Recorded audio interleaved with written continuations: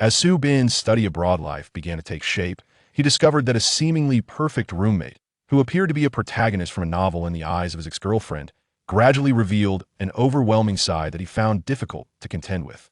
The crux of the matter was that he felt an incessant sense of being constrained, yet powerless to escape. Simultaneously, Su Bin endeavored to earn money to surprise his girlfriend back home. But just as his plans were halfway executed, unforeseen changes transpired. What? The requirement that his roommate must be heterosexual? At the age of 20, in his third year studying finance at the provincial university, Su Bin was recommended for a self-funded exchange year at the prestigious M University in country B due to his outstanding academic performance. Before departing, a group of close friends gathered at the airport to bid him farewell, including his girlfriend, Chun Xiaotian. Having been together for nearly 4 years, they had never experienced a long-distance separation. So as the moment of parting arrived, Su Bin clung to her, weeping inconsolably. You, me, ah woo, ah. Chun Xiaotian comforted him with gentle pats on the shoulder, while their friends looked on with sympathetic sighs. You, wait for me to return. Su Bin stammered, tears streaming down his face. Woo. His friends, growing impatient, waved him off.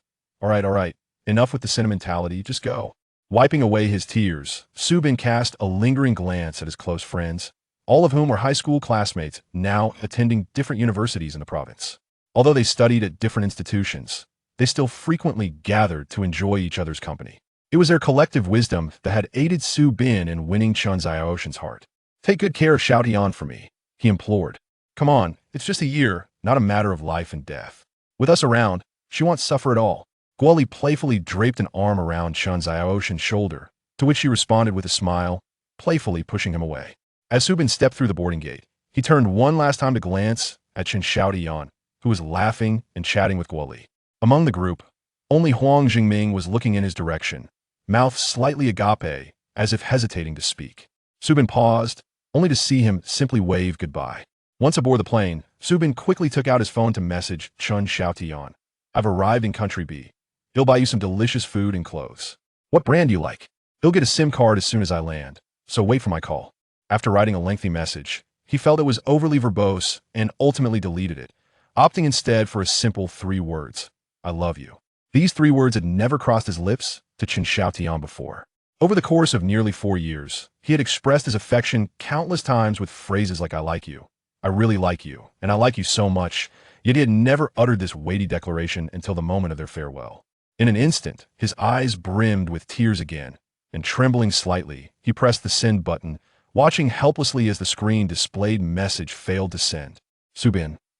He restarted his phone and attempted to resend the message twice, but to no avail. Under the flight attendant's friendly reminder to turn off your phone, he reluctantly gave up. The arduous journey of over 10 hours, coupled with a 2-hour layover, left Su Bin in a state of exhaustion. He was the type who became particularly clingy in a relationship when with Chun Xiaotian, he would even want her to accompany him to the restroom. Chun Xiaotian had often complained that he did not provide her with personal space. While others would find their girlfriends clingy, he was the opposite. However, he could not change this aspect of himself. He suspected he might have an Oedipal complex, but he dared not share this with Chun Xiaotian. M University was located in the second largest city of Country B, known as City M, named after the university itself. By the time Su Bin arrived at the local youth hostel, it was already evening there, while it was still early morning in his home country. He hurriedly ventured out to find a SIM card shop, only to discover that most stores in Country B closed promptly at 5 o'clock. He was too late. After searching in vain, with hunger gnawing at him, Su Bin could not resist purchasing a hamburger from a street vendor, lamenting the high prices in Country B while also criticizing the unappealing food. What on earth is this? The KFC in China tastes 100 times better. After a day of travel, fatigue overwhelmed him, and upon returning to the hostel, he collapsed in a bed, quickly adjusting to the time difference. At 7 in the morning, Su Bin awoke with a growling stomach and made his way to the kitchen to cook some noodles. The hostel boasted a kitchen, with several guest rooms sharing a common lounge equipped with pots, pans, and tables, rivaling the comforts of a family in back home. As for the noodles, they were the instant variety he had brought from home. Just before leaving, Huang Zhongming had thoughtfully packed 2 bags into his backpack for his occasional needs, which he was now glad to have. Su Bin's parents had a strained relationship and had long been living apart. Since the age of 13, he had been living solely with his father. However, His father was preoccupied with business and could not attend to him. During that time, they had employed a cook, and in middle school, Su Bin attended a boarding school, returning home only once a week. His father subsequently dismissed the cook and handed Su Bin pocket money to manage his own meals. After a year of this arrangement, Su Bin could no longer tolerate it and began learning to cook for himself. While his culinary skills were not exceptional, the kitchen was familiar to him. Unlike many young university students who could not distinguish between a frying pan and a pot and did not know how to add water to rice when cooking. Once the water boiled, he added the noodles and ingredients, and a delightful aroma filled the air. For the first time in a foreign land, Su Bin felt tears welling up in his eyes. As he casually opened the refrigerator, he was pleasantly surprised to find an egg. Cracking the egg into the pot intensified the aroma, nearly overwhelming the kitchen. Just as Su Bin was about to dig in, the kitchen doors swung open, and a blonde foreigner strode in with an air of confidence. Upon catching a whiff of the enticing fragrance, his nostrils twitched as he turned to locate the source. "Hi," the foreigner greeted with a smile, striding toward the refrigerator. Su Bin felt an inexplicable wave of nervousness at being addressed directly by a foreigner. "Oh, hello."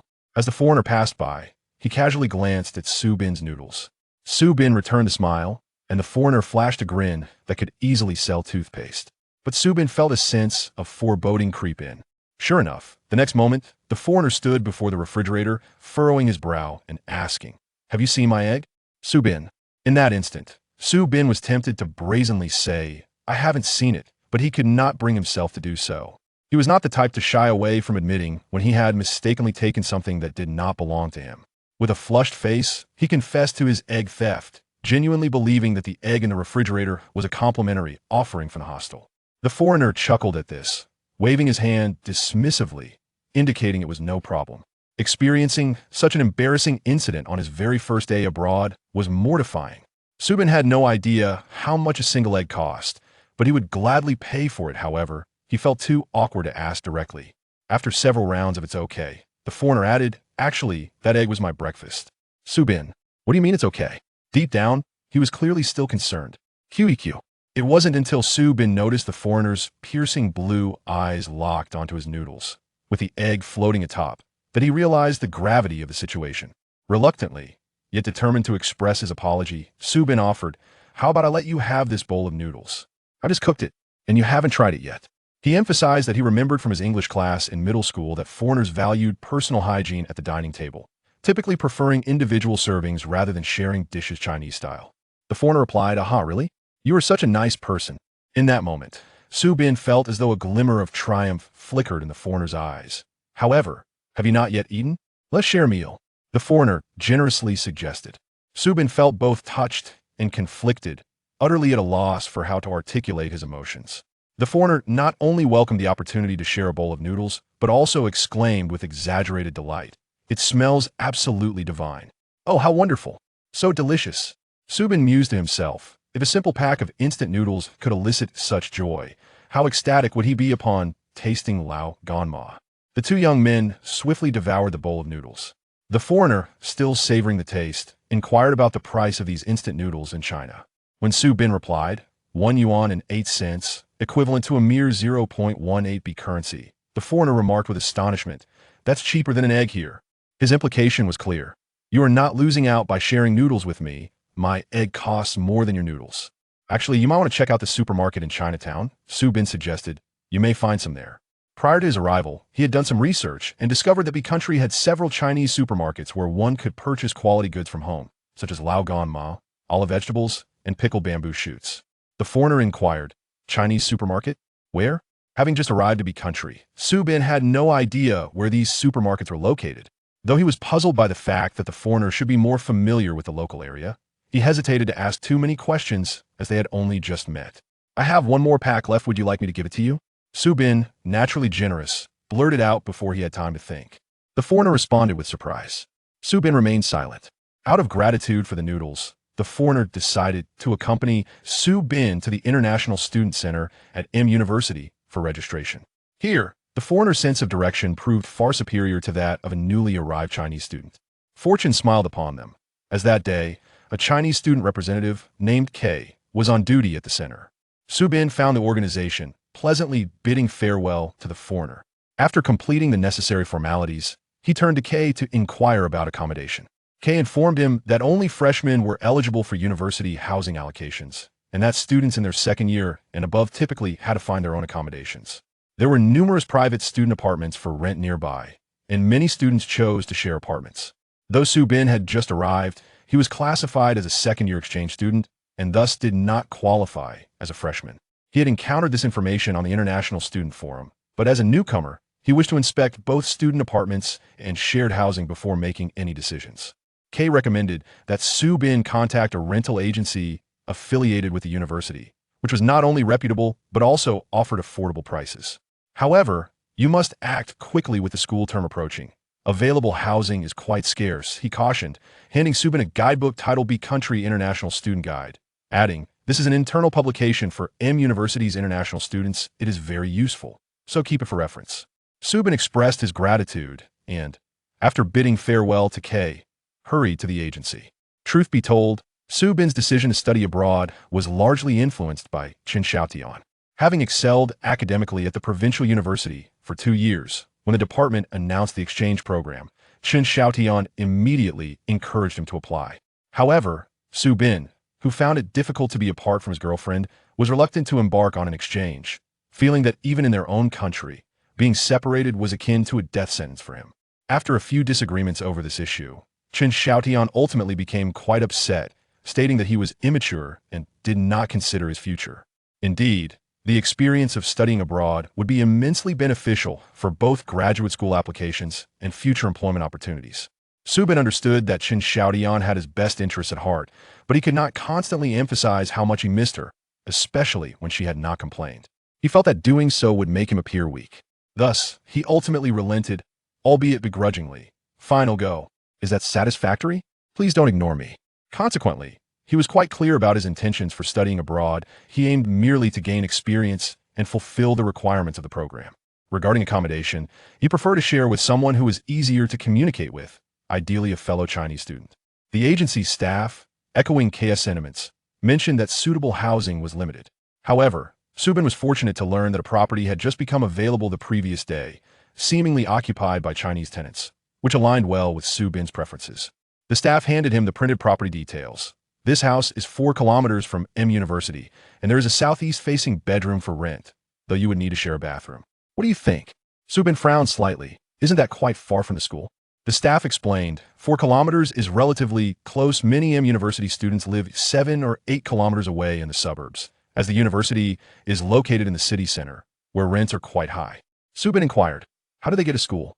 The staff replied, "They take the bus or drive. Many students here own their vehicles." Su Bin remained silent. The staff patiently checked for him, stating, "There's a bus station about 500 meters from that location, which has direct service to M University." "Really?" With his concerns alleviated, Su Bin asked, "May I go see the house first?" "Of course."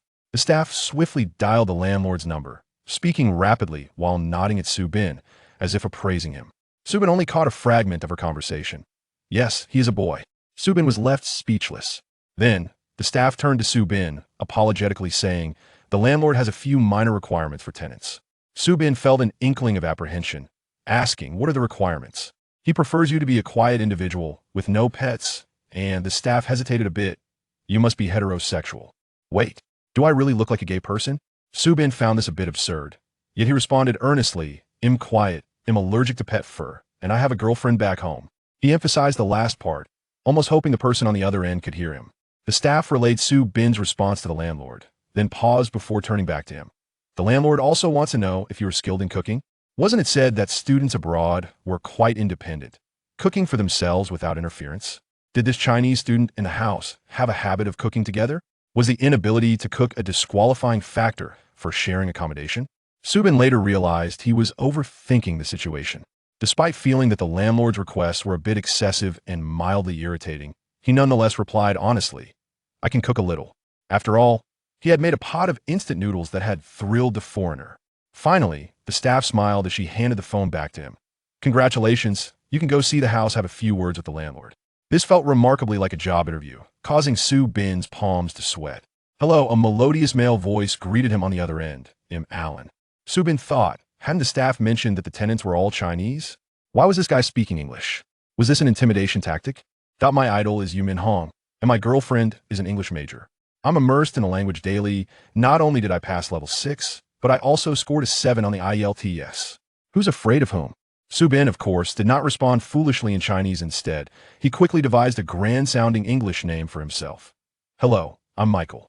Well, the other party paused for a moment before earnestly providing Su Bin with the location of the house and detailed directions, concluding with, Mike, my roommate will pick you up at 1 p.m. at the bus stop and take you home. Su Bin felt a bit dazed as he hung up the phone, still entranced by the other person's impeccable British accent. Thinking that the person referred to him as Mike rather than Michael evoked an inexplicable warmth within him. Moreover, the way the other party articulated his words was quite amusing. He mentioned that his roommate would pick him up from the station at 1 o'clock and take him home, rather than merely showing him the house. Reflecting on this statement, Su Bin felt a sense of comfort. After parting ways with the agency, Su Bin consulted the International Student Guide, which provided insights into the major telecommunications companies in Country B, and successfully purchased a local SIM card along with a reasonably priced long-distance calling plan to China. In truth, this was his most pressing concern. Every second of being out of touch with Chen Xiaotian made Su Bin feel as if time was dragging on interminably. Darling. He promptly dialed Chen Xiaotian's number. Why are you calling so late? I waited for you until 2 o'clock last night. Chen Xiaotian expressed her concern. I'm sorry. I just got my SIM card and rushed to call you. I miss you so much. Su Bin apologized and explained, his face breaking into a foolish grin. I was worried you might get lost and be taken away as soon as you stepped out of the country. Chen Xiaotian admitted, her anxiety lingering for a whole day and night. Su Bin felt somewhat displeased. Do you really think I'm that foolish? He recounted everything that had transpired since his arrival in Country B, including the incident with instant noodles in the morning and the handsome blonde foreigner, detailing each moment, while Chen Xiaotian laughed heartily on the other end of the line. See, I can manage on my own, Su Bin said as he glanced at the bus stop sign. I'm heading to view a house soon. All right, Chen Xiaotian praised him and inquired, what kind of house are you going to see? Su Bin replied, I'm not entirely sure. The house is quite far from the school, but the rent is much cheaper than for a studio in the city center, and the tenants are all Chinese. As long as the conditions aren't too poor, they'll settle for it. It's just for a year. I don't want to complicate things. Chen Xiaotian asked about the price difference, saying, you're not short on money, so why not rent a studio? Su Bin retorted, who said I'm not short on money? Chen Xiaotian, puzzled, asked, didn't your dad give you money when you went abroad? She was well aware of Su Bin's family situation. She knew his father had a successful business and was generally generous with Su Bin, who had always been obedient and sensible, but his father's affection was often expressed through financial means. Don't mention him. Since Su Bin decided to study abroad, his father hadn't made a single call. He had only uttered 2 phrases. First, how much does it cost to study abroad for a year? And second, I've transferred the money to your account, take care of yourself.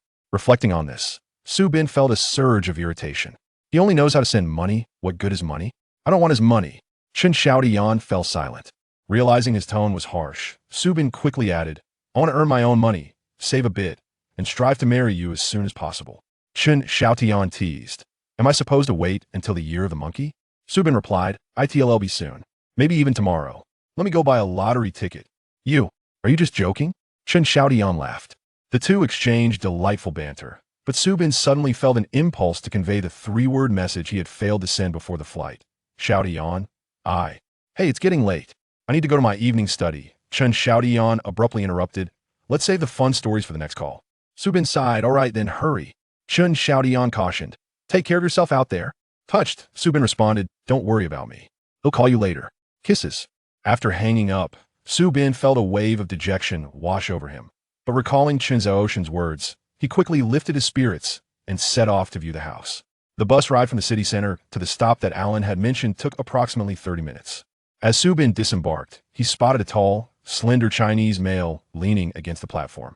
The young man wore frameless glasses and appeared quite refined, seeming to be a few years older than Su Bin. Upon noticing Su Bin's arrival, the young man casually looked over and inquired, Michael? Su Bin approached to shake his hand. Hello. He felt a pang of anxiety surely. This guy didn't also speak English? Although his idol was Yumin Hong, he wasn't ready to converse in English even with a fellow Chinese. The man greeted him with a warm smile. My name is Yang Qingzhe. You can call me Joe. Upon hearing him speak in Chinese, Su Bin felt considerably more at ease. Su Bin. Yang Qingzhe remarked, you look quite young. Really? Su Bin chuckled. I was born in 1990. How about you? Yang Qingzhe gave Su Bin a significant glance, as if to say, oh, a post-90s kid. Due to the rise of non-mainstream culture, many post-80s individuals viewed post-90s kids as unique, often teasing them. However, only a small fraction were truly unconventional, and being born in 1990, Subin often found himself at the receiving end of such jibes. Fortunately, Yang Chengshi's gaze held no judgment. He merely found it intriguing and somewhat nostalgic. I was born in 1986, so I'm quite a bit older than you, he said. Subin replied, then I'll call you Changge. Yang Qingzhe laughed heartily. That's fine, but you can only call me that privately when Alan is around. You should still call me Joe. Subin asked, is Alan the landlord? Yang Qingzhe hesitated for a moment, then shook his head with a smile. No, he's also a tenant. I was the first to rent this place, and the tenants have changed several times. Alan only moved in 2 years ago. Subin queried, then why did the agency contact him? Yang Qingzhe explained, he has quite a few requirements for his housemates, so I let him take the lead on that. Recalling the peculiar questions from earlier, Subin realized these were Alan's personal preferences. However, he was puzzled. Why can't I call you Chingu in front of him? Is that one of his special requests? He raised an eyebrow in inquiry. Not exactly. Yang Qingzhe replied with a tolerant expression. It's just that he doesn't speak Chinese out of courtesy. We speak English whenever he is present. Subin felt a fondness for Yang Chengshi's attentiveness and thought to himself, is Alan not Chinese? Yang Qingzhe deliberated. You could say he has Chinese ancestry, but he was born and raised locally, so he's more like a BBC. As they spoke, the two arrived at the shared apartment, a traditional residence in Country B, surrounded by greenery and similar houses. The building had 2 stories, a garden, and an outdoor parking space. The outdoor environment was quite pleasant, and Subin was already feeling quite satisfied upon seeing it. When Yang Qingzhe led him inside, Subin was utterly astonished by the interior. Unlike the messy and foul-smelling male dormitories back home, this place was impeccably clean and tidy. The fabric sofa and European-style bookshelf dominated the living room, with other furniture and decor arranged neatly. What captivated Subin the most was the stationary bike by the window. For a boy who loved sports, there was no one who didn't appreciate a stationary bike, but due to limitations back home, Subin had rarely encountered one. Now, seeing it in the living room made his eyes sparkle. Noticing Subin's unabashed enthusiasm, Yang Qingzhe chuckled. That belongs to Jean Fei. Huh? Who is Jean Fei? Subin inquired, his gaze lingering on the stationary bike. Yang Qingzhe replied, he's another roommate. Unable to contain his excitement, Subin approached and began to touch the bike, admiring its sleek lines, the Beats headphones, and the Sony display screen. He was nearly drooling. Yang Qingzhe observed him, his expression akin to that of an adult watching a child. Jean Fei is a great guy. You'll have plenty of opportunities to enjoy it. For now, let me show you the rooms. All right. While Subin said this, he felt it was unnecessary to look any further. He was more than happy to stay in the living room. Yang Qingzhe briefly introduced the layout of the rooms and pointed to the only bedroom on the first floor, saying, this is Jean Fei's room. He is about your age. Subin inquired, is he not here? Yang Qingzhe replied, he has returned home and hasn't come back yet. I heard he has a flight the day after tomorrow. Subin remarked, isn't the school starting the day after tomorrow? Yang Qingzhe chuckled, yes, that's how he is. He leaves right after the exams and only returns when school starts, claiming there's nothing fun here, that it's much more enjoyable back home. Subin imagined Jean Fei's character and felt they would likely have common topics to discuss. The two ascended the stairs, and Yang Qingzhe first showed Subin his own room, which was as tidy as he was. The room featured a simple bed with neatly arranged bedding. Though slightly casually folded, it did not appear messy. However, the writing desk was cluttered with various materials and an open notebook. I've been rushing to complete my thesis, hence the mess on my desk, Yang Qingzhe explained. Subin asked, puzzled, why are you working on your thesis right at the beginning of the semester? Yang Qingzhe answered, I am pursuing my PhD at M University while also working as a teaching assistant. My academic schedule differs from yours, and I essentially have no winter or summer breaks. It's akin to a full-time job. Wow. Subin gazed at Yang Qingzhe with admiration. Dr. Yang. Yang Qingzhe smiled faintly and glanced around the room, saying, however, I won't be living here for many more days. Subin was taken aback. Oh, are you moving out? Yang Qingzhe clarified, no, I'm switching rooms with AI Luan. Subin was curious, why? Yang Qingzhe replied, it's a long story. He led Subin to view the room for rent while explaining, originally, I had a friend who planned to come to M University this year, and this room was reserved for him. However, there were some last-minute issues with his visa, and he can no longer come. Yang Qingzhe opened the door, revealing a small room of about 10 square meters, impeccably tidy. A single bed, 1 meter wide, was placed against the wall, complemented by a wardrobe, a writing desk, and a wall-mounted bookshelf, all sufficient for one person. For a domestic university student accustomed to a four-person dorm, such a private space was nothing short of perfection. Yang Qingzhe continued, "This room shares a bathroom with the adjacent one. I originally thought it would be fine to share with my friend, since AI learned. He adjusted his glasses, has a bit of a cleanliness obsession, and values his personal privacy." Subin asked, "Who lived in this room before?" Yang Qingzhe replied, "No one.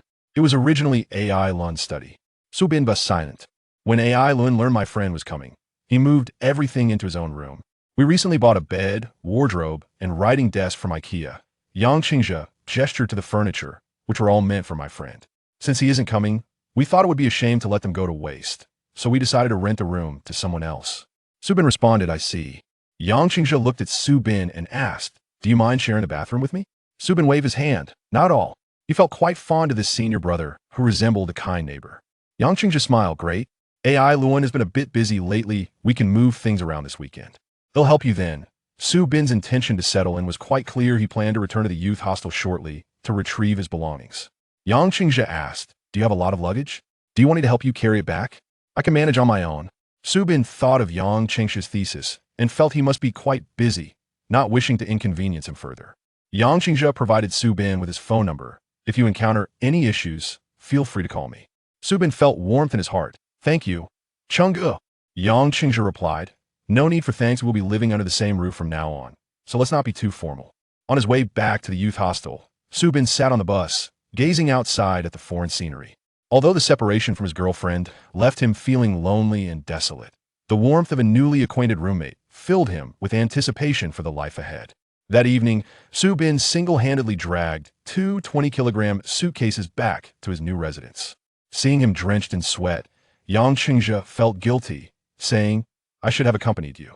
It would have been fine if Jean Fei were here. He has a car." "It's all right." Subin weakly waved his hand and collapsed onto the sofa, too exhausted to speak.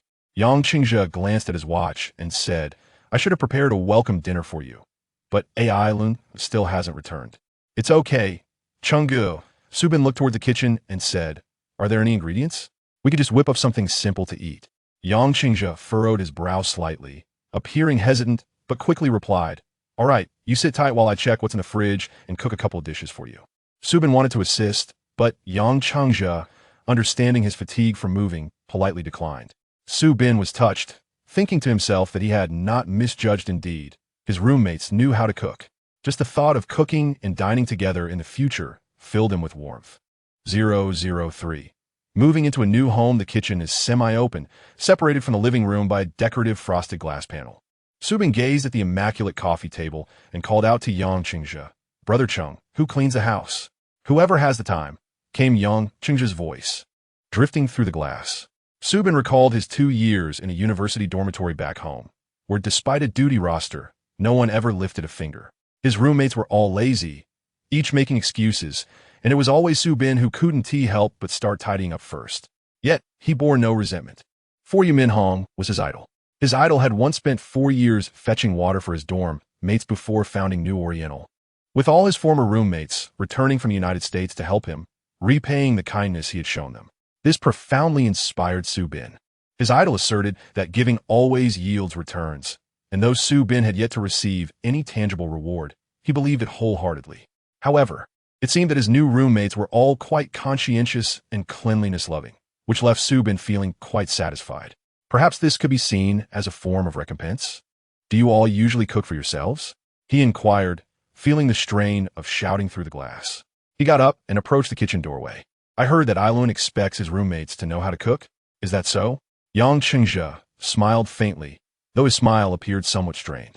Subin sensed the other's frustration, but remained oblivious to its cause until Yang Qingzhe brought 2 plates of stir-fried dishes to the dining table. Looking at the unappealing tomato and scrambled egg dish alongside the potato and meat slices, Subin struggled to find flattering words. Yang Qingzhe, self-aware, remarked, "I'm not much of a cook, and the fridge is nearly empty. Let us make do for now, and when Jean Fei returns, we can plan a day to treat you to a proper meal." Subin waved his hand in understanding and joked, "To be able to taste the dishes prepared by Dr. Yang, I already feel privileged, even if they don't look appealing."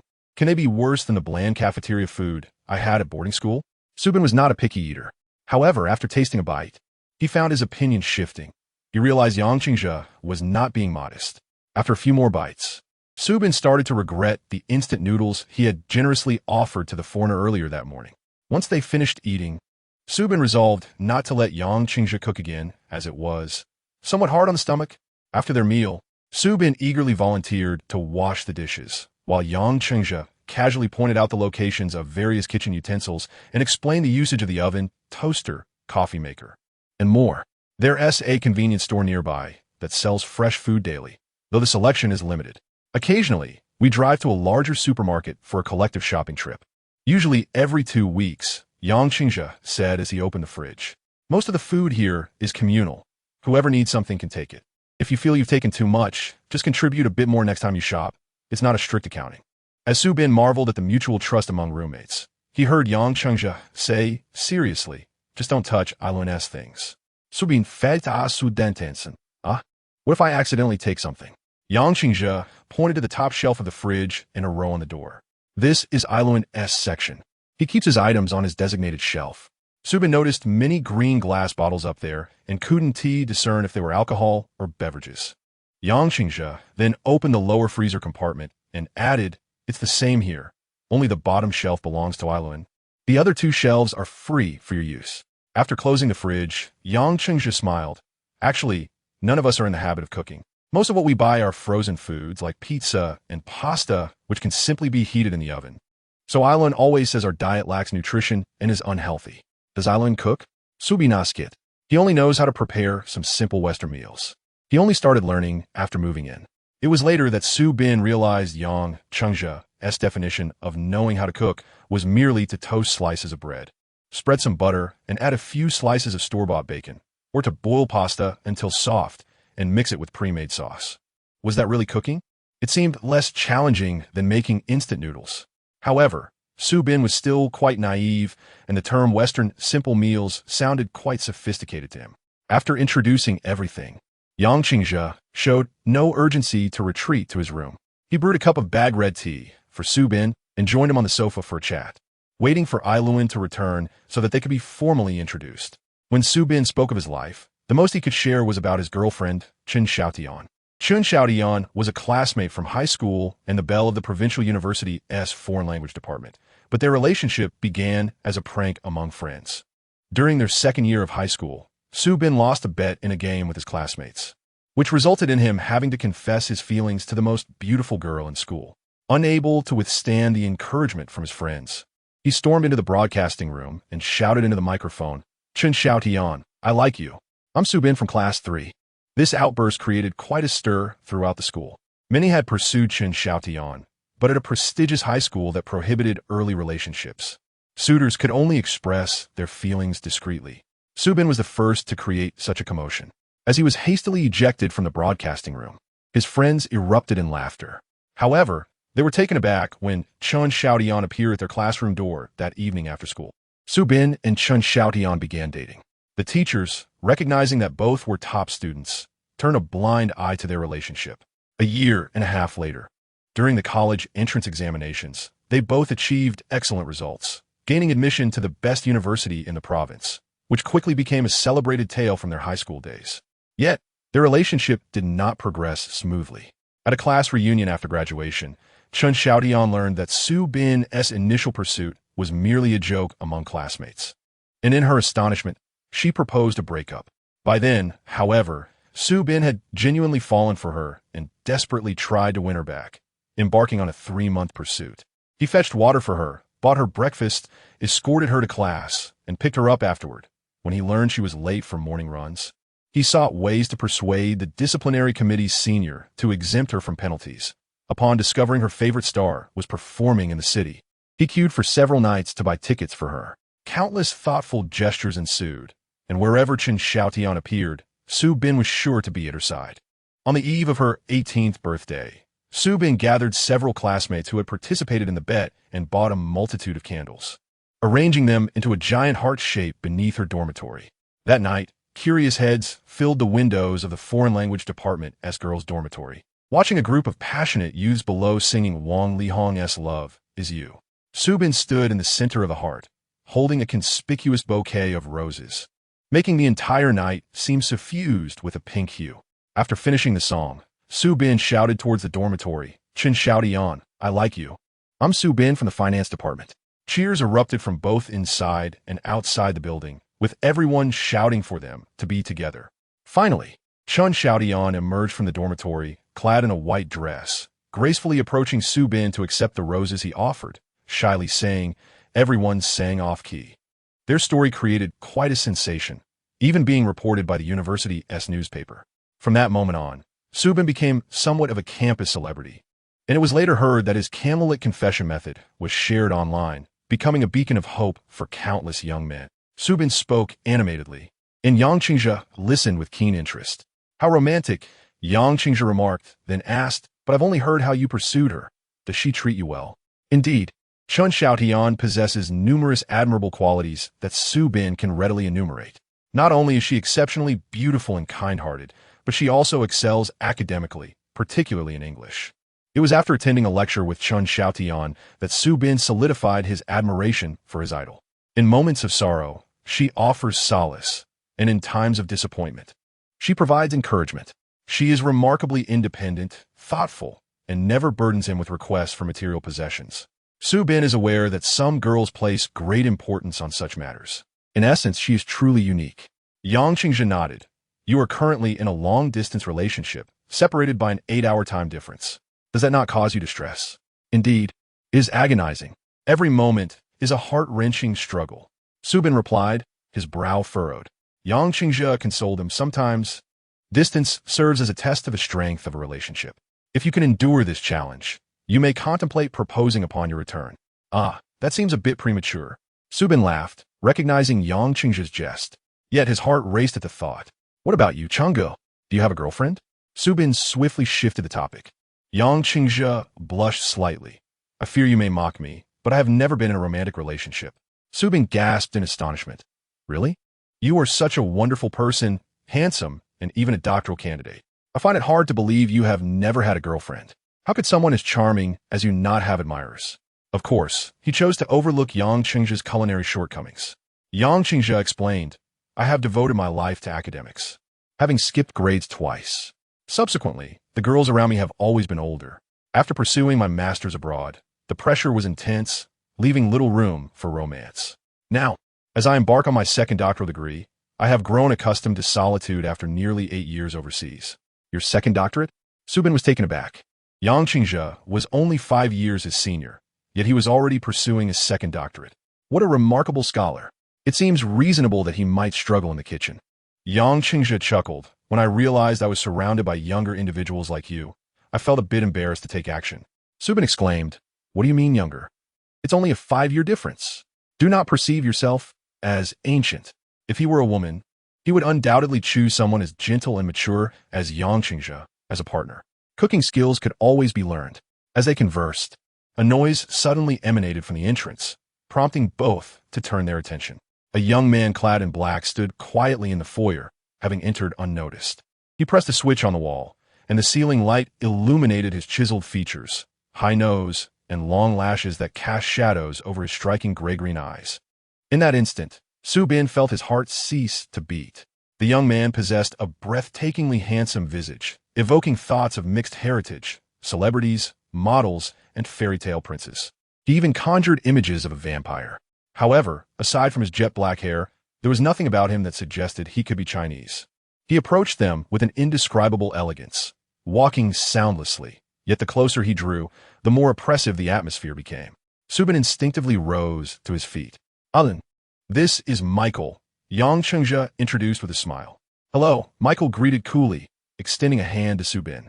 His fingers were long and pale, reminiscent of a noble from a medieval painting. "It is a pleasure to meet you." His tone was devoid of inflection, and his expression remained unflappable.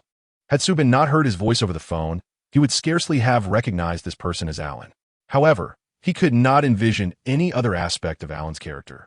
He had anticipated Alan to embody a more relatable persona, yet this individual appeared flawless, as if sculpted from marble. Seeing Su Bin's astonished expression, Yang Qingzhi chuckled. Michael, there's no need for you to feel uneasy. Many are taken aback by Alan's appearance upon first meeting him, but you will soon grow accustomed to it. Yang Qingzhi began conversing in English, fluent and natural, which Su Bin comprehended. Flushed, Su Bin withdrew his hand, unable to maintain direct eye contact. Yang Qingzhi inquired if Alan would like some red tea, to which Alan responded affirmatively and took a seat beside Su Bin, heightening his anxiety.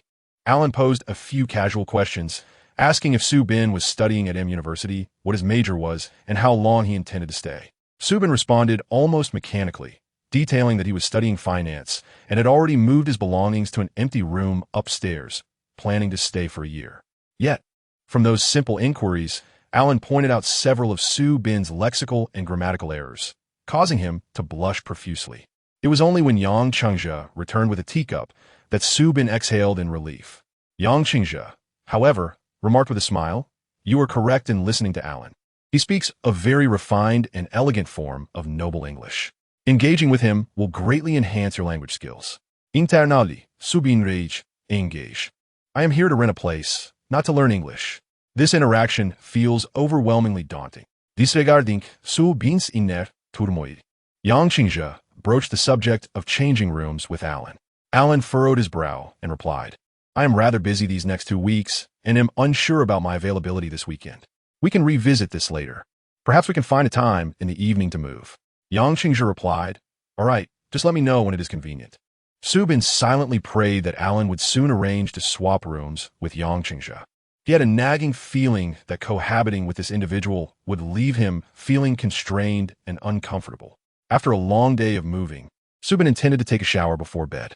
However, the thought of using the bathroom, which was exclusively Alan's, filled him with an awkward sense of intruding upon a stranger's space. After a moment of hesitation, he approached Yang Qingzhi's door and knocked. Yang Qingzhi opened the door. Momentarily surprised, Su Bin stood at the threshold with a pleading expression. "Chenggu, may I use your bathroom? Is Alan using it?" Yang Qingzhi inquired. Su Bin shifted uncomfortably. "Not exactly. I just feel we are not quite familiar yet." Yang Qingzhi chuckled. "Gomin." Su Bin sighed in relief as Yang Qingzhi teased. "Are you truly afraid that Alan would make you uncomfortable? Though he has a bit of a cleanliness obsession, he wouldn't mind for a couple of days." Su Bin grinned sheepishly. "After all, I will eventually be sharing the bathroom with you, so we might as well get accustomed to it now." Yang Qingzhi shook his head, amused, and gestured toward the bathroom. "Go on in. The left knob is hot. The right is cold. You know how to use shampoo and body wash, right?" Rushing into the bathroom, Su Bin quickly enjoyed a hot shower, feeling utterly refreshed. After thanking Yang Qingzhi, he returned to his room. His room was oddly situated, likely due to its previous connection to the neighboring suite. He had to pass through a foyer that faced the shared washroom, with both rooms to his right. Just as Su Bin arrived at the foyer, he heard the bathroom door click open, and suddenly, Alan emerged before him, completely unclothed. With damp hair clinging to his forehead, his ivory skin glistened with droplets, and his long limbs showcased well-defined muscles, accentuated by the alluring lines of his physique. Su Bin's face flushed crimson, and he felt an overwhelming rush of heat. Alan appeared equally startled, having not anticipated Su Bin's arrival from that direction. He quickly snatched a towel from a nearby rack to cover himself. The atmosphere was exceedingly awkward, and Su Bin wished he could dig a hole and disappear. With his head bowed, he repeatedly muttered sorry, but Alan offered no response, merely casting an indifferent glance before retreating to his room. Su Bin closed the door, his heartbeat still racing. However, that fleeting look had illuminated for him why Alan might have specific preferences regarding tenants. One could hardly blame him, even if it were a man. Anyone would find it hard to resist appreciating that physique. Those lacking self-control might very well succumb on the spot. Touching his own flaccid state from the shock, Su Bin nervously pondered whether Alan might misinterpret his intentions. He was, after all, a purely heterosexual man with no ulterior thoughts towards him. Truly, after finally calming his tumultuous feelings, Su Bin reclined on his bed and began to contemplate the words of Yang Qingzhi from the previous night. If he could endure this year, he would be able to consider proposing to Chun Xiaotian upon his return. It was undoubtedly an excellent suggestion, one that sparked inspiration within Su Bin, who was now brimming with fantasies. When to propose? On the day Chun Xiaotian and his friends came to pick him up from the airport, Or perhaps on the anniversary of their first date. What should he present during the proposal? The previous two pursuits had been quite grandiose, so the proposal must surpass them in splendor. If Chun Xiaotian agreed, he would have a whole year of preparation before their graduation ceremony. Simply perfect. Lost in dreams of future happiness, Su Bin drifted off to sleep, awakening the following morning with a smile. Before even opening his eyes, he reached for his phone and called Chun Xiaotian. "Darling," Su Bin murmured, still half asleep. "Good morning." "Good morning? It's already afternoon here. I dreamt about you last night," Su Bin lazily replied, of course omitting the fact that he was already contemplating a proposal. That would be a surprise, a matter that must be planned and executed in secrecy. Chun Xiaotian must not know until the last moment. "What did you dream about?" Chun Xiaotian inquired. Su Bin fabricated a whimsical tale, but to his surprise, Chun Xiaotian saw through it. "What kind of dream is that? You didn't just make it up, did you?" Su Bin chuckled sheepishly, indulging in a bit of playful banter with Chun Xiaotian before transitioning to more serious matters. He meticulously recounted the details of the two roommates he had met after moving into the new place. Chun Xiaotian expressed her astonishment. "Both of them are so impressive. One is a top student, and the other, well, they sound like characters one would encounter only in novels or films." Su Bin concurred. "I feel the same way. But this is abroad. Perhaps there are simply more outstanding individuals here. We're just used to our small town and haven't seen much of the world." "That may be true, but our province ranks quite well domestically. You might just be fortunate enough to have crossed paths with two geniuses," Chun Xiaotian commented, adding, "That's why I say, it's wonderful to travel abroad and gain new perspectives." Su Bin offered a wry smile, thinking to himself that he would rather be close to her back home. Yet he replied, "Indeed." He then mentioned the frustration he felt while discussing various issues with Alan the previous night, hoping Chun Xiaotian would offer some encouragement. To his surprise, she said, "That PhD was right. You should seize the opportunity to communicate more with Alan. Having someone like that around is a tremendous learning opportunity." Su Bin. Unbeknownst to them, they had been on the phone for over an hour, with Chun Xiaotian ultimately being the first to say goodbye. Now that he had the intention of proposing, Su Bin no longer felt the incessant urge to tell her "I love you." Such significant words would carry more weight when spoken on the day of the proposal. Rising to wash up, Su Bin, just as he was about to open the bedroom door, recalled the previous night's embarrassing moment and thought to himself that surely this time he would not be so unfortunate. However, to be safe, he pressed his ear against the door, listening intently for any sounds. Hearing none, he cautiously peeked outside. There, on the shared bathroom door, was an eye-catching note. Su Bin leaned closer to read and was struck by the elegant, ornate English script. He marveled at the beauty of the characters, surprised that someone still employed a fountain pen in this modern age. The note was from Alan, revealing not only his habitual times for using the bathroom, generally from 8 to 9 in the morning and 9 to 10 in the evening, but also indicating that Su Bin could use it freely at other times, provided he cleaned up afterward. The note concluded with a request that if Su Bin read it, he should simply tear it down, thereby notifying Alan that he had seen it. The timestamp in the bottom right corner read 10 o'clock last night, shortly after Su Bin had encountered Alan exiting the shower. Su Bin suddenly realized that Alan was actually quite considerate and attentive, and he should not have been so exclusionary. A wave of guilt washed over him as he carefully tore off the note. Still adjusting to the time difference, Su Bin had risen early, and after an hour of phone conversation, it was still not yet 8 o'clock. Glancing at the door of the adjoining room, he heard no commotion and surmised that Alan was likely still asleep.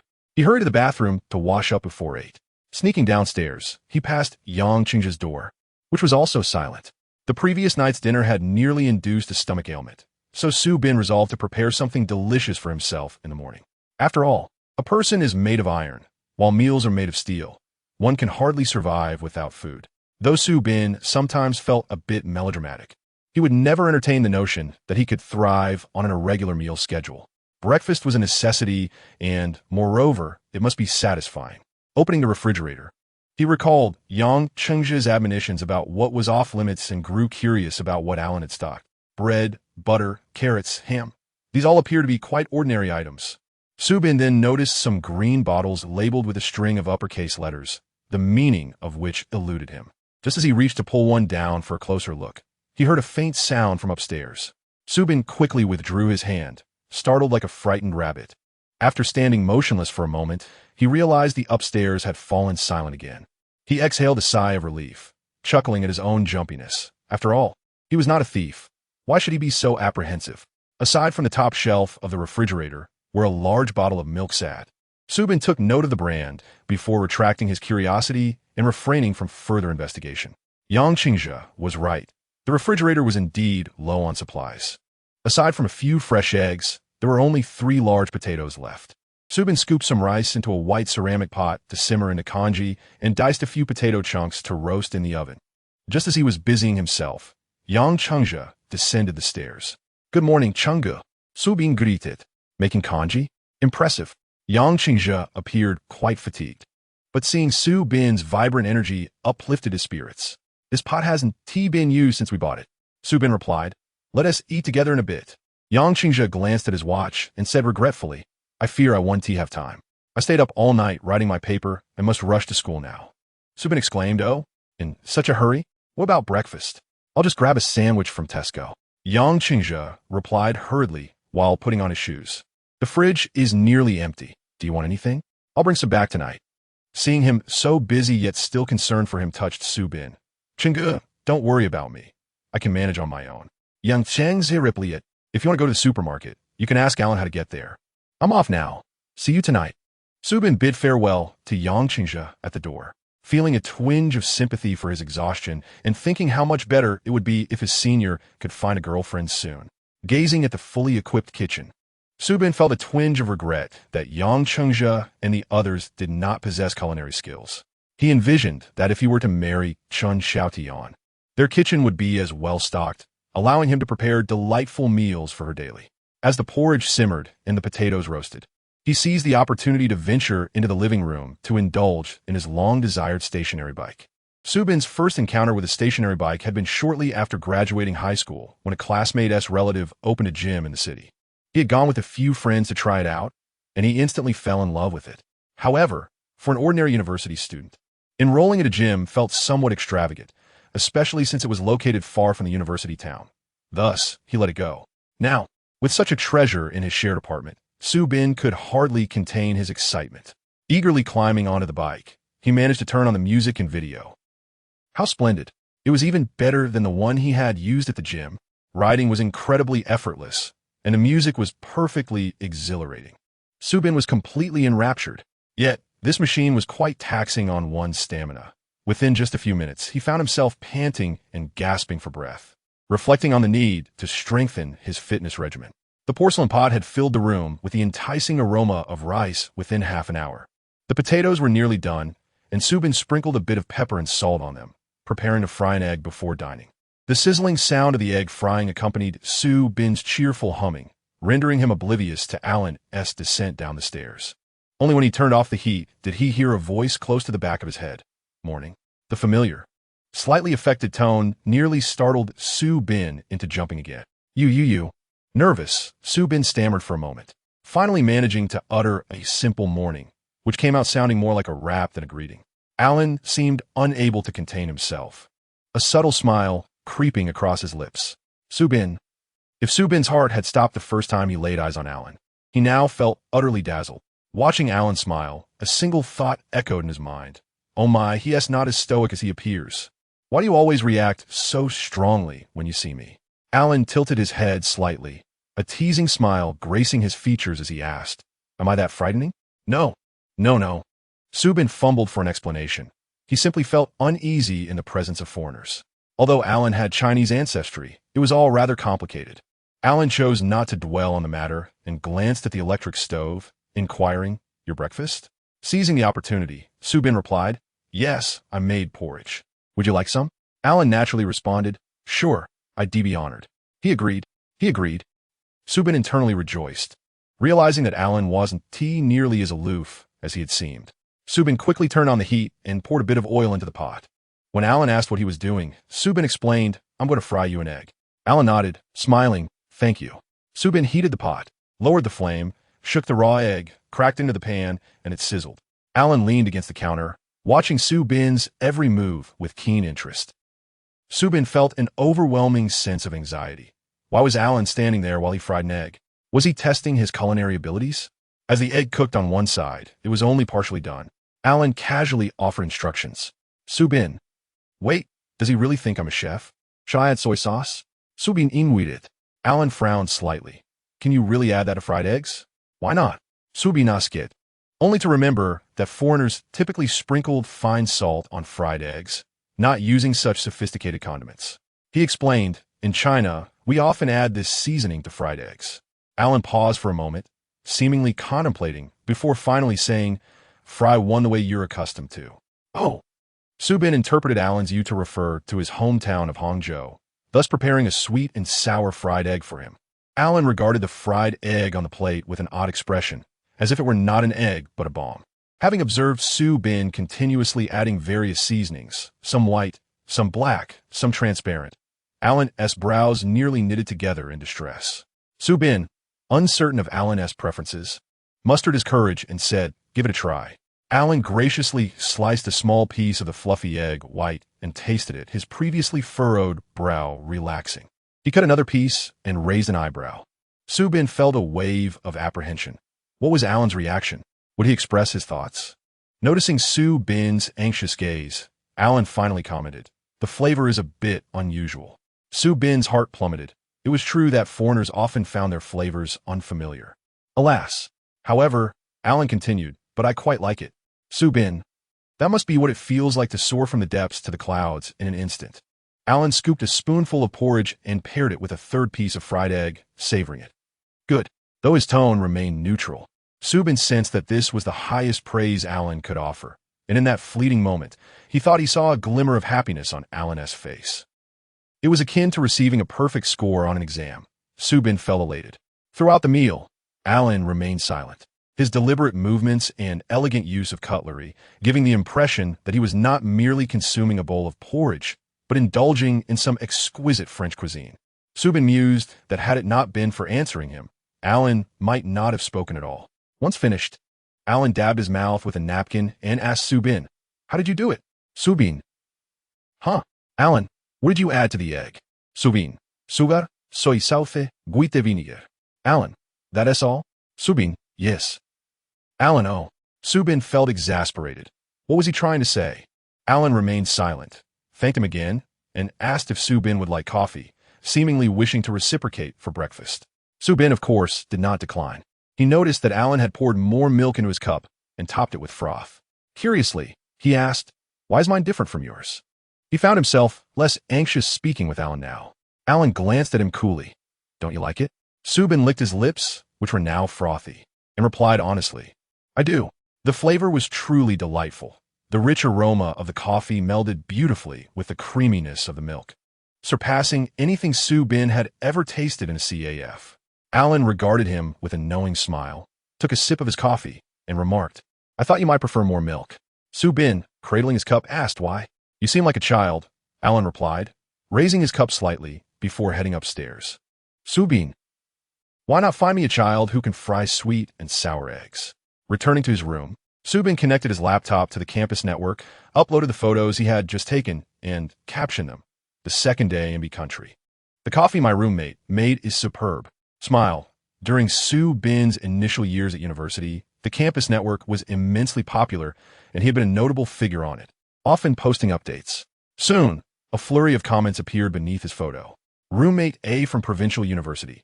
Looks like your new life is quite delightful. Roommate B from Provincial University. Cooking. Coffee.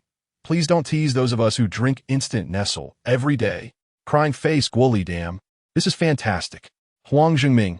What time is it over there? Su Bin was pondering why this group of people was skipping class when he noticed a new message from a senior back home. Sent a photo of your girlfriend. Su Bin nearly spat out his coffee in surprise and quickly replied with 3 words. Brother, no way.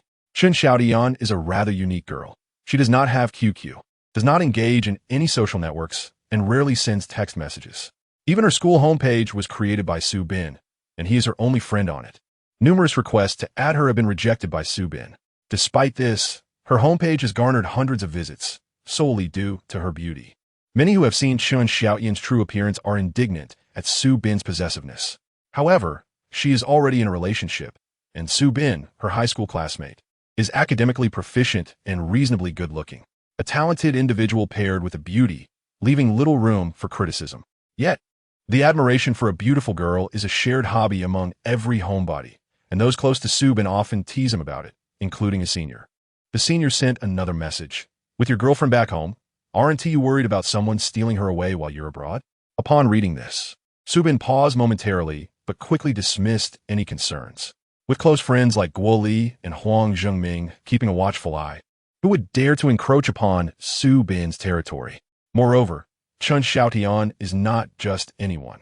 She is neither vain nor lacking in affection, finding joy in reading and listening to music, possessing a robust inner strength and rich spiritual world. If she were to stray, there would be no woman in the world that Su Bin could trust. Thus, he chose to ignore his senior's comment, logged out of the school network, and opened the guidebook that Kay had gifted him, titled Guide for International Students. Yesterday, while riding the bus, Su Bin had skimmed through it, and the booklet was comprehensive, covering everything from immigration matters to where to purchase sanitary products for women. This book is undoubtedly a treasure for anyone studying abroad. Su Bin sought the specific location of Chinese supermarkets and was drawn to a page introducing Chinese restaurants. M-City boasts over 10 Chinese restaurants, and, as a devoted foodie, the author, CC, had consulted several seniors residing in M-City to compile this insider information, which is now recommended to all freshmen. As a fellow foodie, Su Bin's interest was piqued. However, upon scanning the recommendations, he noted the presence of Hunan cuisine, Sichuan cuisine, Northern cuisine, Taiwanese cuisine, and the most frequently mentioned Cantonese cuisine. Yet there was no Zhejiang cuisine.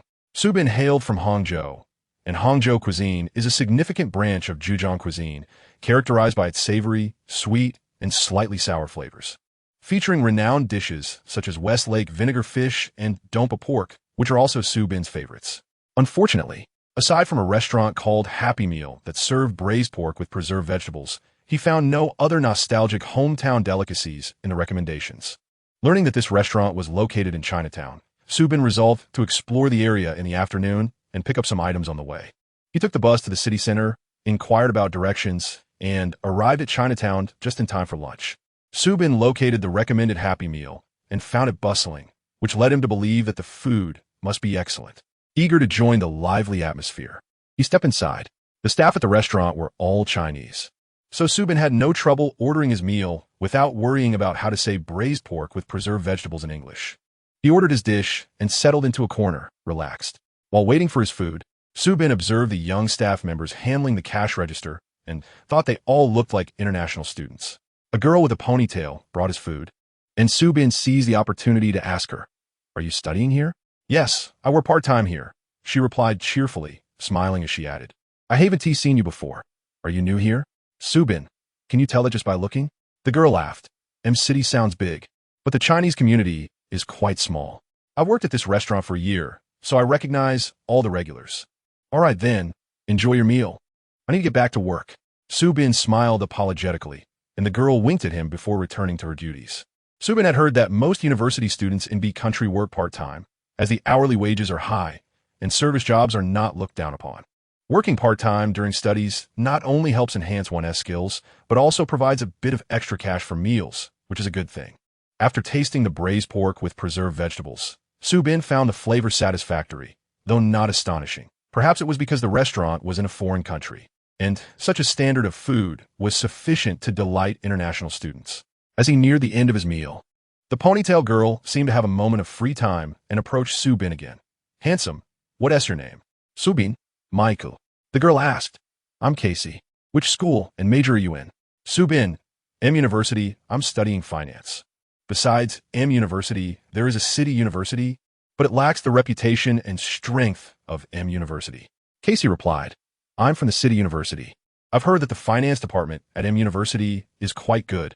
Su Bin was not keen to discuss this further and quickly inquired, "Casey, may I ask how much you earn working here?" Casey paused, then smiled.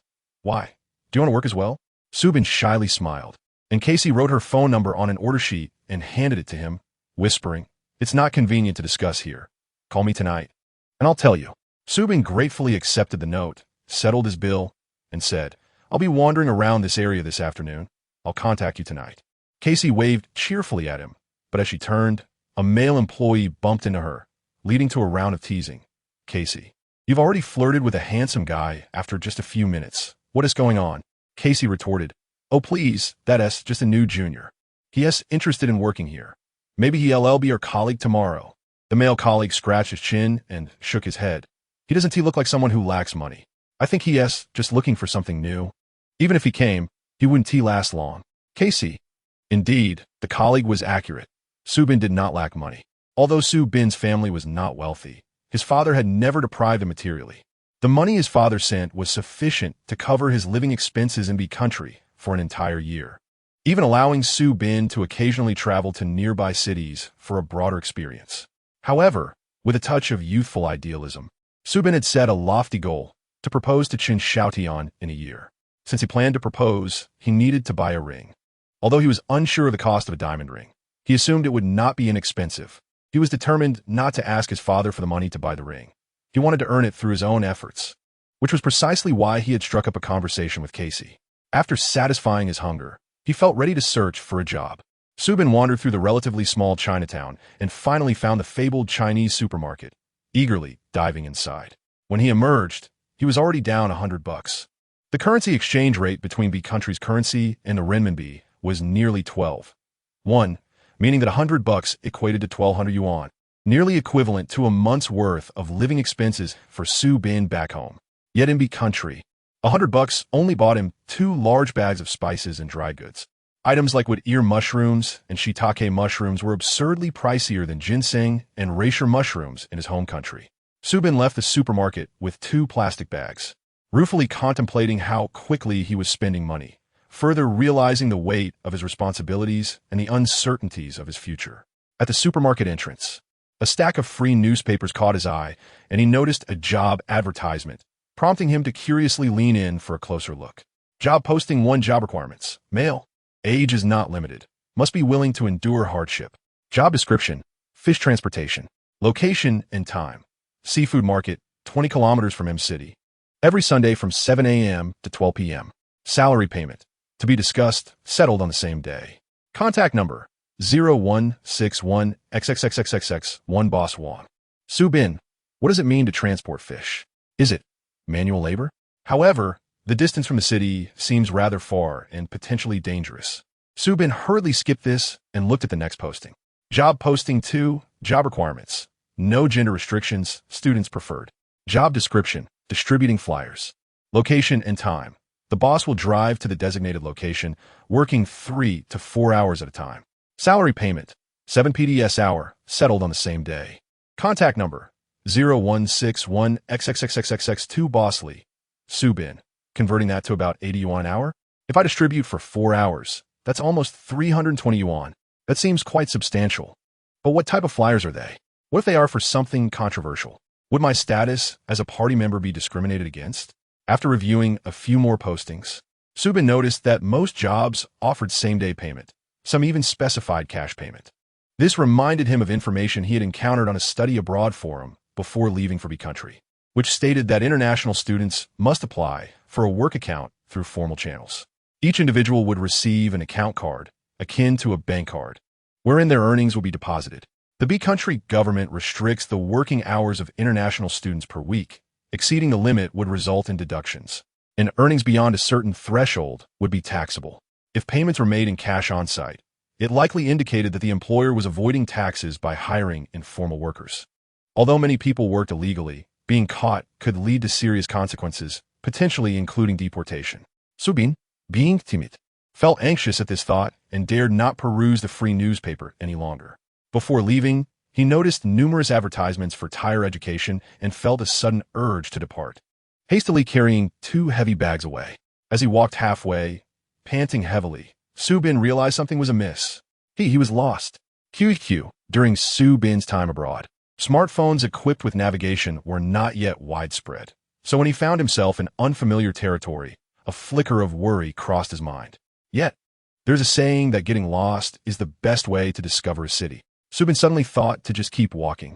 As long as he maintained the right direction, he would surely find his way back.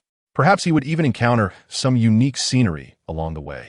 Having succumbed to his intermittent artistic inclinations, Subin soon calmed down, dreaming of achieving wealth through labor to marry Qin Xiaotian and reach the pinnacle of life, all while cheerfully embarking on this unfamiliar journey. However, The harsh reality was that not only did he fail to return to familiar paths, but he also began to feel increasingly uneasy. Why? Was it becoming so deserted around him? Unlike China, where one could see people everywhere in M City, except for the bustling city center, Chinatown, and train station, sometimes he could walk for ages in ordinary streets or residential areas without encountering a single soul. Feeling a twinge of anxiety, Subin noticed an elderly lady staggering nearby and rushed over to ask for directions. The elderly woman, hard of hearing, took a while to understand his words, but eventually provided an uncertain indication. Subin thanked her, but hesitated to follow the direction she pointed, as it was actually the way he had come. Did that mean he had to backtrack? Unbeknownst to him, Subin had already been walking for nearly an hour. If he had to return the way he came, wouldn't that be perilous? With mounting apprehension, Subin decided to reach the next intersection to assess the situation. If it still felt wrong, he would promptly take a taxi home. Yet, he made a rather foolish decision, for upon reaching the next intersection, he indeed encountered a different sight, albeit one that was a dark and foreboding cemetery. Oh no! Subin was instantly taken aback. The overwhelming Gothic hues imparted a tremendous visual shock and a chilling sensation to the soul. He stumbled back several steps, eyes wide in disbelief. The cemetery was densely populated with gravestones and crosses, some embedded in the ground, others resting upon elongated hexagonal stones. Though not arranged neatly, they did not appear chaotic, lying in silent repose in this desolate corner of the city, far removed from human presence. At that moment, a plethora of terrifying images flashed through Subin's mind. Dilapidated ancient castles, green-skinned zombies crawling from the earth, hexagonal coffins trembling, vampires with glowing red eyes. These associations were not conjured from thin air. Chen Xiaotian loved to read and watch movies, and Subin had often indulged in her interests, including medieval horror films and popular tomb raiding novels. Moreover, he had been particularly engrossed in a game called Plants vs. Zombies, relishing the infinite levels where he battled wave after wave of zombies. Each time he was ultimately overrun and devoured. The horror and exhilaration left him both terrified and thrilled. However, witnessing such a scene in reality was an entirely different matter from watching a film or playing a game. Overwhelmed by his imaginative excess, Subin felt his adrenaline spike, frightened to the point that he turned and ran, sprinting 2 or 3 kilometers as though he had consumed 10 cans of energy drink, only slowing down once he was sure he had distanced himself from the cemetery. Exhausted and drenched in sweat, he eventually paid for a taxi to take him home. Finding the house empty, Subin collapsed onto the sofa and quickly called Chen Xiaotian to calm his nerves. Upon hearing Subin's experience, Chen Xiaotian chuckled, saying, "Getting lost to such an extent is quite a feat." Subin retorted indignantly, "Damn it, who said? Getting lost is the best way to know a city? I'll make sure to track them down." Chen Xiaotian replied, "You know, I actually find that statement to be quite accurate. Don't you think that through this experience, you've come to understand another side of M City? If you had followed the map, who would intentionally wander to a cemetery? Subin." Chen Xiaotian, "Perhaps it was some unseen force guiding you in that direction." Subin, with a hint of grievance, replied, "My lady, you know I am easily frightened, so please don't scare me." Chen Xiaotian burst into laughter. As it neared midnight in China, their conversation was brief before she went to bed. Though Subin found no solace in their talk, he felt better after sharing, especially hearing his loveress laughter. Once back in his room, Subin checked Google Maps for the route he had taken earlier, recalling some street names before encountering the cemetery. Upon investigation, he discovered that the path he took was entirely opposite to that leading home. No way. Subin did not consider himself directionally challenged. Yet reflecting on the earlier events felt like a nightmare. Though he awoke without the same terror, he still felt a lingering unease. Having such an experience struck Subin as quite extraordinary. Could it be, as Chen Xiaotian suggested, that a mysterious force was indeed guiding him in that direction? Shaking his head to dispel those chaotic thoughts, Subin decided to browse the campus network to lift his spirits. The morning's coffee photo had garnered numerous comments, and one by a user named Li Meihan Baby caught his attention. Li Meihan Baby, oh, you're in B country. Which city? Let us meet up. Subin paused. Li Meihan, that name sounded familiar. Unable to recall, he clicked on her profile.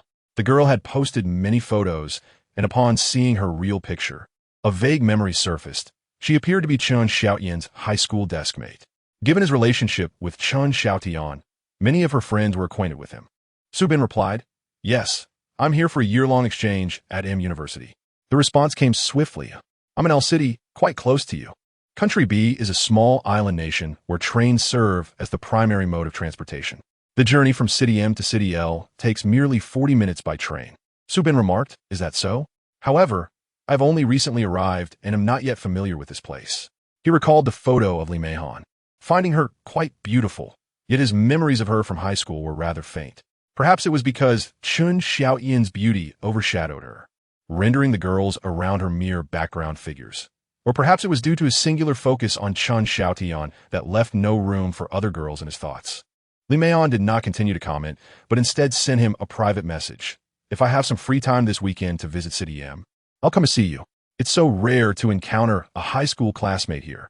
Her enthusiasm was palpable, and Su Bin found it hard to decline, replying, "You are most welcome." Li Meihan then requested his phone number, added him as a friend, and confirmed with a message before their conversation continued. It was then that Su Bin learned that Li Meihan had not performed well in her college entrance examination and had come directly to Country B to study preparatory courses, which explained why he had not seen Chen Xiaotian and his former desk mate together afterward. After reminiscing about old times, Li Meihan suddenly inquired, "Are you still together with Chen Xiaotian?" Su Bin found this question somewhat curious. What was her intention? Could it be that she harbored feelings of jealousy? In a way, Su Bin felt a twinge of narcissism, believing that someone capable of attracting the campus belle would hardly be unattractive. Indeed, aside from his commendable academic performance, Su Bin was not lacking in physical appeal. He had inherited his mother's features, and before high school, his somewhat delicate facial contours had attracted the affections of many girls. As he progressed through high school, he matured, shedding his youthful appearance and gaining a more striking presence. This instilled in him a certain confidence in his looks, for without such self-assurance, he would not have dared to pursue Chen Xiaotian. He replied to Li Meihan, "Yes, we have been together all along." Li Meihan responded, "But I heard her say she wanted to break up with you when we graduated from high school." Su Bin was taken aback, recalling that Chen Xiaotian had indeed mentioned their breakup shortly before they were to report to college, during a karaoke gathering meant to bid farewell to classmates moving to other provinces. Yet, Li Meihan had stated that she quickly took the IELTS after graduation to study abroad. Well, had she heard about Chen Xiaoyan's intentions? For a fleeting moment, Su Bin felt an impulse to ask Li Meihan for the specifics of the timeline, but he quickly quelled his suspicion, reminding himself that love requires unconditional trust. He replied, "Indeed, we were apart for a while, but after starting university, I won her back." "Congratulations to you both," Li Meihan replied. "Thank you. If you have a chance to come to City M, dinner is on me," Su Bin offered. "It's a deal." She smiled. However, despite exchanging contact information, it would be some time before Li Meihan reached out to Su Bin again, and by then, many relationships would have changed significantly. In the evening, as Yang Qingzhe returned, Su Bin went downstairs upon hearing his voice. Yang Qingzhe greeted him. "Come take a look, I bought some snacks. What do you like to eat?" Su Bin was genuinely touched, exclaiming, "Brother Chung, you really bought them." Yang Qingzhe took the items that needed refrigeration to the kitchen and noticed an array of jars on the countertop, along with a bowl of soaked mushrooms. "Did you go shopping as well?" he inquired. "Yes, I strolled around Chinatown this afternoon," Su Bin replied. "Did you go alone?" Yang Chengzi asked. "Yes. I almost got lost on the way back." In truth, he had already lost his way, but he felt embarrassed to share such a blunder. Yang Qingzhe reassured him, "If you get lost, just call me. I've been here for 8 years. I could navigate this place with my eyes closed." Su Bin chaklit, agrin verbali. But he hesitated to bother Yang Qingzhe with trivial matters. It felt akin to being a helpless child. "Have you eaten yet?" Yang Chengzi asked. "Not yet," Su Bin replied. "I bought some vegetables, should I?" "Ah, Brother Chung." Su Bin interrupted excitedly before he could finish. "Let me cook today? Look, I've already soaked the mushrooms." "You can cook?" Yang Qingzhe questioned skeptically, then suddenly remembered, "I forgot you made porridge this morning." With a bright smile, Su Bin gently pushed Yang Qingzhe out of the kitchen, insisting, "You stayed up all night yesterday. You should rest now." He thought to himself that despite being younger, his culinary skills far surpassed Yang Qingzhe's. Yang Qingzhe relented, "Then I appreciate your efforts." "It's no trouble at all. It's only fair to reciprocate," Su Bin replied. Once Yang Qingzhe was out of the way, Su Bin let out a sigh of relief. With plenty of ingredients at hand, he had ample room to showcase his skills. He prepared braised chicken with mushrooms, stir-fried bell peppers with meat, and steamed a large bowl of minced meat and egg custard. Although the presentation may not rival that of a restaurant, Su Bin was confident in the flavors he had created. As the 3 dishes were laid on the table, Yang Qingzhe was utterly astonished, exclaiming, "Su Bin, I truly underestimated you." Just as they were about to dig in, Alan returned home at an opportune moment. "Alan, come try Michael's culinary skills. It's simply exquisite." Yang Qingzhe couldn't help but call out for Su Bin. The aroma of the dishes wafted through the room, momentarily leaving Alan in a state of surprise. But unlike Yang Qingzhe, he did not react dramatically. He merely opened his deep-set eyes slightly. Unaccustomed to sharing utensils, Alan took a plate and a small bowl and delicately selected a small portion from each of the 3 dishes to sample. If anyone else had done this, it might have seemed pretentious, but with Alan, it appeared entirely natural. Yang Qingzhe picked up half a mushroom and, as it neared his mouth, his expression transformed into one of sheer delight. Seeing this, Alan followed suit, picking up a piece, scrutinizing it, and sniffing it, yet hesitating to taste. Yang Qingzhe, seizing the moment, began to enlighten Alan. This is a type of mushroom known as fragrant mushroom, one of China's specialties. In China, it is regarded as the queen of fungi, a treasure of the mountains, rich in vitamins, high in protein, and low in fat, making it exceptionally nutritious. Su Bin listened in awe, marveling at Yang Qingzhe's ability to articulate the merits of mushrooms in such clear and concise English. He was indeed a PhD. Yang Qingzhe's words resonated with Alan, particularly when he learned about the mushroom's nutritional value, causing his eyes to sparkle. However, when he actually tasted the mushroom, his expression soured. "It's not good." Yang Qingzhe chuckled. "Everyone finds the taste strange at first, but after a few bites, you will be captivated by its flavor. Its aroma will penetrate your taste buds, dismantling your resistance. And when you try the mushrooms later, they will taste like cardboard." Yang Qingzhe continued to elaborate on his insights about the mushroom, attempting to persuade Alan to continue eating. Su Bin could hardly contain his laughter. Who would have thought there was such an existential journey associated with eating mushrooms? They were akin to bell peppers or celery. Those who liked them adored them, while those who didn't found their scent repulsive. In Su Bin's view, each type of mushroom had its unique flavor, not at all as Yang Qingzhe had described. Yet to Su Bin's surprise, Alan took another bite. After savoring the mushroom thoughtfully, Alan raised an eyebrow and remarked, "It's a bit better." Yang Qingzhe responded triumphantly, "I told you so." Su Bin sincerely believes that Yang Qingzhe should not serve as a teaching assistant. Rather, he ought to employ his knowledge in sales. During the gathering, Alan spoke little, with most of the conversation flowing between Yang Qingzhe and Su Bin. Yang Qingzhe praised Su Bin's culinary skills profusely and expressed curiosity as to why he knew how to cook, especially since many university students, particularly males, are often oblivious to the basics of cooking. Even Yang Qingzhe himself, during his undergraduate years back home, was not one to step into the kitchen until he moved abroad, where the absence of a cafeteria and the high cost of dining out compelled him to learn how to prepare simple meals. However, his skills paled in comparison to Su Bin's. Su Bin casually mentioned his childhood circumstances, revealing that he had begun cooking in middle school, which elicited sympathy from Yang Qingzhe and even drew several glances from Alan. Yet, Su Bin did not perceive his experiences as particularly tragic. He recalled an inspirational quote that suggested that any hardship that induces pain ultimately fosters excellence. Although he had once succumbed to feelings of inferiority and self-pity, he now felt gratitude for the growth those experiences had afforded him, as they enabled him to earn the approval of his 2 roommates with just a meal. As their conversation continued, Yang Qingzhe could not stifle a yawn, revealing his exhaustion from the previous night's lack of sleep. Having nearly finished their meal, Su Bin turned to Yang Qingzhe, saying, "Allow me to tidy up. Joy, you should head to bed." Su Bin's thoughtfulness deeply moved Yang Qingzhe, who graciously thanked him before retreating to his room for some much-needed rest. "Do you need assistance?" Alan rose, extending a gentlemanly offer to help Su Bin. Initially taken aback, Su Bin had not expected Alan to make such a proposal, given his demeanor had consistently exuded that of a privileged youth, seemingly unaccustomed to labor. However, upon catching sight of Alan, Su Bin gasped in surprise. "Ah, your eyes." Alan's gaze had inexplicably transformed. The once gray-green irises were now encircled by a golden ring that emitted an eerie glow, creating an unsettling appearance. Subin was suddenly reminded of the unsettling thoughts that had plagued him earlier in the day after visiting the cemetery, sending a chill down his spine. "What is wrong with my eyes?" Alan inquired. "You should look in a mirror." Subin stammered, his anxiety causing him to fumble over his words. Alan cast a quick glance at Subin before heading into the downstairs bathroom.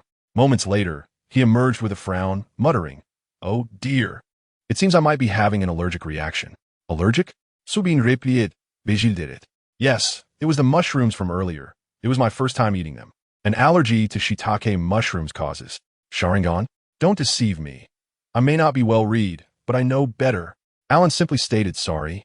I can't help you with that. I need to go upstairs and find some medicine." Subin was utterly perplexed. Had Alan just mentioned medicine?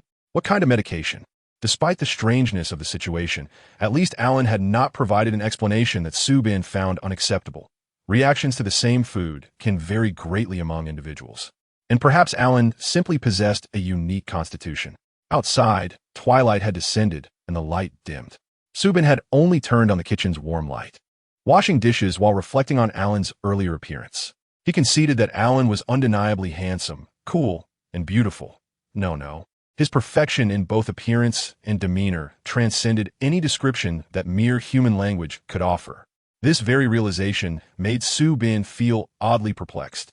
Lost in thought, Subin was suddenly jolted by the sound of the refrigerator door opening.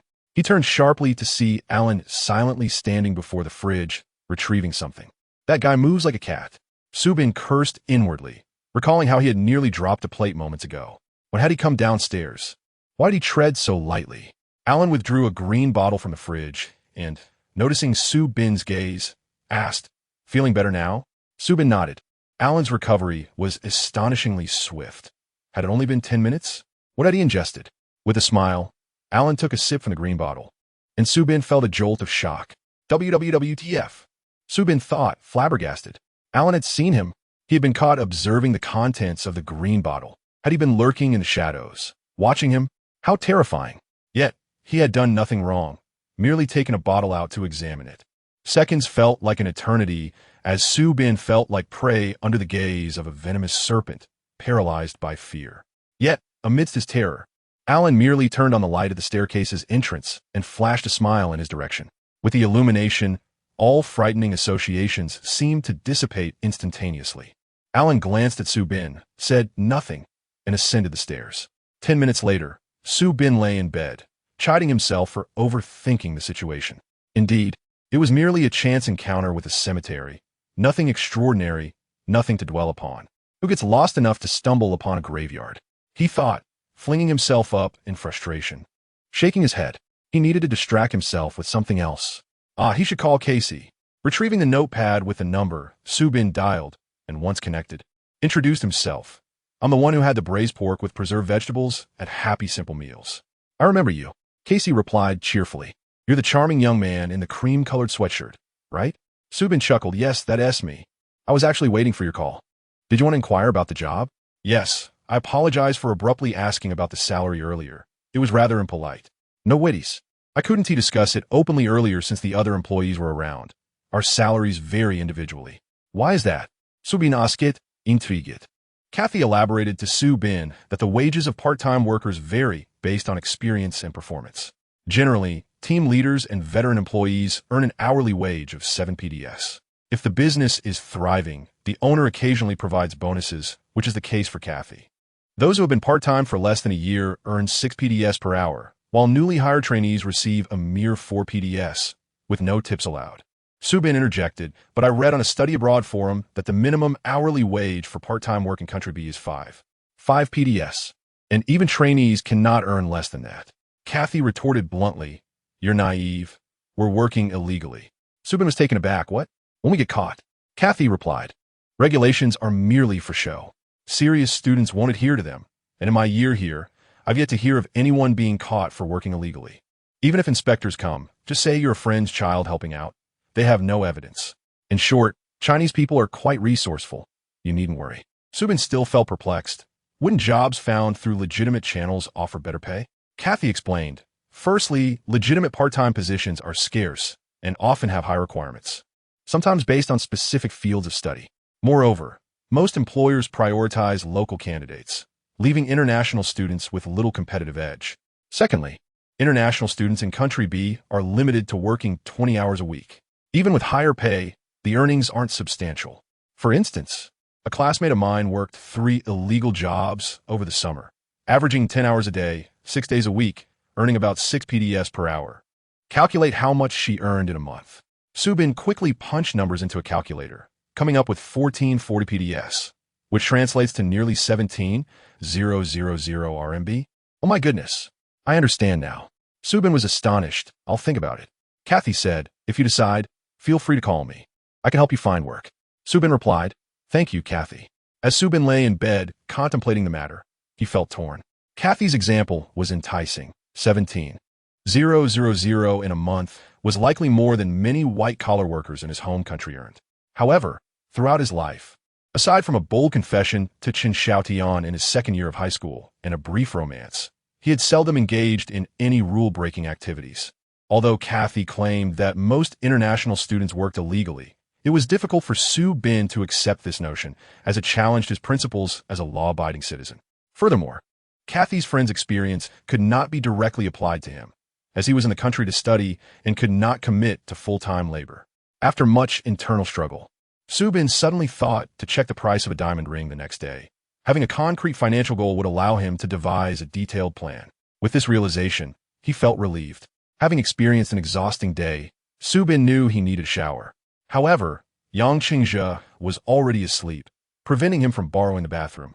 Moreover, Alan had left a note for bathroom use in the morning. Upon thinking of Alan, Su Bin envisioned the other's sculptural face and haunting green eyes, which easily led him to associate Alan with a vampire.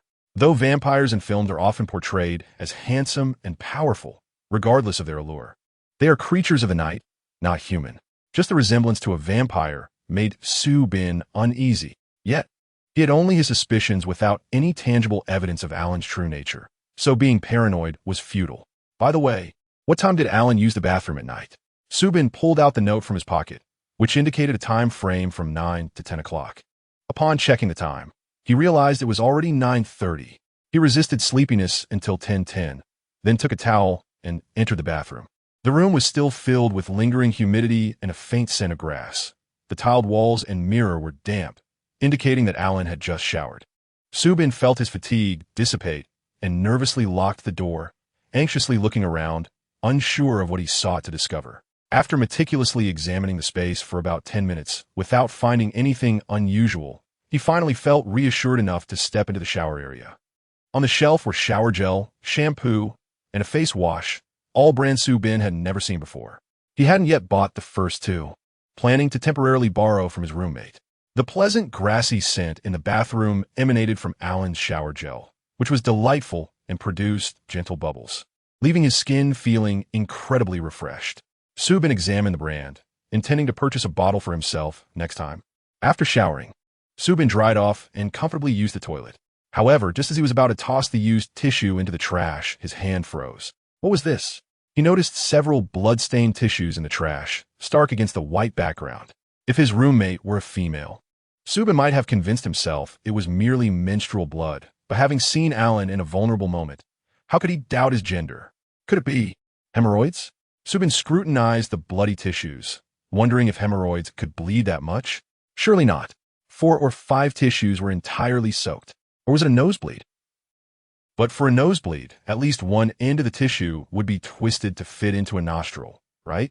This shape was certainly not consistent. Unable to determine the origin of such substantial bloodstains, Su Bin felt increasingly tense, allowing his mind to wander toward ominous conclusions. Perhaps he could directly inquire about it tomorrow under the guise of concern and see how Alan would respond. Upon returning to his room, Su Bin, exhausted from the day, quickly fell asleep. However, he soon awoke from a nightmare that nearly caused him to scream in terror. In the stillness of the night, a silver moon hung high in the sky, casting a chilling hue over broken crosses and gravestones, projecting clawing shadows upon the ground. Occasionally, a swarm of bats would flit by, emitting high-pitched squeaks reminiscent of mice. Su Bin was sprinting through a graveyard. No, he was running out of time. The earth began to shift, and the gravestones cracked. He thought he heard something breaking through the soil. If he didn't escape soon, The zombies would be upon him. Yet, despite running for what felt like an eternity, he couldn't find his way out. It was like a maze with no end. Hiding behind an unbroken gravestone, he temporarily evaded the pursuing zombies. The air around this gravestone was thick with the scent of death, cold and dark, concealing his presence.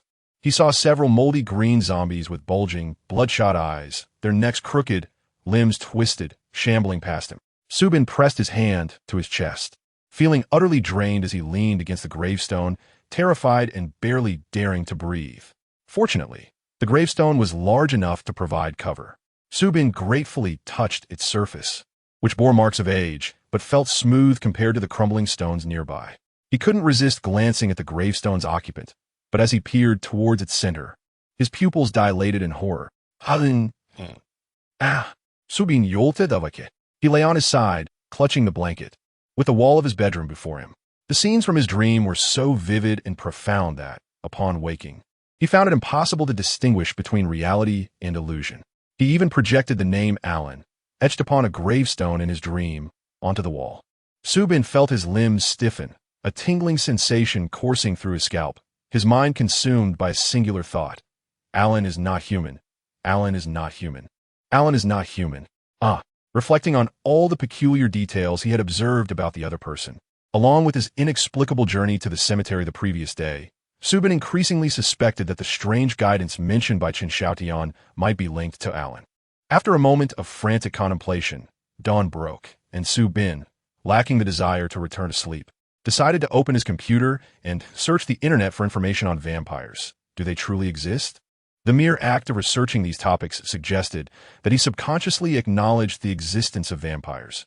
Now he merely sought to verify whether Alan was indeed one of them.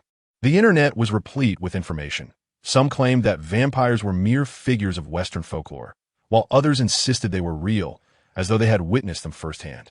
Yet, the descriptions of vampires varied wildly, with most accounts originating from fictional literature, rendering them largely untrustworthy in Subin's eyes. In a fit of agitation, he turned to the most popular domestic forum, Cliff, and posted a plea in the supernatural discussion section. I feel my roommate next door is not human, and I am terrified. The original poster, SB Mushy Time, 200 by 0930 clicks. 1 replies. 0 in his third year of college, Subin, a male student who had recently moved to Country B for his studies, shared that, upon the introduction of an agency, he had moved into a shared residence. Next door lived a boy named A, a local mixed-race individual, who, according to another roommate Y, had Chinese ancestry but could only speak English. Subin suspected that A was not human, but rather a vampire, based on the following observations. 1. A possessed striking looks, black hair, gray-green eyes, an estimated height of 185 centimeters, a well-built physique, and very pale skin, exuding an air reminiscent of a vampire from the movies. Upon first encountering him, Subin was rendered speechless, finding A's appearance surreal. 2. A moved almost silently, always appearing in a place without a sound, leading Subin to feel he could teleport. 3. A's speech and writing bore an aura of medieval nobility, seemingly out of place in modern times. 4. Last night, I had an allergic reaction after eating mushrooms for the first time. His green eyes changed color, appearing quite frightening. After Subin's discovery, I went upstairs to take medication and seemed fine 10 minutes later. 5. Subin temporarily shared a bathroom with A and discovered numerous blood-stained tissues in the wastebasket, unable to identify the source of the blood. 6. Yesterday, while shopping, Subin got lost and unwittingly passed through a large cemetery, later dreaming of a gravestone bearing A's name, which left him terrified. Other clues awaited further observation and elaboration, and Subin was now restless, seeking insight from others. After posting, he felt a sense of relief, but the terror from his dream had mostly dissipated. Suddenly, he felt somewhat foolish for his actions, wrestling with his thoughts for a while before ultimately closing the webpage without checking for any replies. When it came time for his routine, Subin cheerfully called Chen Xiaotian and naturally mentioned his nightmare and subsequent worries, leaving her utterly speechless. I don't know what goes on in your mind. How could there possibly be vampires in real life? Use your brain. Chen Xiaotian was at a loss for words. Subin was taken aback by her reaction, feeling embarrassed about his post on the forum, grateful that he hadn't shared it with her. Yet, He also realized he had switched roles with Chen Xiaotian in this matter. Normally, one would expect the girl to indulge in fanciful thoughts, while the boy counters her imaginings with scientific reasoning, offering comfort. Subin desired to embody such a boyfriend. But the reality was the opposite. He was the one spiraling into wild conjectures, while Chen Xiaotian remained rational and composed. This brought him a pang of guilt. By the way, is Ling Meihan your desk mate from high school? Subin hastily changed the topic to lighten the mood. Yes, what's up? Chen Xiaotian paused. Subin recounted how Ling Meihan had left him a message on campus, adding, she said she wants to visit me in M City. Subin's intention was to elicit a hint of jealousy from Chen Xiaotian, but to his surprise, she responded nonchalantly, oh, that's great. It's not easy to run into a high school classmate in Country B. I haven't seen her in 2 years. When you meet her, please send my regards. Subin was left speechless. All right, don't you have class today? When are you heading to school? It seemed she was ready to end the call. Subin felt a bit disheartened, but had nothing further to say, so he bid her farewell. Thanks to this phone call, when he encountered Alan before leaving, the atmosphere was not too awkward. Upon seeing him, Subin felt compelled to inquire about the bloody tissues from the previous night. He did just that, expecting Alan to provide a reasonable explanation, but was instead met with, I accidentally cut my finger while showering, as he waved the bandaged fingertip, smiling. It's nothing now. Thanks for your concern. Subin felt a wave of frustration. Was a mere cut supposed to bleed so profusely? Was he jesting? Alan's clumsy lie only deepened Subin's suspicions. Today marked the first day of classes, and Subin, unwilling to be late, arrived early at the designated classroom. The teaching methods at the university and Country B differed significantly from those in China. Communication between teachers and students largely occurred online, and there were no class leaders or representatives, only student representatives who organized activities and disseminated news. Subin had learned all this from Kay on the day of his registration. Consequently, after receiving his student account, he logged onto the university website, downloaded the course descriptions, and familiarized himself with the classes he would be taking this semester, including their times, locations, and examination formats. This academic year, Subin was enrolled in 7 courses, mostly lectures, with final assessments consisting of either written papers or exams, and 2 practical courses requiring group case studies, graded by group performance. Arriving 20 minutes early to the classroom, he found only a few students present. As class time approached, students began trickling in, and when Subin counted, there were over 100, with about 10 Asian faces among them, though he could not discern how many were Chinese. The professor passed the attendance sheet to the student in the front row, allowing everyone to sign in. Subin found his name near the bottom of the list and finally relaxed. Despite his solid grasp of English, Subin felt lost during his first purely academic English class. After what felt like an eternity, he made it to the end of the lecture when a boy approached him to introduce himself. Hello, are you new here? This individual introduced himself as Sun Yujia, with the English name Jason, an undergraduate in the finance department of M University. He had been sitting behind Subin and, noticing him signing the attendance sheet, assumed he was Chinese and decided to strike up a conversation. Subin shared that he was an exchange student, prompting Sun Yujia to chuckle. No wonder I didn't see you last year. Hey, Sun Yujia, who is that? 2 girls approached, their eyes lighting up upon seeing Subin, a new friend from a provincial university in China. This is Subin, Sun Yujia introduced. One girl exclaimed, you're really handsome. Do you have a girlfriend? Subin had never been asked so directly before. Seeing the eager expressions on the faces of the 3, including Sun Yujia, he felt a bit speechless, but replied honestly, yes, I do back home. The girl who had asked looked disappointed. Ah, the handsome ones are already taken. How disappointing. As Sun Yujia chuckled nearby, he remarked, you are rather lacking in decorum, engaging in gossip about others' relationships on a first meeting. The girl rolled her eyes in response. Can decorum fill my stomach? Ignoring their banter, Sun Yujia turned to Subin, asking, are you going home for lunch? If not, would you like to join me for a meal? Sure. Subin eagerly accepted the invitation, contemplating whether to invite the 2 girls along. However, he watched as they dashed out, their faces aglow with excitement, exclaiming, it's Cheng-Ong. Who is Cheng-Ong? Subin inweited. Sun Yujia, still lost in thought as he gazed after the departing girls, took a moment to respond. Ah, well, he's a senior in our department and also Chinese. Noticing Sun Yujia's flushed cheeks, Subin surmised that he might have a crush on the girl who had asked if he had a girlfriend, which explained his earlier nervousness. With a mischievous grin, Subin nudged him with his elbow, glancing at the girls' retreating figures, causing Sun Yujie's face to redden even further. He was petite, shorter than Su Bin by half a head, and currently bore an innocent, bashful expression that invited playful teasing. "Have you dated anyone?" Su Bin asked with a laugh. Sun Yujie shook his head repeatedly, unsure of where to look. "Haha, if you like someone, be bold in pursuing them. If you miss the chance, it may never come again." However, instead of feeling encouraged, Sun Yujie's gaze fell, and he murmured, "I have no chance." Su Bin was taken aback, wondering if Sun Yujie had already confessed his feelings and been rejected, or if the girl simply did not find him appealing.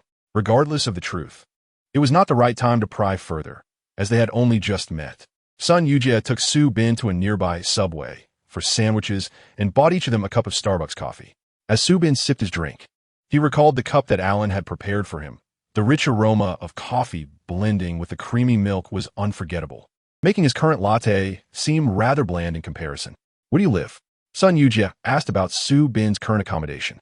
Su Bin shared the details and invited him to visit, thinking that Yang Qingzhe, being so warm and generous, would not mind. However, he quickly brushed aside thoughts of Alan. Su Bin then inquired, "What about you?" "I live in a student apartment nearby. Would you like to come see it?" Sun Yujie replied. Sun Yujie's apartment was indeed close, just a 10-minute walk away. Su Bin remarked, "You have it so convenient for school." He scratched the back of his head, admitting, "I'm quite lazy, and if I live farther away, I might skip classes because of oversleeping. With this distance, I can just dash downstairs as soon as my alarm goes off." Su Bin's laughter echoed, appreciating the practicality of it, though he preferred the warmth of shared living that comes with having roommates, which is why he chose to rent a shared apartment.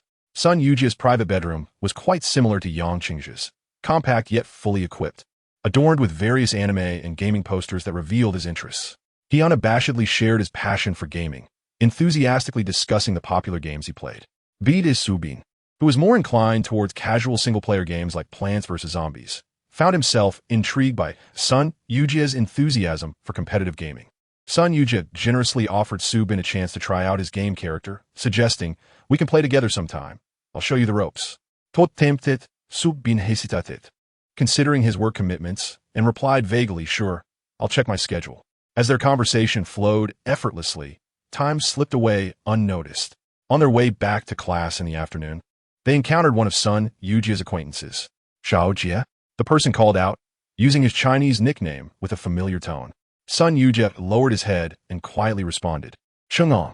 So this was Chang'an. Su Bin had not caught a glimpse of him earlier, but now he intended to greet him politely. However, he was met with a rather unfriendly glance from Chang'an, which left him momentarily speechless. "We have class, so we'll be heading out," Sun Yujie stammered. "Pulink Su Bin along." Confused, Su Bin had no chance to say anything, and only after they had walked a considerable distance did he ask, "Do you have a conflict with Chang'an?" Su Bin sensed that Sun Yujie was avoiding him. No.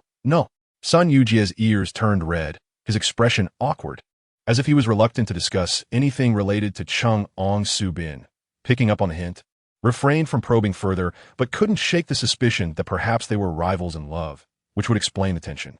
This theory seemed plausible, and Su Bin couldn't help but commend his own cleverness while feeling a twinge of sympathy for Sun Yujie, who appeared to be hopelessly infatuated with such a charismatic and attractive rival. It was no wonder that when Su Bin suggested he confess his feelings, Sun Yujie had despondently said he had no chance. Later that afternoon, Su Bin received a message from Yang Qingzhe informing him that Jin Fei had returned, and they were all going out for dinner. After class, Su Bin bid farewell to Sun Yujie and returned home. Upon arriving, he noticed a sleek black car parked in the yard, deducing it must belong to Jin Fei, who seemed quite affluent, possessing both a stylish bicycle and an Audi A6. Upon entering the house and meeting Jin Fei, he was even more convinced. Jin Fei exuded an aura of wealth that practically screamed for attention. "Hey, are you Michael?" Jin Fei greeted him enthusiastically, pulling Su Bin into a friendly embrace, remarking, "You look quite good." "Ooh, Su Bin was taken aback by the sudden friendliness, surveying Jin Fei's brand name attire, which was all Gucci, CK, and Burberry, truly extravagant. Ving fi chocolate heartily, apurijan Su Bin's frankness. How could my family be involved in something as prestigious as coal mining? We're just selling a few tea eggs." Su Bin burst into laughter at Jin Fei's humor. Jin Fei released his arm and shook Su Bin's hand, introducing himself with, "I'm Fly." "Fly?" Su Bin echoed, puzzled. Jean Fei nodded vigorously, demonstrating the motion of fluttering wings. That's right, fly. Su Bin couldn't help but feel a sense of irony. He didn't need anyone to teach him elementary English. Did Jean Fei truly not know that fly also meant insect? You've returned? Yang Qingzhe approached from a distance, immediately recognizing Su Bin's bewildered expression. It seems your English is far better than Jean Fei's.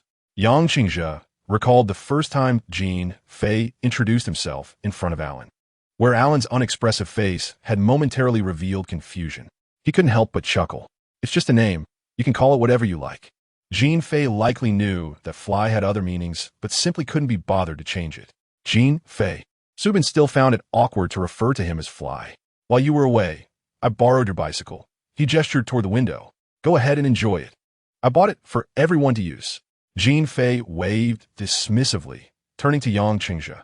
Where should we go for dinner? I'm starving. Yang Qingzhe gestured toward Su Bin. Ask Michael what he wants to eat. Su Bin was momentarily taken aback. Well, Alan hasn't returned yet.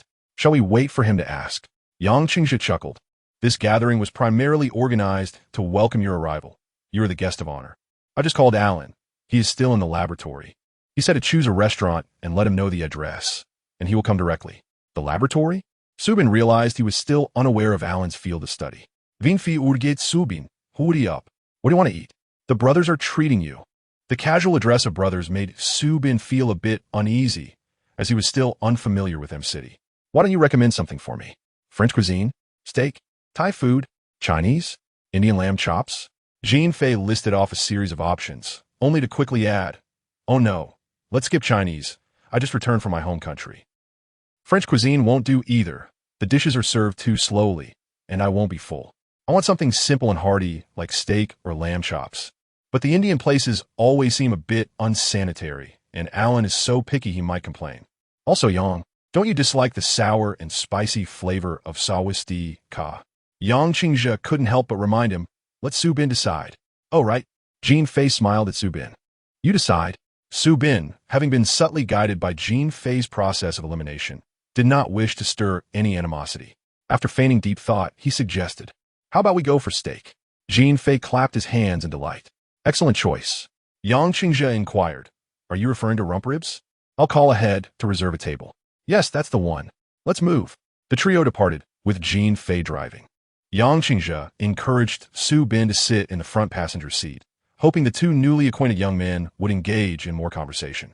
To Yang's surprise, their rapport exceeded his expectations. Jean Fei, a year older than Su Bin, was wealthy but not ostentatious. Rather, he had a jovial charm. The two exchanged playful banter throughout the ride, clearly enjoying each other's company. Noticing Su Bin's interest in his car, Jean Fei enthusiastically discussed various automotive topics, referring to his Audi A6 as his little wife. I lent my little wife to a friend while I was back home, and when I went to retrieve it, he hadn't left a drop of gas. It infuriated me. Su Bin couldn't help but comment, you lent your little wife to someone else? You're quite generous. Jean Fei raised an eyebrow and chuckled. A little wife isn't a real wife. If you could drive, I'll let you take her for a spin. He gently patted the steering wheel. Su Bin laughed heartily, initially feeling uncomfortable with Jean Fei's brotherly demeanor, but he began to relish the feeling of being pampered. Before long, they arrived at their destination. Jean Fei parked the car, and they entered the restaurant. Alan had already arrived, seated alone at a spacious table for four. He wore a gray and white collared shirt paired with tailored casual trousers and matte black leather boots, exuding an air of understated elegance. The labels on his attire were unfamiliar to Su Bin, contrasting with Jean Fei's more flamboyant display of wealth. Alan embodied a quiet sophistication, akin to an unattainable luxury. The gaze of nearly every patron in the establishment lingered on Alan, with several female customers swooning over him, while he remained composed, flipping through a magazine as if he were the only person in the world. Upon noticing their arrival, he offered a subtle smile, and in that moment, Su Bin felt the collective admiration of those around him. As they took their seats, a brown-haired waitress approached with a menu. Good evening, may I take your drink orders? She briefly scanned the group before her gaze lingered on Alan, her cheeks flushed. Yang Qingzhe and Jean Fei appeared unfazed by the attention as they perused the menu. I'll have a beer, Jean Fei declared. Yang Qingzhe turned to Alan. How about a bottle of white wine? Alan nodded and then looked toward Su Bin, who was awkwardly frozen, unable to keep up with their pace as he still examined the menu. Yang Qingzhe playfully asked, "Can you drink?" Jean Fei suggested, "Why not have a beer too?" Steak and beer is a classic pairing, though of legal drinking age. Subin wasn't fond of beer and was unsure if ordering a cola would be appropriate for the occasion. He finally turned to Yang Qingzhe. "I'll join you with a wine." "Great," Yang Qingzhe said to Alan. "Let's ask the waitress for 3 glasses." Alan glanced at Subin again before relaying a series of requests to the waitress, who nodded and smiled, though she shook her head apologetically at one point. After a moment of contemplation, Alan requested something else. The rapid exchange left Subin confused, only catching bits about tiger beer, sweet wine, and rose. When the drinks arrived, the waitress announced the rose wine, and Alan gestured towards Subin's direction. The waitress promptly placed a glass of pink wine in front of him. Subin was taken aback. Why was his drink different from theirs? Yang Qingzhe explained, "That's called rose wine. It's lower in alcohol content than the dry white we ordered and has a lighter, sweeter taste." Yang Qingzhe shot a glance at Alan, intending to convey to Subin that this wine was chosen for him by Alan. The thoughtfulness of Alan touched Subin, stirring feelings of guilt for his earlier suspicion that Alan might be a vampire. "This wine is beautiful," Subin remarked, hoping to express his gratitude to Alan. But Jean Fei interrupted with a laugh. "Girls love this wine. I didn't expect you to like it too." He teased Subin, adding apparently, "This color symbolizes romance and tenderness, so it's often ordered by men for women, hence it's called ladies' wine." Subin was taken aback, feeling embarrassed as he glanced between Yang Qingzhe and Alan, his heart racing with confusion. What did it mean that Alan ordered this wine for him? Yang Qingzhe shot Jean Fei a glare and admonished Subin, "Don't listen to his nonsense. Jean Fei loves to mingle in social circles. Don't let him lead you astray." Subin was still processing the information. "Is it acceptable for a man to drink this? Will it make me seem effeminate?" He nervously scanned the surroundings. Jean Fei burst into laughter. "Why do you believe everything I say?" Subin was at a loss. Was Jean Fei teasing him, or was he serious? Alan provided clarity, stating, "Rose wine is not exclusive to women. Its beautiful color indeed attracts female preference in social settings, but the misconception that men cannot drink it is misguided. For those who appreciate wine, the quality and personal taste take precedence." With a gentle gaze, Alan continued, "Initially, I intended to order you a sweet wine, but regrettably, the waitress informed me it was sold out. Thus, I chose the rose wine, which shares a similar flavor profile, albeit without the sweetness." This marked the first instance for Subin to hear Alan speak such an extensive passage. However, apart from the initial 2 sentences, his mind began to wander, captivated instead by the melodious timbre and cadence of Alan's voice. One must admit, Alan's English was truly enchanting. It was not merely the sound, but the richness of his tone that rendered the entire discourse akin to a symphony, reminiscent of a violin or the gentle flow of a spring, serenely cascading through his ears. Alan encouraged Subin, saying, "You may give it a try. If you find it unsatisfactory, I shall provide you with something else." A subtle smile graced his lips, reminiscent of the warmth he exuded while preparing coffee for Subin, evoking memories of childhood innocence. Subin felt a peculiar intoxication, even though he had yet to sip his drink. In essence, Alan's words conveyed a singular message. "Rest assured, you may indulge in this rose. I harbor no peculiar intentions." With this understanding, Subin felt reassured. The group then perused the menu for steak options. Following Yang Qingzhe's recommendation, Subin selected a filet mignon, the crown jewel of beef and the establishment's most sought-after dish, albeit the priciest. Yang Qingzhe opted for a ribeye, while Jean Fei whimsically chose a serving of lamb chops, provoking Yang Qingzhe's jest, ordering lamb at steakhouse. "Aren't you afraid of being thrown out?"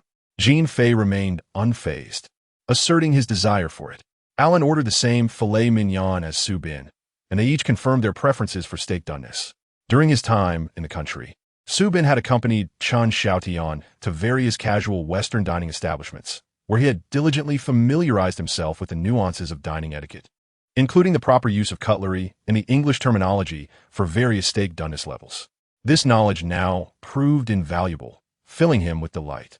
However, when he informed the waiter of his preference for medium well, Alan cast a knowing glance in his direction, momentarily unsettling Subin, making him fear he had erred once more.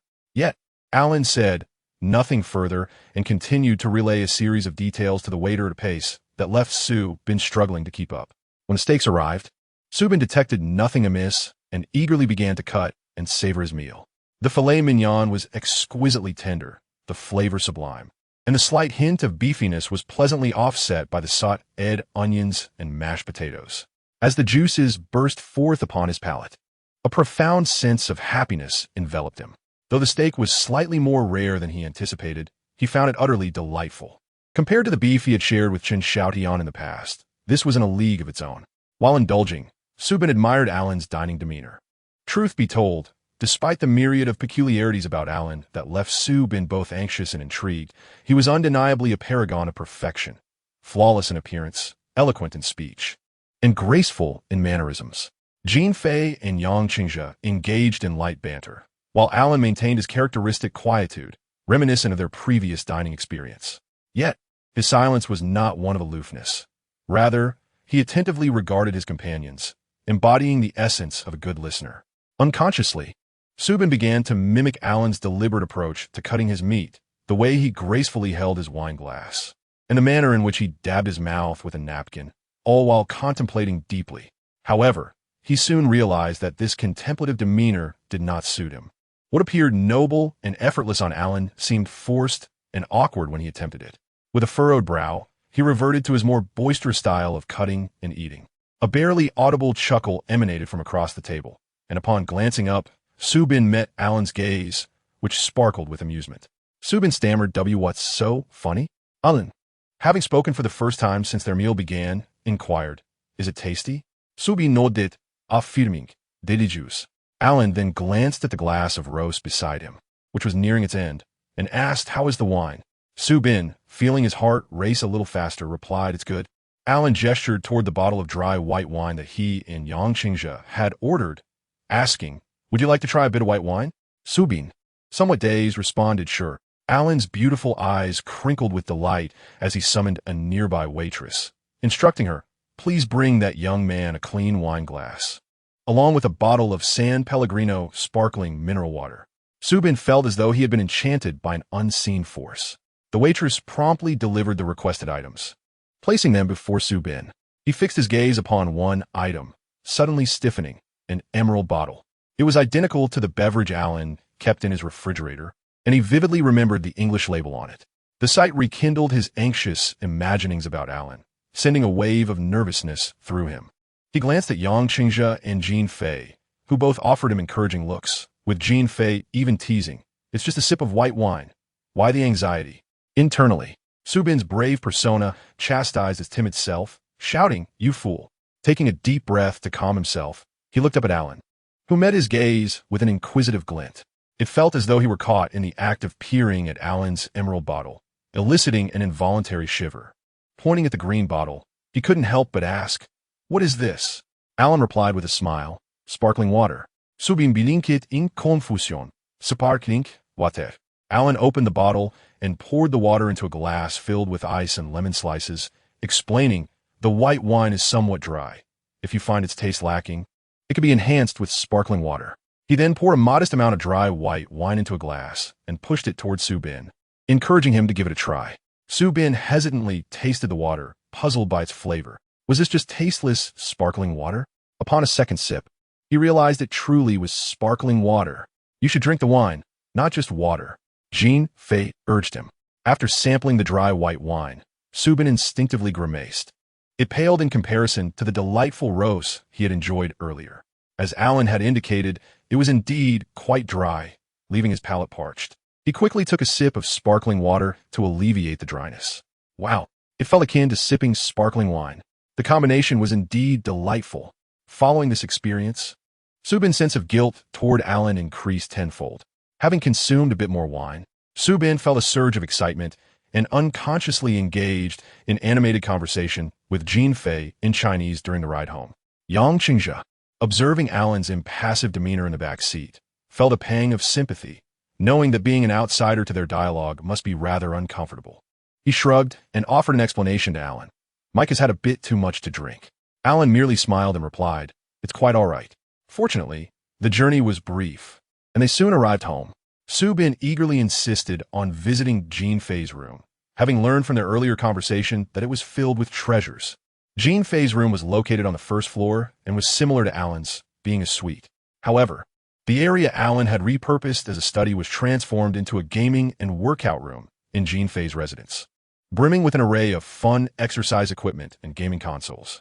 Upon entering, Subin was taken aback. It turned out that the stationary bike occupying the living room was there because Jean Fei's room had insufficient space. Under the influence of alcohol, Subin felt invigorated, emboldened to express thoughts he would typically keep to himself, thus resonating with Jean Fei's straightforward and enthusiastic nature. I usually don't lock my door. Feel free to come and play whenever you like. Jean Fei generously offered, taking the time to explain how to use each piece of equipment and gaming console. The two brothers played together until midnight, and eventually, Jean Fei could no longer endure it.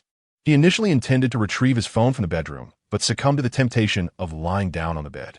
Subin, after spending some time alone in the gaming room without seeing Jean Fei, set down the game controller and went to the bedroom to find him, only to discover Jean Fei sprawled on the bed, lifeless. What the hell? Didn't you claim to be a warrior? You've met your demise here. Disappointing. Jean Fei mumbled groggily. Damn it, my brother, I haven't adjusted to the time difference yet. Wait until I recover, and I'll deal with you. Feeling disinterested in playing alone, Subin decided to head upstairs. In truth, after the effects of the alcohol wore off, his stamina was nearly depleted as well. Passing by Alan's door, Subin paused, feeling a twinge of guilt and self-reproach. After washing his face in the bathroom, he subconsciously glanced at the trash bin beside the toilet and noticed that the bloodied tissues had already been disposed of. Once back in his room, Subin opened his computer, uploaded the photos taken during dinner with his roommates, and captioned them. Dining with my roommates. My first experience with authentic steak, absolutely superb. In the middle of the night in Country B, it was still early morning in China, resulting in a lack of online activity. Subin logged out of the campus network, recalling the foolish post he had made that morning at the cliff and resolved to delete it. In a rush earlier, he had closed the webpage without saving the URL, yet he was able to locate the post in his history. Upon opening it, he was astonished to find that it had already garnered responses. On a whim, Subin scrolled through the comments, but quickly found himself unable to stop. To his dismay, the first comment was an insult directed at him. Author, Physics Maniac Time, 200 by 0930-1358 reply. LZ, no excuses. How infuriating. SB is merely the initialism of my name, not a derogatory term. Subin gestured a middle finger at the screen, continuing to read. Author, Black Ching Huan Time, 200 by 0930-1412 reply. How handsome or beautiful is A? Any photos? No picture, no truth. Author, Gynoid Time, 200 by 0930-1425 reply. Seeking photos. Author, A New Time, 200 by 0930-1511 reply. Just this little bit of information doesn't prove anything. Your description only piques interest in A's appearance. It reminds me of Brad Pitt from Interview with the Vampire. Is A as handsome as him? If not, could you provide another specific example, like Lee Pace or Orlando Bloom? Author, Yu Qing Lian Time, 200 by 0930-1533 reply. Fire Tongs, Lu Ming.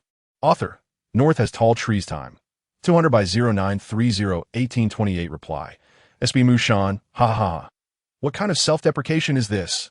Author, Blade Master Time, 200 by 0930-1913 reply. The title of the host is Fool.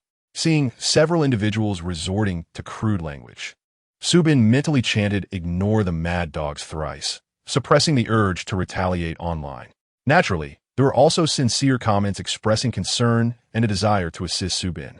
For instance, one comment read, Author, Meow Meow Time, 200 by 0930-2110 reply. I sympathize with your experience, and I firmly believe in such supernatural phenomena. I have a vivid imagination and often dream of what I ponder during the day. I feel it might be similar.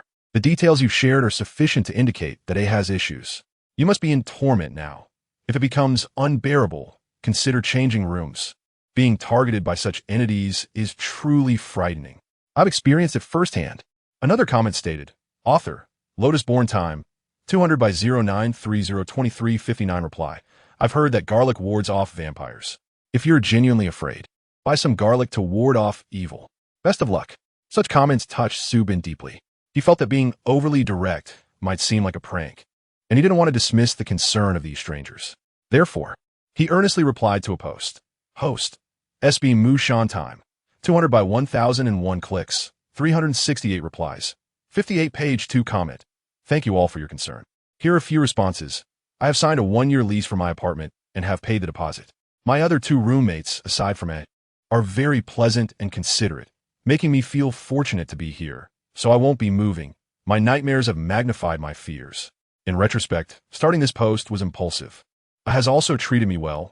He once made me coffee, and today when my roommates and I went out for steak, he thoughtfully ordered a delightful roast wine for me. Regarding the bloody tissues, I asked A about it. He claimed it was a finger injury, although I'm skeptical, given the amount of blood. Nonetheless, I've decided not to suspect A anymore. In a few days, it will be switching rooms with Y, and I believe it will be much more convenient not to share a bathroom with him. As for the curiosity regarding A's appearance, I apologize, but I cannot post a photo, as that is A's privacy. I believe it does not resemble the celebrities mentioned in the comments, so comparisons are futile. A is of mixed Chinese and European descent.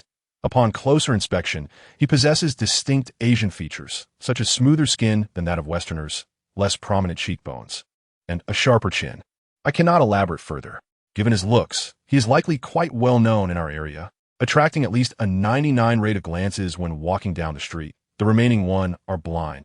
I am somewhat concerned that this post might be seen by other students studying in Country B, because if a isnt a vampire and discovers my suspicions, he might take extreme measures against me. Since I wish to cease doubting A, I will let this post fade away.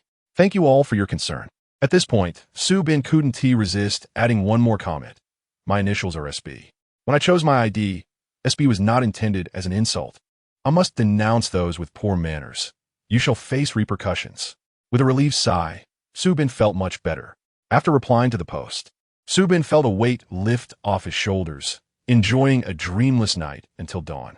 Upon waking, he groggily headed to wash up, serendipitously encountering Alan, who had just finished in the bathroom. Su Bin attempted to greet him amicably, but was met with a grim expression. Michael Allen did not wish him a good morning, but instead called out his name directly. Su Bin froze in piles. What is wrong? Alan, with a serious demeanor, stated, there is something I must explain to you in detail. All remnants of sleep vanished from Su Bin's mind. What is it? Alan, concerning the cleanliness of the bathroom. Huh?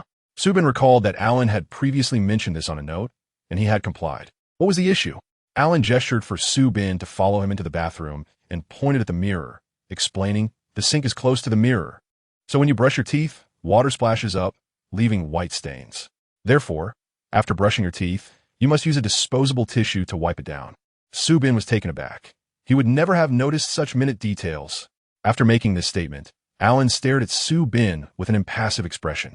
Su Bin hurriedly replied, oh, understood. Alan then pointed out several other similar areas, including the toilet seat, as urine and flushing could also cause splashes. These tiny droplets were invisible to the naked eye, yet Alan informed Su Bin that they could spray within a half-meter radius, necessitating that the toilet be wiped down after each use. Oh! Su Bin's mind was utterly overwhelmed. Subsequently, Alan opened the cabinet door embedded in the wall and pointed out a row of cleaning supplies to Su Bin, explaining their usage. Disposable gloves, non-woven wipes, disinfectants, bleach, hair dissolvers, alcohol swabs, lubricants. Goodness, is this a washroom or a laboratory? Why are there so many peculiar items? He is not carrying any viruses. Is such thorough cleaning truly necessary? However, who could enlighten him about the purpose of that lubricant nestled among the plethora of cleaning supplies? Before he could ponder further, Alan gently informed Su Bin, your girlfriend is in China, isn't she? I heard from Yangqingzhe that when you miss her, you'll need this. Oh dear. Su Bin felt as if he was on fire, then stiffened, petrified. No need to feel embarrassed. This is a physiological need, Alan added with a straight face.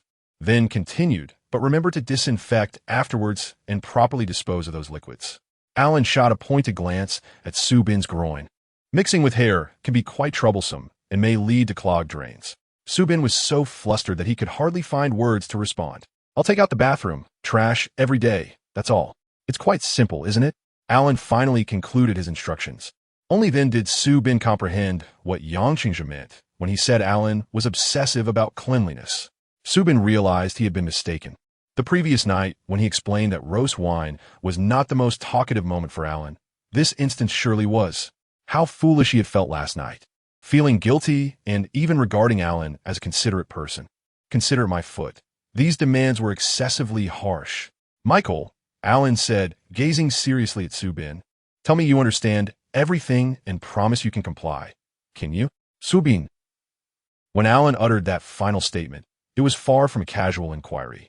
He presented himself as a master issuing commands to a servant, leaving no room for refusal while awaiting a compliant yes. My master, I am eager to serve you. From the other party. Naturally, Subin would not say such a thing, yet he found himself drawn into Alan's commanding tone and demeanor, obediently responding, I promise. Alan nodded. Very well. Subin. It was only after Alan turned to leave that Subin gradually came to his senses. And then he felt utterly foolish. Why do you have to act so obediently just now? QEQ. Moreover, wouldn't Alan be switching rooms with Yang Qingxia soon? Why make such a serious declaration for just a few days? Why should he have to assure him? What nonsense! Yet even with such thoughts, Subin dared not voice them, for the room switch was a matter between Alan and Yang Qingxia. If he brought it up first, it would appear as if he was expressing discontent with Alan and urging him to move out. In truth, Subin was quite willing to accommodate Alan's cleanliness obsession and assist with some cleaning. After all, such a quirk could be deemed a psychological issue, indicating that Alan was somewhat of a patient. As a normal person, it was entirely reasonable for Subin to extend a modicum of tolerance and understanding to someone struggling with a condition. But what on earth did Alan's condescending attitude signify? Subin, in a huff, washed his face and brushed his teeth, then angrily performed the cleaning tasks Alan had designated. The former took a minute, while the latter consumed 10. Good grief. Is the washroom meant for washing or for being washed? The closeness forged between the two over a steak dinner was once again strained by cleaning issues. However, despite his frustration, Subin reassured himself that he would strive to fulfill his promise, knowing Alan would soon relocate to avoid conflict. During class, Subin sat next to Sun Yujia, and they discussed the steak they had enjoyed the previous night, with Subin singing its praises. Sun Yujia, intrigued, exclaimed, Is it really that delicious? We should go together next time. Subin was momentarily taken aback, exclaiming, You can't be serious. You've been in M City for 2 years and have never visited the restaurant I just mentioned? My roommate said their steaks are quite renowned. Sun Yujia, embarrassed, replied, I usually just order Chinese takeout, or eat Subway, pizza, and the like. Subin couldn't help but retort, You hermit. Stop staying in your dorm playing games and go out with friends more. Sun Yujia scratched his head, but I don't really have friends to hang out with.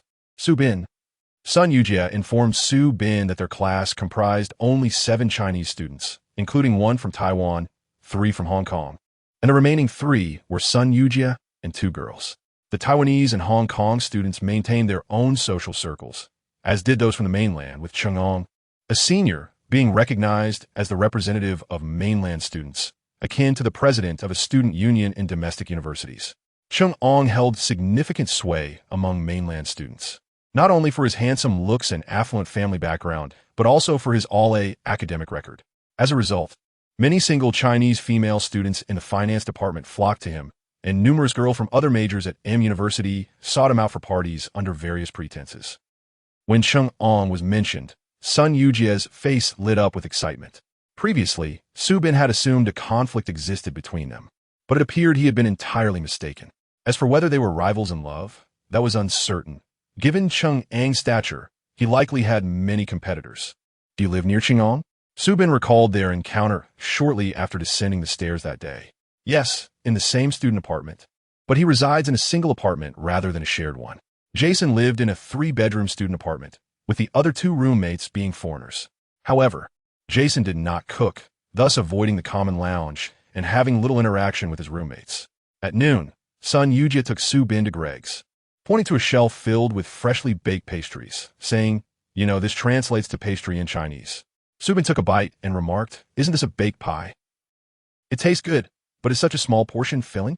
It's more suitable for breakfast. If you're not full, just buy another one. I recommend the chicken filling. Sun Yujia finished his palm-sized pastry with small bites, appearing quite satisfied. Subin remarked, You eat this every day? No wonder you're so thin. Sun Yujia bought a cup of coffee and said while sipping, This helps replenish energy.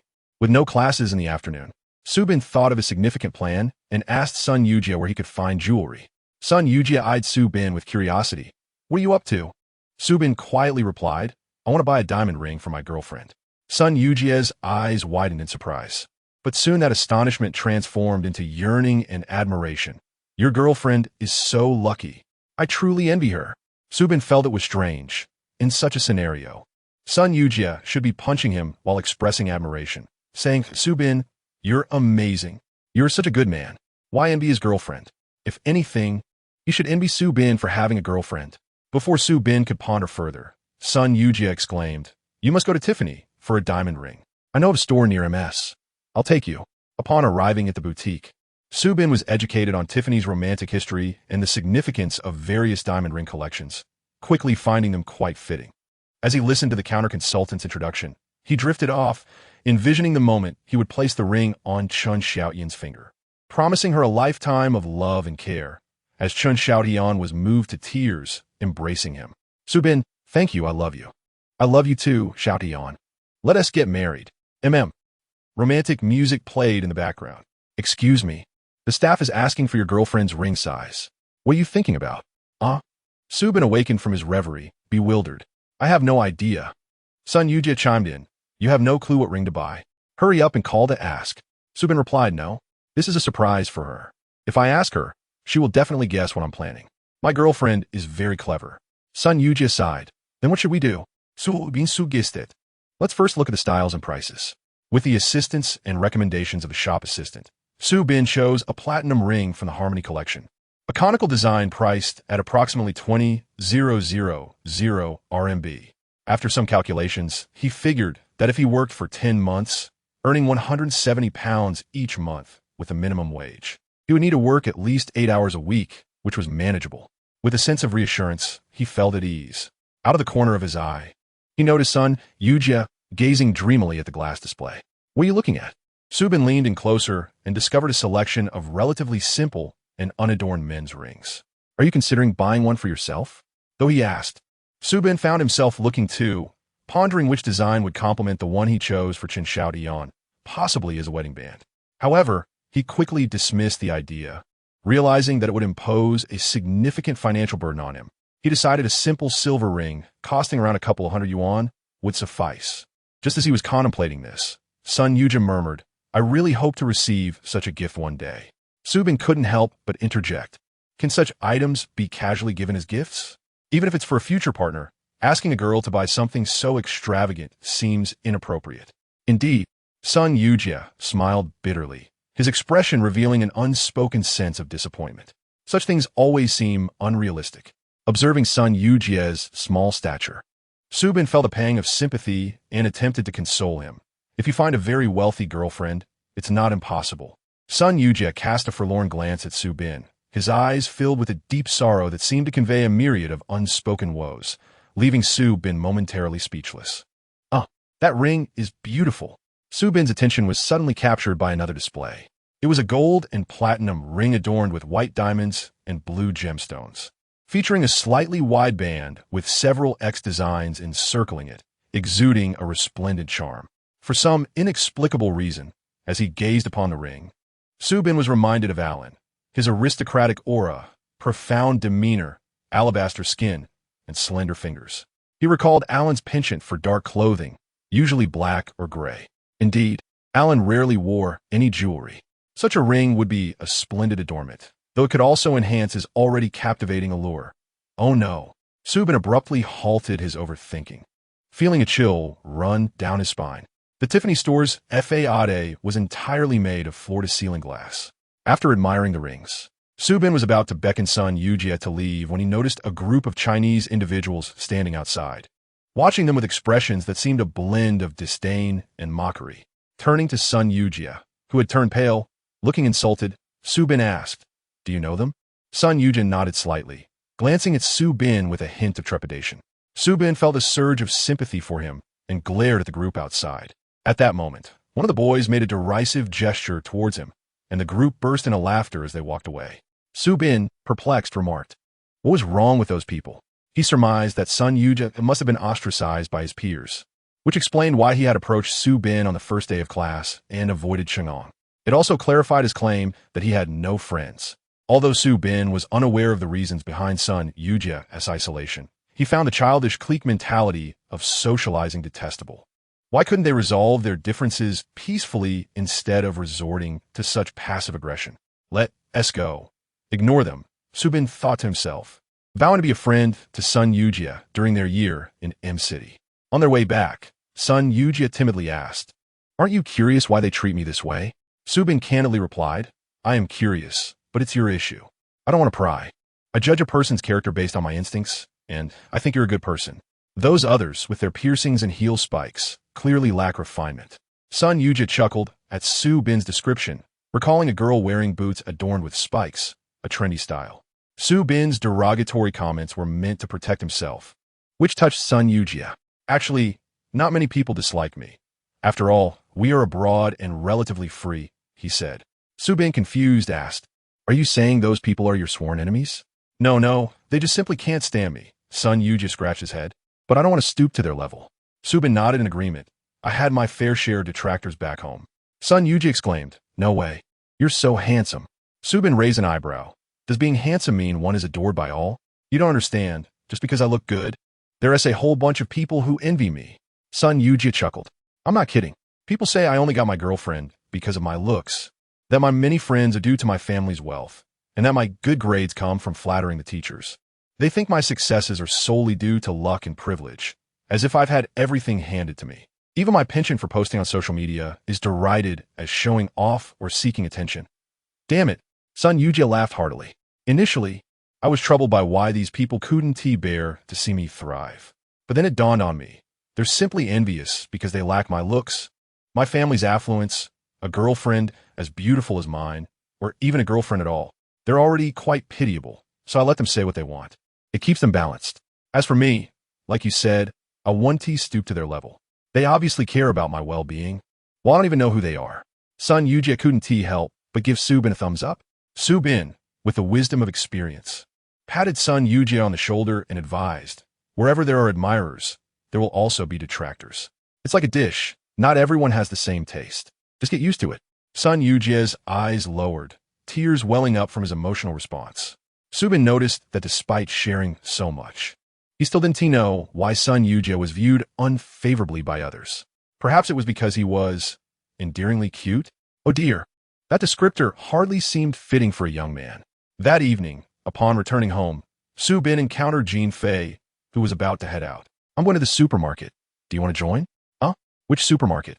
Su Bin, having only visited the nearby convenience store and the Chinese supermarket since arriving, noticed Jean Fei holding the car keys and eagerly replied, "Let us go." "Asda," Jean Fei said as he hopped into the car, fastened his seatbelt, and started the engine. Su Bin inquired, "What kind of place is that?" "What about Chenggu and Allen?" "It's just a large supermarket, similar to Carrefour."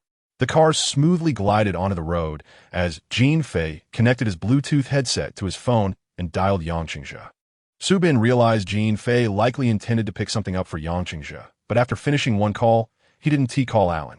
Su Bin asked, "Aren't you bringing anything for Allen?" Jean Fei shrugged, "I don't know his number." Su Bin was surprised. Jean Fei had lived there for a year and still didn't have Allen's contact information.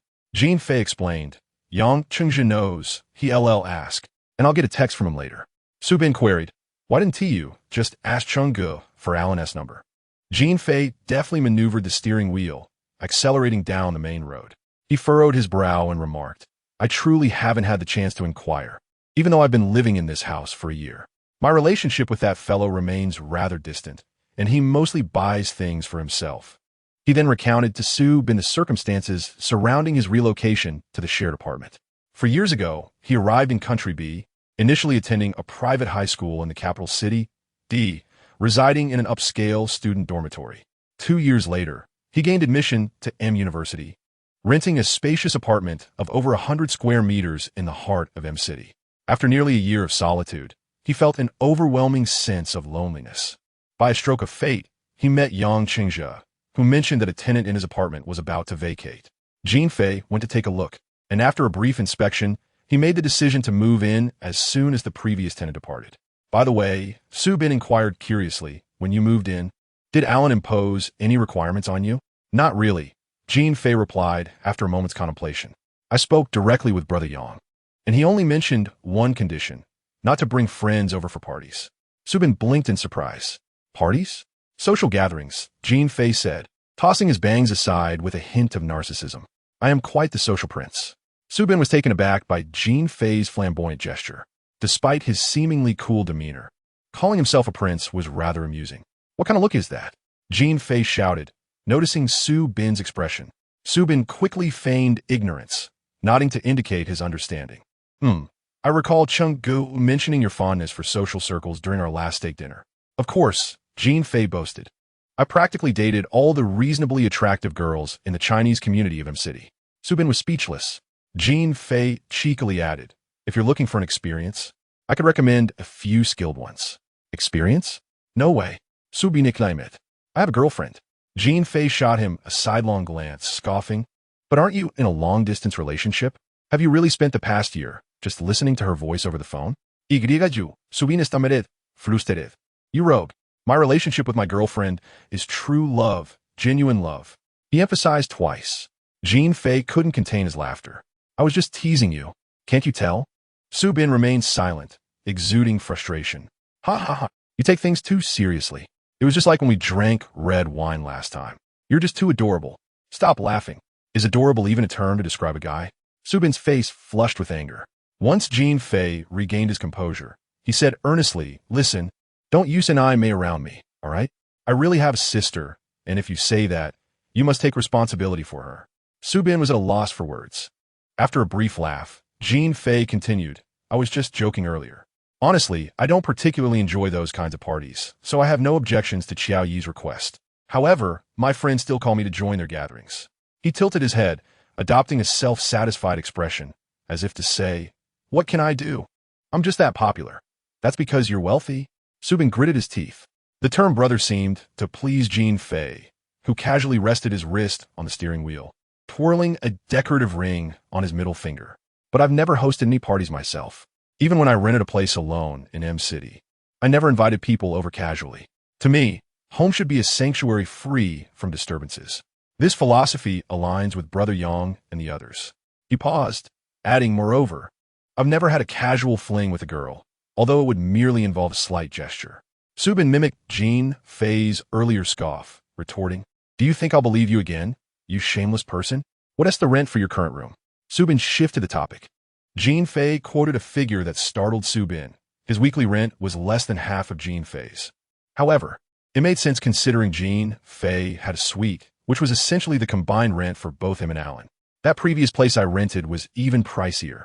This one is a bargain, Jean Fei remarked nonchalantly. Your expenses truly reflect your surname. Su Bin mused, then curiously asked, are those who invite you to parties as extravagant as you? Jean Fei raised an eyebrow as he smoothly parked in the supermarket lot. Is this what you call extravagant? You truly haven't seen the world. If you'd spent time in D-City, you'd realize just how many wealthy Chinese people are mingling in Country B. People like me are quite common. I'm practically a model of frugality. With a suave motion, he pulled up the handbrake, turned off the engine, and unbuckled his seatbelt. We're here. Let's get out. Su Bin thought that those who had previously envied him might benefit from meeting Jean Fei. Perhaps they would no longer look down on him. Of course, there was no guarantee they wouldn't cynically crash into a wall. It wasn't that others were pretentious, but rather that they were too lowly. It was Su Bin's first experience in a large foreign supermarket, and everything looked fresh and enticing. He felt the urge to examine every item. Wait, you need to insert a coin to use the shopping cart? Will it be refunded? 12 yuan. Wow, so many kinds of breakfast cereals. Oatmeal isn't just the Quaker's old man. What's this? Soap? What? Butter. Does butter really need 10 different labels? What's the difference? Wow, so much chocolate. And it's all so cheap. Should I pack some to send back to Qin Shaotian? Oh, they sell flowers and potted plants here? Ah, can I grow green onions myself? Milk was surprisingly inexpensive, cheaper than bottled water. But why couldn't he find a brand Alan drank? Garlic. Upon seeing garlic, Su Bin inexplicably recalled a comment from an online forum. While he didn't need to worry about Alan, he figured it was still a necessary ingredient for cooking. Su Bin tossed a bag into his cart, then hesitated before adding another. What do you need garlic for? Do you have a garlic-eating habit? Jean Fei asked, puzzled, as he pushed the cart past the produce section toward the frozen food aisle. Hey, wait up. I need to buy some vegetables. Su Bin called out. Vegetables? You cook? Jean Fei stared at Su Bin in astonishment. You can actually cook? Is it strange to know how to cook? Su Bin replied, exasperated. Jean Fei scrutinized Su Bin as if he were an alien. It's hard to imagine. You look like such a pampered child. So innocent, like a sheltered flower, truly. Shut up, Su Bin muttered, swallowing his pride. Jean Fei observed Su Bin as he meticulously selected vegetables, appearing quite proficient. Curiosity piqued. He asked, what dishes can you make? Home-cooked meals. Can you make Buddha jumps over the wall? Su Bin scoffed, thinking, is Buddha jumps over the wall a home-cooked meal? Are you kidding me? No. Jean Fei rubbed his chin. You're from Hangzhou, right? Can you make Westlake vinegar fish? Su Bin pondered for a moment. I suppose so. ISNT, it's just sweet and sour? Simple enough. But Westlake vinegar fish ISNT, exactly a home-cooked dish, is it? Speaking of which, what did Jean Fei grow up eating? Jean Fei's eyes lit up. Impressive. You're not just bragging, are you? He wandered off and soon returned with a fresh base. Let's try making it tonight. Su Bin glanced at the fish and replied, Westlake vinegar fish uses grass carp or mandarin fish. Bass won't work. But I won't complain. This base can be steamed. Jean Fei was momentarily speechless. Su Bin felt he had finally succeeded in impressing someone. Yay! After Su Bin finished selecting the ingredients, he followed Jean Fei to his designated procurement area. Jean Fei, indifferent to the prices, tossed various flavors of frozen pizzas, frozen pasta, frozen noodles, and frozen garlic bread into the shopping cart. Su Bin refrained from voicing his thoughts, having initially believed that Jean Fei's diet consisted of exquisite delicacies. The two filled an entire cart with provisions, and after checking out, they carried 5 large bags that filled the trunk of Su Bin's Audi. Upon returning home, Yang Qingzhe was taken aback. Why did you buy so much? They carried all the items into the living room, where Jean Fei noticed the small potted plant in Su Bin's hands and curiously asked, when did you get a pot of grass? Su Bin disdainfully replied, this is scallion. Green onion. Jean Fei responded with a casual "oh." Su Bin placed the scallions at the center of the coffee table, watered them a bit, and began organizing the ingredients he purchased. Just then, AI Lun returned. Did you go to the supermarket? He inquired upon seeing the pile of bags in the living room. Yang Qingzhe replied, Su Bin and Jean Fei went. We're discussing what to have for dinner. Have you eaten? AI Lun responded, I've already had my meal. Dressed quite formally in a silver-gray shirt paired with a deep blue tie, he exuded an air of professionalism. As he approached, loosening his tie, he caught sight of the scallions on the coffee table and stared at them for a moment before frowning and turning to Su Bin with a look of distaste, saying, What do you have in your hand? It smells terrible. Su Bin glanced at the 2 bags of garlic he was holding, at a loss for words. Garlic is not an uncommon item in Bee country, and many foreigners actually enjoy its aroma. For instance, garlic butter toast is a classic bread often made in many bakeries. Su Bin could not comprehend why AI Lun had such an aversion to garlic, as if he had never encountered the scent before, especially since the garlic was contained within bags. Was the odor truly that potent? That evening, Su Bin prepared a steamed sea base and stir-fried a plate of vinegar stir-fried cabbage, successfully impressing a food enthusiast in Jean Fei, who exclaimed how fortunate he was to have such delicious meals in the future.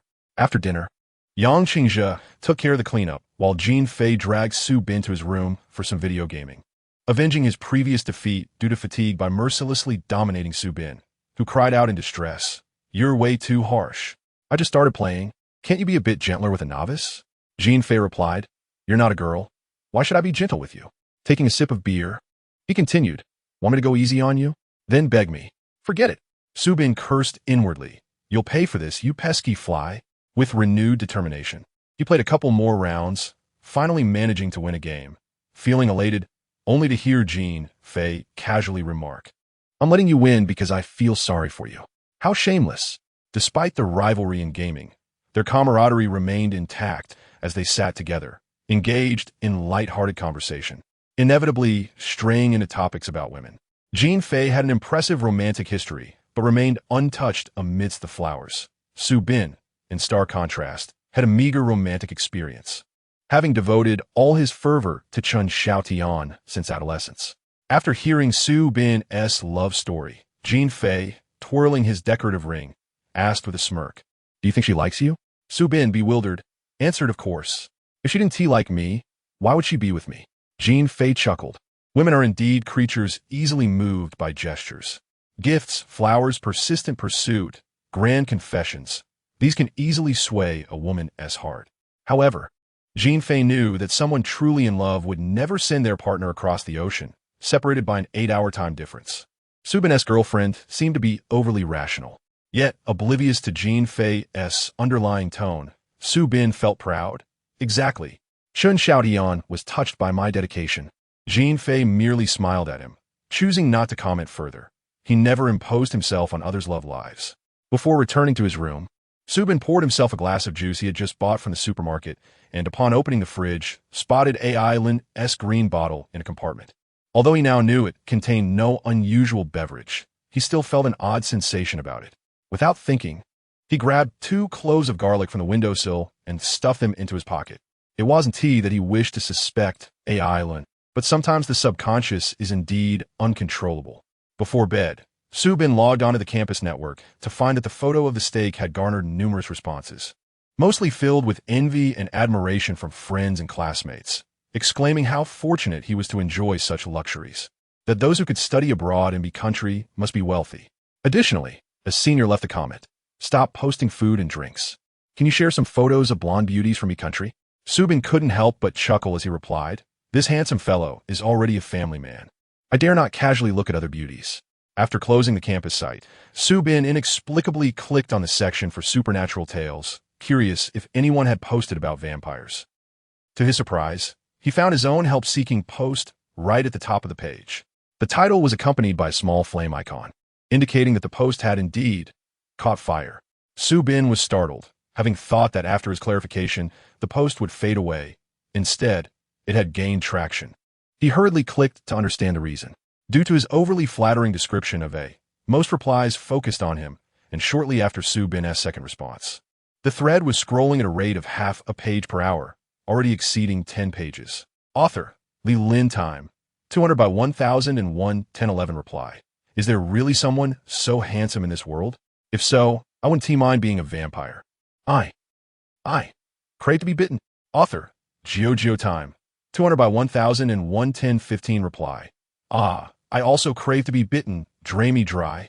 Author, Fat Meat June Time, 200 by 1001, 1141 reply. I wish to be drained dry, 10086. Su Bin was dumbfounded by the replies, realizing that in this world, being handsome truly made one adored and sought after. However, beyond the mindless adoration for there were also those who found Su Bin to be quite charming, such as Author, Yellow Capsule Time, 200 by 1001, 1116 reply. I find LZ's serious demeanor regarding. Adorable. Am I the only one? Author, Shiraki Time, 200 by 1000 and 11318 reply. Yellow Capsule, you are not alone. LZ's declaration was utterly cute. LZ, marry me. Author, Wind Passing Time, 200 by 1000 and 1821 reply. What are you waiting for? Quickly take LZ down. Su Bin tot. Hey, is adorable a term for boys? They should be saying, I have a good character. And what does take down mean? Is it a prelude to being bitten? Besides the above 2 categories, there were also more serious replies that engaged directly with the original topic. Author, Depressed 2333 Time, 200 by 1000 and 11245 reply. The relationship between vampires and humans is that of predator and prey. LZ, to let your guard down so quickly around is quite naive. A predator wouldn't reveal their vampire nature before hunting, would they? Su Bin. Author, Cool Slippers Time, 200 by 1000 and 1731 reply. I agree with the above, just like in Strange Tales from a Chinese studio, where female ghosts enchant men with their beauty before draining their essence. It's wise to be cautious. LZ's naivety is genuinely concerning for your virtue. Su Bin. Author, Hida Xiao Shun Xian Time, 200 by 1000 and 1732 reply. It seems like the few above have all been absorbed. Su Bin read the comments with a mixture of tension, horror, and bemusement. Although he found some netizens' descriptions somewhat inappropriate and struggled to comprehend others' replies, he was no saint. Seeing so many people fervently discussing his post brought him a modicum of secret delight, especially when he noticed certain individuals pleading for him not to let the thread die, hoping he would continue writing. Perhaps sharing experiences about studying abroad or daily life in A's world, expressing their willingness to support him. This stirred Su Bin's heart. Yet, excitement does not equate to impulsiveness. Reflecting on the events of the day, Su Bin could not resist posting another reply, silently vowing, "This is the last one." Poster, SB Mu Shan time. 200 by 1002 clicks, 5,863 replies. For 32-page 12 message. Well, I truly did not anticipate this thread would garner so much attention. First, I would like to thank everyone here. You all have an overly favorable impression of A. I must retract my previous statement.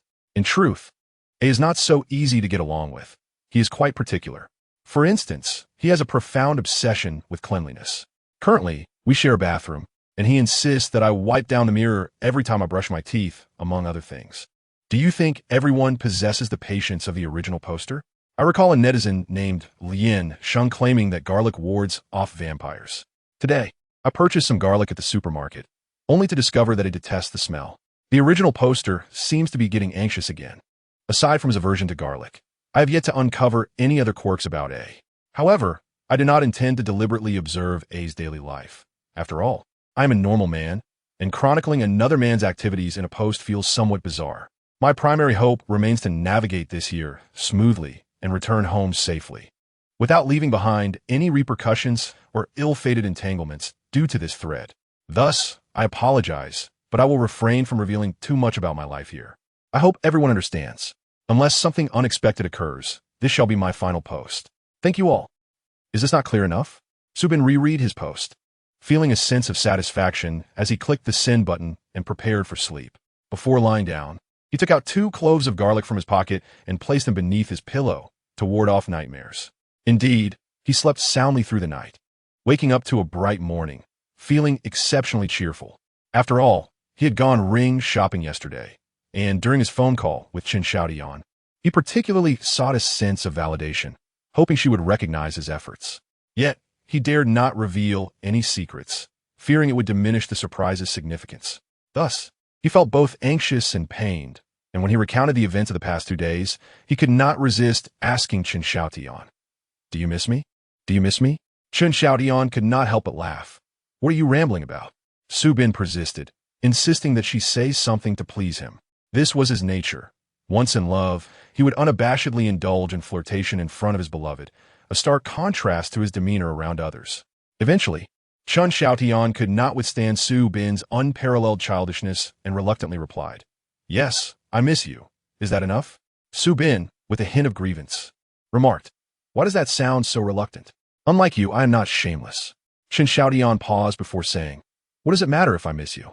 I just want you to take care of yourself, make more friends, and be well. That is what reassures me." Upon hearing her words, Su Bin felt a surge of joy. He never expected her to utter more flattering words, knowing that she was inherently reserved and rarely expressed warmth or sweet sentiments.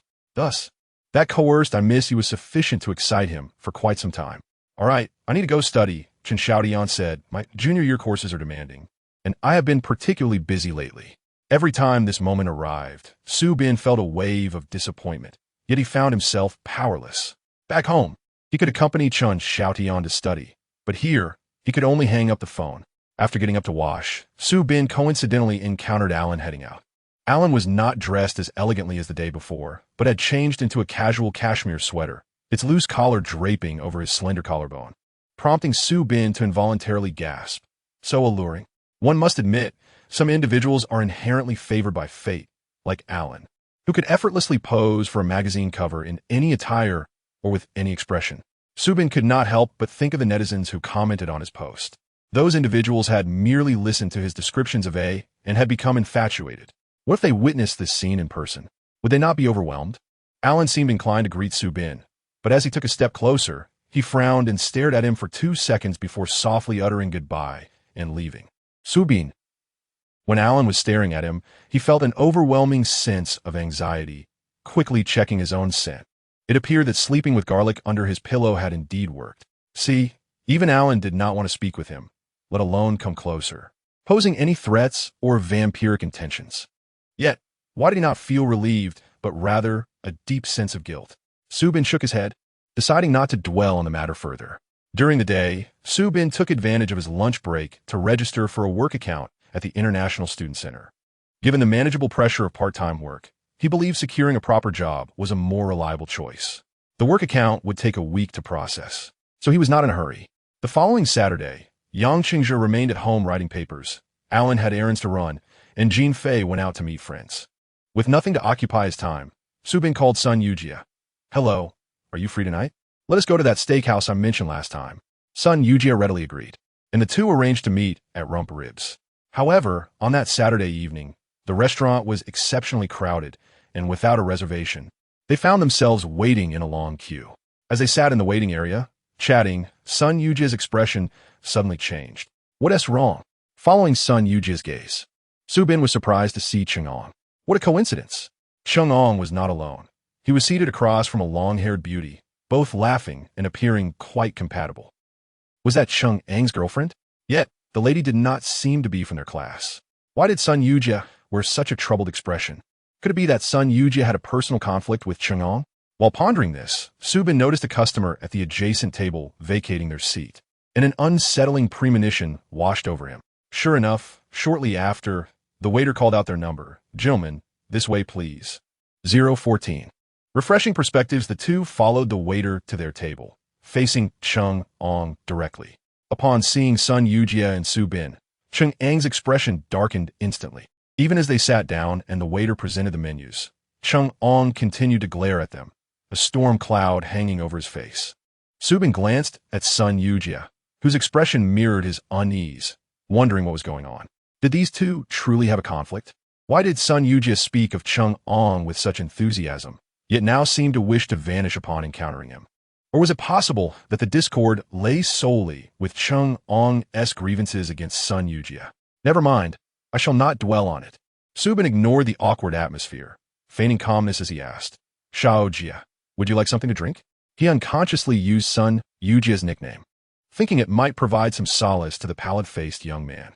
The endearment indeed shifted Sun Yujie's focus, and he felt touched, albeit somewhat uncomfortable. "I'll drink whatever," Sun Yujie replied tersely. Subin recalled the roast wine that Alan had previously ordered for him, and an idea struck him. He requested a glass from the waiter, suggesting it to Sun Yujie. When the drink arrived, he sincerely said, "Give it a try. It has a delightful taste."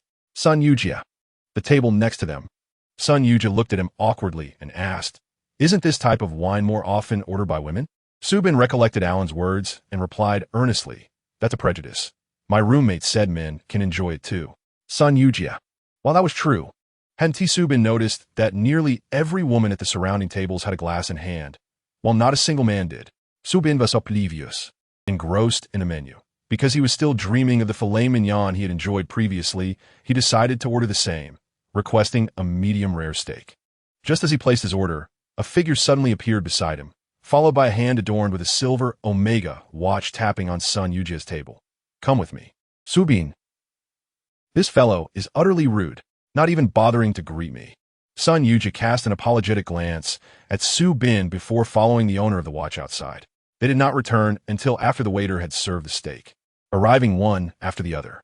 Chang'ong's face was dark, and he snatched his coat from the back of the chair, heading for the exit as if he wished to linger not a moment longer, casting a sinister glance at Subin before leaving. If looks could kill, Subin would have already met his demise in the steakhouse. What is wrong with that guy? Have I offended him in some way? Subin felt a surge of frustration. The long-haired girl who had been dining with Chang'ong also seemed surprised, calling out his English name as she followed him out. Their table still bore 2 plates of untouched steak. Sun Yujie returned to his seat pale-faced, leaving Subin at a loss for words. He was the most bewildered one here, completely unaware of what had transpired. Subin hoped Sun Yujie would speak first, but he merely sat there, hands clenched and released, failing to utter a single word. "I'll start eating then." Subin could no longer wait. He was on the verge of starvation. Perhaps due to the awkward atmosphere, he found today a steak less appealing than the last. What had once been tender and flavorful now seemed tough. After a few more bites, Subin finally set down his knife and fork with a sigh. "Come on, tell me what is going on between you and Chang'ong." Sun Yujie moved his lips but remained silent. Subin couldn't help but feel a surge of anger. "Do you not consider me a friend?" While he wasn't one to indulge in gossip, this feeling of being an outsider was quite unpleasant. Sun Yujie's eyes reddened, and he finally stammered, "Michael, I'm sorry." Almost immediately, Tears welled up in his eyes and flowed down his cheeks. Su Bin was utterly astounded. Was Sun Yujie actually crying? No, it couldn't be. What's wrong?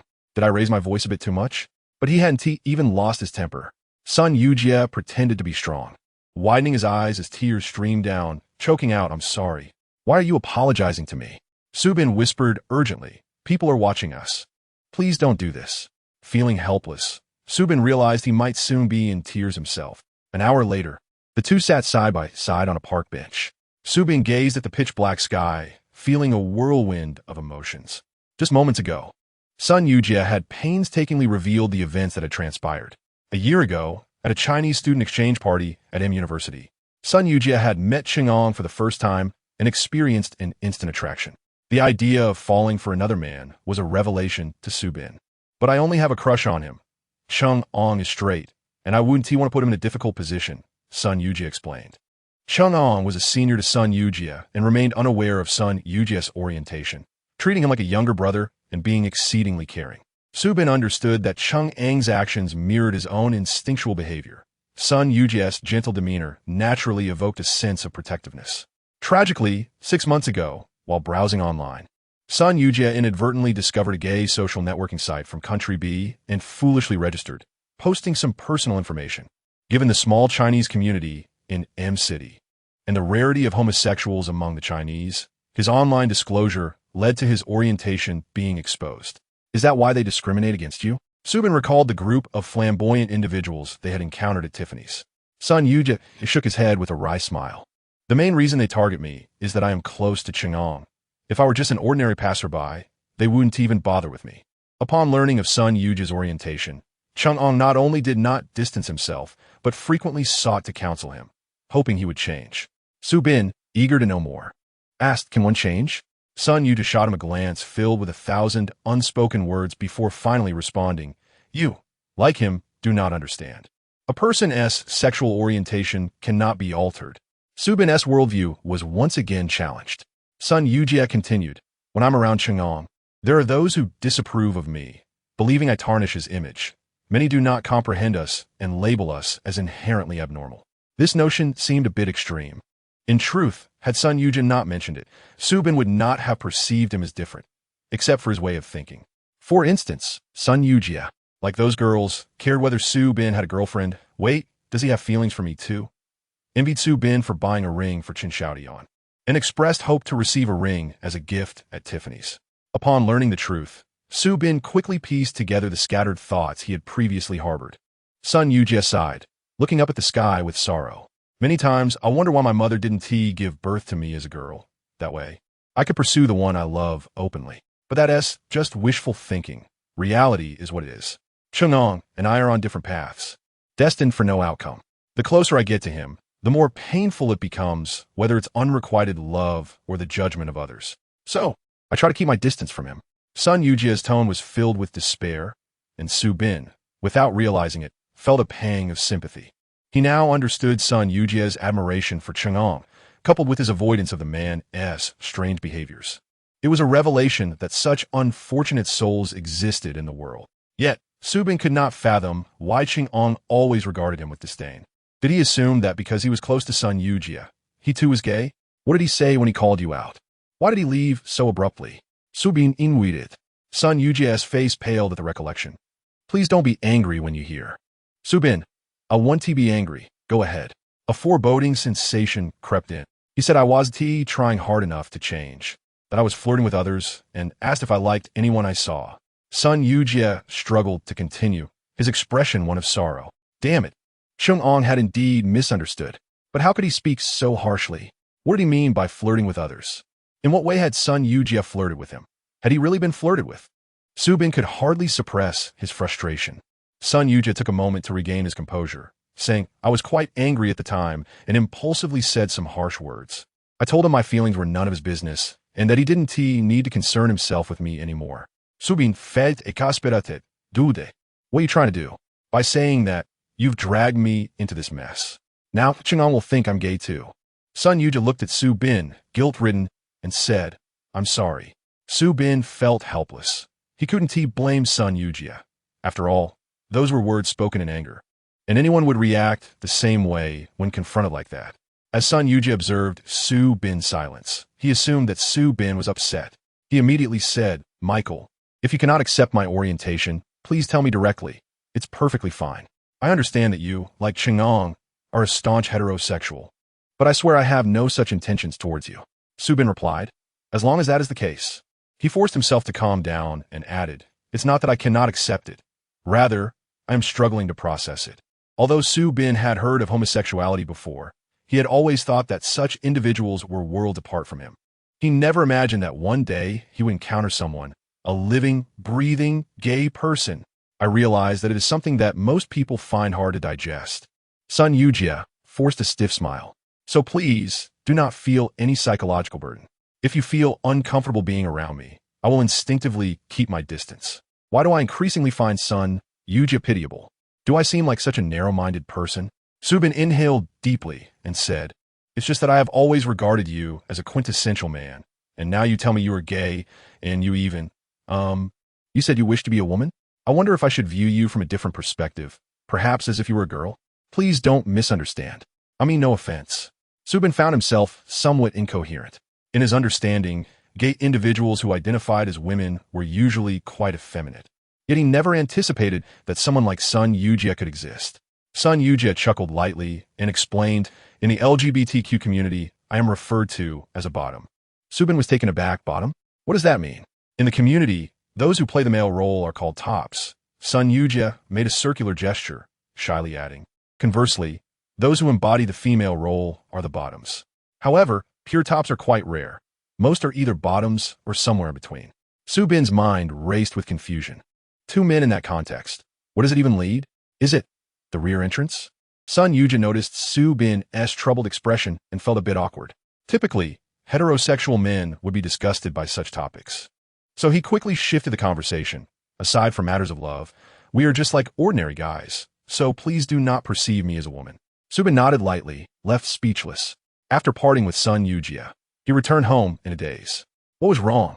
Yang Qingzhe, skilled at reading emotions, noticed Su Bin's unusual demeanor immediately. "Brother Chung." Su Bin slumped onto the sofa, his gaze vacant. He recalled how lonely Sun Yujia had appeared standing across the street, and a wave of sympathy washed over him. Su Bin was inherently zuftheertet. Once he considered someone a friend, he could not bear to see them suffer. "How do you feel about homosexuality?" Su Bin asket Yang Qingzhe it. "I went out for a meal with a classmate I've only just met, and I found out he is gay." Yang Qingzhe paused and laughed. "Isn't homosexuality quite normal? I have many LGBTQ friends." Su Bin straightened up. "Were they like?" "They just like people of the same gender. What else is there to it?" Yang Qingzhe said nonchalantly. Su Bin's lips twitched nervously. "So, do they easily develop feelings for the same sex?" Yang Qingzhe replied with a hint of disbelief. "Do you easily develop feelings for the opposite sex?" Su Bin shook his head repeatedly. "It depends on the person." Yang Qingzhe responded, "Exactly, they also consider the person involved." "Oh." Su Bin sikhet in relief. A moment later, he asked, "Is being homosexual very painful?" "It also depends on the person and their mindset. If they can find a like-minded partner, they certainly wouldn't feel pain." Yang Qingzhe stroked his chin. "Speaking of which, I've never been in a relationship or developed feelings for anyone, so there was a time I even questioned my own sexual orientation." Su Bin remained silent. Yang Qingzhe chuckled and added, "But you must not mention homosexuality in front of AI Lun." "Why not? Is he prejudiced?" Yang Qingzhe shook his head. "I've heard he's been harassed by many homosexuals, so he might have some bias." Su Bin took Yang Qingzhe's advice to heart and vowed never to bring up the topic in AI Lun's presence. He then heard Yang Qingzhe ask, "Where did you go for dinner tonight?" "Oh, just to that steakhouse we visited last time," Su Bin sighed. "But I don't know why. It felt like the steak didn't taste as good as when we went together." Yang Qingzhe inquired, "Did you order the filet mignon? How well done did you want it?" "Medium rare." "That explains it," Yang Qingzhe chuckled. "Last time you had it rare." Su Bin was taken aback. "No way. I remember ordering it medium rare as well." That day, AI Lewin chose the dishes and modified your order. The best doneness for filet mignon is rare. AI Lewin is quite particular about that. Yang Qingzhe glanced at Su Bin and added with a grin, "But I find it curious. He usually doesn't take the liberty to decide for others. Even the roast wine he chose for you indicates he holds you in special regard. Is that so?" Su Bin pondered, recalling AI Lun's kindness towards him, while he had been suspicious of AI Lun's intentions, even going so far as to ward him off with garlic. Su Bin couldn't help but want to cover his face in embarrassment. Before heading to his room, Su Bin noticed Jin Fei's door was tightly shut and asked Yang Qingzhe, "Is Jin Fei not back yet?" "Probably out enjoying himself," Yang Qingzhe replied with a resigned smile. "That guy receives endless social calls as soon as he returns." Su Bin's eyes widened. "It's almost 10. Yang Qingzhe shrugged. He won't be back until 1 or 2. As Su Bin ascended the stairs, he paused again at AI Lun's door, feeling a wave of guilt wash over him for his earlier petty behavior. He resolved to return the 2 cloves of garlic to the kitchen and take a proper shower. Upon entering the bathroom with his clean clothes, he discovered that no one had used it since this morning's cleaning. The tiled walls were still dry, devoid of the usual humidity left by AI Lun's showers. Su Bin's meticulousness was not due to an excellent memory, but rather a result of the cleaning he had done at AI Lun's request. After each cleaning session, he was acutely aware of where everything was placed, so it was clear to him whether anyone had used the space afterward. He felt puzzled. It was well past AI Lun's usual time for using the bathroom. Before bed, Su Bin wrestled with thoughts about Sun Yujie, contemplating whether to send a comforting text, but ultimately decided against it. The next morning, he called Chen Xiaotian to confide in her. "They say there are many homosexuals in Country B. I never expected you would meet one so soon." Chen Xiaotian laughed. "I'm at my wit's end," Su Bin lamented. "How should I interact with him? I feel like I can't fully accept it, but I also find him rather pitiable." The image of Sun Yujie standing alone across the street resurfaced in Su Bin's mind. Chen Xiaotian questioned, "But you're not gay, why worry?" Su Bin was momentarily speechless. She was right. Sun Yujie had been forthright with him, asserting he had no such intentions. There was no reason for concern. Yet, how could his girlfriend not worry? Why was she so unconcerned about him?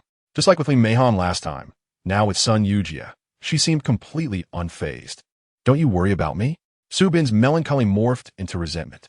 "What if I become friends with him, and you don't fear he might have feelings for me, turning me into a gay man?" As the laughter erupted from Chen Xiaotian, she remarked, "You say your classmate's personality is feminine. If that's the case, how could he possibly be attracted to someone like you?" Su Bin, flustered, retorted, "What is wrong with my type?" Chen Xiaotian replied, "You're so fond of being spoiled and clingy. I truly believe he wouldn't take a liking to you. If anything, I'd be more concerned about your roommates. Or their names again. Alan, Jin Fei. If you told me they were gay, I would advise you to be cautious." Su Bin, exasperated, exclaimed, "What do you mean? My clinginess and affection are only directed at you, not everyone." All right. Chen Xiaotian reassured him, "I was just teasing. Honestly, you needn't worry so much. I'm not concerned." Su Bin felt a surge of frustration. Did he really seem so unimpressive in the eyes of his girlfriend? After all, he considered himself quite handsome. Wasn't there a hint of insecurity on her part? "Your classmate Sun Yujie must have summoned considerable courage to disclose his orientation to you," Chen Xiaotian remarked. "Indeed," Su Bin agreed, acknowledging Sun Yujie's struggles. Chen Xiaotian continued, "Although B country is far more progressive than China, the LGBTQ community still faces challenges. If you can view him with an open mind, it would be wise to practice a bit of tolerance. If you can't accept Sun Yujie now and continue to grapple with it, the one who suffers is ultimately you." "Isn't it?" Yes, Su Bin recognized that Chen Xiaotian was about to impart some wisdom. He listened attentively, drawn to her insightful radiance. As expected, she stated, "I once read a quote, 'Tolerance is allowing others to have their own actions and viewpoints, and to non-judgmentally accept the existence of those who differ from us. By being tolerant of others, we liberate ourselves. A bit more tolerance for others creates a bit more space in life. If you release your prejudices against Sun Yujie, you'll gain a friend. I believe that when you encounter similar situations in the future, he will be there to support and comfort you." Upon hearing this, Su Bin suddenly grasped the concept. "Master, can I prostrate myself before you?" He felt utterly in awe of Chen Xiaotian, marveling at how such a goddess, who embodied both beauty and wisdom, had chosen him. Surely, he must have accumulated virtue in a past life. Or perhaps it was the lack of familial warmth throughout his life that led the heavens to reward him with a perfect girlfriend. This revelation made him realize that fate is indeed fair. Su Bin also understood why Yang Qingzhe could so casually mention homosexuality. It was because Dr. Yang held a high level of tolerance and understanding. Feeling uplifted, Su Bin concluded the call and promptly texted Sun Yujie, Jason, I've processed everything. I want to hold any biases against you. Let us continue being friends. D-Sun Yuji replied almost instantly. TT, thank you, Su Bing. Subin. 3 seconds later, Sun Yuji sent another message. Sorry, I typed too fast and made a mistake. It's Subin. Pei Subin. After lingering in bed for a while, Subin went to freshen up, only to discover that the bathroom still looked as it had after his cleaning the previous night. Could it be that Alan hadn't returned? Had he stayed out all night? Hearing the sound of a vacuum cleaner downstairs, Subin hurried down to inquire of Yang Qingzhe, who was tidying up. Chengge, where did Alan go? Didn't he come back last night? Yang Qingzhe responded. He went home. Subin, confused, asked home? Yang Qingzhe clarified. His family is in D City. Wow, that's the capital of B country. Subin recalled that Alan was a local, naturally having a home to return to, much like students who studied away from home and returned on weekends when close enough. As a vacuum cleaner hummed, Subin couldn't help but raise his voice. When will he be back? His urgency was evident. Yang Qingzhe reduced the vacuum's power, straightened up, and jokingly remarked, You've only been apart for a day, and you miss him already. Subin's mouth twitched slightly. Yang Qingzhe chucklet, you should be back tonight. To alleviate the earlier awkwardness, Subin quickly thought of something. Didn't you both say you were going to switch rooms? When will that happen? Yang Qingzhe paused, putting away the vacuum cleaner. I forgot about that. Alan hasn't mentioned it either. I'll ask him when he returns. Oh. Subin realized he wasn't that anxious after all. He scratched his head, watered a potted green onion, and asked Yang Qingzhe if there was anything else that needed cleaning. If you have time, you could clean the downstairs bathroom and wipe the windowsill next to the stationary bike, Yang Qingzhe instructed. The first floor also has a public washroom, but no bathing facilities. All right. Subin grabbed 2 pairs of disposable rubber gloves from the upstairs bathroom, rolled up his sleeves, and prepared to put in some effort for the household.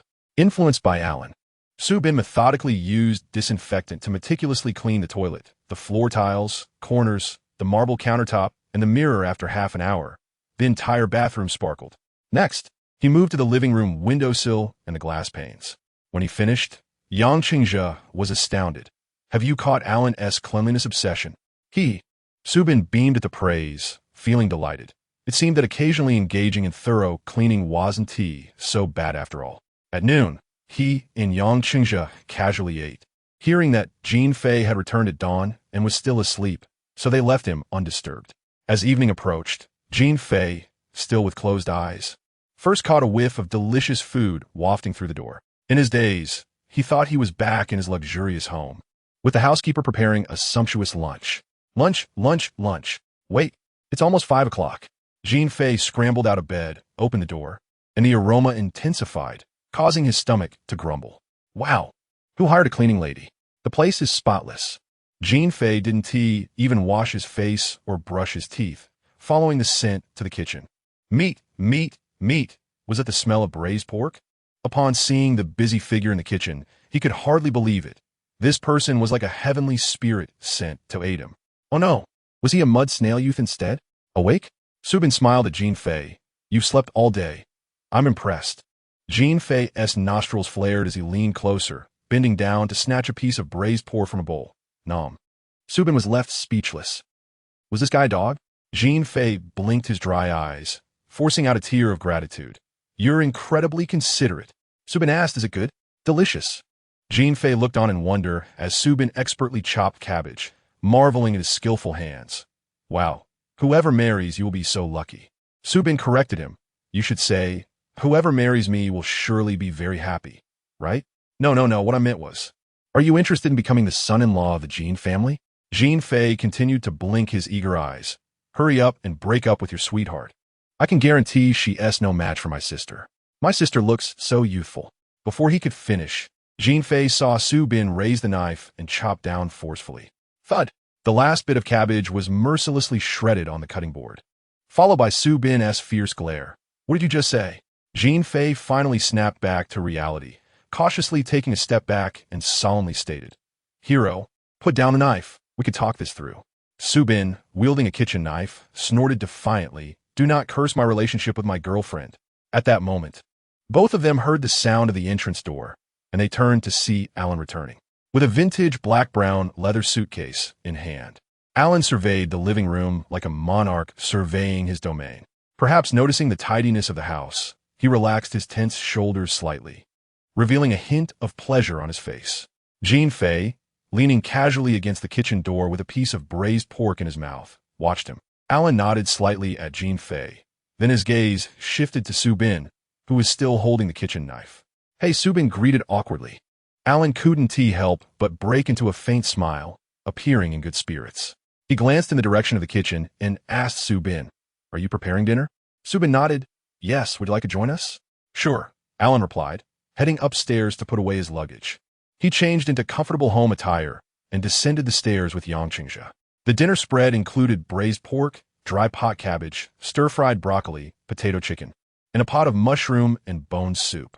Ordinary home-cooked dishes, yet they exuded warmth.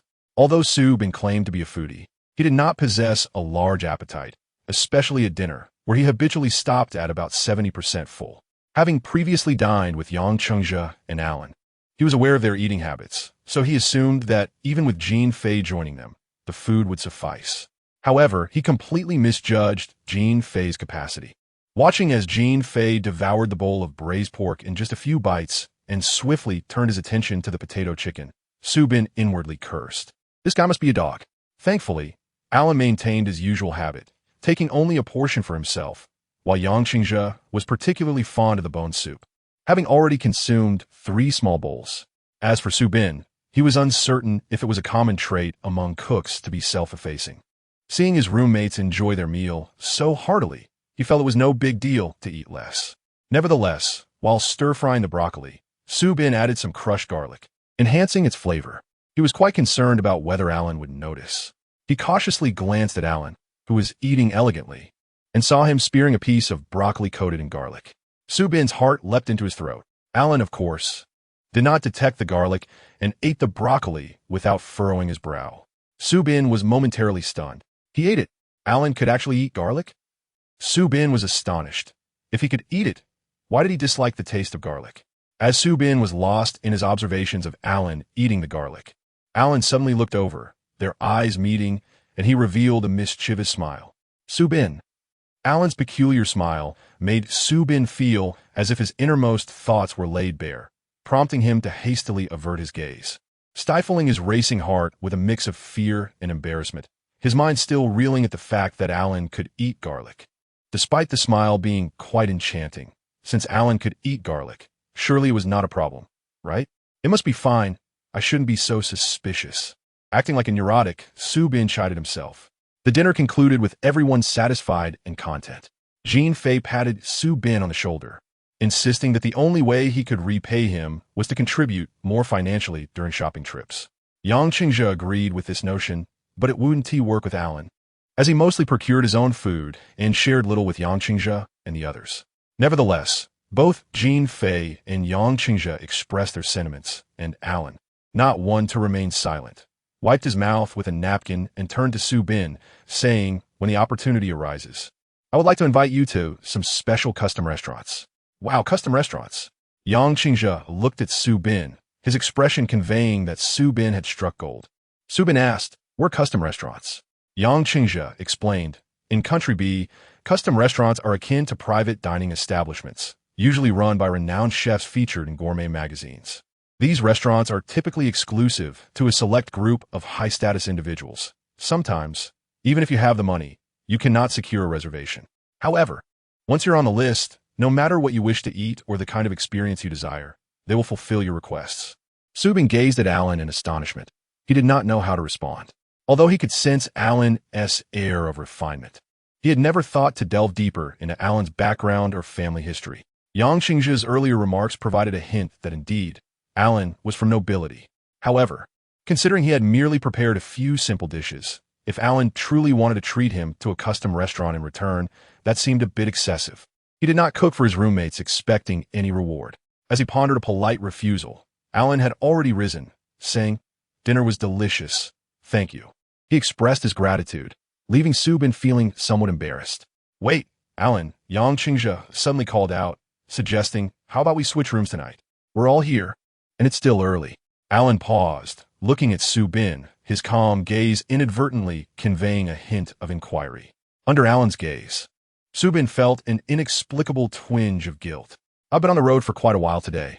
I'm a bit tired. Let's do it in a couple of days," Alan replied to Yang Qingzhe. "In that case, you should rest early tonight.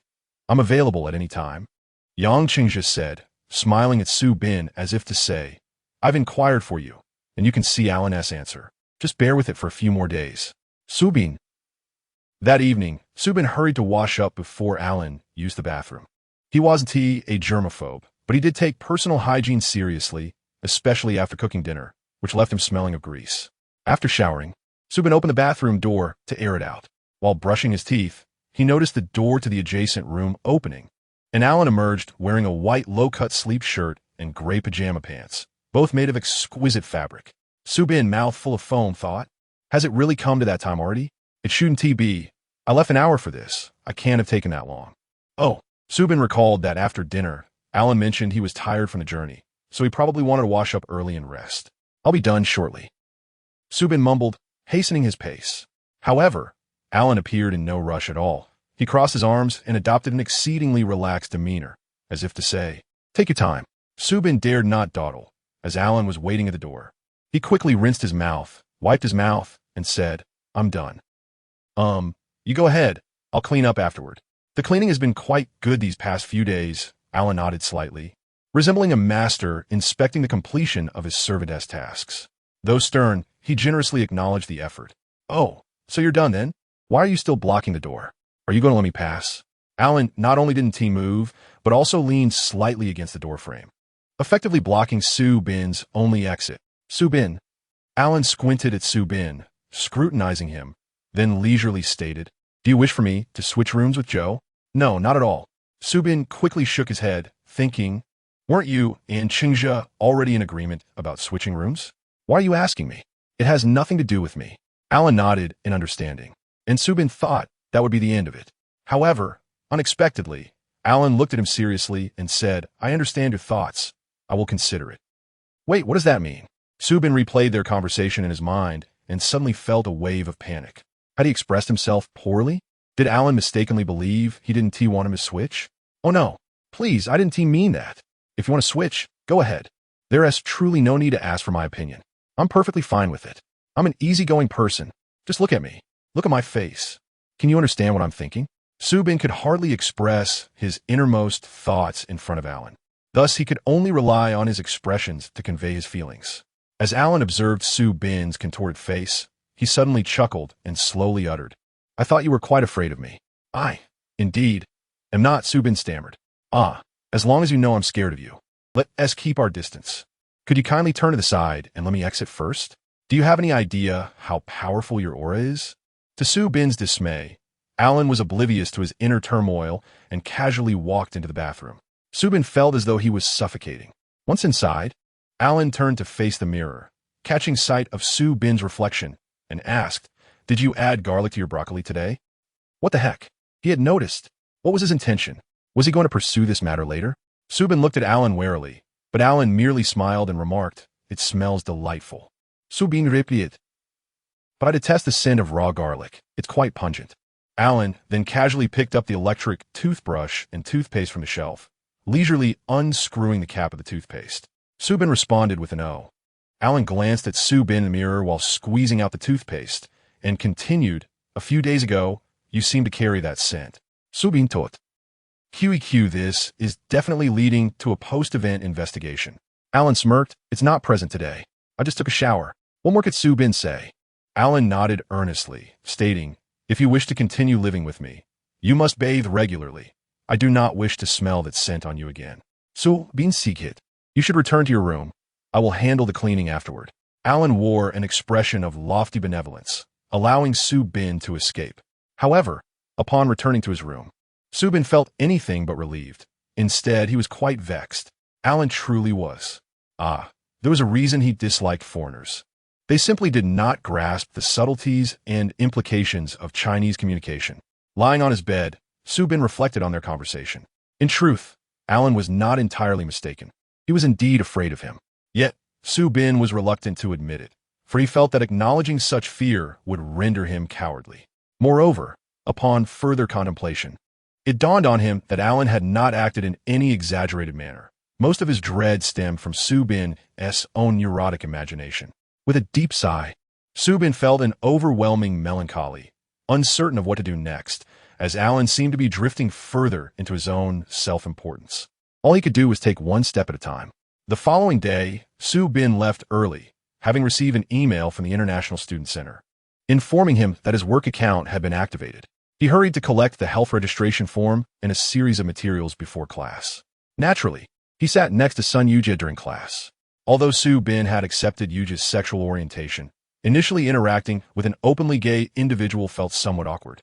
He preemptively informed Sun Yujie that he might require some time to adjust, requesting that any unintended offense not be taken to heart. Sun Yujie was profoundly touched by Su Bin's consideration, nearly moved to tears. However, during lunchtime, their choices were limited to Subway, chicken buns, and burger joints, which left Su Bin feeling quite frustrated, as he was growing weary of these options. Unlike Chinese universities, which are often enclosed within walls and gates, B countries' universities are integrated into the city, and M University is no exception. The school's facilities are concentrated in one area without gates, but feature iconic points of interest, such as historic red brick buildings and classrooms adorned with a majestic emblem. The streets that traverse the campus connect to major city thoroughfares.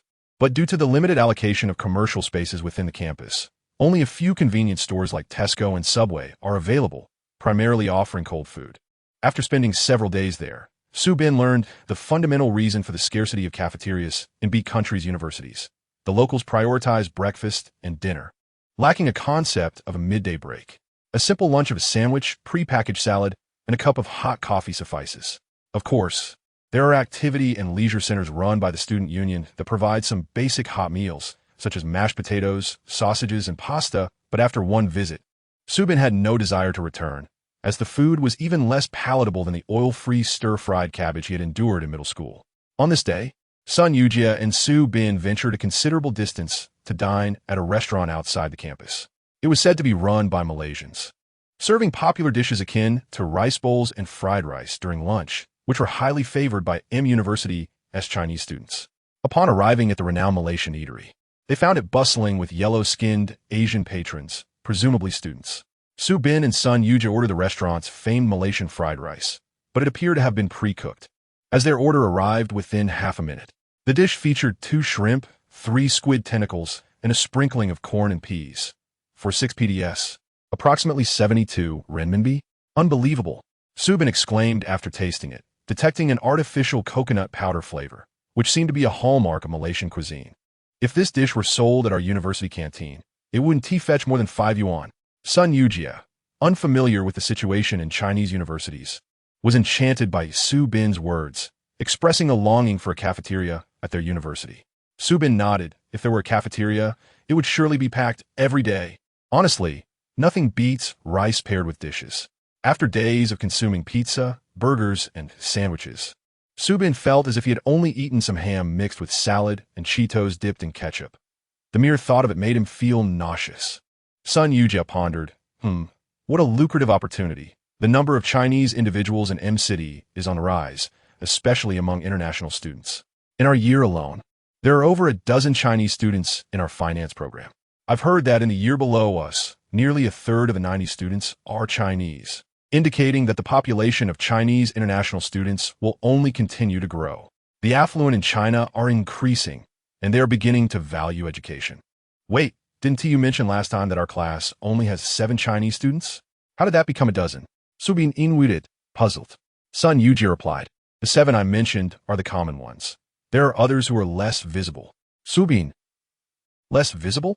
Sun Yujie, with an air of mystery, explained, there are some invisible people at the school. You can only see their names on the attendance list, but hardly ever catch a glimpse of them. Invisible people? Su Bin felt a chill run down his spine at Sun Yujie's words. Sun Yujie continued, these are students who have registered and paid their tuition but never attend classes. Su Bin asked, doesn't the school monitor their attendance? Sun Yujie replied, in foreign universities, attendance is largely self-regulated. If one truly does not wish to attend, they can have someone else sign in for them to maintain their attendance record. Su Bin sensed that the freedom in this university was indeed remarkable, during lectures. Teachers did not take attendance personally nor call on students to answer questions. Students could come and go as they pleased. Thus, even if one had a legitimate reason for missing class, no one would be the wiser. Yet, tuition fees approached 100,000 yuan a year, averaging out to several hundred yuan per class. Skipping class seemed like a colossal waste. Subin was curious, so what do they do instead of attending class? Son Yujie responded, they play games at home, hang out, you name it.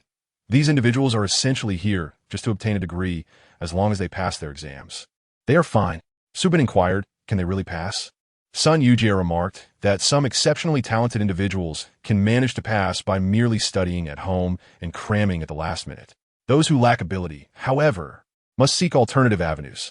Subin learned that in Country B, the academic environment is rigorous, with a lenient admission process but strict expulsion policies regarding cheating. Getting caught could lead to immediate expulsion. Hence, he was puzzled by Son Yujie's mention of other channels. Son Yujie recounted a real-life example involving a classmate from his freshman year. This individual attended a few classes in the first month of school, but was never seen again. At the end of the semester, for courses requiring papers, he hired an intermediary to write them for him. He failed 2 out of 3 exams and requested a break to return home for a retake. After returning, he sought Son Yujie's assistance, and Son lent him his lecture notes and materials. Just 2 days before the exam, he suddenly informed Son that an embassy staff member in the city where he would take the retake had contacted him for a private discussion. They arranged to meet at a CAF, where the staff member directly asked if he wanted to pay for a sneak peek at the exam questions. Subin was astonished. Is that true? What did he say? Did he buy the questions? He was apprehensive about the potential for deceit, especially given the exorbitant fee of 500 PDS for a mere glimpse at the questions. Ultimately, he declined. Well done. Subin internally applauded Son Yujie's classmate. What happened next? Son Yujie replied. He studied on his own and took the exam. Did he pass? Subin inwided. He failed, Son Yujie stated. Subin was taken aback. He had expected the classmate to make a valiant comeback. Yet the outcome was disheartening. It felt akin to witnessing a valiant warrior charging forth, only to stumble and fatally injure himself. How frustrating. Son Yujie sighed, but he brought this upon himself for not studying diligently. That's true, Subin conceded, feeling a sense of relief. What is he doing now? Son Yujie responded. He was retained a year, still not attending classes. I heard he spends his days holed up in his dormitory playing World of Warcraft. Subin exclaimed, what a hopeless case. What will he do about his failing grades? M University allows undergraduates a 7-year limit to graduate, meaning that as long as one obtains their degree within that time frame. Failing 3 years in the first year is not an issue. Son Yujie took a bite of fried rice and continued. Moreover, he claims he won't fail again next time. Subin nodded, true. Although he hasn't attended classes, he has at least reviewed the material once. Not quite, Son Yujie retorted indignantly. He mentioned that he once had an opportunity in front of him that he failed to cherish. Next time, he will inquire with that staff member about purchasing the exam questions. Subin was momentarily speechless. Son Yujie then shared another story about students who neglect classes in favor of lucrative under-the-table jobs in Country B. Subin, already familiar with the working situation, quickly asked, do you know anyone involved in such work? Son Yujie shook his head. I only heard about a senior from the material science department who came to Country B 4 years ago when the exchange rate was more favorable. He worked daily, doing various jobs like moving fish, washing dishes, handing out flyers, and acting as a purchasing agent. It is said he earned over 400,000 in his first year. Renminbi? That's incredible. Subin exclaimed, excitement evident on his face. What happened next? Did he fail any courses? Not at all, Son Yujie replied. He managed to balance work and study, reportedly sleeping less than 3 hours each night, yet still achieving good grades. Impressive. Subin admitted. Clearly, there are always those who excel beyond expectations. Did he graduate? Is he working in Country B now? Unfortunately not. Son Yujie shook his head, a look of regret on his face. He passed away suddenly. Subin nearly choked on his fried rice. Seriously? What an unexpectedly tragic ending. Son Yujie, in a somber tone, explained as he neared graduation, he pulled several all-nighters to write his thesis. Exhausted, he took a nap and never woke up. Subin felt a pang of anguish, reflecting on the initially inspiring tale that had taken such a dire turn. How could this happen? Son Yujie sighed, summarizing the moral of the story. It teaches us that one must balance work and rest. It is vital not to lose sight of one's life goals and to understand when to pause in order to accelerate. Subin's mind raced with the famous sayings of his idol, Yumin Hong. Sun Yujia, looking at Subin earnestly, warned, "Do not engage in illegal work." Subin, struggling to follow Sun Yujia's train of thought, resolved to remain silent for the next 5 minutes. Yet, Sun Yujia continued, "But such occurrences are quite rare. I also heard of an international student in G City who never attended class but traveled extensively. Eventually, he collaborated with friends to establish a travel agency, serving as a Chinese-speaking guide for tourists in Country B. The business took off, and he abandoned his degree, now running his own company and having obtained permanent residency in Country B. Finally, a truly inspiring story. Subin Tot, deciding to overlook past grievances and continue conversing with Sun Yujia. However, he soon realized that Sun Yujia had become distracted. Following Sun Yujia's gaze, Subin noticed a handsome foreign man strolling leisurely nearby, his muscular arms and well-defined chest drawing attention. "Hey, your mouth is about to drool," Subin reminded Sun Yujia, with a bemused expression. He then curiously asked, "What do you think about men like that? What runs through your mind?" "It's akin to how you think of beautiful women," Sun Yujia stated with a knowing look. Subin proudly declared, "I don't look at other women. My girlfriend is more than enough for me." Sun Yujia, eyes crinkling in a smile, queried, "What do you think about when you gaze at your girlfriend?" Subin reflected briefly before responding dreamily, "She's so beautiful, so wonderful." Sun Yujia paused, quietly asking, "Have you not thought about being intimate with her?" "Of course I have, but for now, a hug and a kiss are sufficient," Subin replied. Sun Yujia's eyes widened in disbelief. "You can't be serious. You and your girlfriend haven't, after nearly 4 years of dating? Some matters are best left until after marriage," Subin asserted, clenching his fist. "As a responsible man, I believe I can wait." Sun Yujia was astonished. "Goodness, such a pure-hearted virgin. I thought they had become extinct in this day and age. Let's not change the topic. You still haven't told me what you think about when you see that guy." Subin, momentarily fixated on Sun Yujia, was lost in innocent thoughts of Sun Yujia wanting to touch or kiss the handsome stranger, only to be caught off guard by Sun Yujia's blushing, whispering confession. I want me taken." Subin burst into laughter, nearly spitting out his food. What the heck? This audacious individual just said something so scandalous in front of a straight man. But soon, Subin found himself unable to suppress his imagination, recalling how Chun Xiaodian might say something similar. Though slightly incongruous, the thought was undeniably thrilling. "Enough," Subin exclaimed, wiping his mouth and attempting to dispel the overwhelming thoughts. Yet, Sun Yujia's candidness deepened Subin's understanding of the gay community. He realized that his initial inclination to treat Sun Yujia as a woman was misguided, as women generally approach discussions of sexuality with far more restraint than men. After finishing dinner and heading back to class, Sun Yujia alternated between a furrowed brow of sorrow and a foolish grin. Unable to bear it any longer, Subin inquired, "What are you thinking about now?" Sun Yujia responded, "Why does Chang'an get so angry when he sees me dining with you?" Subin replied, "Didn't he say to you to change, and you didn't?" As he spoke, he recalled the piercing gaze Chang'an had directed at him, prompting a sense of gloom. He pondered, even if Chang'an were frustrated with Sun Yujia, what did it have to do with him? Did Chang'an believe that Sun Yujia's lack of diligence was somehow attributable to the company he kept? It was disconcerting to be the target of such inexplicable animosity as a mere bystander. Subin advised Sun Yujia, "When you see Chang'an next, be sure to clarify that I am not gay." He certainly did not wish to be misinterpreted as a homosexual. "I wish I could, but I fear he may not wish to speak with me again." Sun Yujia shrugged. "However, if the opportunity arises, I will certainly explain." Subin Sighit. "Forget it, don't take it to heart." After walking for a while, Sun Yujia timidly queried Subin, "Do you think there's a possibility that Chang'an might have a slight interest in me? Perhaps when he saw me with you, he felt that I was no longer the only one he liked, which made him a little jealous?" Subin's eye twitched as he shot Sun Yujia a glare. "You are overthinking this. How could this fellow be so shameless?" Sun Yujia slumped his shoulders, looking disheartened. October in city and bore a dryness and chill absent in Hangzhou. By the end of the month, the country would transition from daylight saving time to standard time. Recently, the sun had been setting earlier each day. Although this city was the second largest in the country, it lacked towering skyscrapers and boasted excellent air quality. As Subin rode the bus home shortly before 5, He gazed through the window at the horizon, awash with a serene and beautiful crimson glow of the sunset. Upon reaching his doorstep, he hesitated to enter. After all, such scenery was rare to behold back home. He squatted by the roadside outside the villa, reflecting that he must take Xiaodian on a trip to be country someday, where they could chat, share fries, and admire the splendid sky side by side. With such thoughts, the once tiresome food seemed more palatable. Only when the glow of the sunset began to fade did Su Bin rise.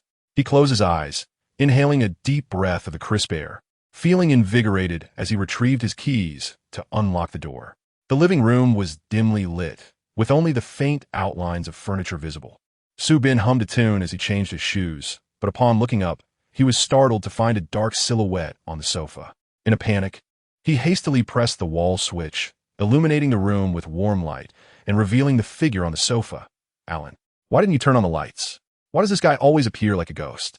Su Bin glared at the man, still catching his breath from the sudden fright. Alan regarded Su Bin, beckoning him with a curled finger. Michael, come here. Su Bin hesitated. Prior to his departure abroad, he had attended some IELTS training and learned a bit about Western gestures. In China, it is customary to beckon someone with the palm facing down, but in Western cultures, this gesture is reserved for calling animals, such as cats or dogs. To use it on a person is considered an affront. Westerners typically gesture with their palm facing up, curling only their index finger, a motion that may appear somewhat frivolous to a Chinese observer. Furthermore, the use of the curled finger gesture is more common among the laid-back Americans, while the more formal and rigid be-country people reserve it for those with whom they are quite familiar. As Su Bin approached the sofa, he wondered to himself, are we that familiar? Were it not for his limited knowledge of cultural etiquette, he might have thought Alan was flirting with him. Taking a seat half a space away from Alan, Su Bin cautiously asked, is there something you wish to discuss? Despite the normalcy of the exchange, his voice came out rather breathless, perhaps due to the overpowering aura Alan exuded, making Su Bin feel as though he were a commoner in the presence of royalty. Thus, his tone sounded excessively sycophantic, as if he were inquiring, Your Highness, do you have any commands for me? Alan appeared quite pleased, a slight smile gracing his lips. Cooking. Does that count as a plan? Su Bin glanced at Alan, unsure of his intentions. I've already arranged dinner. Someone will deliver it soon. Alan's meaning was clear. Cooking did not constitute a plan. It turned out he had ordered takeout, although he seemed somewhat aloof. Su Bin found this revelation relatable and gave him a mental thumbs up. Alan took a sip from his teacup and elegantly set it down, intertwining his fingers in a poised yet relaxed manner. Let's have a chat. Su Bin replied. About what? Alan responded, anything. Su Bin was at a loss for words. Did a casual conversation necessitate such formality?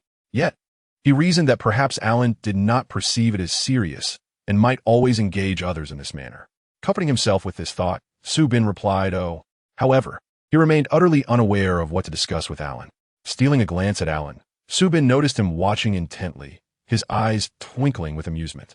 Su Bin thought to himself, aren't you the one who wanted to chat? Why don't you start the conversation? I understand you're handsome, but you needn't keep staring at me with that smile. Before he could gather his thoughts, Alan charged him with a slight accusation. I see you chatting with Joe and Fly quite a bit. Why do you turn mute in my presence? Su Bin felt exasperated. If Alan were Chinese, he could easily engage in conversation on any topic, but here was a notoriously difficult be-country individual, known for being particular about manners. A misstep in phrasing or grammar could lead to immediate correction. It was exhausting. He felt a loss for words. Tell me about yourself, Alan finally offered, generously providing a prompt. I am 20 years old, Su Bin stated, akin to a novice learning English, instantly regretting his choice of words. I should just write my initials from now on. Alan's laughter grew deeper at this. Continue. Su Bin thought, since I've shared my age, why not his? It hardly seems fair. After a brief silence, he collected his thoughts and slowly continued. I come from Hangzhou, which is the capital of Zhejiang province. Are you familiar with Zhejiang? Observing Alan's expression, it was evident that he knew little about China, despite his Chinese ancestry. Banana people. Su Bin regained a bit of confidence as a representative of his home region. It's a province in eastern China. I've heard that the combined area of both Zhejiang provinces could match the entirety of the country. He paused, wondering if such statements might come across as derogatory. A quick glance at Alan revealed no signs of offense, which relieved him, and he proceeded, I grew up in Hangzhou, attending elementary, middle, high school, and university there. I studied at the best university in our province. Subin rambled on, and Alan listened attentively, occasionally interjecting with questions about Subin's high school experiences. Subject studied, attractions in Hangzhou, and whether he had traveled to other cities. The back and forth eased the tension, as at least Subin knew what to say. He feared that Alan might remain silent, leaving him to ramble on foolishly. Certainly, Alan would not forget to assist Subin in correcting his grammar, pronunciation, and various other English-related issues. Unbeknownst to them, they had been engaged in conversation for over half an hour when Yang Qingzhe returned, exclaiming, "Oh, you two are chatting together?" He seemed quite astonished that they were in each other's company. "You're back," Subin exclaimed, his excitement rivaling that of seeing a long-lost father. Upon noticing that Jin Fei was also following Yang Qingzhe, the previously tense atmosphere instantly relaxed. "How did you all come back together? Have you eaten?" Subin enthusiastically approached them, nearly bursting with the urge to embrace each one. Meanwhile, Alan, abandoned by Subin, stood silently behind. Yang Qingzhe chuklet, sighing. "I happened to run into Jin Fei and got a ride back with him. We haven't eaten yet. Are you going to cook for us again? You shouldn't overexert yourself." Subin replied, "I didn't cook." Alan ordered takeout. Jin Fei tossed the car keys onto the entryway table and frowned. "Takeout?" Alan orders takeout. Subin turned to Alan, who replied coolly to Jin Fei, "I had RK prepare a few simple meals." "RK?" Jin Fei blinked in surprise, his eyes widening as he asked Alan, "The RK on Kent Street?" "Yes," Alan confirmed, glancing at his phone before standing up. "It will arrive in 10 minutes. Subin, puzzled, inquired, "What is RK? What kind of takeout is it?" "Pasta. Alle mehrere Zeit." Yang Qingzhe and Jin Fei exchanged incredulous looks before Yang Qingzhe couldn't help but clarify for Subin, RK is short for Royal Kitchen, one of the most upscale custom restaurants in Country B, with a branch on Kent Street in M City. However, this custom restaurant is legendary, as its name suggests. It's quite difficult for ordinary people to dine there. Subin gasped, "Wow, so this is the Royal Kitchen of Country B? I just learned about custom restaurants last night, and now someone is delivering food to our door?" Alan certainly keeps his promises swiftly. Jin Fei chuckled, patting Subin on the shoulder. "You're lucky to be in on this. I haven't even had the chance to dine there." Subin cast a grateful glance at Alan, who remained expressionless, seemingly with a hint of displeasure. Was he upset? Subin awkwardly rubbed his nose and diverted his gaze. Yang Qingzhe casually asked Alan, "I've never heard of custom restaurants delivering takeout. How did you manage to order from one?" Alan simply mentioned it was through a friend, appearing reluctant to elaborate further, and Yang Qingzhe did not press the matter. The 10 minutes Alan mentioned were precisely timed, as the doorbell rang without delay. Subin, brimming with excitement, rushed to the door, eager to see what the legendary custom restaurant's delivery personnel looked like. However, upon opening the door, he was taken aback. It was not just one person, but rather a basketball team. All were clad in white uniforms, adorned with red and blue stripes at the collar and cuffs. Instead of greeting Subin with the usual cheerful demeanor of a typical delivery worker, they stood with an air of solemnity, heads held high, exuding an almost ceremonial presence. Subin retreated a few steps, yielding space to Alan, muttering to himself that the person who placed the order should handle the greetings. The leader of the group, Mr. Lewis, immediately shifted his expression upon seeing Alan. Nodding in a token bow, "We apologize for intruding upon your residence." Subin, comprehending about 70 to 80% of the conversation, thought to himself, "Am I watching a medieval court drama? What an odd exchange." Yet, Alan seemed unfazed by the peculiar situation, as if such scenes were commonplace. He raised his chin slightly, signaling them to enter. All the delivery personnel donned gloves at the entrance and produced white hats to cover their heads. In a swift transformation, they morphed from flag bearers into restaurant servers. Carrying insulated boxes, they followed Alan's lead, walking straight to the only dining table in the living room, silently setting the table, arranging dishes, and even placing fresh flowers and candlesticks. Once everything was arranged, they stood by the table, awaiting Alan's inspection. After surveying the setup, Alan raised his hand and snapped his fingers, prompting the leader to present a small card for his signature. Subin, standing nearby, stole a glance and recognized a familiar cursive signature, albeit hastily scrawled, with the prominent letter A, likely indicating Alan's full name, which Subin had yet to learn. Before departing, the delivery personnel removed their hats and placed their hands over their hearts, respectfully stating, "We sincerely suggest that, if convenient. You dine at the restaurant to fully savor the flavors of the food. We wish you a pleasant meal. They departed swiftly, the entire process taking less than 5 minutes. Subin marveled at how even a delivery service could be so extravagant, truly embodying the essence of a royal dining experience. Alan had ordered 4 classic Western dinners. However, dining at home meant the dishes wouldn't be served in the usual sequential manner. Instead, all the dishes were already displayed on the table, from appetizers to desserts. The visual appeal of the food was exquisite enough to grace the pages of a culinary magazine, prompting Su Bin to snap several photos.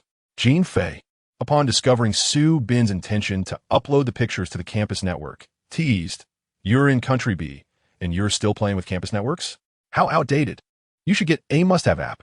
Su Bin understood that Jean Fei was referring to Facebook, the foreign social network, but he had yet to make many acquaintances in Country B. Even if he applied for it and uploaded the photos, who would see them? What is the point of posting something that no one would notice? Yang Qingzhe opened a bottle of wine, and after each poured a glass, they clinked their cups, officially commencing dinner. Prior to arriving in Country B, Su Bin had heard that the local cuisine was almost non-existent aside from fish and chips, with most dishes touted as local specialties being culinary disasters. His recent experiences had made him acutely aware of the deficiencies in the local food culture. Before him lay a plate that contained no extravagant delicacies like abalone or shark fin, but rather featured the most common local ingredients: diced chicken, lettuce, mushrooms, and fish. Yet, their presentation was harmonious. After tasting a spoonful of chicken salad, Su Bin found it mildly delicate yet delicious, instantly igniting his appetite. He then sampled the creamy baked shrimp and mashed potato fish stew, both of which astonished him. These dishes preserve the original flavors of the ingredients while showcasing exquisite culinary skills. It seemed that Country B was not devoid of gastronomic delights. The quality of the chef truly made all the difference. A skilled chef possesses the remarkable ability to transform the mundane into the extraordinary. Even the simplest ingredients can be crafted into a delightful feast. Su Bin savored every bite with satisfaction, though he lamented that the portion sizes were rather small, leaving him yearning for more before he had fully indulged. However, perhaps that was for the best, allowing one to savor the flavors longer.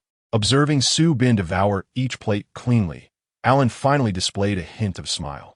Su Bin noticed this change in Alan's demeanor, yet he still found it challenging to decipher his character, much like the unpredictable weather of Country B, where rain and sunshine appeared without warning. Among the dishes, there was a pan-seared beef tenderloin that reminded Su Bin of the doneness of filet mignon. He sought clarification from Alan about whether the steak he had eaten previously was indeed medium rare.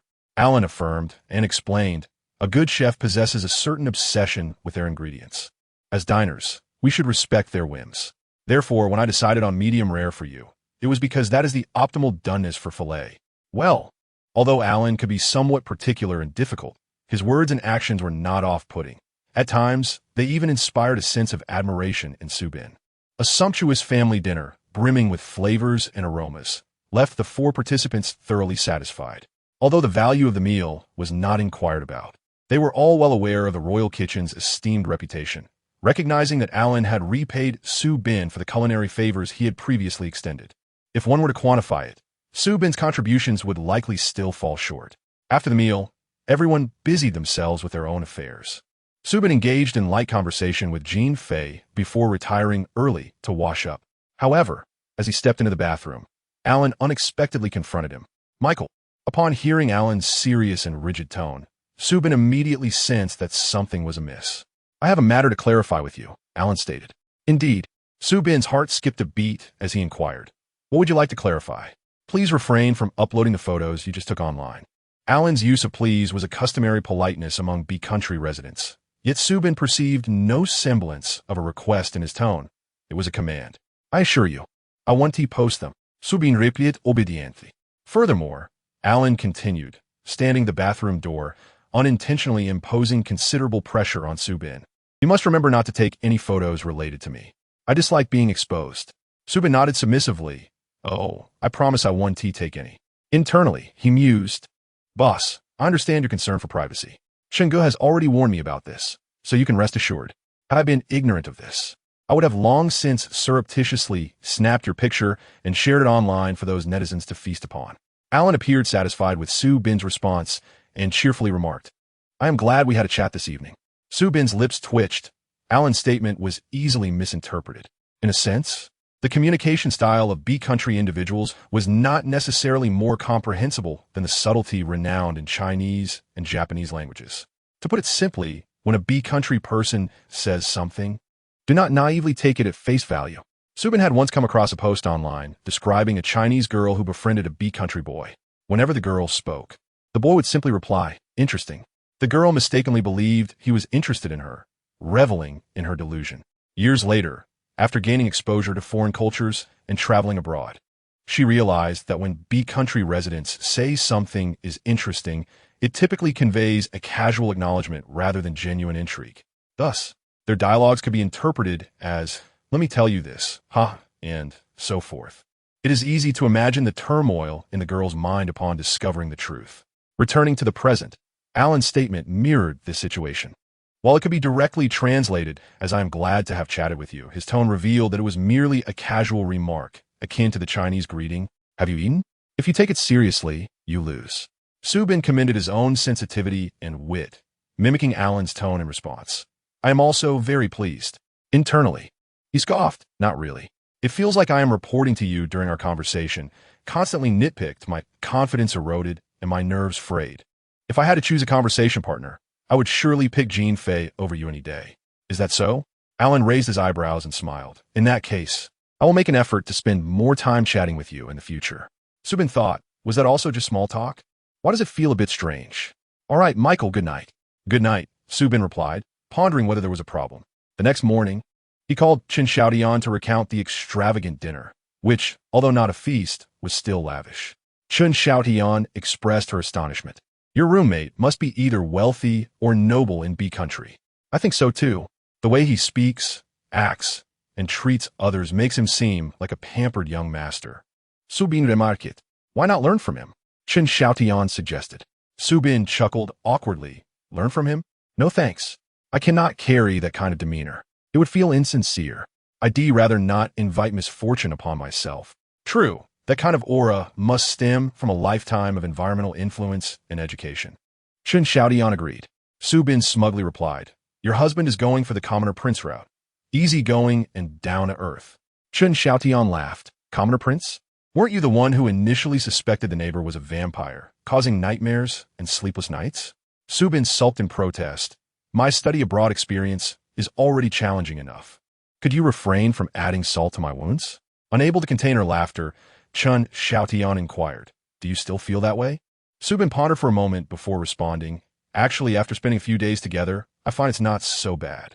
Although Alan has various fastidious demands and often misconstrues my intentions, making communication difficult and his demeanor fluctuating, he isn't a bad person overall. After all, whether it's regarding the steak or last night's dinner, it's evident he treats his roommates well. Moreover, I believe that since we are living together, we should compromise where we can, and if it becomes unbearable, maintaining some distance is acceptable. A year will pass quickly." "So, you no longer suspect he is a vampire?" Chen Xiaotian teased. Subin hesitated. To be honest, he still had his guard up around Alan. After all, he knew nothing about him. Even during their half-hour conversation last night, Alan had not revealed anything personal. It's not that Subin was particularly nosy. He enjoyed engaging in conversations with more listening than speaking, as exemplified by Chen Xiaotian and Yang Qingzhe, who both tended to listen more than share. However, regardless of the context, conversations usually involved some degree of interaction. For instance, when Subin discussed his girlfriend with Yang Qingzhe, he learned about Yang Qingzhe's romantic history, which created a reciprocal exchange. Yet, his dialogues with Alan lacked that sense of equal interaction, resembling an interview between a candidate and an interviewer, a student and a teacher, a subordinate and a superior, or a servant and a master. Ors, it felt rather pitiful. Every time Subin encountered Alan, he felt enveloped by a formidable aura, unwittingly led by the nose. Hence, although he refrained from revisiting that post about the cliff, he still dared not let his guard down. Moreover, he was struck by a comment from a netizen named Liang Ta, who remarked that vampires do not reveal their identities before targeting their prey, much like a female ghost would thoroughly enchant a man before draining his essence. He was aware that his paranoia was rather unmanly, so he refrained from sharing his thoughts with Chen Xiaotian, fearing she would perceive him as lacking in fortitude. Instead, he fibbed, "I stopped suspecting a long time ago. You're just overthinking things." Chen Xiaotian chuckled. "While you are there, try to make as many friends as possible. They might come in handy one day, especially someone like your roommate. Building a good relationship can only yield benefits." Her thoughtful consideration and care deeply touched Su Bin. He sincerely expressed, "Thank you, my dear." Chen Xiaotian represented his faith, his driving force, and his greatest source of support during this year of studying abroad. For her, Su Bin felt he could overcome any obstacle. With enthusiasm, Su Bin declared, "I will make an effort to get along with Alan. Even if he is a vampire, what of it? Can he actually eat me?" After a week of classes, Su Bin began to find his rhythm. Though not an academic prodigy, he was a diligent student. Few courses have any fixed textbooks, as professors assert that the materials published by educational publishers fail to keep pace with the evolving dynamics of our times. Apart from a handful of classic theories, all financial case studies are meticulously curated by the professors in accordance with current circumstances. The content discussed in one session may be entirely overturned by the next, which adds a thrilling element to the experience. In addition to freshly prepared lecture materials, professors also recommend reading lists after each class, with a mischievous hint that the exams may draw from these suggestions. Su Bin couldn't help but lament, I'm genuinely worried about failing." The term failing had never before appeared in Su Bin's personal lexicon. Sun Yujie comforted him. "You won't fail." Su Bin was puzzled by Sun Yujie's unwavering confidence. Sun Yujie explained, "As long as you comprehend half of what the professor says and study diligently before the exam, you will surely pass. There are questions on the exam designed to guarantee a minimum score, ones even a fool could answer." Su Bin envisioned the so-called foolproof questions and inquired, "Are they akin to list the 4 major achievements of finance?" "No," Sun Yujie coughed lightly and replied. "It's a question requiring you to identify a picture of the course instructor." Su Bin was taken aback. Sun Yujie glanced at Su Bin, who was at a loss for words, and continued, "Do not underestimate such seemingly trivial questions. The student I mentioned who failed last time couldn't answer it. After the exam, he called me to ask if the elderly instructor for basic finance was bald, when in fact, it was a female professor." Su Bin chuckled. "What is this rumor about foreign universities having lenient admissions but strict standards? How could such an elementary question stump someone as seasoned as me?" Sun Yujie seemed to read Su Bin's thoughts and clarified, "Actually, pursuing a bachelor's degree here is relatively easy. The challenge lies in achieving a high GPA." Su Bin queried, "What do you mean? Please elaborate." Sun Yujie explained, "Universities in country B typically award different levels of degrees based on students' exam scores. For our major, a score of over 40 out of 100 is considered passing. Over 60 earns a second-class degree, and a score above 70 signifies a first-class degree. Only those with a second-class degree or higher can apply to better institutions for superior education, while a third-class degree is virtually worthless. Many companies in country B disregard third-class degrees, assuming the holder has learned nothing." Su Bin pondered, "Then what use is a third-class degree?" Sun Yujie replied, "For show." Sun Yujie's sharp remarks left Su Bin momentarily speechless. Sun Yujie added, "This degree is valuable back home, as most Chinese people only consider the university attended, not the degree classification. If you return with an English certificate and have it authenticated in Chinese, being an M University graduate sounds quite impressive. Hence, many individuals go abroad to polish their credentials for this very reason." Su Bin reflected silently. "I too came to polish my credentials. But why does it feel somewhat shameful now?"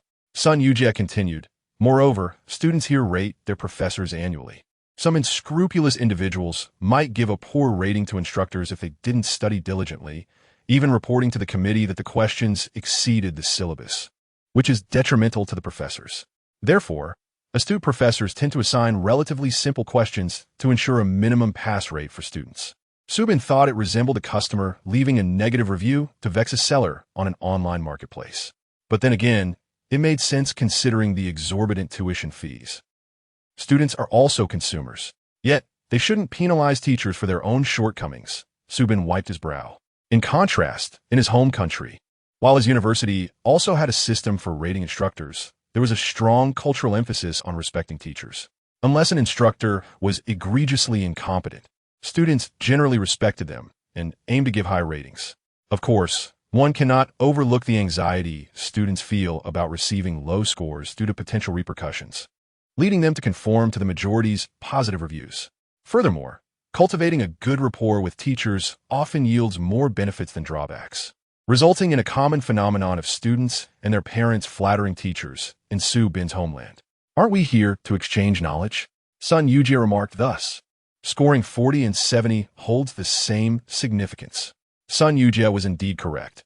As long as Su Bin did not fail, he could seamlessly transfer his credits back home. Since he had no intention of pursuing a master's degree, the GPA was inconsequential. Thus, it seemed he could take a more relaxed approach. But perhaps it was still prudent to study diligently, given the high tuition fees. In the afternoon, with no classes scheduled, Su Bin ventured to Chinatown for supplies, and Sun Yujie accompanied him. The two indulged in a meal at a nearby Chinese restaurant.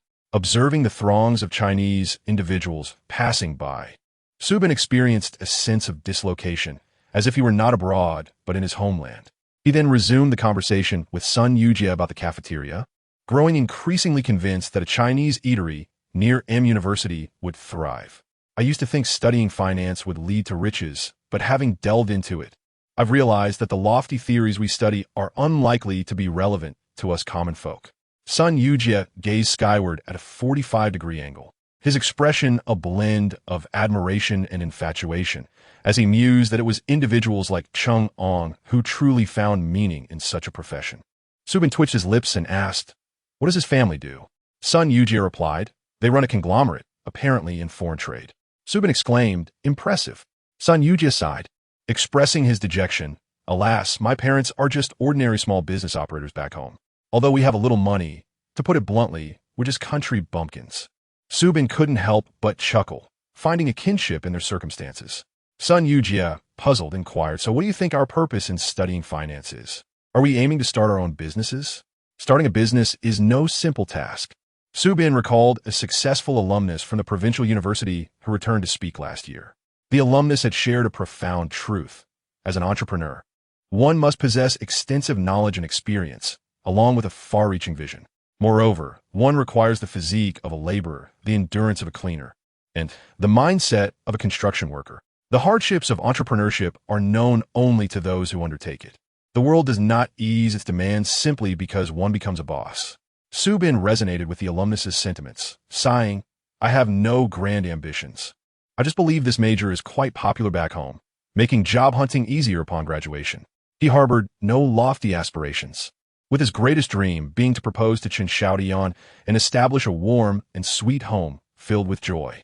Su Bin understood that such thoughts might be deemed trivial by many, but they represented his most genuine desires. Life is inherently perplexing. Why overthink it? As long as I'm happy, Su Bin reassured himself, while simultaneously comforting Sun Yujie.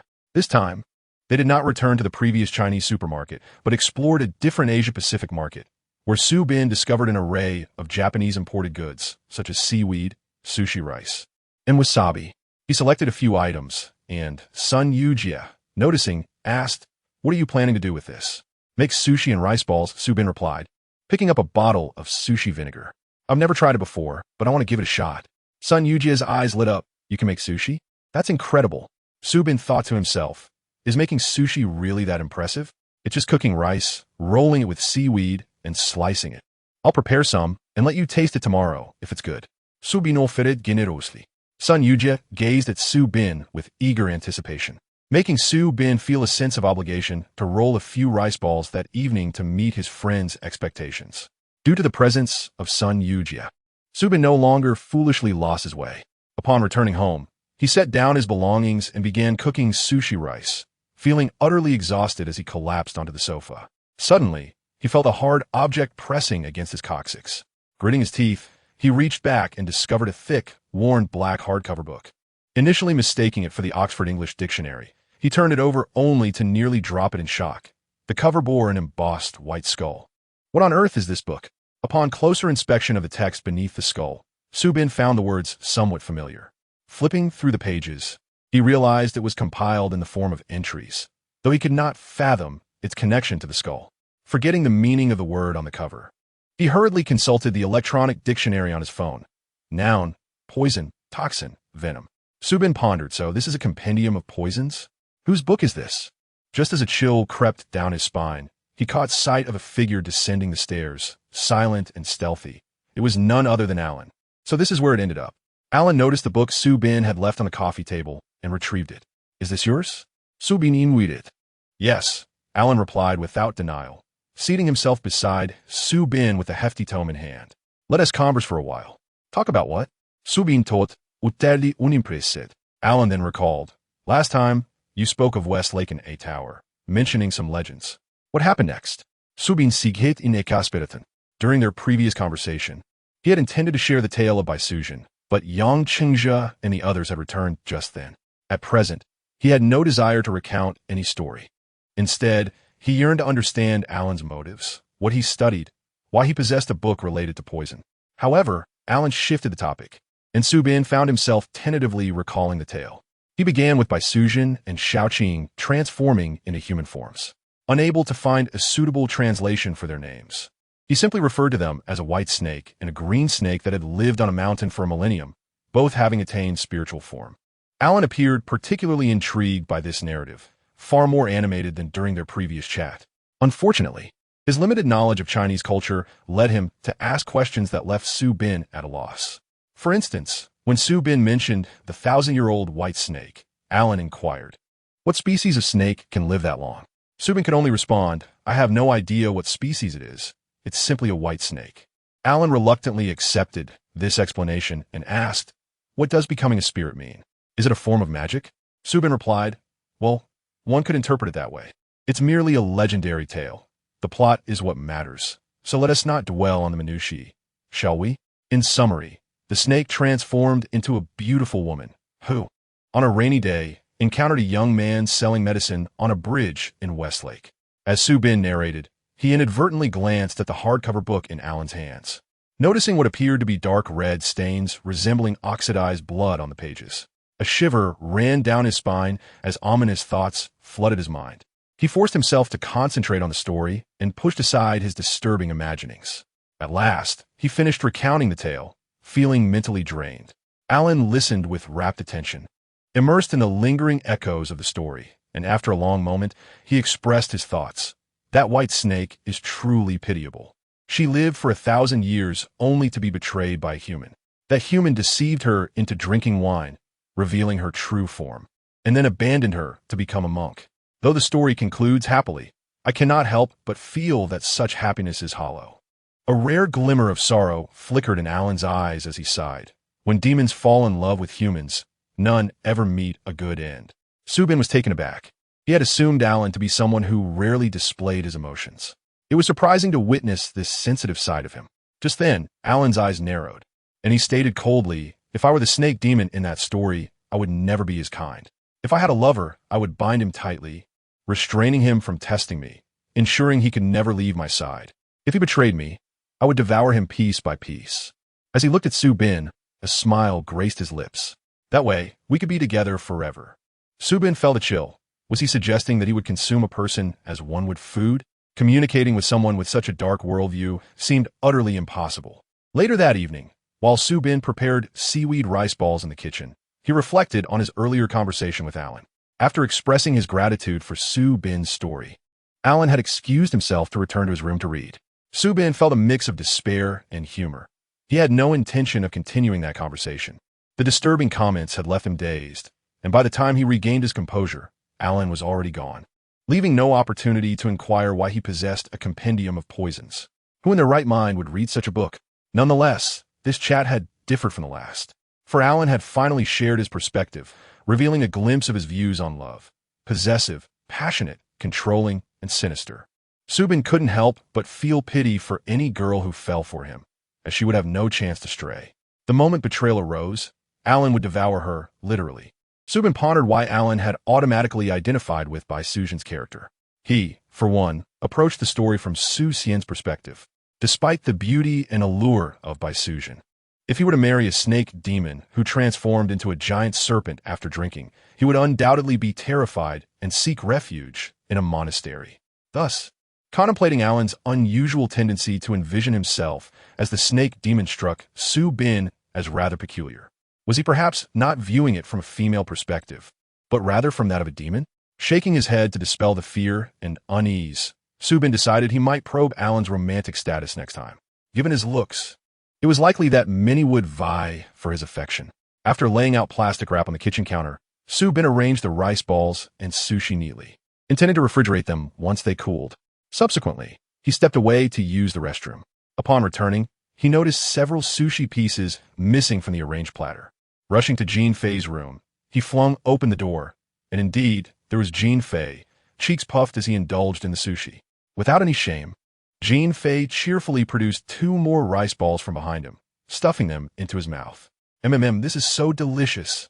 You did an amazing job. Subin could only roll his eyes and give him the finger in exasperation. Could you refrain from picking at everything? You've completely ruined the beautiful arrangement of my sushi. Jean Fei, unfazed, remarked, so you're not here to confront me about stealing. Instead, you're a Virgo? Subin retorted, I'm a crab. Jean Fei laughed heartily, engaging in casual conversation, when Subin suddenly recalled something and asked, hey, do you know what Major AI Luan is studying? Jean Fei paused. I actually have no idea. I've never asked him. However, I often catch a whiff of disinfectant on him. Could he be studying medicine?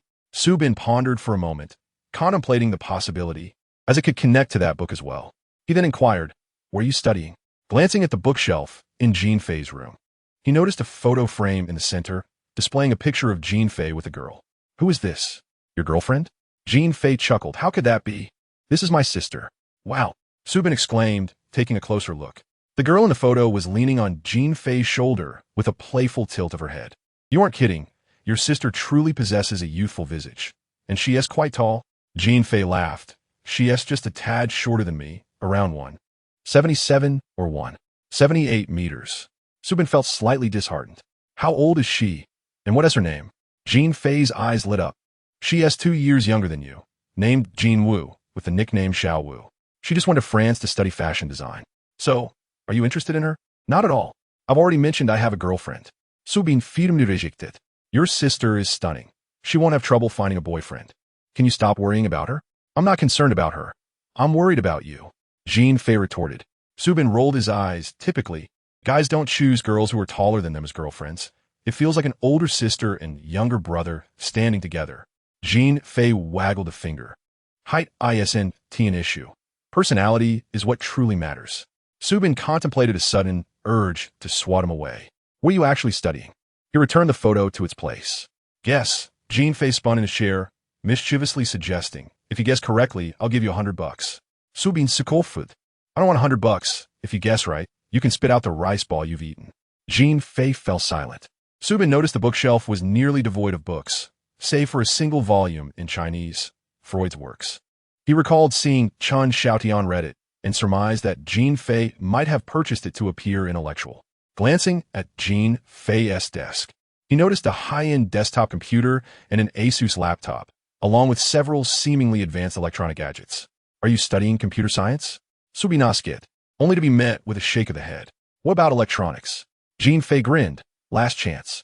Don't tell me you're studying English. Subin exclaimed. To which Jean Fei feigned a gagging motion, patting his chest as if to say that was unnecessary.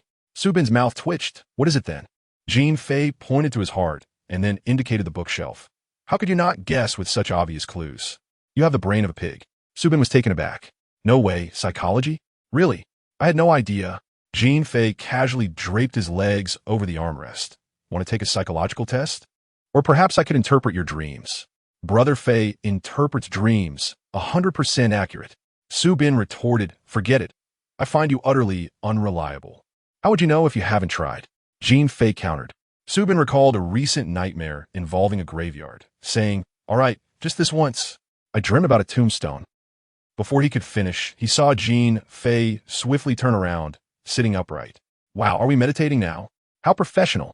Subin thought to himself, impressed. Soon after, Jean Fei quickly opened Baidu and searched. Zhou Gong Dream Interpretation, Tombstone. Jean Fei read aloud with utmost seriousness.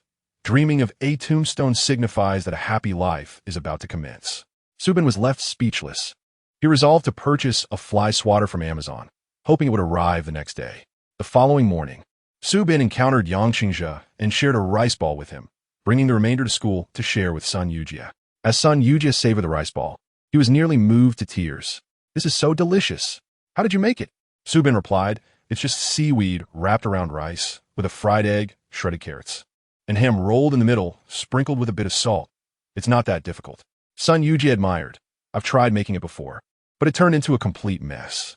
The rice either stuck together or fell apart entirely. So I stopped trying. Su Bin explained it. You didn't cook the rice properly. For sushi and rice balls, you need special rice and to control the water when cooking. It can't be too wet or too dry. After cooking, fluff the rice while it's hot, add some sushi vinegar, and let it cool before rolling. Otherwise, it'll burn your hands and ruin the seaweed. Listening to Su Bin's insights, Sun Yujie grew increasingly in awe. How do you know so much? Su Bin checked it. I learned it for Baidu. Sun Yujie remained silent. Su Bin smiled, shaking his head, but you can't rely solely on Baidu. Practical experience is essential. As they enjoyed their rice balls and conversed joyfully, Su Bin suddenly sensed an ominous chill enveloping them. Instinctively, he straightened his back, spotting a group of Chinese individuals surrounding a tall boy passing by not far off. The very individuals who had made insulting gestures at them outside Tiffany's, the punk and studded shoe girl, were among them. With the one in the gray sweater being the haughty and aloof Chung Ong, Su Bin glanced at Sun Yujie beside him, noticing he had nearly shrunk away. In an impulsive moment, Su Bin stood up and shouted Chung Ang's English name, Leo. Chung Ong halted, turning his head to glare coldly at him, while the punks smirked mockingly. Su Bin was suddenly overwhelmed by a wave of nostalgia, reminiscent of his middle school days. Back then, during his boarding school years, there had been a stark division in his class. Those who excelled academically formed one faction, while those who struggled comprised another. The former were mostly class leaders, while the latter tended to be delinquents who enjoyed instigating trouble. The underperforming students would often deride the high achievers, calling them nerds and pets of the teachers. Su Bin, being the most handsome among the good students, naturally became the recognized leader among his peers. He and several other academically proficient boys, including Huang Zhengming, who once bought him instant noodles when they went abroad, would occasionally retaliate against provocations with reckless abandon. Such skirmishes among boys were commonplace in schools, and teachers often turned a blind eye. Moreover, Su Bin had a rebellious streak stemming from his parents' neglect and indifference, akin to the way wild grass is allowed to flourish. It was a feat that he had managed to stay on the right path amidst prolonged independence. Yet, he was not the type to remain calm and swallow his pride when provoked. Thus, the scene before him stirred memories. Though he was no longer the competitive boy he once was, he still possessed the vitality of youth. However, when that group turned their attention to him, he realized he had acted impulsively, for he had no one like Huang Jingming to rely on now, only himself. As for Sun Yujie, that zero was utterly useless, perhaps having been overshadowed by AI Luin's formidable presence. Su Bin found himself surprisingly unafraid and unperturbed in the face of the crowd before him. He approached respectfully, yet with poise, addressing Chung Ong, Sr. May I have a word? Ah, how delightful. The girl in studded shoes gazed at Su Bin with a flirtatious glint in her eye, her interest piqued. Why do you associate with someone like Jason? Aren't you afraid of being led astray? Or perhaps, you too harbor a bad side? The crowd erupted into hushed laughter at her words. Chung Ong shot a glance at the girl, who promptly fell silent. Turning to Su Bin, he remarked, I don't know you, and I believe there's nothing to discuss between us. Unable to contain his frustration, Su Bin clenched his fists and replied before everyone. I'm unsure if there's a misunderstanding, but my relationship with Jason is purely platonic. I am aware of his orientation and hold no prejudice against him. However, I am not gay. His words resonated with righteousness, causing the malicious smirks of those around Chung Ong to fade, while Chung Ong regarded Su Bin with newfound contemplation. That concludes my statement. I shall take my leave now. Su Bin exhaled, relieved, and turned to find Sun Yujie watching him with a mix of gratitude and guilt. On the verge of tears, feeling helpless, Su Bin lifted his foot to leave, only to hear Chung Ong huff dismissively behind him. Why are you explaining this to me? Your sexual orientation is of no concern to me. Su Bin. After uttering those words, Chung Ong led his entourage away, leaving Su Bin speechless, pondering the inexplicable nature of the man. What had he done to provoke such ire? Later, Sun Yujie repeatedly apologized to Su Bin, feeling immense guilt for being associated with him, as it resulted in Su Bin being ostracized by Chung Ang's group. Though Su Bin feigned indifference upon returning home, he felt utterly unmotivated After all, playing the role of a leader demanded immense psychological fortitude and resilience. At that moment, Subin slumped on the sofa, striving to meditate and dispel distractions, seeking to absorb the essence of nature and restore his vitality. Suddenly, a familiar and icy voice pierced the silence. "Good afternoon." Recognizing the voice, Subin lacked the energy to guard himself against the visitor. He patted the adjacent sofa, thinking, "Sit if you wish, converse if you desire." Alan settled in, speaking with an accent suitable for a British radio drama. "How have you been?" Subin lazily lifted his eyelids, thinking how perceptive Alan had become. Previously in the bathroom, he had nearly written "Leave me alone" on his face, yet Alan had failed to comprehend. Truly, he embodied the essence of an enigmatic individual. "Do you need a vent?" Alan arrogantly tilted his head, adopting an expression of divine superiority. "I can be your audience, temporarily." Subin opened his mouth, but suddenly recalled Yang Chengzhi's warning to never mention homosexuality in front of Alan. So he stifled his discontenting experiences and replied, "It's nothing." The internal turmoil was even more distressing. Just as he uttered that word, Alan cast a nonchalant glance his way, the meaning in his gaze unmistakable. "Interesting, isn't it? You speak with such ease while being dishonest." Instantly understanding, Subin regained his composure from his lethargic state. Indeed, the presence of this seemingly vampiric individual held immense power. Alan elegantly lifted his teacup, sipping the red tea before stating, "Let us begin." Subin. Damn, he even prepared the tea, yet claims he is here to listen. This is undoubtedly premeditated. "So, what do you wish to discuss?" Subin asked helplessly. Alan replied, "What I want to talk about is irrelevant. What matters is what you wish to say." Subin's mind whirled, recalling his intent to extract information from Alan. So he prepared to share his experiences with Chun Xiaotian. However, just as he mentioned girlfriend, Alan coldly interrupted him. "I am not skilled in matters of romance. If you have inquiries, consult Fly." Subin. He hasn't even said anything. Alan glanced at him and added, "Furthermore, I'm not interested in your romantic escapades. Let us talk about something else." Subin. Damn it, can I flip the table? Perhaps today was simply too disheartening, as Subin boldly began to vent his frustrations to Alan. "Why is it always me speaking? Why not you?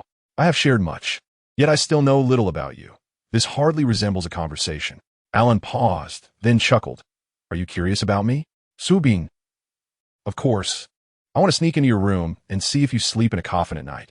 How can I not be curious? Feel free to ask whatever you wish." Alan observed him, smiling with eyes that seemed to curve with delight, his thick lashes fluttering. He was simply breathtaking. Subin. Faced with such straightforwardness from Alan, Subin momentarily found himself at a loss. After gathering his thoughts, he finally mustered his first question. "How old are you?" Although Subin was aware that inquiring about someone's age, especially a foreigneress, was considered impolite, he was overwhelmingly curious. Alan did not respond directly. Instead, he playfully posed a riddle. "According to your Chinese zodiac, I am a snake." He gestured in the air, tracing a small S to signify a snake's movement. A snake? Subin needed no further guessing. As it turned out, Alan, like Jean Fei, was merely a year older than him. Subin suddenly understood why Alan took such an interest in the tale of Madame White Snake, even expressing views from Baisujan's perspective, because he too was a snake. Snakes. He couldn't shake the feeling that it was a rather sinister creature. Gazing at Alan, encouraged by his supportive look, Subin asked, "What is your field of study?" Alan replied, "Pharmacy." Subin. Oh, it made sense now. He could concoct medicine and had an understanding of it. Subin pondered, ultimately unable to resist probing further with a question he had been dying to ask. "Do you have a girlfriend?" Alan shot him a glance. No.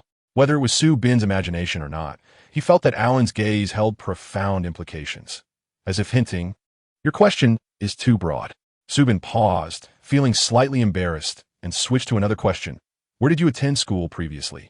Given Yang Qingzhe had mentioned that Alan received an aristocratic education, Subin was curious about the nature of noble education in Alan's country, hoping this topic would be less contentious. Moreover, Subin had shared his own educational background with Alan, recounting his experiences from elementary to high school. However, as soon as Subin posed the question, he sensed an uneasy shift in the atmosphere. Alan's demeanor seemed to darken. He fell silent for a moment before stating, "I never attended school." Subin. Alan quickly clarified, I was unwell as a child and needed a rest at home for extended periods. Feeling a surge of empathy, Su Bin's heart ached. What kind of noble education had Yang Qingzhe referred to? Alan smiled lightly. Thus, my education has been conducted through various private tutors who came to teach me at home. Su Bin. That sounded rather extravagant. Alan continued. The professor who taught me English was from the Germanic department at Cambridge University, and she is also an honorary evaluator for the Royal English Association, well-versed in both Old and Modern English. He glanced at Su Bin, as if to say, I haven't charged you for correcting your English yet. Su Bin. Indeed, the privileges of the aristocracy. Such sympathy was entirely unnecessary. Alan gazed at Su Bin and remarked, even so, I feel a tinge of regret for not having experienced learning alongside companions. He recalled Su Bin's previous mention of the typical class size in Chinese middle schools being around 40 to 50 students, which he found rather intriguing. Su Bin repeated, indeed. It is interesting, yet in terms of educational quality, collective instruction can never surpass the efficacy of one-on-one learning. Moreover, the students in a class vary greatly in skill levels, creating a mixed environment. Coupled with the notion instilled in students from a young age that excelling in prestigious universities is the only path to success, competition emerges early on. Where there are individuals, there is comparison. Where there are individuals, there is rivalry. Where there are individuals, there's a turbulent world. In contrast, Su Bin envied Alan's situation, where a group of teachers revolves around a single student, akin to a royal treatment. However, he continued, perhaps it is true what they say. Those in the city long to venture out, while those outside yearn to enter. Each person harbors their own regrets, and in others' life experiences, one often finds many admirable qualities. But who truly knows the bittersweet struggles behind those experiences? Ultimately, he concluded, maintaining an ordinary mindset is essential. When you have the chance, you should visit China, Su Bin suggested to Alan. I heard from Joe that you have Chinese ancestry. You must be curious to explore your roots. Upon hearing this, Alan's expression darkened suddenly. I will not go, he stated, lifting his cup and standing to leave without offering Su Bin any explanation. Su Bin felt perplexed and wondered if he had said something amiss. Alan's abrupt departure was uncharacteristic. Even in moments of coldness, he would typically extend a casual greeting or farewell, a courtesy ingrained in him. Feeling a bit anxious yet uncertain of how to resolve the situation, especially since his counterpart had exited the scene, Su Bin likened it to disconnecting from a game mid-session, leaving him alone upon rejoining. A faint melancholy washed over him. Nevertheless, he chose not to dwell on it, having already encountered Alan's unpredictable temperament multiple times. After gathering his thoughts, Su Bin returned to his room, where he discovered that his health certificate had finally been issued, allowing him to commence his search for part-time employment. He retrieved the booklet provided by Kay during his registration, and indeed, he found relevant information regarding part-time job opportunities. The booklet also listed several websites that would publish job openings.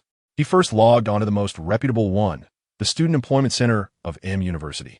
After browsing, Su Bin noticed that many of the online job postings had very short time frames, often requiring immediate attendance without the prospect of subsequent shifts. Furthermore, the wages for these part-time jobs were minimal, adhering strictly to the government-mandated minimum hourly wage. For instance, one listing detailed an urgent need for a student from the art department to assist a professor whose office was in disarray, requiring help with organizing materials and cleaning. The hours were set for Saturday from 8 a.m. to 4 p.m., including a 1-hour lunch break. However, this position was restricted solely to art students. Visualifink, Su Bin immédiatement. Beyond that, there were other roles for which he did not meet the criteria, such as 2 positions posted by the International Student Center, one for a reception assistant and another for answering inquiries from students seeking information about studying abroad, both requiring a minimum of a year's living and studying experience in the UK.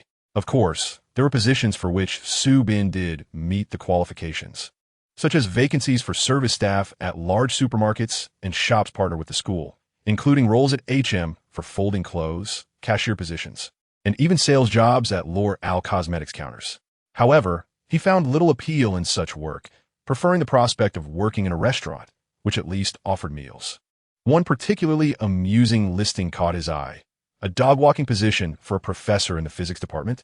Su Bin skimmed the requirements, which specified the dog breed as Siberian Husky, along with stipulations such as being a student at the university, possessing a gentle disposition, loving animals, and ideally being male with sufficient strength to manage an excited adult husky, noting the dog's weight and required pulling strength. Subin could only shake his head in disbelief. It seemed professors had a peculiar sense of humor. This revelation about dog-walking jobs reshaped Subin's perception of student part-time work, yet he found few suitable options. With a mindset of giving it a try, he composed a simple resume and sent it to the provided email for the job listing. Subsequently, he applied for another one-time job, which had almost no requirements, merely needing someone available this weekend to pick up litter. However, he suspected his chances were slim due to the intense competition. Indeed, this job listing originated from a stadium in M-City, where football reigns as a beloved sport and a major entertainment industry. The city is home to two world-renowned teams, both named after the city itself. And one of the globe's most famous football stars, David Beckham, once played for the local team. Consequently, M-City's reputation likely pales in comparison to that of its teams, with many Chinese individuals familiar with the city, primarily due to its football culture. Numerous Chinese fans and students flock here, eager to be in the vicinity of their beloved teams and experience live matches. Subin was well aware of this, as many of his classmates were football enthusiasts, and he had often watched games with friends, though he was not particularly fervent himself. Since a match was scheduled at the stadium on Saturday, they needed part-time workers for post-event cleanup, and the job listing clearly stated that workers would be required to manually pick up trash, offering a significantly higher hourly wage than comparable positions. Yet, beyond the task of litter collection, it seemed many applicants were likely drawn by the opportunity to tour the famous stadium for free. Despite knowing the competition would be fierce, Subin submitted his resume, believing that opportunities are worth pursuing. The following morning, Subin called Chun Xiaotian, opting not to disclose his intention to seek work. Since he had decided to surprise her, he wished to leave no hint, as Chun Xiaotian was quite perceptive and could easily guess his plans, which would diminish the excitement. "Oh, is Guoli with you?" Subin thought he heard Guo Li's voice. Chun Xiaotian paused briefly before replying. "Yes, they're all here." Her mention of all included Huang Zhengming. Subin chuckled. "Ha, how are they? I haven't been in touch with them." Chun Xiaotian replied, "They're doing well. They often come to see me." Subin responded, "Of course. They're my good brothers, and in my absence, they will certainly look out for you." Chun Xiaotian let out a gentle laugh. But before she could say anything further, Subin eagerly interrupted. "Could you pass the phone to De Huang? I'd like to have a word with him." A few seconds later, a familiar voice came through the line. "Bingzi? De Huang," Subin exclaimed with excitement. "How have you been?" "Well, just the same as always." Huang Zhengming chuckled softly, his voice deeper than Subin's, exuding a mature and steady aura. "And you? Are you doing well?" Upon hearing his brother's voice, Subin was on the verge of tears. Although many joyful events had transpired since he went abroad, and he had made new friends and acquired various new skills, the mere thought of the unsettling foreign environment, the cemetery, the sudden encounter with loneliness, the sunset, the difficult to get along with mysterious roommate, Island, and the inexplicable disdain, Chung Ang's group, left him feeling particularly aggrieved. The wind whistles coldly through the Yi River, and here he is, all alone overseas. "It's all just tears," Subin murmured. "If I had known, I wouldn't have gone abroad," quickly adding, "Don't let Xiaotian hear that." Huang Zhengming, not as loquacious or charming as Guoli, nor as sunny and expressive as Subin, usually exuded a cool demeanor. However, their friendship, spanning over 8 years since middle school, assured Subin of Huang Zhengming's character. Though he spoke little, he was genuinely kind-hearted. Subin recounted his experience of conquering foreigners with instant noodles, to which Huang Zhengming replied with a smile. "Chun Xiaotian told me about it." Indeed, Subin often shared his experiences in B country with Chun Xiaotian, who would certainly relay the stories to the others. The thought that his experiences had become a topic of interest among his friends filled Subin with joy, a comforting feeling of being remembered. After chatting for a while, Subin prepared to leave for school. "Take care of yourself," Huang Zhengming said before hanging up. Hearing such heartfelt words from his usually reserved brother nearly brought Subin to tears. "You too." After a moment of melancholy, Subin gathered himself and stepped outside, determined to face life head-on. But why did he have to run into a poker-faced AI Lewin right away? AI Lewin's cold greeting finally shattered the awkwardness from their unpleasant parting the previous afternoon. "Good morning." Subin attempted to muster a smile. But that was the end of their exchange. AI Lewin descended the stairs ahead of him, showing no inclination to engage in further conversation. It seemed rather awkward. Upon arriving at school, Su Bin was met with another challenge life presented him. Previously mentioned, the finance department's courses were divided into lectures and group projects, with the latter bypassing a final exam in favor of continuous assessment. In the last class, Su Bin learned that the group assignments would be announced today and that their case analysis would involve students from different grades. Each group consisted of 12 individuals, generally including 2 seniors to guide them through the project. The instructor displayed the grouping on a slide while informing the students. The group list has been uploaded to the M University Finance Department's online teaching platform. If you cannot see it clearly, please log in with your student account after class to download the list, find your respective group, and commence your assignment promptly. Then, Su Bin spotted his name on the screen, placed in the same group as Chang'ong, Group A1. Gilio, Year 3, Bin Su Michael, Year 2. The moment he saw the group list, for blood-red words echoed in his mind, fated rivals. This was no coincidence. The groupings were organized alphabetically, and both Ong and Bin had names that ranked highly. Furthermore, perhaps due to Chung Ang's commendable grades, his name appeared in bold at the top, indicating he was the group leader, while the rest of the members bore names like Andy, Amy, and Bob. A veritable alphabet soup. After class, the students dispersed to their respective groups. Upon learning that Su Bin and Chung Ong were in the same group, Sun Yu's eyes gleamed with unabashed envy, wishing he could take Su Bin's place beside Chung Ong. Su Bin could only respond with exasperation. He treats you like that, and you still like him? Sun Yujie replied with a forlorn expression, I like him, and there's nothing I can do about it. Initially finding Sun Yujie somewhat irritating, Su Bin couldn't help but feel moved by his words. Indeed, Su Bin had a girlfriend and understood that feelings were complex. Liking someone couldn't simply be switched off with a declaration of disinterest. What was he to do now? Su Bin felt at a loss. Having experienced group assignments before, Sun Yujie advised, just wait for the group leader to email. They'll notify the members of the meeting location, usually in the library's discussion room. Su Bin asked, is there no teacher? Sun Yujie replied, well, there is, but they basically don't intervene. The group leader manages the project and reports on the group's progress and contributions. The instructor grades based on the leader's report. Su Bin pondered it. So, Chung Ong holds the power of life and death over my grade in this course. Originally believing that this year would be academically effortless, Su Bin suddenly felt the urge to gaze skyward in lament. Oh, despair.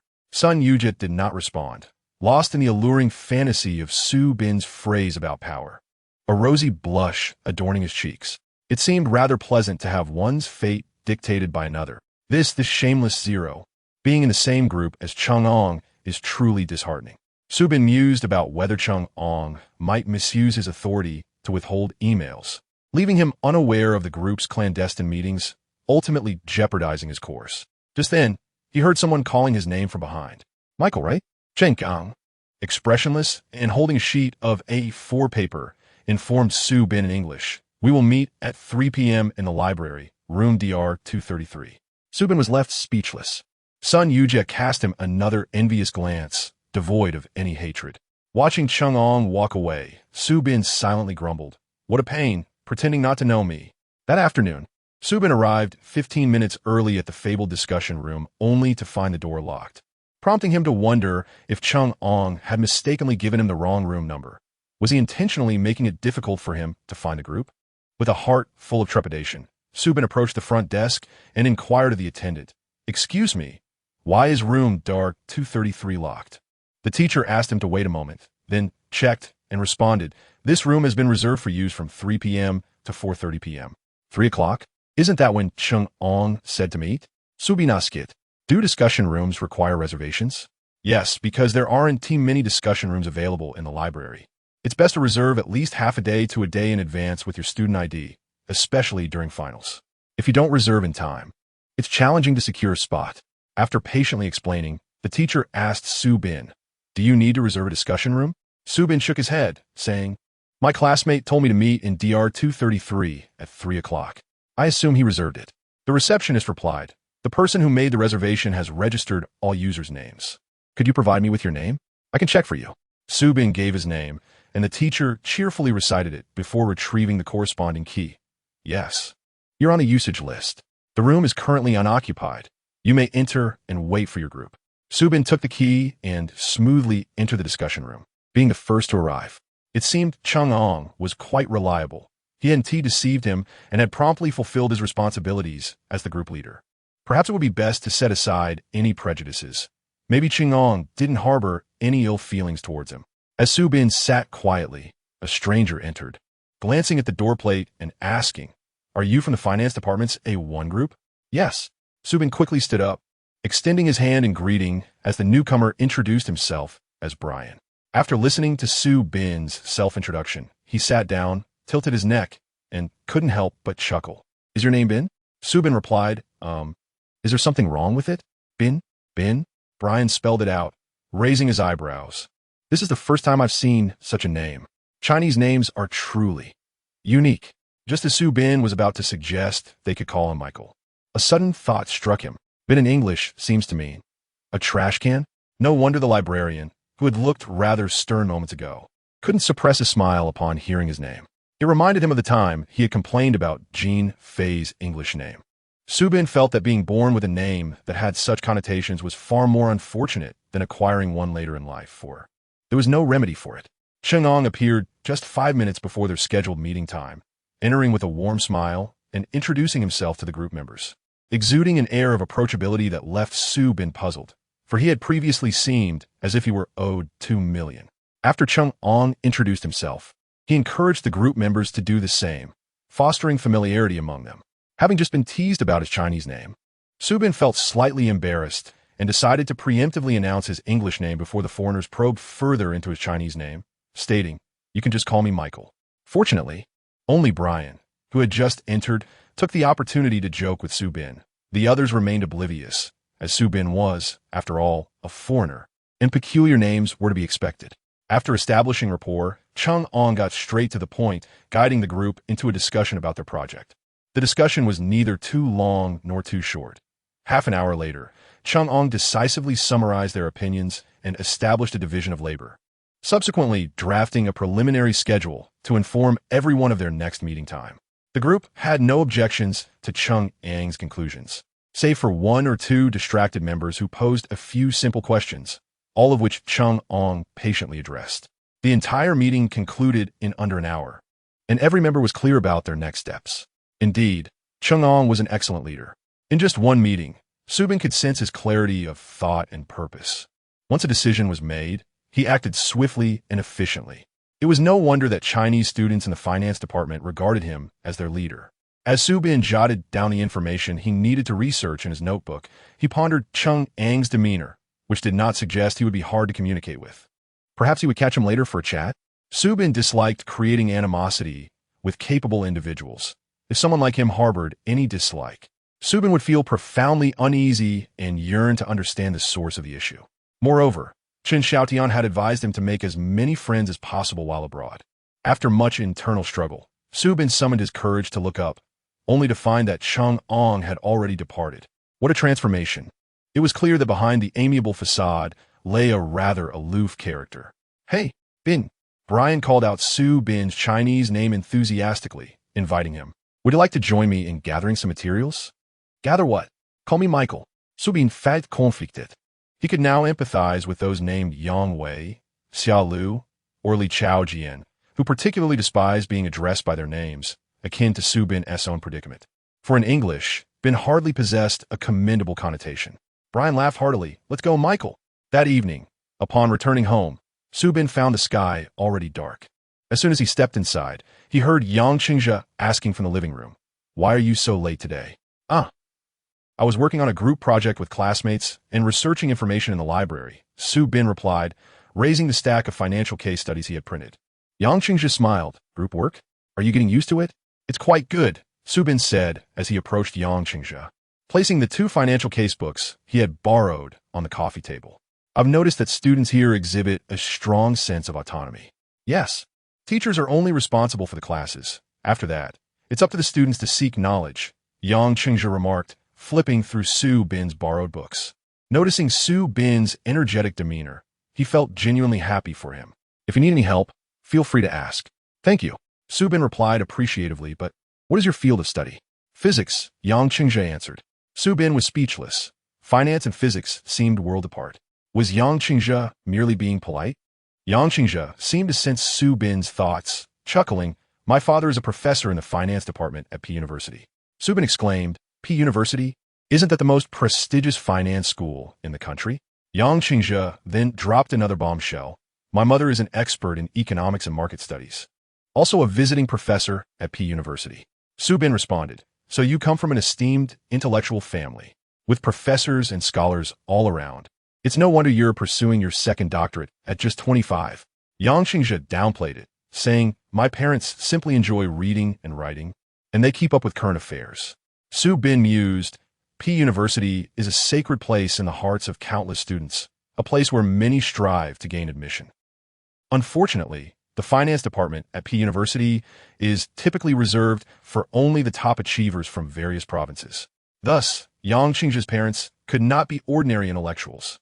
Yang Qingzhe laughed. "Grades are merely numbers, and that kind of examination system in our country is subject to luck. Don't take it too seriously." Su Bin was in awe of Yang Qingzhe's nonchalant attitude, yet he found it puzzling, with both your parents being experts in finance and economics. "Why did you choose to study physics?" "I flipped through their professional books as a child and found dealing with money rather uninteresting." Yang Qingzhe stroked his chin. "Physics is far more intriguing. It allows for exploration of the mysteries of the universe." "All right, you win." Su Bin thought better than to inquire how young Yang Qingzhe had been when he made such decisions, fearing the answer might be too overwhelming for him to bear. In the eyes of a genius, all categories of students, whether they be top achievers, average performers, or struggling learners, were simply mortals. The struggles of mortals would forever remain incomprehensible to the divine. At this juncture, Su Bin suddenly recalled the part-time job he had applied for and asked, "Hey, Qingge, do you know Professor Smith from the physics department at M University?" Yang Qingzhe paused. "Yes, he's an old fellow from the neighboring research lab." "Why?" "I saw his posting on the student part-time job recruitment site." Before Su Bin could finish, Yang Qingzhe had already guessed, dog walking? His expression turned incredulous. "What? Are you looking for a job? Do you need money? Do I look like someone who would chase after flies?" Su Bin wiped the sweat from his brow. "I just want to experience it." He had no intention of mentioning his plans to earn money for an engagement ring, fearing Yang Qingzhe would tease him. In truth, he felt a bit embarrassed to be contemplating marriage at his age. Experiencing life through dog walking? Haven't you walked dogs back home? Or do you want to experience walking dogs in a foreign land? Yang Qingzhe raised an eyebrow, but what he wanted to convey was that dogs were the same. Whether here or there, they were equally foolish. Su Bin replied awkwardly, "I just want to experience making some money." "Oh." Yang Qingzhe nodded. Su Bin continued, "I also looked at other jobs, but none fit my qualifications, so I chose dog walking. However, it's still uncertain. I've submitted my resume and am waiting for a response." Yang Qingzhe cast a glance at Su Bin, as if striving to restrain himself from revealing something. Ultimately, he merely remarked, "I overheard the assistant of the old man next door complaining daily about the urgent need to find a suitable dog walker, since he is the one walking the dog for now." However, Su Bin failed to grasp the implication behind Yang Qingzhe's words and excitedly exclaimed, "So I must have a chance, right? Are their requirements for dog walkers very stringent?" Yang Qingzhe wished to convey to Su Bin that the criteria were not particularly strict, but rather, no one was applying at all. Yet, he could not bear to shatter Su Bin's hopes and, against his better judgment, said, "You should check your emails later. If you get accepted, it might be worth a try." Sheng Yi. Su Bin, unable to contain his enthusiasm, rushed upstairs to check his emails. Moments later, he dashed down the stairs, eyes alight with excitement, exclaiming, "They accepted me. They said I should come in and try it out tomorrow." In his haste, he collided with someone on the stairs. The person, leaning against the railing, steadied himself with one hand on the wall while firmly grasping Su Bin's upper arm with the other to prevent him from losing his balance and tumbling down. The two were so close that Su Bin could nearly rest his cheek against the other's chest. In his earlier fervor, he almost fell into the man's embrace, which was not entirely inaccurate, given that the other was significantly taller than Su Bin. Had it not been for the railing behind him, he likely would have toppled over. Such haste? A familiar British accent echoed in his ear. Accompanying the voice was a faint aroma of grass-scented body wash, a hint of disinfectant, and the unique scent of the man, a blend of cologne and warmth. In that moment, Su Bin's cheeks flushed, and he could not fathom why. Perhaps it was embarrassment. I'm sorry. He quickly apologized, initially believing he had bumped into Yang Qingxia. This was the worst possible outcome. His relationship with Alan was already somewhat awkward, and this collision made Su Bin feel even less capable of conversing with him in the future. But he genuinely hadn't meant to. Why had Alan suddenly appeared? Hadn't he just been downstairs? No, he seemed to have just returned. The staircase was narrow, and Su Bin lowered his head, stepping aside to allow Alan to pass. However, Alan did not move. Su Bin, feeling guilty, glanced up to find Alan staring intently at him, his gray-green eyes glinting ominously in the reflection of the living room light. Su Bin. Oh no. How frightening. Yet, the owner of those green eyes did not retaliate. Instead, he expressed concern, asking, "Did I hurt you?" What did that mean? It took Su Bin a moment to comprehend. Alan seemed to believe that the fault lay not with him, but rather with Su Bin. Su Bin understood that individuals from B country typically avoided physical contact. If a collision occurred on the street, regardless of who was at fault, both parties would apologize simultaneously, as the one who had been struck would feel they had obstructed the other's path. Thus, Alan must have thought that if he had not been on the stairs, Su Bin wouldn't have bumped into him. Was that it? Upon realizing this, Su Bin's emotions shifted dramatically from fear of offending Alan to feeling almost moved to tears. I'm fine, it doesn't hurt. Be careful on the stairs. Alan kindly admonished before ascending. Su Bin, still dazed, made his way downstairs to share the good news with Yang Qingxia about his acceptance as a dog walker. Then I shall give a try. Yang Qingxia regarded him with a sympathetic expression. Su Bin assumed he was concerned about the incident with Alan on the stairs and quickly reassured him. I'm fine. I just hope I didn't hurt Alan. Yang Qingxia couldn't help but chuckle. All right. Just be more cautious when going downstairs in the future. No need to be so reckless. The following morning, Su Bin belatedly grasped the meaning behind Alan's question on the stairs. Lying in bed, groggy, he sensed a twinge of pain in his arm, particularly in his right bicep. Unable to resist, he touched and pressed it. Ouch. The pain roused him fully, and upon opening his eyes to inspect his arm, he discovered a dark bruise resembling a handprint. It seemed to be where Alan had grasped him last night. Goodness, was he practicing iron palm techniques? Su Bin was no weakling. His arms bore muscle from exertion, and during moments of tension, all muscles tend to tighten. Could such strength truly be achievable by an ordinary person? Su Bin's thoughts immediately conjured images of vampires capable of snapping a human neck with a single blow. With his injured arm cradled, Su Bin entered the bathroom. He resolved not to mention this incident to Qin Xiaotian, although he longed to seek comfort from his girlfriend, wishing she were there to soothe him and apply ointment. He remembered his promise to Qin Xiaotian and his friends to take care of himself. How would he explain to her that he had come away with a bruise from a mere encounter with a roommate? That would surely tarnish his masculine dignity. Thus, he stifled his tears and stood up, applying a warm towel to his arm. While doing so, he remained vigilant for Alan's appearance, as an encounter could lead to an awkward situation, especially since Su Bin had previously attempted to appear strong in front of Alan. And now he was beginning to question Alan's extraordinary abilities, given the higher latitude of B country. The temperature in M City in October was akin to late autumn back home. After applying the warm towel, Su Bin rolled down his sweatshirt sleeves to cover his arm and donned a jacket, ensuring that the bruise was entirely concealed. If he refrained from pressing on it, the pain was negligible. Just as he completed this, Alan appeared.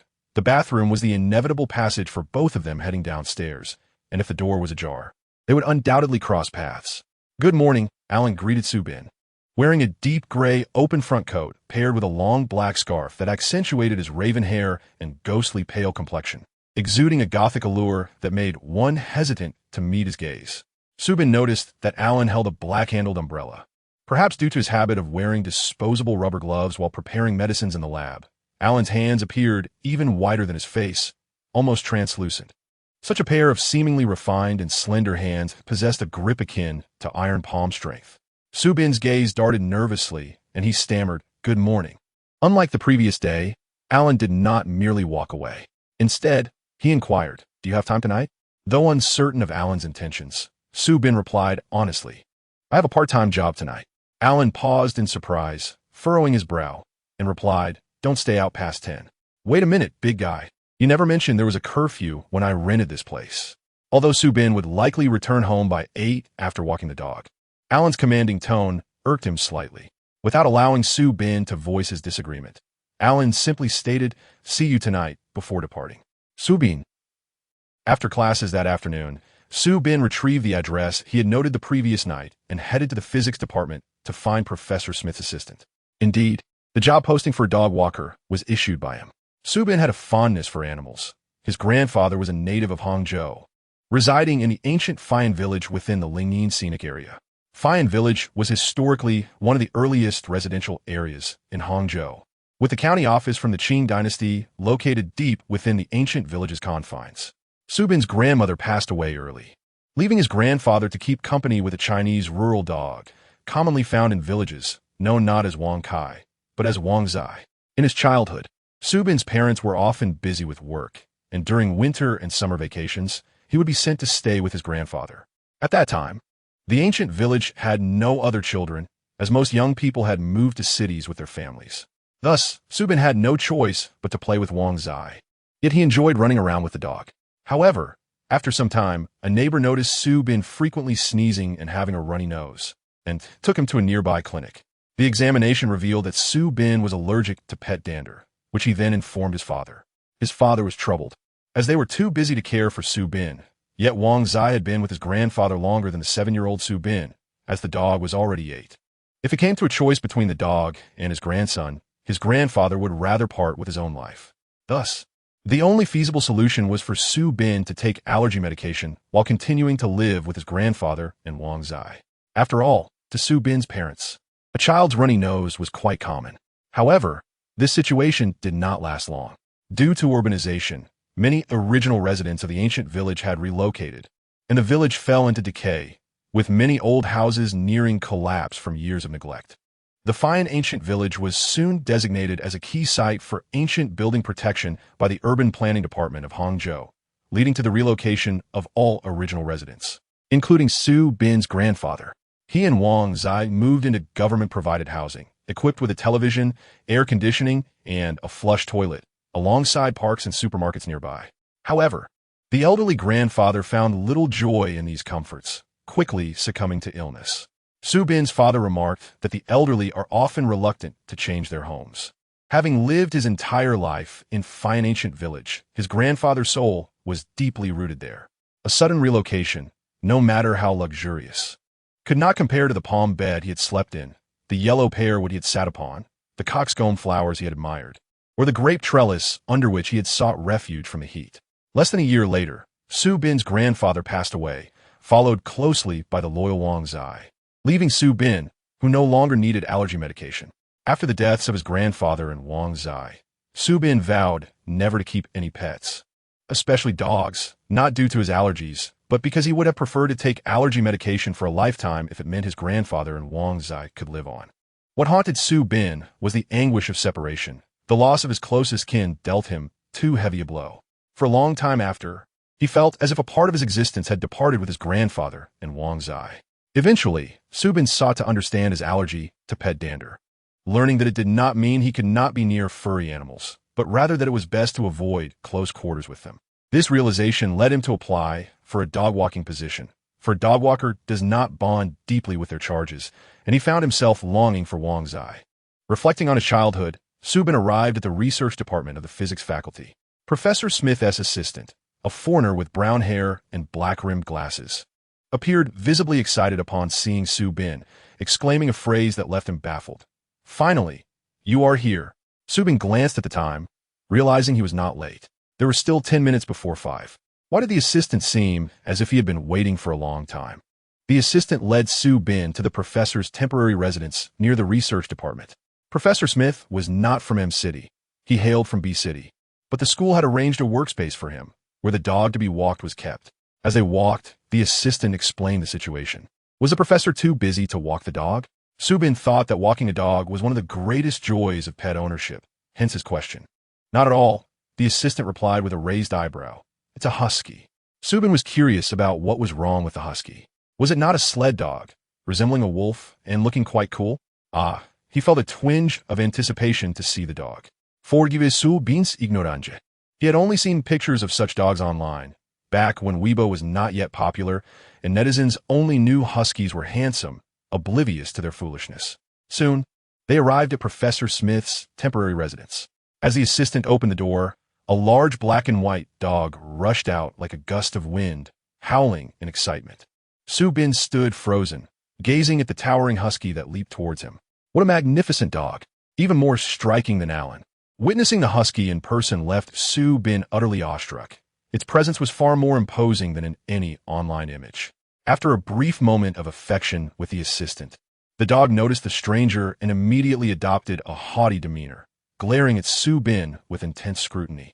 Is it aggressive? Su Bin thought, feeling somewhat intimidated and hesitant to approach. The assistant reassured him, not at all. He's very gentle and playful. You can pet him, summoning his courage. Su Bin reached out to stroke the dog's head. The husky remained as aloof as ever, but did not shy away. Su Bin chuckled, finding the encounter amusing. Noticing the assistant putting a leash on a husky, he inquired, "Does he have a name?" The leashed husky appeared quite excited, panting anxiously. "Yes, his name is Alexander, given by Professor Smith." The assistant internally mourned, realizing the name held little significance for the husky. Alexander? Su Bin echoed, pondering. Although the name had been humorously interpreted by mischievous Chinese individuals, Su Bin conceded that such a regal name suited such a splendid dog, silently commending the unseen Professor Smith. The assistant handed the leash to Su Bin with great seriousness, advising, "Whatever you do, do not let go of the leash." Su Bin, momentarily replied, "Oh," the assistant clarified, "He tends to run." Su Bin nodded, "Oh, just don't let go, I understand." Yet, he would soon discover just how naive he truly was. The assistant patted Su Bin on the shoulder, saying, "Go ahead, take Alexander for a stroll. Just be back within an hour. Send me a text when you arrive." "Yes, sir." Su Bin responded enthusiastically to Alexander. "Let us get going."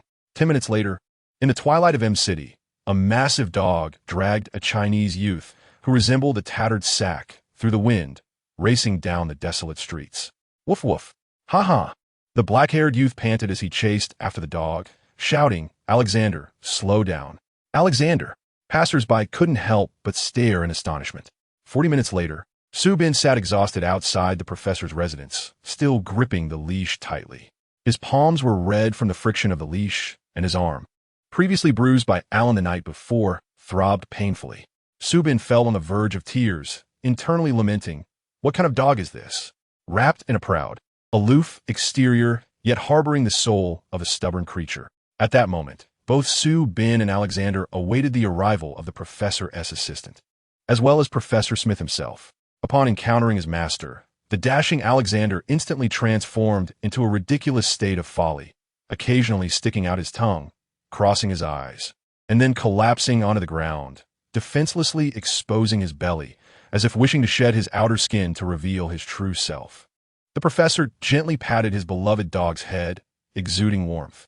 This was the first meeting between Su Bin and Professor Smith. Despite his exhaustion, Su Bin felt compelled to stand upright, his legs trembling, and respectfully introduced himself. "Good day, Professor Smith. My name is Michael, and I hail from China.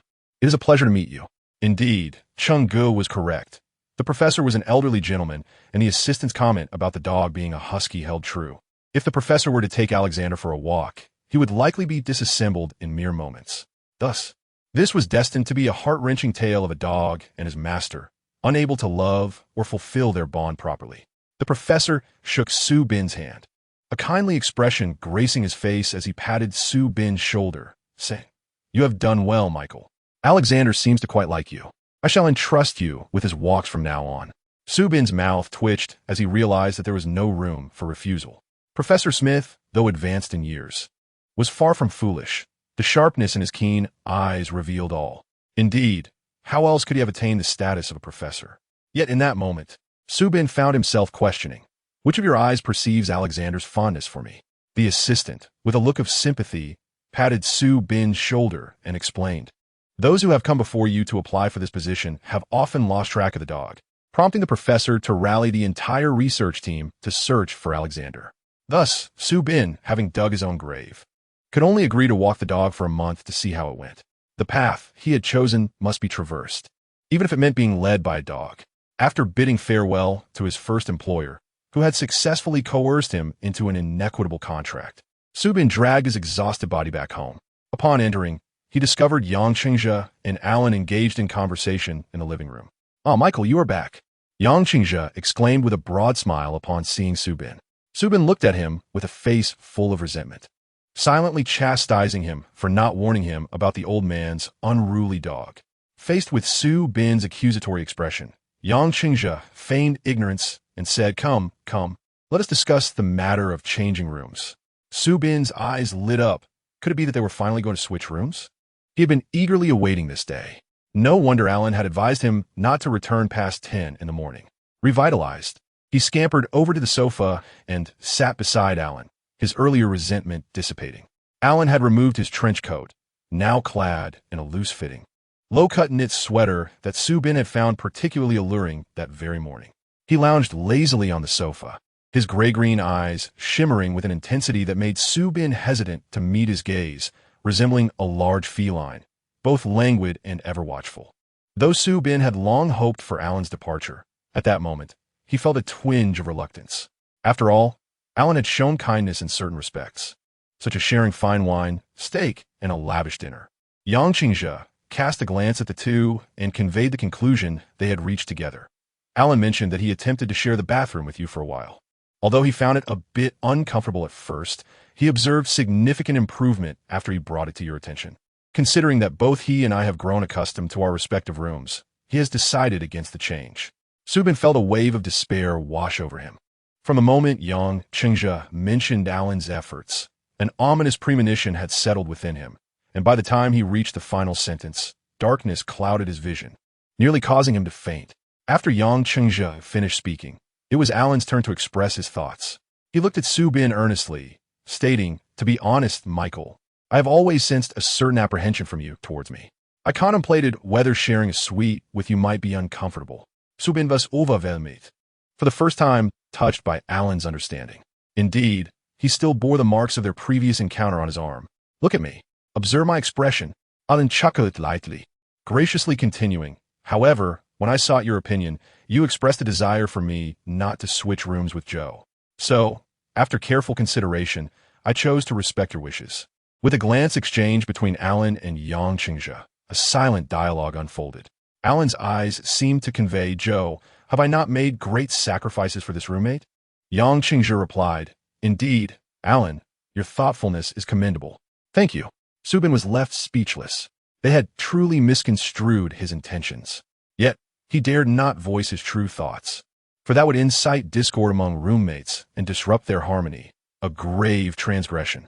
Alan continued, "Due to my concern for your feelings, I made time to engage in conversation with you on several occasions, which proved fruitful. You seem less tense around me than you did at the beginning." Subin thought, "That must be your delusion." Alan, with a haughty expression, seemed to say, "I am so understanding, and you ought to be grateful." "Thank you," Subin replied, feeling utterly drained of words. Yang Qingzhe then inquired, "If that is the case, then it seems everyone is satisfied. Michael, do you have anything else to say?"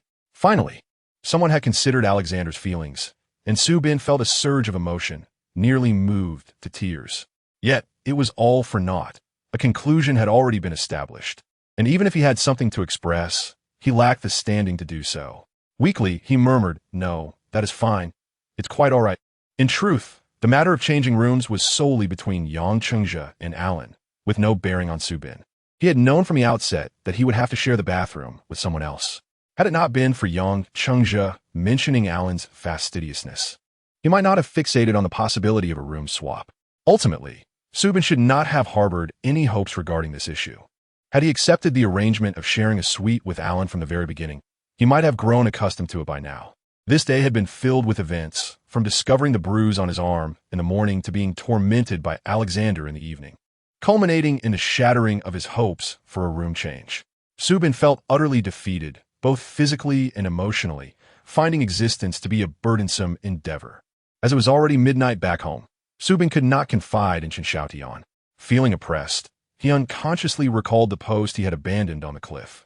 He yearned for a venue to vent his frustrations and grievances, and after some contemplation, he concluded that venting online would be most suitable. After all, cloaked in anonymity, who could ascertain whether he was truly an Alexander on the other side of the screen? However, upon reopening the supernatural discussion board, Subin could hardly believe his eyes. His post remained pinned to the front page. Its popularity was on par with its previous peak. Stunned, Subin questioned whether this was indeed the thread he had authored. He hurriedly navigated to the latest page, and to his astonishment, he was met with a flurry of candles and messages of mourning, such as rest in peace, LZ, eerily fitting for his current state. Subin's eye twitched as he scrolled back to find the page where he had last posted. He had noted at the end of that thread that, barring unforeseen circumstances, it might be his final post. Yet, with so many unforeseen events transpiring, he found himself unable to remain silent any longer. Subin observed that the majority of replies were concentrated within 2 days after his initial post. The discussions remained quite normal in the subsequent pages following his latest comment, with some netizens even delving into discussions about garlic. Author, Lightbulb Sauce Time, 200 by 1002 1811 reply. Actually, vampires merely detest pungent odors. Cooked garlic has little effect. Subin, Bauridi. Author, White Jade Stream Time, 200 by 1003 reply. LZ, I read in a book that vervain can also ward off vampires. Perhaps you should consider purchasing some? P.S. I genuinely worry about you. If you are safe, please remember to log in and reassure us. Subin, Te touch it. Author, O Spring Death, O Summer Beginning Time, 200 by 1004 reply. LZ, vampires also fear intense sunlight. They prefer to draw the curtains when sleeping. Moreover, their canine teeth are sharper than those of ordinary people. Good luck. Subin, I'll observe if I get the chance. By the third day, such replies had diminished significantly. If Subin did not appear, the post was likely to sink into oblivion. However, dramatically, on the morning of the fourth day, an English reply emerged, stating, Author, all time, 200 by 1005 reply. DS, I'm here again. Upon this reply, someone immediately commented with a translation. Author, DS time, 200 by 1005 reply. Translation for all netizens. I have eaten LZ. He will not return. His vampire roommate. Is this true? Kak, Subin. How could this possibly be true? Such a response dramatically altered the trajectory of the entire thread. Subin, still very much alive, found it hard to believe, yet the netizens were unaware, leading to a flurry of comments. Author, Twilight Time, 200 by 1005 reply. From LZ's plea for help to being devoured, a total of 6 days. Alas, I should not have stood idly by. Candle, Author, Mighten Time, 200 by 1005 reply. LZ, come out. Tell me this ISNT true. Kak, woo-woo, I was wrong. I should T have replied, asking to be drained. Author, Ida Little Immortal Time, 200 by 1005 reply. Those saying they should not stand by. As if your participation could have prevented LZ from being eaten, haha. Subin nervously scrolled through several pages, the majority of which were condolences for LZ. The revelation of the IP address sent a shiver down Subin's spine, transforming his frustration into sheer terror. For he realized that the person who had posted in English was not him, but rather another inhabitant of the house. At that moment, he felt as though a pair of eyes were scrutinizing his every move. Who is all? Why does the IP address match his own? Connecting it to the username strikingly similar to Alan's English name, Subin briefly entertained the notion that all could be Alan himself. Yet, he swiftly dismissed this thought. Yang Qingzhe had mentioned that Alan did not speak Chinese, and Subin had conversed with Alan a few times, knowing he was not well-versed in Chinese culture. Without a foundational understanding, how could one navigate the complexities of advanced slang? Even a simple Lanzhou flatbread could utterly perplex a foreigner, let alone terms like tuber, padded jacket, or fire tongs lu ming. Even a native Chinese would struggle to grasp the deeper meanings behind terms like white bone, spirit, or protein without years of immersion. Thus, Subin deemed it highly improbable that Alan himself would come across this thread, nor did he seem to possess such a mischievous disposition. In a house with only 4 residents, the pool of suspects was quite limited. If it wasn't T. Alan, it could only be Yang Changzhe or Jean Fei. It was hardly plausible that Subin himself had lost his sanity to the point of sleepwalking and posting about being devoured. Subin returned to check the posting time of all.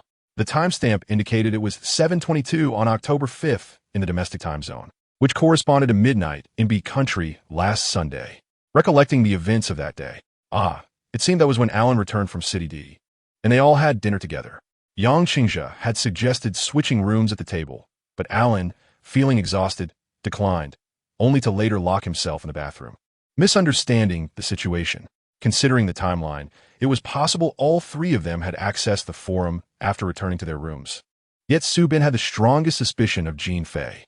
Although Su Bin had not known Jean Fei when he posted, if Jean Fei were to see it, he could easily deduce that LZ referred to him, especially since that fly had teased Su Bin verbally more than once. The issue was, Jean Fei did not seem to possess a temperament suited for restraint. If he posted, he would undoubtedly want to see it immediately and gauge his own startled reaction. Su Bin was weary of continuing to speculate. Despite knowing Jean Fei the least, he had developed the closest rapport with him. Instead of guessing, he decided to directly ask, "Are you playing on a cliff?" He sent Jean Fei a text message. Indeed, that rascal was out attending a social gathering again. The title of social prince might as well be altered to social talent. Jean Fei took his time to respond, and Su Bin's anxiety grew. He scrolled through several more pages of replies. With the exposure of the IP address, the entire tone of the thread shifted once more. Author, Fatty Meat Time, 200 by 1005 2022 reply, observing the technical masters. Let us light a candle for LZ. Author, Piggy Time, 200 by 1005 2132 reply. This is a scam. I have scoured the recent newspapers of the country all day and found no news of a student being devoured. Author, Our Time, 200 by 1005 2206 reply. Perhaps it's just a joke among roommates. Don't take it too seriously, everyone. Author, Commonplace Time, 200 by 1005 2314 reply. Is it just me, or does anyone else think that eaten might mean something else? Alright, I'm a Fujoshi, ignore me. Author, Cold Water from the River Time, 200 by 1006 042 reply, Fujoshi 1. This thread feels so gay, rolling on the ground. Author, Z is a bear time, 200 by 1006 044 reply. Thunder download link. You're welcome. Author, Wow Haha Time, 200 by 1006 045 reply. The upstairs is lit, ha ha ha ha ha. Author, Silva Time, 200 by 1006 102 reply. Let us wait for LZ to return and explain. Whoever they are, seeing their post go viral, they wouldn't ignore it. Author, Duck Profit Time, 200 by 1006 143 reply. Let us boost this, so LZ sees it. Deep B. Su Bin could no longer bear to read the unfolding drama in the latter pages, especially the various interpretations from those identifying themselves as Fujoshi. By the way, what exactly is a Fujoshi? Su Bin hastidi, sivchit online. Girls who enjoy imagining two men in romantic scenarios are called Fujoshi? Goodness. It turns out there are beings even more shameless than Sun Yujia in this world, and they are female. Due to the association with a series of derivative terms related to Fujoshi, Su Bin inadvertently gained some insight into this unfamiliar world. For instance, he learned about the meanings of seme and yuk, along with their various attributes, such as the scummy seme and cheap yuk, the loyal dog seme and queen yuk, the scheming seme and lewd yuk, the sadistic seme and foolish yuk. Su Bin felt compelled to reassess this strange realm. As the original poster had yet to log in and clarify matters, the thread had devolved over 50 pages, with responses increasingly suggesting that the original poster might truly have been devoured. Regardless of the circumstances, it seemed their beloved SBLZ would not return. By the final pages, Su Bin encountered a screen filled with mourning and candles. The thread's progression had been a winding journey, akin to a runaway Alexander. Just as he pondered how to respond and dispel the rumors of being devoured, his phone rang. I'm not playing, Jean Fei replied curtly. Su Bin recognized Jean Fei's straightforward nature. There was no need for him to beat around the bush. His response indicated that he was not curious about Su Bin's inquiry. Thus, he certainly was not the all. This left Su Bin bewildered. If it wasn't Jean Fei, could it be Yang Qingzhe? Surely not. Cheng Ge was such a kind and reliable person, a doctoral candidate at that. If he had truly viewed the thread, he would have come directly to explain whether Alan was a vampire or not, rather than responding with such an ambiguous message. Yet, despite his trust in Yang Qingzhe, Su Bin hesitated to jump to conclusions. After all, if Yang Qingzhe also cleared his name, there would be only one possibility left. The post was indeed a reply from Alan. That outcome was even more daunting for Su Bin, more shocking than discovering Alan was a vampire. Thus, he stealthily approached Yang Qingzhe's door, knocking softly. Sheng Yi. Su Bin? Yang Changze. Taken aback by Su Bin's urgent expression, asked, "What is wrong? Can I come in to talk?" Su Bin whispered, "Come in." Yang Qingzhe had already changed into his pajamas, preparing for bed, which made Su Bin feel rather embarrassed. However, he knew he would be sleepless if he didn't clarify the matter today. So, apologies in advance. "Qingge, I need to ask you something, and you must tell me the truth." Su Bin asserted. Yang Qingzhe, wearing a serious expression, looked slightly confused. "What is it? Go ahead and ask." Su Bin's eyes widened as he inquired, "Do you know I posted something on the cliff?" Yang Qingzhe appeared even more bewildered. "What post?" Su Bin gasped. "Oh no, Chung, you don't know either." 15 minutes later, after Yang Qingzhe had read the trending post on the cliff, he collapsed onto the desk, laughing uncontrollably. "Su Bin, you actually suspect Alan is a vampire, haha." Su Bin remained silent. Yang Qingzhe continued, "This is just too hilarious. Ha, remember when you bought garlic?" "Qingge, stop laughing at me." Su Bin pleaded, tears brimming in his eyes. "I put aside my pride to tell you this. You must help me analyze whether all is really Alan." Yang Qingzhe pounded the table. "I'm curious about what Alan would think if he actually saw that post. Haha, don't tell him." Su Bin exclaimed. "Yang Qingzhe get. No wonder you seem so scared of Alan. Why would you want to switch rooms with me? Turns out you're afraid because..." Su Bin interrupted. He misunderstood. "I never said I didn't want him to switch. Don't tell him." Yang Qingzhe chuckled. "You truly are a character. Sheng Yi. Please stop mocking me." Su Bin lamented. Yang Qingzhe finally managed to contain his laughter, but upon seeing Su Bin's embarrassed expression, he couldn't help but chuckle again. Aldikt, Su Binu. Fete. Yang Qingzhe tried to suppress his laughter, stating, "IP addresses can be faked." Suddenly, Su Bin felt a wave of realization. Was all his worry for nothing? Clearly, he should only write initials in the future. Yang Qingzhe added, "But we can't just conclude that it's not Alan." Su Bin responded. Yang Qingzhe's expression turned serious as he stated, "As a scientist, I must honestly tell you that I believe vampires do not exist." "Oh." Yang Qingzhe shrugged, "But who knows?" Before Copernicus proposed the heliocentric theory, everyone firmly believed the Earth was the center of the universe. Thus, what I believe may not be entirely accurate. "Qingge, don't play with me." Yang Qingzhe replied. "So, I think your question is still worth exploring. Now, let us establish two topics. First, whether Alan is a vampire. Second, whether all is Alan." Sheng Yi. Yang Qingzhe earnestly continued. "First, to determine whether someone is a vampire, we must read all scientific reports on vampires. However, to my knowledge, there are only legends about vampires, and the main characteristics associated with them are largely derived from literary works." Yang Qingzhe went on, "If you merely feel threatened intuitively, then I cannot assist you. If Alan truly is a vampire, having lived under the same roof with him for 2 years, I can only be relieved that he has no interest in my blood." Su Bin sighed. Yang Qingzhe added, "Moreover, you should note that the vampire characteristics discussed online cannot serve as a standard for assessing whether Alan is a vampire. Perhaps vampires enjoy sunbathing while eating garlic. Don't deceive me. I lack knowledge." Yang Qingzhe grinned. If at this moment, Su Bin's emotions resembled a roller coaster, soaring to the skies with Yang Qingzhe's words and then plummeting into the depths. Soaring, plummeting, soaring, plummeting. Su Bin felt as though he might spit blood from the relentless ups and downs. Is it really necessary to toy with him like this? Ha ha.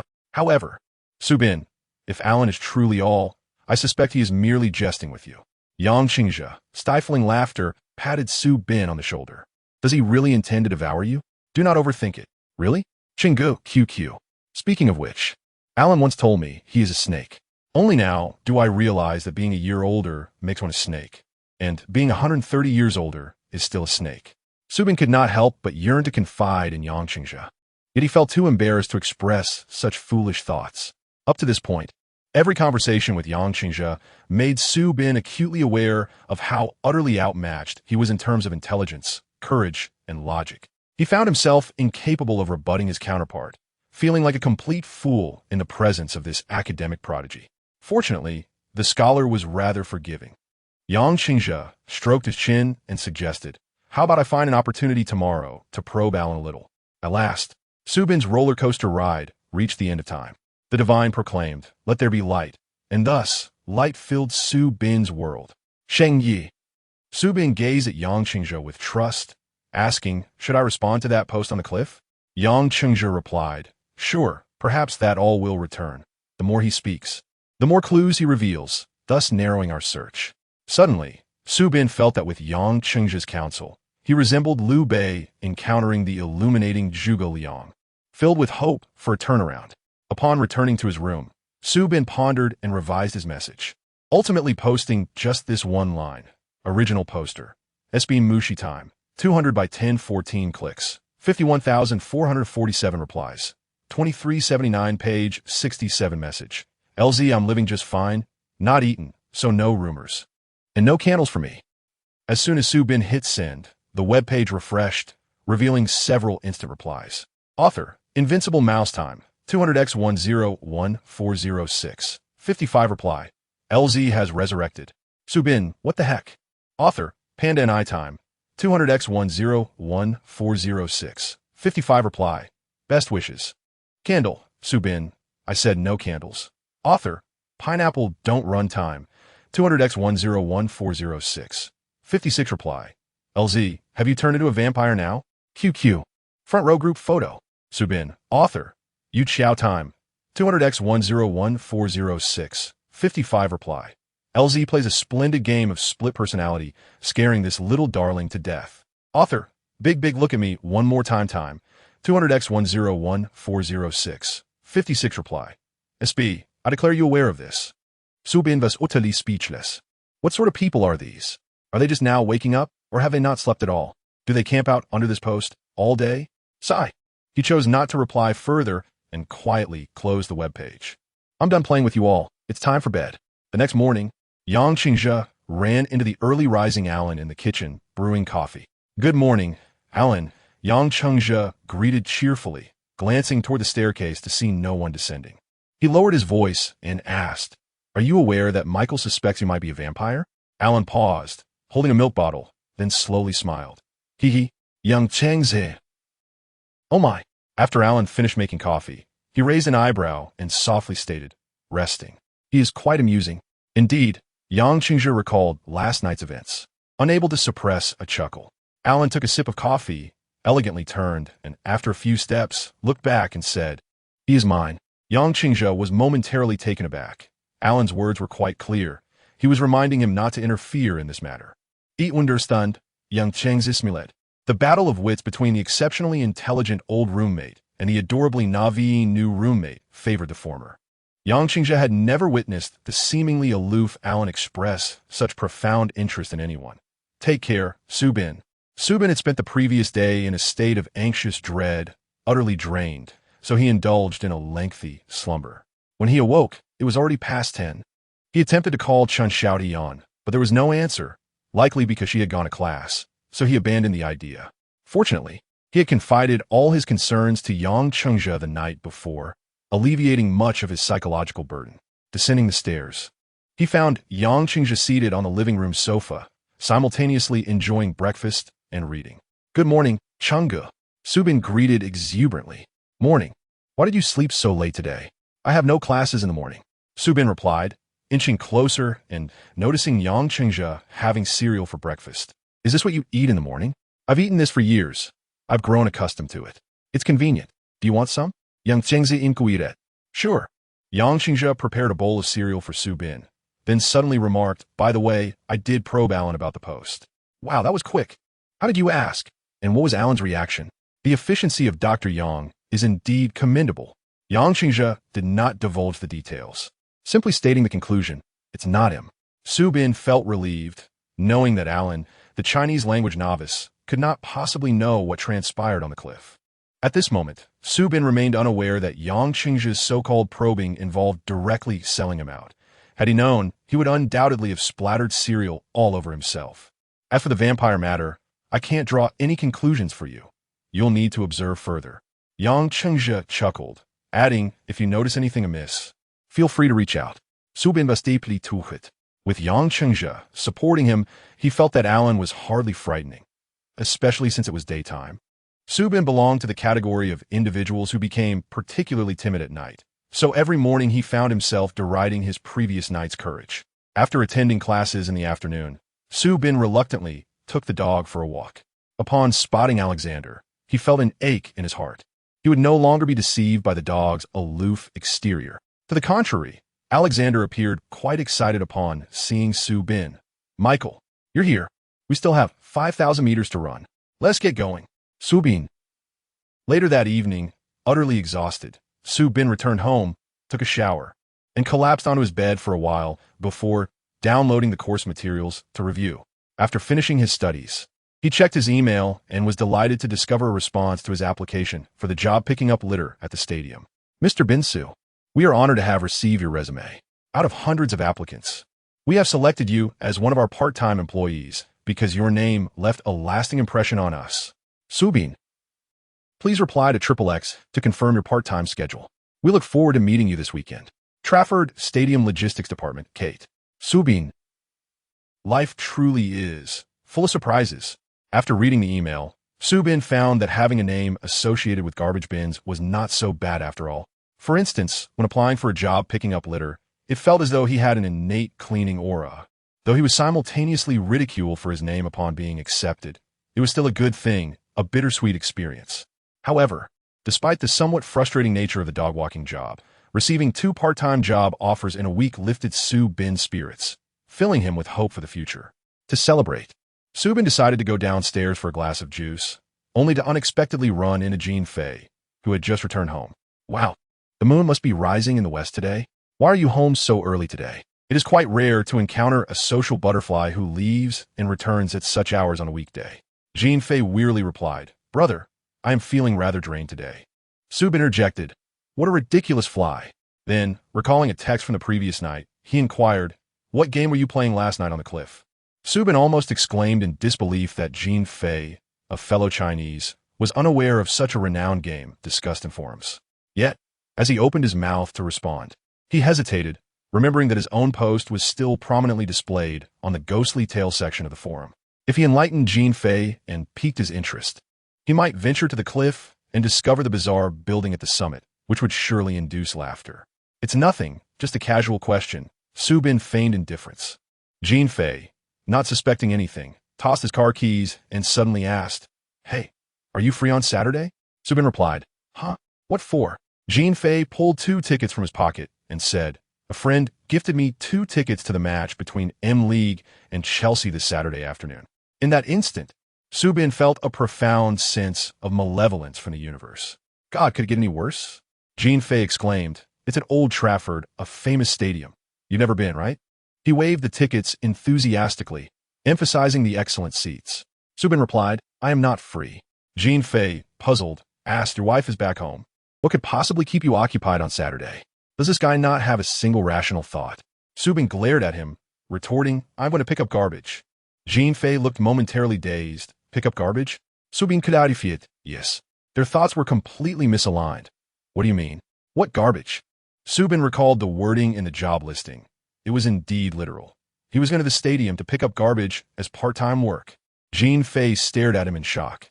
Then his gaze softened with pity. "Are you short on cash? If so, you can tell me." Su Bin shook his head, explaining, "I want to earn my own money to buy a gift for my girlfriend." He thought to himself that Jean Fei, a man who only sows seeds, could never comprehend the significance of buying a ring for his girlfriend. Jean Fei asked, "What kind of gift requires you to pick up garbage?"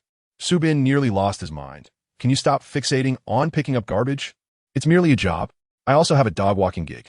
Why did he feel a tinge of sadness when mentioning dog-walking? It was all this irritating fly's fault. What began as a perfectly good conversation had completely derailed. Su Bin couldn't help but assert, "I am earning money to buy a ring for my girlfriend." There were some things he felt embarrassed to share in front of Yang Qingzhe, but with Jean Fei, he could boast a little. Unfortunately, Jean Fei could not understand. His face twisted in confusion as he remarked, "You are truly working hard. Can't you say something nice? Perhaps commend me or express envy."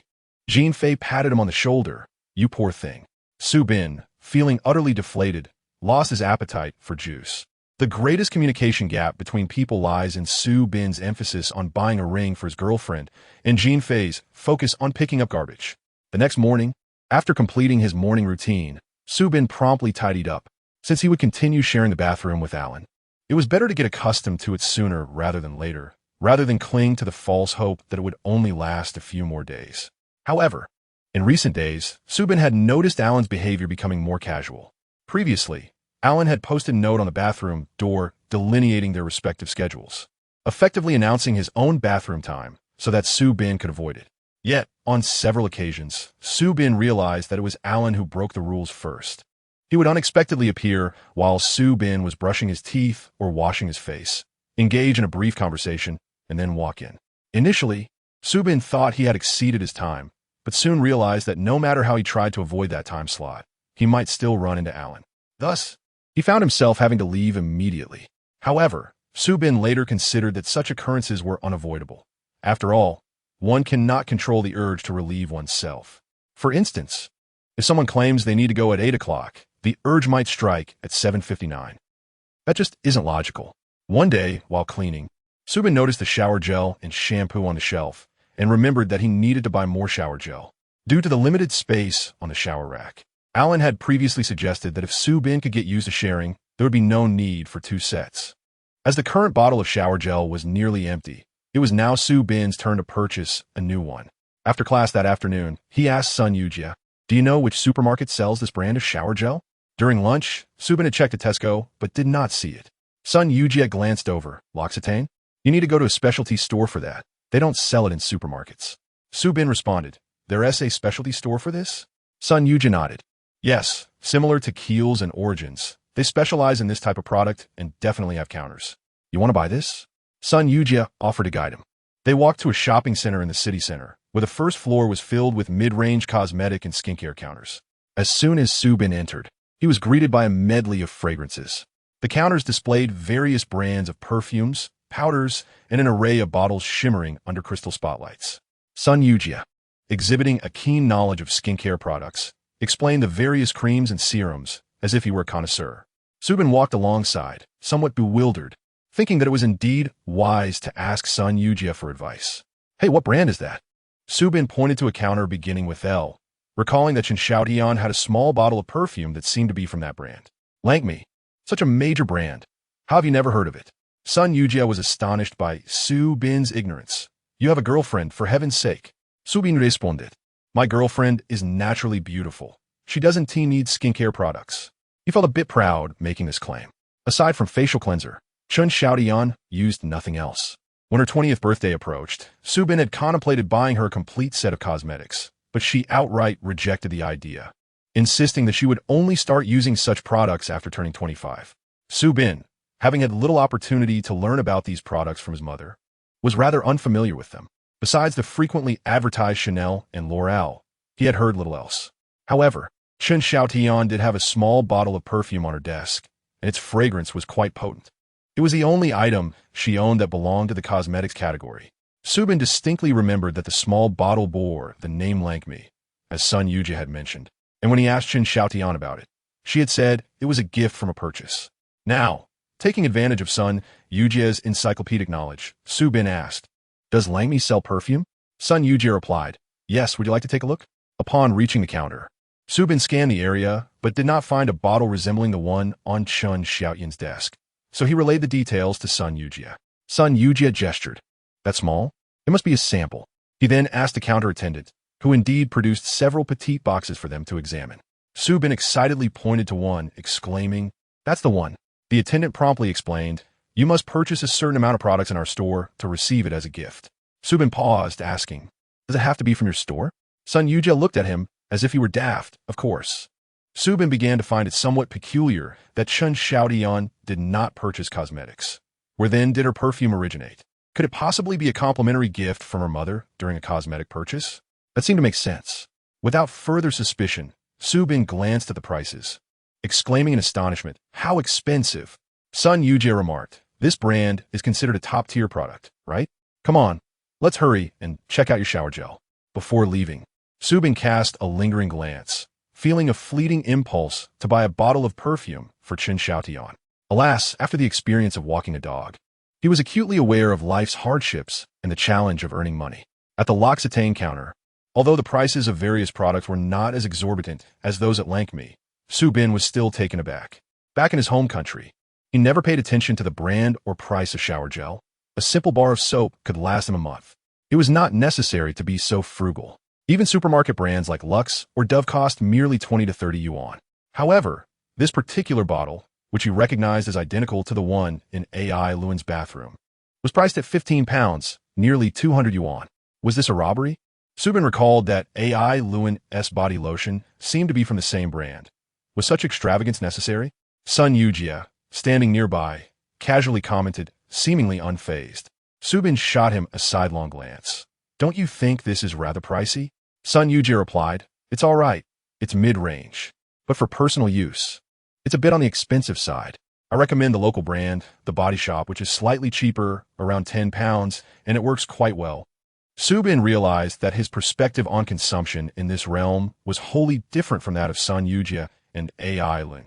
Yet, after having used such high-end shower gel for nearly half a month, could he really revert to using a bottle of Safeguard? With a determined sigh, he decided to purchase a bottle. He picked a bottle of herbal shower gel to check out, when the cashier, with a cheerful smile, pointed to a bottle of men's perfume on the counter, recommending, Sir, we recently launched a verbena-scented men's perfume at a discount price of just 10 pounds. Would you like to try a bottle? Before Subin could respond, Sun Yujia had already grabbed the sample of verbena perfume and sprayed a bit on his wrist. Inhaling deeply from distance, not bad, quite refreshing. Subin caught a whiff as well. During his IELTS training back home, his etiquette instructor had mentioned that in Western countries, particularly in Europe, going out without wearing perfume was akin to being naked. This statement, though slightly exaggerated to a Chinese audience familiar with perfume culture, proved true once Subin arrived abroad. Even men wore perfume. In fact, the Western culture of perfume usage stems from a desire to respect others. Many Westerners possess a more pronounced body odor than their Eastern counterparts. Without perfume, any perspiration in public could lead to unpleasant smells. This was akin to some individuals removing their shoes and digging at their feet in public, an act deemed exceedingly uncouth. Thus, most men use perfume not to attract attention, but to mask their own scent. Over time, a culture of using fragrance products developed in the West. While women's preference for perfume may enhance their personal allure, a man's choice of fragrance can reflect his taste. High-quality perfumes, although pricey, are never overpowering and, upon contact with skin, undergo a chemical reaction with the wearer's natural scent, producing a unique aroma. This explains why the same fragrance smells different on different people. That day, when Subin encountered AI Luan on the stairs, he had noticed a faint yet distinctive scent on him. As an Asian with a mild body odor, regular bathing sufficed. However, Subin suddenly recalled that he often sweated while walking the dog. Even someone as refined as Yang Qingzhe seemed to use a lightly scented body spray. Thus, he felt a stir of desire. It wasn't as if he had to use verbena to guard against anything untoward. Truly, it was merely a coincidence. After mentally reassuring himself, Subin requested, I'll take a bottle. The attendant cheerfully fetched a brand new bottle of perfume, carefully wrapped it, and handed it over, expressing hope for his return. Having completed his purchase, Subin returned to campus to walk Alexander, and indeed broke a sweat. Remembering the perfume he had just bought, he took it out, unwrapping the exquisite packaging, preparing to spray a bit on himself. Yet just before doing so, he felt a twinge of apprehension. What if AI Lun disliked or detested the scent of verbena? Would their next encounter become awkward? If AI Lun truly were a vampire and abhorred verbena, would he sense that Subin had uncovered something and take preemptive action? Subin shook his head, dismissing such thoughts. This was mere coincidence. With that, he sprayed the verbena perfume. Puff, puff, puff. Transformation. However, he was taken aback by the scent. Why did it seem somewhat tangy? As he awaited the perfume to blend with his perspiration, he soon felt something amiss. Why did he emit a smell reminiscent of pickled vegetables? Alexander, keeping his distance, remarked, Stay away. Subin pondered, did I perhaps misstep in the order? Should I have showered first before applying? After leaving Alexander at the professor's residence, Subin returned home. Burdened by an odor even he found intolerable, and hurried to wash up. On the way, he remained anxious, imagining how AI Lun might react. Yang Qingzhe had advised him that suspecting AI Lun was not human without evidence was impolite, yet Subin subconsciously purchased the verbena product meant to ward off vampires. However, he truly did not wish to consider himself a despicable person. Thus, he continued to reassure himself, I did not intend to buy this. It was merely a coincidental discount recommendation. The scent isn't bad. Upon reaching his doorstep, Su Bin took a deep breath, attempting to appear nonchalant. Yet, upon entering, he unexpectedly encountered Ai Lin, who was tidying his leather boots near the entrance. The moment he caught a whiff of Su Bin's scent before seeing him was indescribable. Su Bin noted the instantaneous expression on Ai Lin's face was beyond words. Ai Lin looked at him bluntly and stated, "It smells terrible. You should shower." "I know," Su Bin replied, rushing upstairs and taking the fastest shower imaginable. Feeling immediately refreshed, he retrieved the new shower gel and the perfume, placing the former on the sink to demonstrate his sincerity about cohabitation, while the latter lingered in his mind, battling his conscience. The brave little voice inside him scoffed at the cowardly one. "How despicable!" The cowardly voice retorted, shaking its fist in indignation. "Coincidence, coincidence, coincidence." Su Bin sighed. "All right, let us give another shot. Just imagine Ai Lin Isenti a vampire. Then it won't matter what perfume I use, right? This time." He cautiously sprayed a minuscule amount on the nape of his neck and collar, rubbing it in gently before retreating to his room for a spell, allowing the fragrance to dissipate slightly before descending once more. Alan had already finished cleaning his leather boots. He seemed to have a penchant for wearing leather shoes and boots, as half of the large shoe cabinet in the downstairs hallway belonged to him. At this moment, Alan was seated on the sofa, engrossed in his black book. Upon seeing Su Bin descend the stairs, Alan took the initiative to greet him and strike up a conversation. Su Bin, however, had no desire to chat. He intended to head to the kitchen to prepare dinner. Yet inexplicably, when Alan spoke in a commanding tone, Su Bin found it impossible to refuse. Before he could process the thought, his body had already instinctively moved towards Alan. Nervously, Su Bin took a deep breath, hoping to ensure that his fragrance would not be too overpowering. However, once seated, the perceptive Alan furrowed his brow slightly, yet he said nothing. Su Bin sought to break the ice, pondering what to discuss. Alan began inquiring about Su Bin's part-time job and its specific hours. Su Bin, unable to conceal the truth and lacking the habit of lying, candidly disclosed the details. Being a local, Alan shared with Su Bin potential issues that could arise with formal part-time jobs, advising him to exercise caution. Su Bin was somewhat astonished by Alan's concern and felt a touch of gratitude. However, his mind was not preoccupied with work matters. Rather, he was silently observing Alan's expression, gauging whether the scent of his fragrance caused any discomfort. It appeared not, as Alan conversed with him in a calm manner throughout. At that moment, the timid part of Su Bin's character had retreated into a corner, feeling guilty, while the braver side waved its arms in triumph, exclaiming, "Fool! Fool!"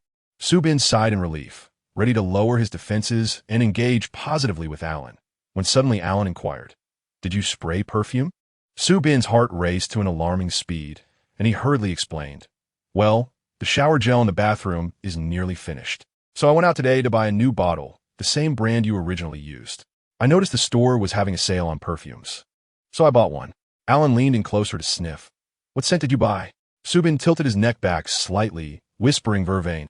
Upon hearing this, Alan lowered his gaze and, without warning, leaned in even closer, bringing his head near Su Bin's neck. Su Bin was taken aback. He recalled reading somewhere that animals instinctively raise their fur when frightened, excited, or stimulated to appear larger, thus boosting their courage, like a cat puffing up in fear or a peacock displaying its feathers in courtship. Humans too describe their fear by saying their hairs stand on end. Despite having evolved to lose their body hair, the erector pili muscles can still respond to the brain's commands, and in that moment, Su Bin distinctly felt the hairs on his body bristle. Nevertheless, it was futile. His hair was short, and despite his developed muscles, he was still dwarfed by Alan, who towered over him. Alan drew closer to Su Bin's neck, gently inhaling, his nose nearly touching Su Bin's skin, his warm breath enveloping Su Bin's neck. Su Bin was at a loss for words. 3 seconds later, Alan straightened up, raising an eyebrow. "It doesn't smell good." Su Bin was rendered speechless by the fright. Alan cast a glance at the dazed Su Bin and continued, "Regarding the shower gel, you needn't worry about it. I'll take care of it when it runs out. The perfume you're using is not to my liking, so refrain from using it in the future. Just stay clean. There's no need for perfume." Su Bin, deeply affected, remained in a state of rigidity. The timid part of him had risen in rebellion the moment Alan approached, waving a flag while weeping and shouting, "Run, run." The following day, Subin brought the bottle of perfume to school to give to Sun Yujia. What's wrong? Is it ineffective? Or are you allergic? Sun Yujia inquired. Subin, feeling embarrassed, replied, my roommate doesn't like this scent. Sun Yujia, perplexed, remarked, why would your roommate interfere with what perfume you wear? Subin, touching his still tingling neck, thought to himself, you wouldn't understand. Sun Yujia glanced at the bottle of perfume Subin offered, his eyes sparkling, and said, don't you know that giving perfume has profound significance? Subin responded with confusion. What significance? A faint blush crept onto Sun Yujia's face. It's a declaration of affection. Subin posed, his eyes twitching as he snatched the perfume back. Give it back. I suppose I can only give it to Qin Xiaotian now. Sun Yujia, momentarily speechless, proceeded to enlighten Subin about the etiquette of gift-giving in their country, explaining that only those with particularly close relationships exchange toiletries, such as soap, shower gel, or perfume. Wait, Subin suddenly asked, is gifting shower gel also a declaration of affection? That truly depends on the relationship. It must be exceptionally close to offer such gifts. Sun Yujia suddenly had a thought, asking Subin, could it be that the shower gel you bought yesterday was intended for a foreigner? Seeing Subin's immediate look of distress, Sun Yujia was taken aback. He never anticipated that gifting shower gel could carry such bizarre implications. Yet, as Subin reflected, he realized his purchase of shower gel was not a gift for Alan. They shared a bathroom and merely took turns buying a bottle. Wasn't that a perfectly normal arrangement? Why did Sun Yujia's comment make it seem so scandalous? What if Alan mistakenly believed he had bought the shower gel as a gift for him? Subin wiped the sweat trickling down his forehead. The thought was too beautiful for him to contemplate. Sun Yujia observed Subin's ever-changing expressions with concern. One moment fearful, the next anxious. I heard you've been walking a professor's husky lately. Is that contagious? Sun Yujia glanced at the bottle of vervain perfume Subin had tried to reclaim. Although he hadn't successfully received a gift, it was still the first time a male had expressed a desire to gift him perfume. He fantasized about a future where someone he liked would gift him a bottle of perfume, and they would both with the same scent, embracing each other, creating countless impure memories. The mere thought was so romantic. Subin shot him a sideways glance. What are you daydreaming about now? Sun Yujia replied, nothing. After a while, Sun Yujia asked Subin, are you free this Saturday? Subin's mouth twitched. Why did people keep asking him if he was available this Saturday? No, I have a part-time job. Sun Yujia widened his eyes. You're walking dogs on Saturday too? No, it's a different job. What job? Subin grimaced. Why must he reveal that he was picking up trash? Sun Yujia.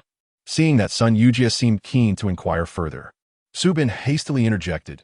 Get to the point. What do you want? Well, there is nothing particularly special. If you were free, we could play games together.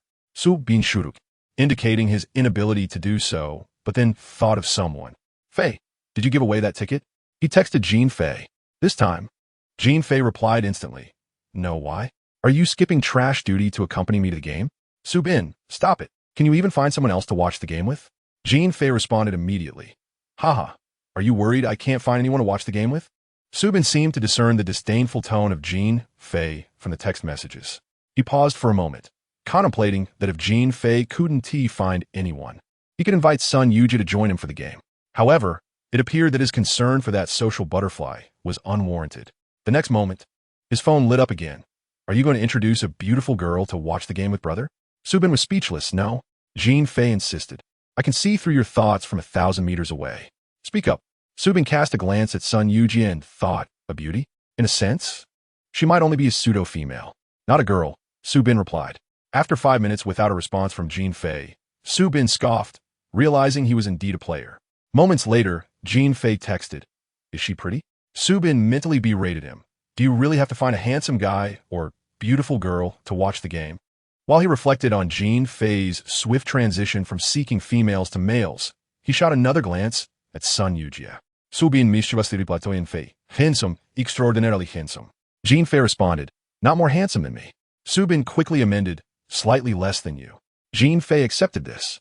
Subin, with a sly grin, looked at Sun Yujia. Xiao Jia, I found you a companion. We're going to Old Trafford this Saturday. Sun Yujia's eyes lit up. Really? Who is it? Subin replied, a roommate of mine, a tall, handsome guy, a wealthy man who drives an Audi, a bit eccentric, and calls himself a social expert. Sun Yujia's eyes sparkled even more. Wow, that is fantastic. Su Bin felt a shiver run down his spine from Sun Yujia's unrestrained excitement. Just a reminder, keep your secret hidden. He is also a straight man. Sun Yujia felt aggrieved. Brother Bingzi, I'm just gay, not a virus. Su Bin replied. I'm just worried about you getting hurt. Sun Yujia raised his hand in oath. Although I admit I'm a bit of a fangirl. I have truly liked only one person until now, which is... Su Bin immediately gestured for him to stop. All right, I know. Don't mention his name. Just thinking about him makes me want to hit you. You're so disappointing. Sun Yujia relented. All right. Can I ask you another question? Su Bin, what? Go ahead. Sun Yujia hesitated, curiosity evident on his face. What kind of garbage are you picking up? Su Bin sighed. Why does everyone keep fixating on this? On Saturday noon, Su Bin and Jean Fei set off together. Su Bin's part-time job also required him to head to the stadium, and fortunately, Jean Fei was going to the game, allowing Su Bin to hitch a ride. Otherwise, the stadium was over 10 kilometers from where they lived, and after deducting transportation costs, Su Bin would feel the pinch. They headed to the meeting place Su Bin had informed Sun Yujia about earlier, sitting in the passenger seat. Su Bin suddenly felt the allure of having a wealthy roommate. The car slowly approached the student apartment area where Sun Yujia lived. Today, Sun Yujia was clad in a sweatshirt adorned with the national flag of B country, paired with washed-out tight jeans, his hair fluffy and clean, exuding freshness. Wow, is it your classmate? He looks like such a good kid, Jean Fei remarked from a distance, offering a genuine assessment. Su Bin chuckled inwardly, considering how no one would guess that this seemingly innocent child had a rather shameless crush. He felt a twinge of anxiety. Worried Jean Fei might be put off upon discovering the truth, as not many straight men were as accepting as Chenggu in himself. Jean Fei parked the car stylishly in front of Sun Yujia and rolled down the window, removing his glasses to whistle at him. Su Bin. Sun Yujia glanced at Jean Fei and, to Su Bin's astonishment, blushed. Damn, keep it together. Su Bin glared at him, then shot Jean Fei a sidelong glance, wondering what he was whistling about. Did he think he was fishing for guys? Sun Yujia quickly lowered his head as he entered the back seat, greeting Su Bin and then Jean Fei, behaving even more demurely than when he first met Su Bin. Jean Fei launched into his notorious self-introduction. Hello, I'm Fly. What's your name? Sun Yujia chuckled and replied, Hello, I'm Mosquito. Su Bin burst into laughter. Ha! Jean Fei laughed heartily and told Su Bin, Your classmate is hilarious. I like him. Sun Yujia grinned foolishly and said, Brother Fei, you can call me Jason. Jean Fei replied, That feels too formal. I'll just call you Xiao Jia like Su Bin. Sun Yujia beamed. Su Bin was left speechless, thinking, damn, are these two flirting? Jean Fei and Sun Yujia ignored Su Bin, chatting animatedly across the seats. Whenever Jean Fei boasted, Sun Yujia displayed unabashed admiration. A stark contrast to the snarky attitude he had towards Jean Fei when talking to Su Bin.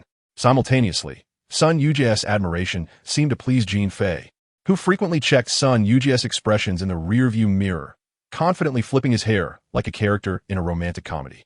Su Bin finally grasped the essence of their dynamic, the perfect match of a braggart and a sycophant, ready to perform a duet. Upon reaching the stadium, they exited the car, and Jean Fei finally had a chance to scrutinize Sun Yujia. Watching their flirtatious glances, Su Bin felt a peculiar glow in his mind. Or was it irritation at being the one picking up garbage while they enjoyed the game? He quickly adjusted his mindset and then heard Jean Fei ask Sun Yujia, You're gay, right? Sun Yujia bashfully nodded, affirming, MHM. Jean Fei turned to Su Bin.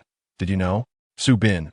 Oh, so it seems that sexual orientation cannot escape the social expert's keen eye? Brother Fei. I'm not pimping here. Sun Yujia, emboldened, asked Jean Fei. Brother Fei, how did you figure it out? Jean Fei grinned and extended his hand to shake Sun Yujia's. I'm bisexual. Sun Yujia withdrew his hand, saying, But Brother Fei, I already have someone I like. Su Bin was tunnet. Oh, bisexual? What does that even mean? Is it the legendary 05? No, that is about being versatile. So bisexual means.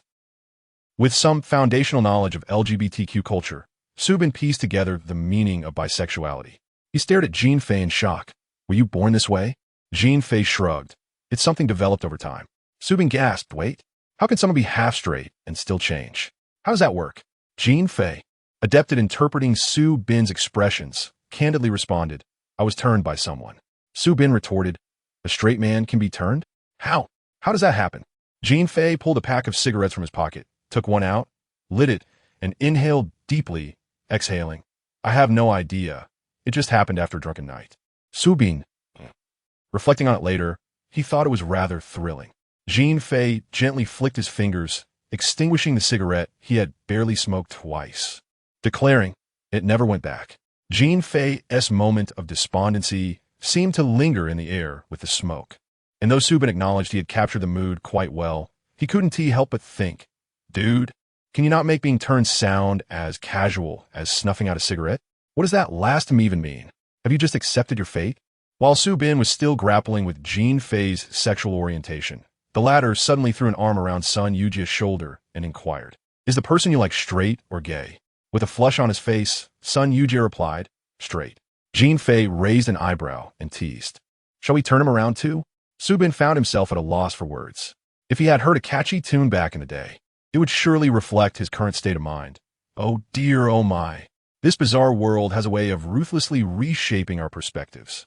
Just moments ago, he was boasting about his past experiences, and now he was left feeling utterly blindsided. Old Trafford Stadium was far grander than Su Bin had ever imagined. Initially, he had envisioned a venue akin to a provincial sports hall. In the past, he had spent an entire night securing concert tickets for Chen Xiaodian, and naturally, they had attended the concert together. Thus, he had an inkling of what a sizable venue might entail. However, upon arriving at Old Trafford, Su Bin was struck by the true magnitude of its splendor.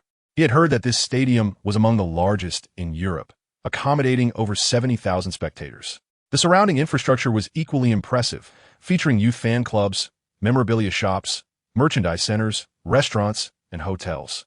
Due to a highly anticipated match featuring a renowned team that afternoon, the crowd was not merely composed of local spectators. Fans had traveled from various corners of the country and even the globe. Some had even combined their trip to watch the game with family vacations to the country, having purchased tickets and arranged visas months in advance. Every entrance to the stadium was flanked by small shops selling popcorn, grilled sausages, beverages, and various cheering paraphernalia. As Su Bin observed some ill-mannered visitors carelessly discarding their food wrappers on the ground, he silently mused that he would likely be picking up such refuse shortly. Jean Fei and Sun Yujia intended to buy some snacks, but Su Bin had to part ways with them to delve into the specifics of his part-time job. I must take my leave, he said to Jean Fei, who was busy instructing Sun Yujia on how to sway Chang'ang's orientation. Oh, all right. Jean Fei turned to bid farewell, and Sun Yujia waved as well. We'll be in touch later. Su Bin had expected at least a few kind words of encouragement from them, perhaps something along the lines of don't tire yourself out picking up trash. However, he had clearly overestimated their concern. Despite his lack of interest in their conversation, being treated this way left him feeling somewhat lonely. An impulsive thought crossed his mind. Perhaps he should post something on social media titled, "My half-gay roommate is encouraging my gay classmate to turn my straight senior into a gay man. Should I remain a passive observer?" Su Bin gazed at the sky for a moment. Perhaps it's best to not get involved. The world of the gay community had nothing to do with someone like him who was already in a relationship.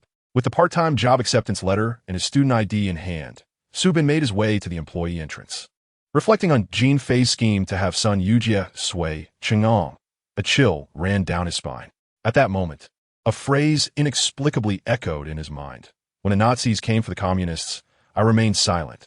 When they came for the Jews, I remained silent. And when they came for me, there was no one left to speak. He couldn't quite fathom why, but an unsettling sense of foreboding enveloped him. Mr. Su?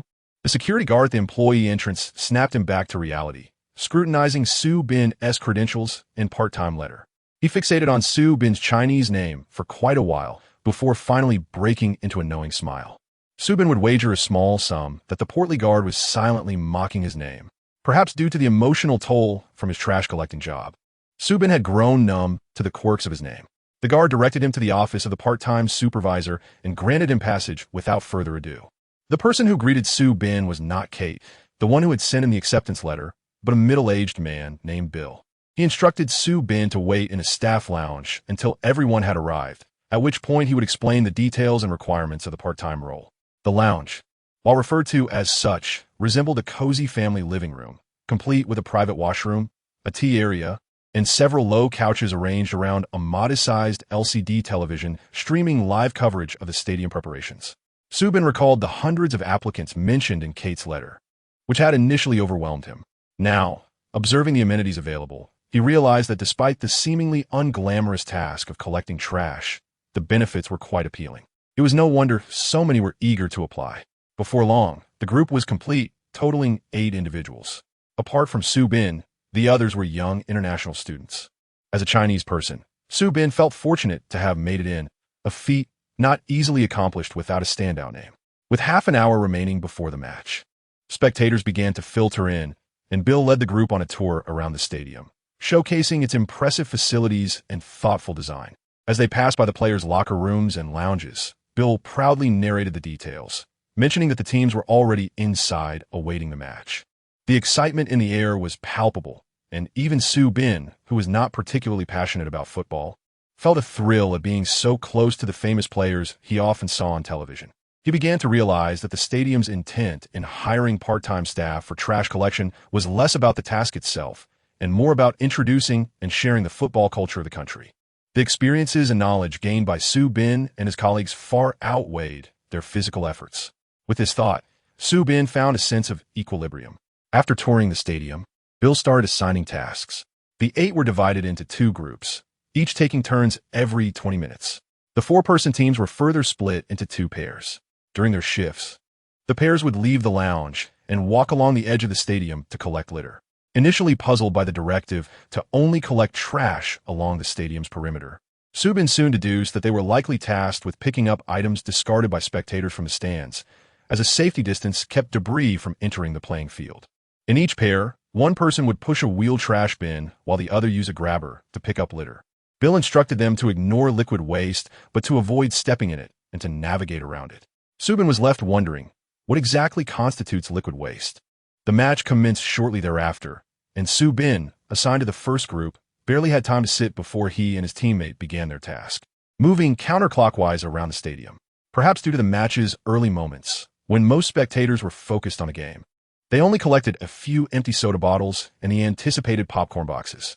As they leisurely walked around the stadium, occasionally catching glimpses of the match, Subin felt that this job was remarkably easy. However, when one player scored a goal, the atmosphere erupted with excitement, and fans of the opposing team began hurling refuse onto the field. Eggs, tomatoes, potatoes, and half-drunk beer cans flew through the air. Subin was taken aback. He had never expected spectators to bring such items to the game. Suddenly, he and his teammates were overwhelmed with work, frantically trying to pick up the mess. As he lamented the stinky egg liquid on the ground, a white plastic bag flew past him, followed by a loud smack.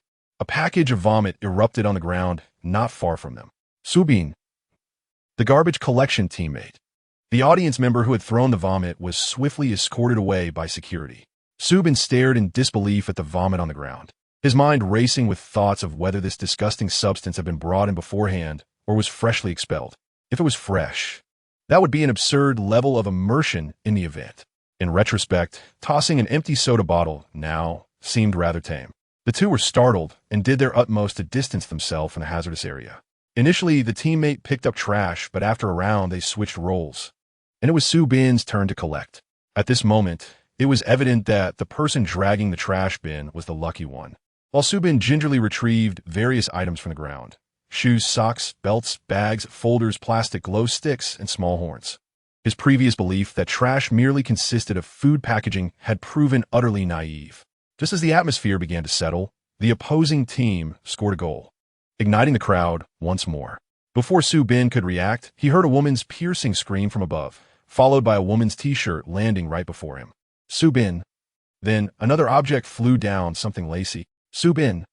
If he wasn't mistaken, that was a bra and panties. Had she stripped completely?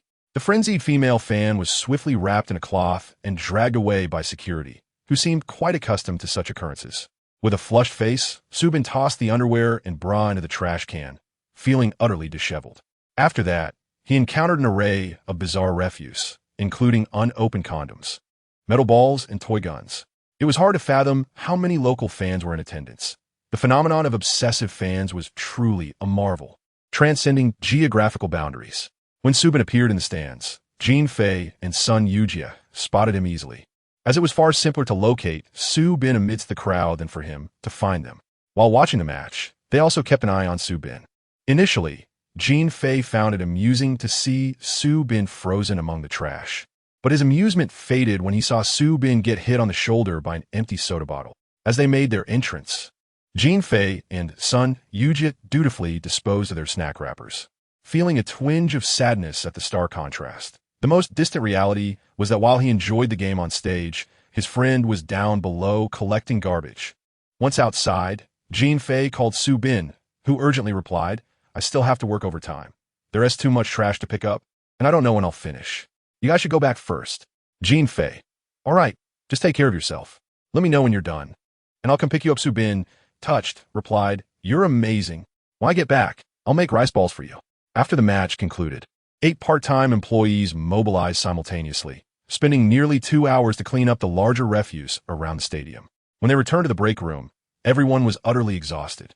2 of the part-timers, who were fans themselves, had prepared mentally for the task, but seeing the liquid waste firsthand still nauseated them, much like Su Bin. One part-timer developed a severe physiological aversion to the vomit and remained pale, unable to speak.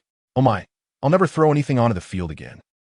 One of the fan part-timers lamented, recalling how they used to think it was spirited to join in when others threw things. "They truly have no idea how pitiful the trash collectors are. It's as if we're on a battlefield."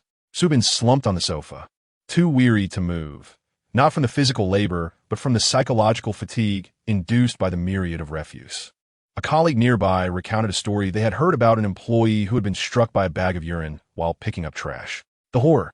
The group collectively winced, and the pale-faced colleague immediately rushed to the restroom to vomit. The others exchanged sympathetic glances, only to hear that colleague mention that in such circumstances, the stadium would offer compensation, and he had heard that the compensation and cleaning fees exceeded the part-time wages. Even so, Su Bin had no desire to be targeted by a stream of urine. It was far too terrifying. One of Su Bin's teammates inquired, "My teammate and I were both hit by a soda bottle. Is there compensation for that?" The colleague replied, "You can ask Bill about that later." After resting for about 10 minutes, Bill arrived to settle their wages. They had worked a total of 4 hours, and according to the initial hiring agreement, they would be compensated at a rate of £10 per hour, with the payment deposited into their accounts the same day. Su Bin's teammate brought up the soda bottle incident, and Bill chuckled. According to regulations, if you haven't been injured by large debris or hit by certain waste, the stadium won't provide compensation. However, I personally have the discretion to offer you some memorabilia from the stadium as a token of appreciation. Would that be acceptable? The group cheered, grateful for anything at all. The memorabilia included a keychain emblazoned with the stadium's emblem and a complimentary ticket to a regular match, although not for high-profile games like the one that afternoon. Su Bin felt he wouldn't make the trek just to watch a game alone, so he gifted the ticket to his teammate, who in turn presented him with a keychain. Thus, Su Bin ended up with 2 identical keychains. The day's work concluded successfully, and just as Su Bin was about to call Jean Fei, he felt a tap on his shoulder. "Hey." Turning around, he was unexpectedly greeted by a familiar face. "Huh, I knew it was you." The cheerful foreigner grinned widely. "Do you remember me?" "Instant nude." Su Bin certainly remembered. This was the blonde foreigner he had encountered on his first day in B Country at the youth hostel. "It was you." Su Bin and this foreigner shared a somewhat amusing yet awkward story involving eggs and instant noodles. The embarrassment lay in the fact that Su Bin had initially mistaken the foreigner for a passerby and had completely forgotten his name, Tyler Lawrence. Fortunately, the foreigner introduced himself and asked Su Bin, "What brings you here to collect trash?" "I'm working part-time here," Su Bin replied, puzzled as to how Tyler knew this. If he had seen Su Bin as a spectator, he shouldn't have been present in this context. Spotting the team jersey with the league emblem Tyler wore, Su Bin hesitantly inquired, "Are you a player for the league?" Tyler shook his head with a smile. "No, I'm part of the academy team." "Academy team? Which one?" "Su Binaskit." Tyler looked at Su Bin with a hint of disbelief, as if to say, "Are you really a fan if you don't even know about the academy team?" He briefly explained that the academy team was akin to a youth squad. Upon hearing this term, Su Bin recognized that Tyler's team was effectively a reserve team for the M-League. Tyler had only recently been selected from a football club in his hometown to train with the academy team of the M-League. If he performed well, There was a strong possibility he could become an official player for the league. Interestingly, they shared a connection. Subin's first day in B country coincided with Tyler's first day in the city. The following morning, after Tyler returned from his morning run, he found Subin cooking noodles while he prepared eggs. At this moment, Subin understood why Tyler, the local, had been unaware of where Chinatown was located. However, Subin had heard that members of the youth football team were typically quite young. Glancing at Tyler, he couldn't help but ask, "Tyler, are you not of legal age yet?" Taylor did not shy away from Subin's question, responding directly, "Yes, I'm 16 this year." Subin, taken aback, thought to himself, "Foreigners seem so mature." Just then, he noticed a group of individuals dressed similarly to Taylor approaching. One of them spotted Taylor conversing with a stranger and hurried over with curiosity, asking, "Taylor, who is this kid? Your friend?" Subin felt indignant, thinking, "Kid? I'm older than all of you." Taylor smiled at his teammates and explained, "This is the person I mentioned before.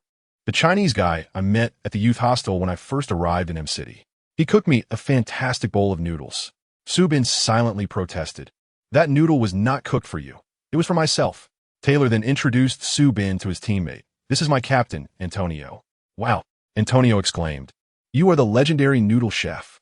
Subin was bewildered by the phrase, legendary. Before he could respond, a group of players nearby was drawn in by Antonio's exclamation. They quickly surrounded Subin, towering over him. Although Subin was also male, he was more accustomed to an academic environment, quite different from these athletes whose livelihood depended on sports. Being of Eastern descent and naturally smaller in stature, he felt overwhelmed by the presence of these muscular, robust athletes radiating strong, masculine energy. Instinctively, he bristled, but it was of little use. His body hair paled in comparison to theirs. The group chattered excitedly. "Is this really the noodle guy? He looks so small. Taylor, did he come to find you? I want noodles too. Taylor has mentioned those noodles several times. It makes my mouth water." They continued, "Can we take him back with us? Can we have him cook for us?" Subin felt cornered. "Can he leave?" Taylor quickly separated his impolite teammates, clarifying, "He isn't here looking for me. He's working part-time."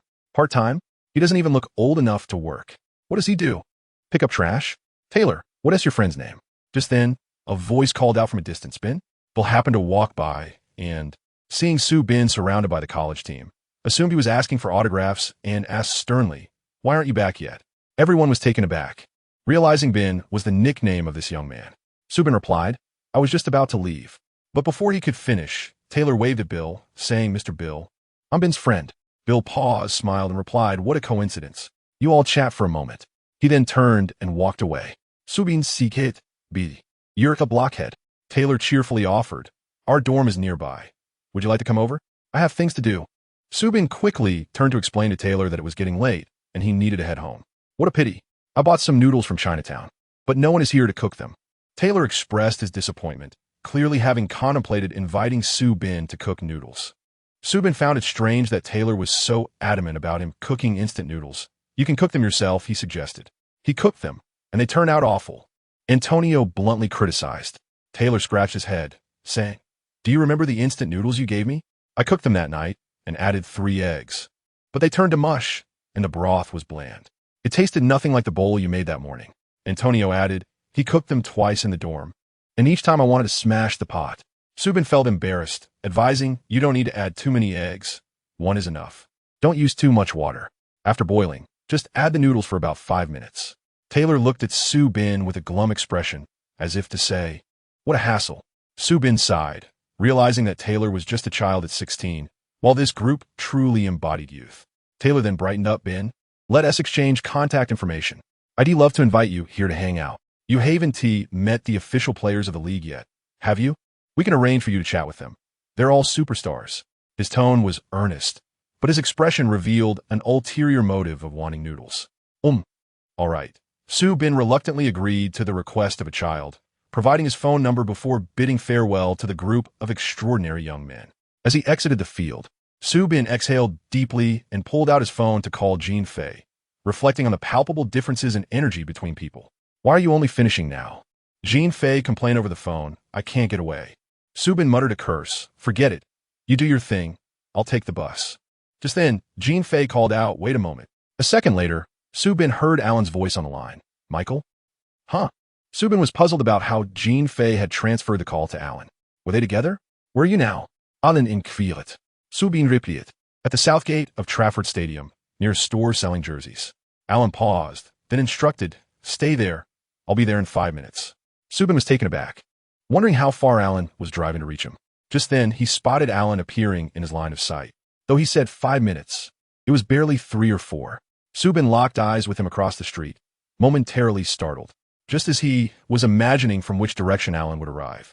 Alan seemed to materialize out of thin air on the opposite side of the road, alone, without a car or any transportation, as if he had simply emerged from nowhere. Subin stood frozen, gaping as Alan crossed the street, dressed in black hair, a black trench coat, and black boots, save for a dark red plaid scarf. He appeared like a shadow, gliding towards him. I told you not to move, and you really turned into a statue. Alan smiled at Subin. Big brother. I was still pondering how you appeared. Subin exclaimed in astonishment. Did you descend from the heavens? Or teleport? Alan, noticing Subin's bewilderment, suddenly snapped his fingers in front of him and jokingly said, the magic is lifted. Such a statement would be a mere jest from anyone else, but coming from Alan, combined with his serious demeanor and archaic English, left Subin questioning reality. Magic lifted. Subin genuinely felt he could move again.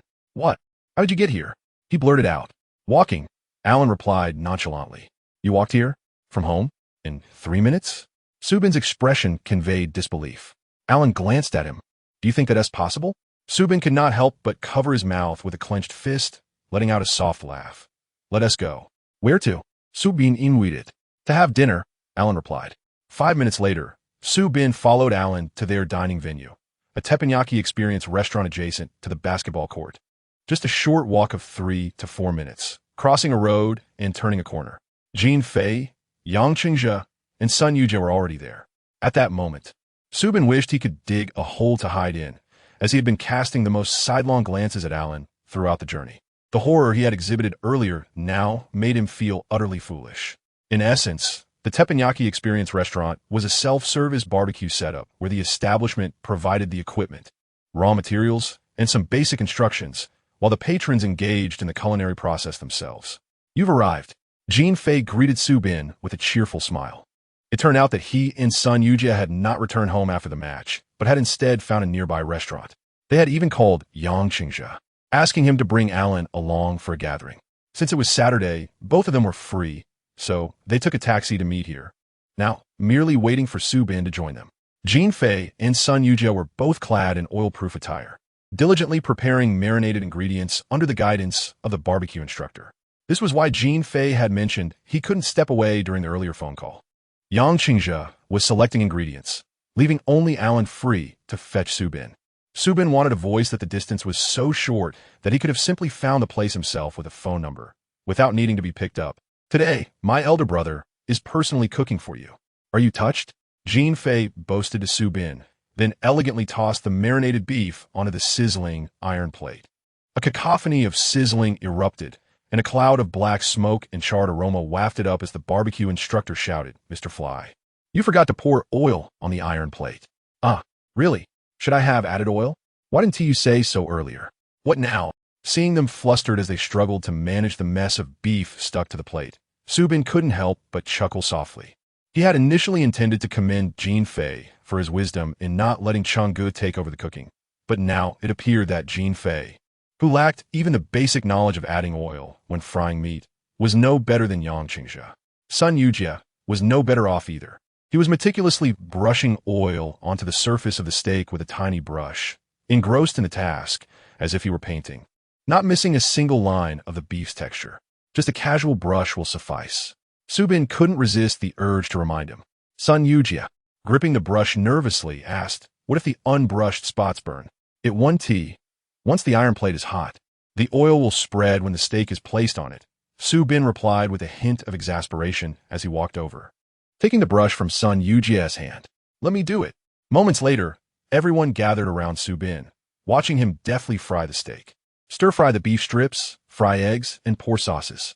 Throughout the entire process, the barbecue instructor could only assist Subin, fetching various seasonings at his command. Fine salt. Cooking wine. No cooking wine? Then beer will do. Is there curry powder? A bit of that. and some lettuce and diced onions. Do we have oyster sauce? Sun Yujia stood by mesmerized.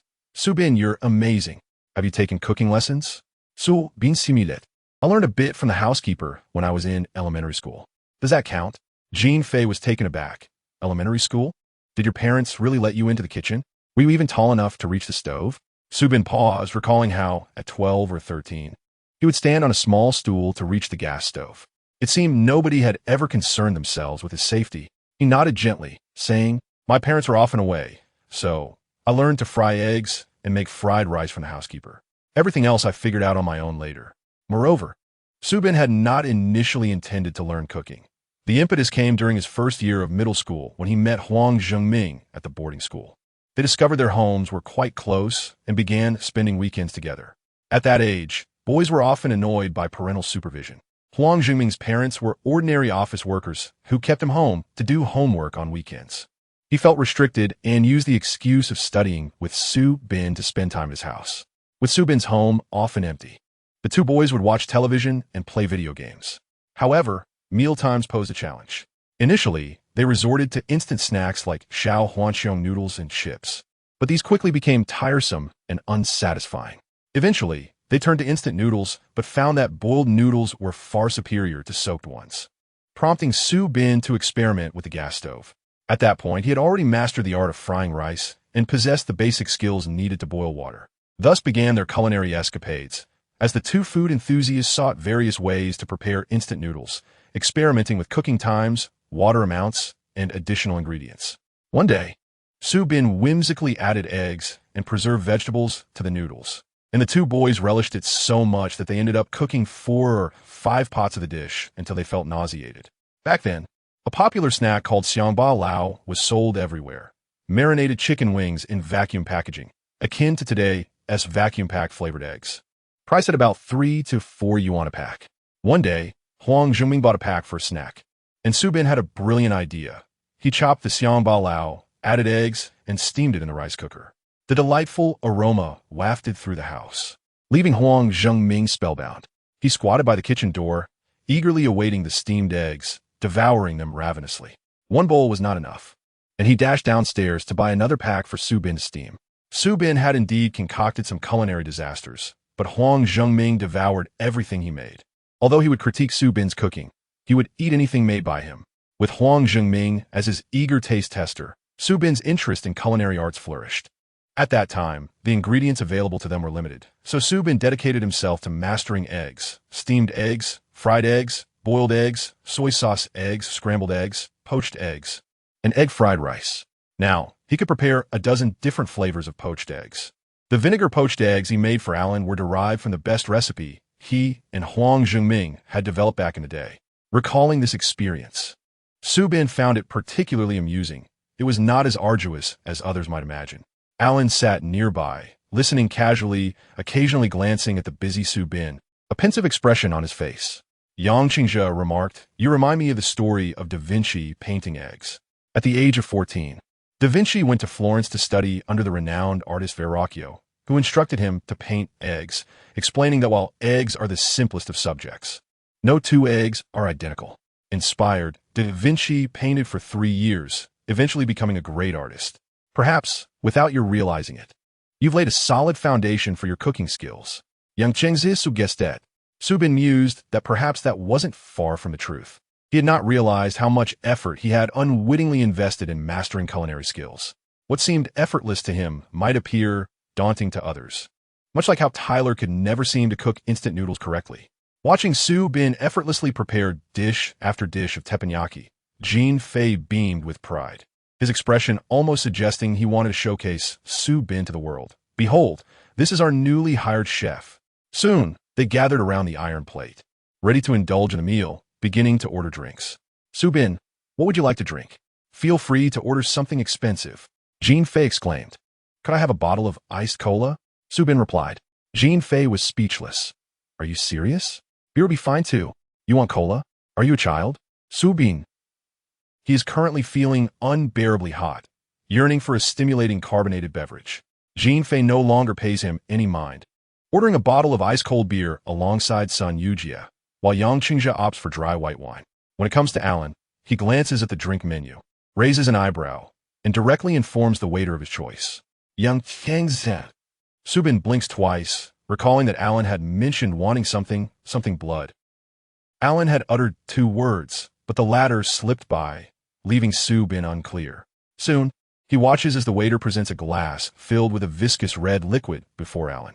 Alan lifts the glass, swirling it as if inspecting the hue, and after careful observation, he takes a small sip, displaying a look of rapture. His pale lips stained crimson, juxtaposed against his porcelain complexion and elongated fingers, exuding an eerie allure.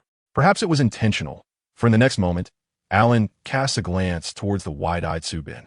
Subin is utterly paralyzed by the striking scene. The image of Alan sipping the red liquid and licking his lips is a visual assault, piercing through Subin's consciousness, merging with all his associations, culminating in a resounding bingo. Even now, he feels as if he has been enchanted, unable to detach himself from the moment. Next to him, Sun Yujie appears equally entranced. In truth, from the moment Yang Qingzhe and Alan arrived, Sun Yujie was taken aback, realizing that Subin had such a divinely handsome mixed-race roommate, alongside the boisterous Jin Fei, while even the least conspicuous among them, Yang Ge, radiated an aura of wisdom. What a plethora of remarkable roommates, truly enviable. However, unlike Subin's nervous awkwardness upon first meeting Alan, Sun Yujie unabashedly gazes at him with admiration. Yet, just as he is lost in thought, Alan suddenly casts a fleeting glance his way, seemingly casual. Yet it carries the weight of a celestial proclamation. Who is this infatuated fool? Get him out of my sight. Sun Yujie.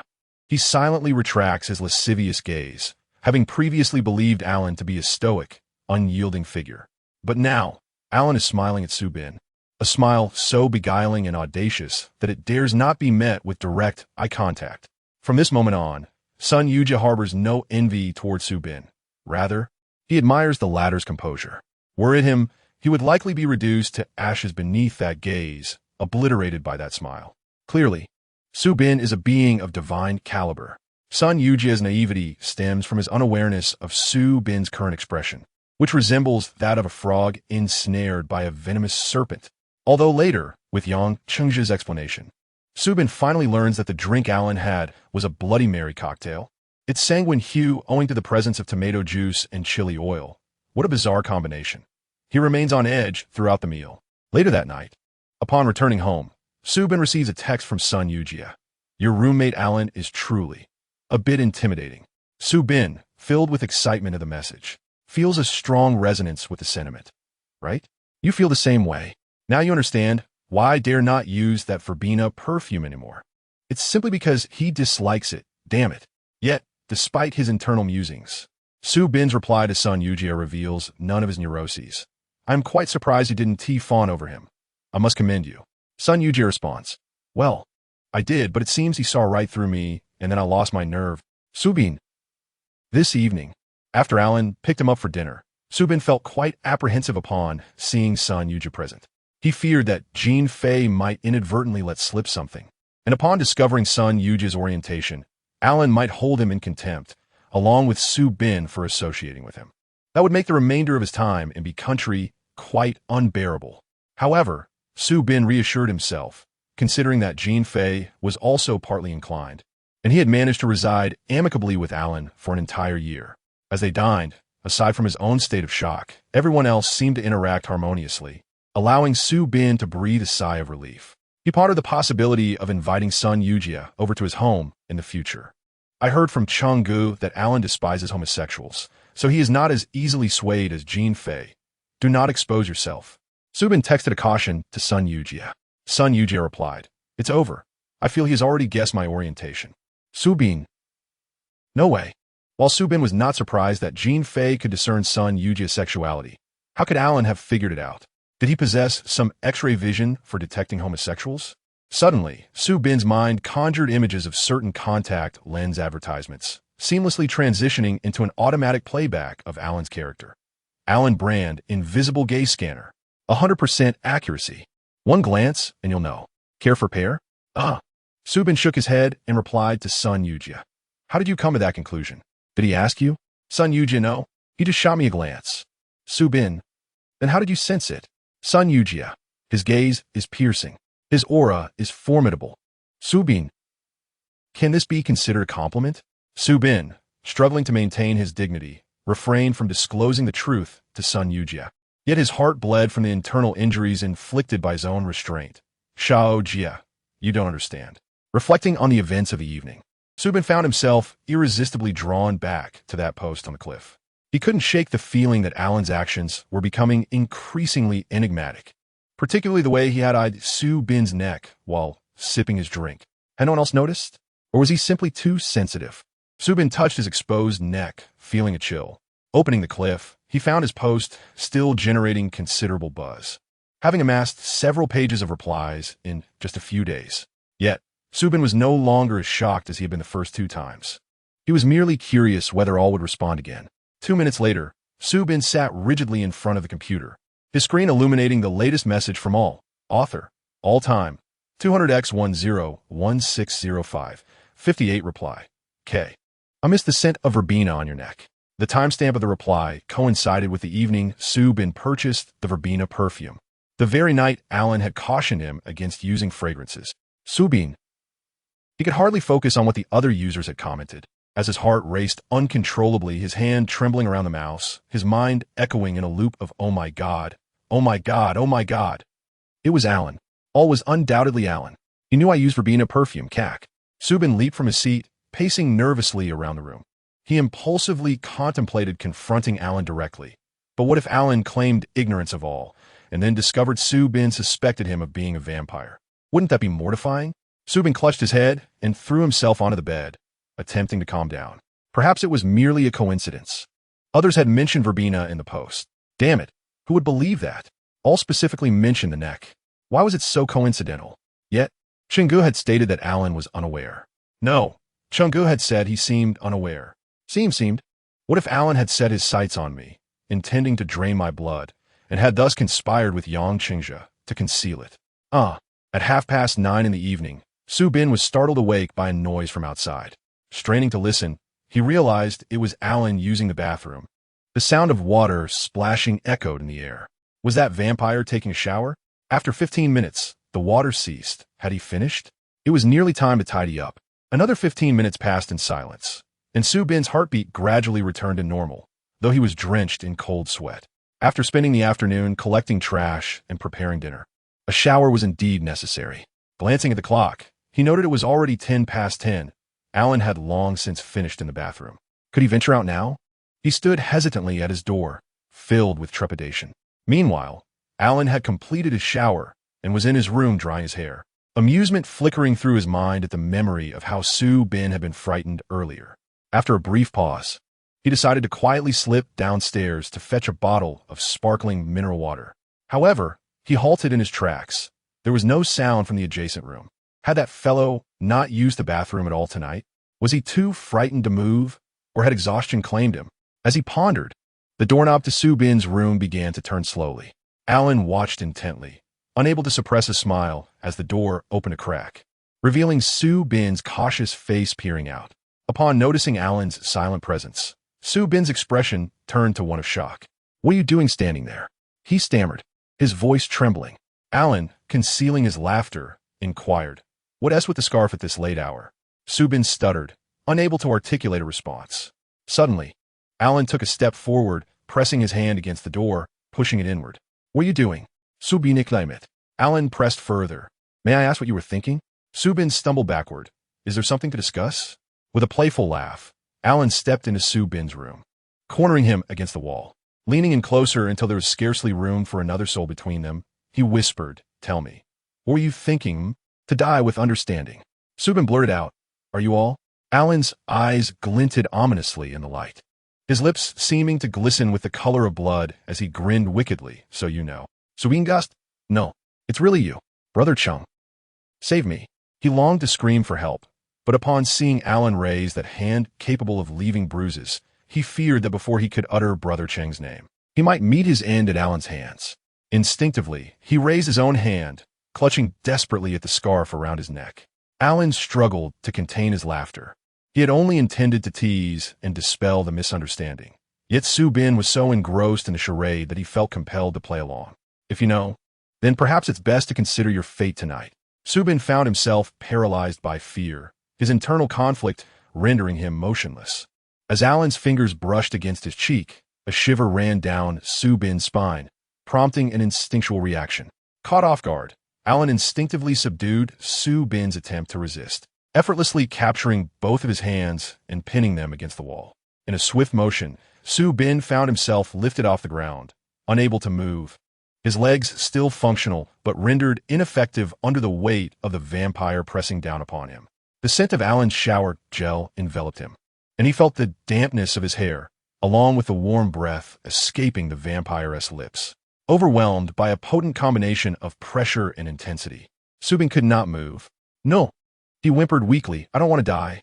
Alan remained silent, but Subin's state awakened something deep within him, a primal instinct that urged him forward. As Alan closed in, Subin's mind began to race, contemplating the myriad of thoughts that come to one in their final moments. He wished to warn Chung and Jean Fei that Alan was a hidden vampire. He thought of his plans to propose to De Huang, Li Zi, and Shen Xiaotian that remained unfulfilled. He reflected on his father, who had never faltered in providing for him, and his mother, who had scarcely been present in his life, yet they had given him existence. He thought of poor son Yu Jie, who, despite being gay, would not face death at the hands of a vampire. He even thought of Alexander, who was merely a playful spirit.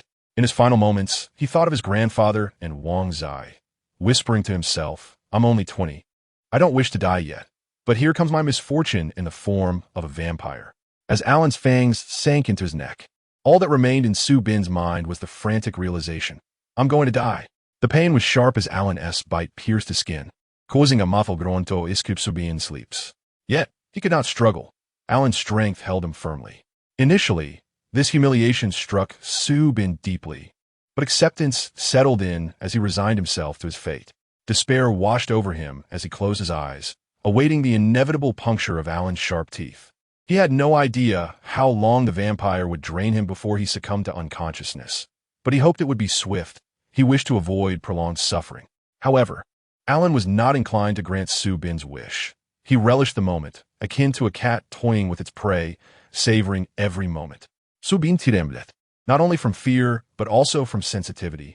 Though Alan could not see Subin's expression, he felt the tremors of terror coursing through him, accompanied by the rapid rhythm of his heartbeat and shallow breaths. In that moment, Alan experienced a sensation he had never felt before, a newfound thrill in wielding power over another. He bit down harder, eliciting an involuntary cry from Subin.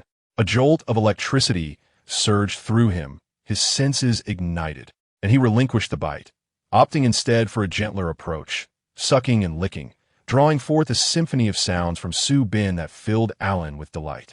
Subin had not bathed, lacking the familiar scent of grass-scented shower gel that resonated with his own essence.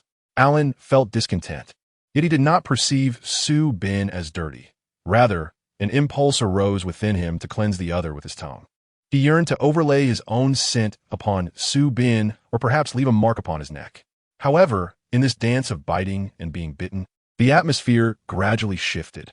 When Alan realized his actions were spiraling out of control, the ambience had already turned quite peculiar. Subin too noticed that Alan seemed in no haste to end his life. Under the shadow of death, all of Subin's senses converged upon the nape of his neck, surrendering every reaction to primal instinct.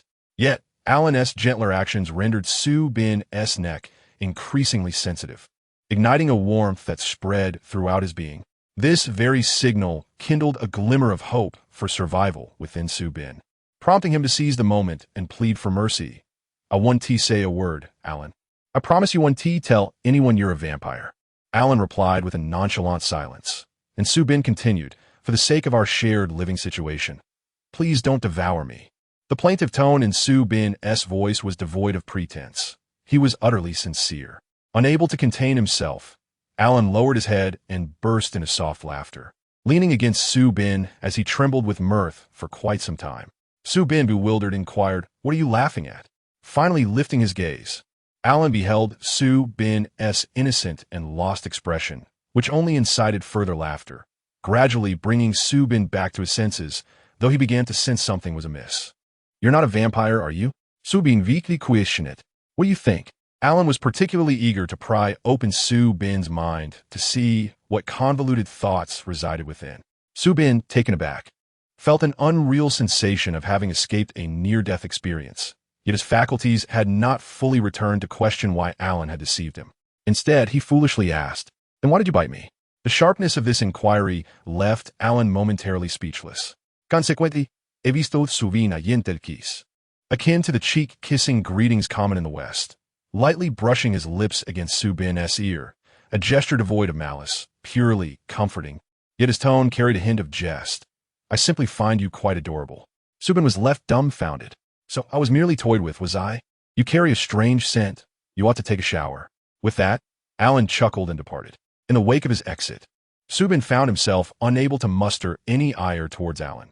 Instead, he felt a profound sense of powerlessness. Once Alan had left, Su Bin curled up on his bed, processing the events that had unfolded. Indeed, Alan had only admitted to being all and had not confessed to being a vampire. The posts online spoke of longing for the scent of his vervain-scented neck, leading Su Bin to ponder. What vampire would be fond of the scent of vervain? It appeared that all had merely toyed with him based on his own fanciful notions and corresponding actions. How infuriating! Why did he feel such a sense of humiliation? Earlier, out of fear, Su Bin had tacitly accepted Alan's vampire identity, which is why Alan had played along. Yet even in jest, Alan's actions had led Su Bin to reassess his roommate. By the time he had fully digested these thoughts, it was already past midnight. Exhausted, he trudged to the bathroom for a shower, taking extra care to cleanse the area of his neck that had been bitten, while his mind wandered back to the previous night's entangled positions and movements. Su Bin knelt, covering his face with his hands.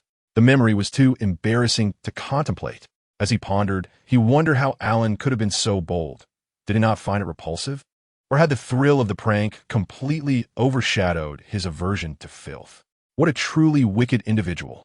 Thankfully, tomorrow was Sunday, granting him the luxury of a leisurely sleep. Having hastily dried himself, he returned to his room and succumbed to slumber. Meanwhile, in the adjacent room, Alan was grappling with insomnia. The lights were dimmed, and he leaned against a large pillow at the head of his bed, slowly sipping from a bottle of mineral water. His green-hued eyes shimmered with a hint of turmoil. For the first time, he felt a surge of exhilaration stemming from absolute control. While suppressing Su Bin, Alan was overtaken by a wild urge to inflict pain, to hurt, even to make him cry. Closing his eyes, Alan fought against the physiological desires that arose from such thoughts, striving for tranquility. He had always believed himself to be emotionally detached until today, when he realized that he had simply never discovered the right approach. The following day, Su Bin gazed at his reflection in the bathroom mirror, a Spartan resolve etched upon his face as he scrutinized his neck.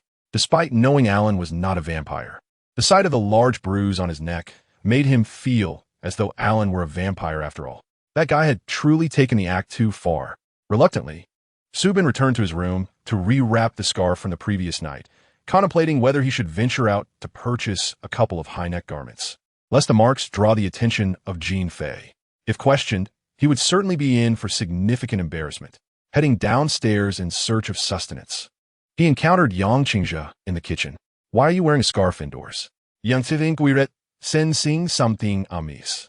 Su Bin, feeling no need to conceal the previous night's events from his friend, replied earnestly, "I've realized Alan isn't a vampire."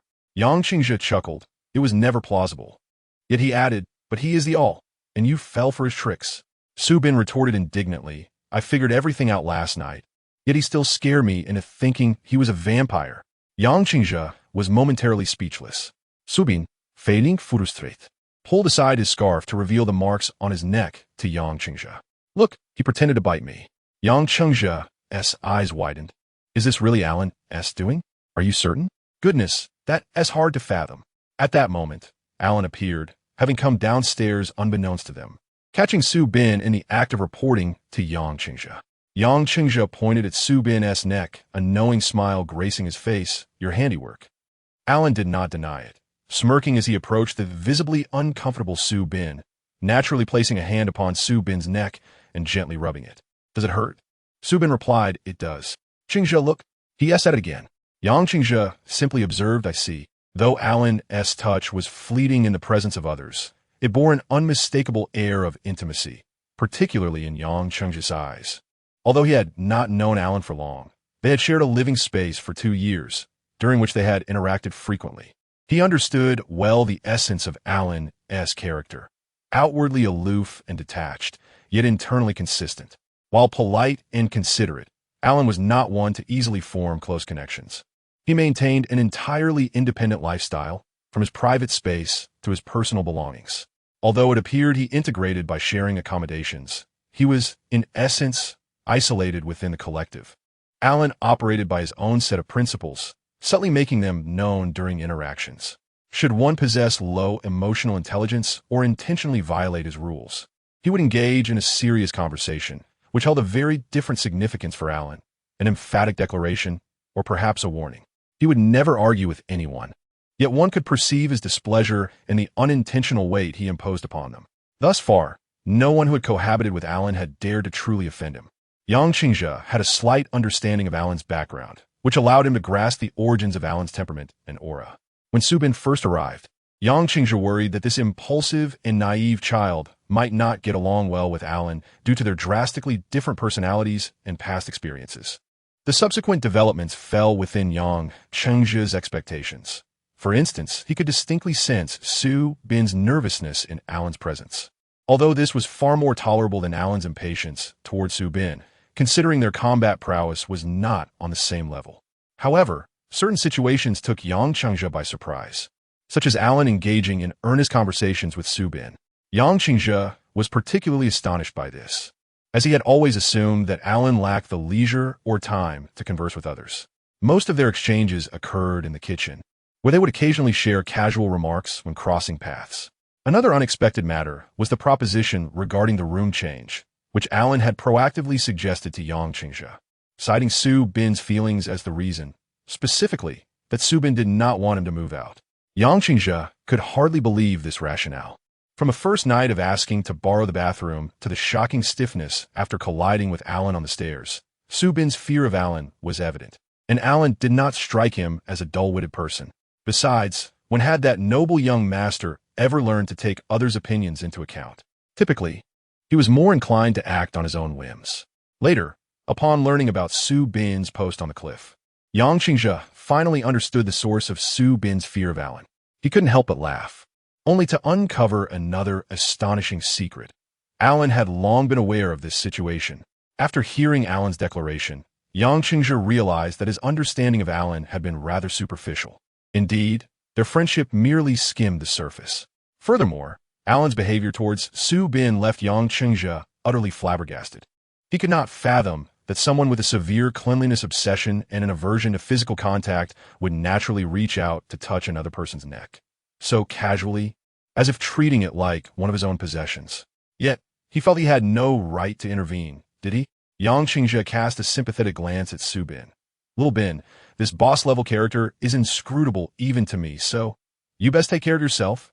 I foresee those red marks on your neck lingering for quite some time. Constantly wearing a scarf isn't a solution. Yang Qingzhe deftly shifted the topic away. I'm heading out to buy some clothes this afternoon. Su Bin glanced back at the source of his embarrassment, but refrained from complaining.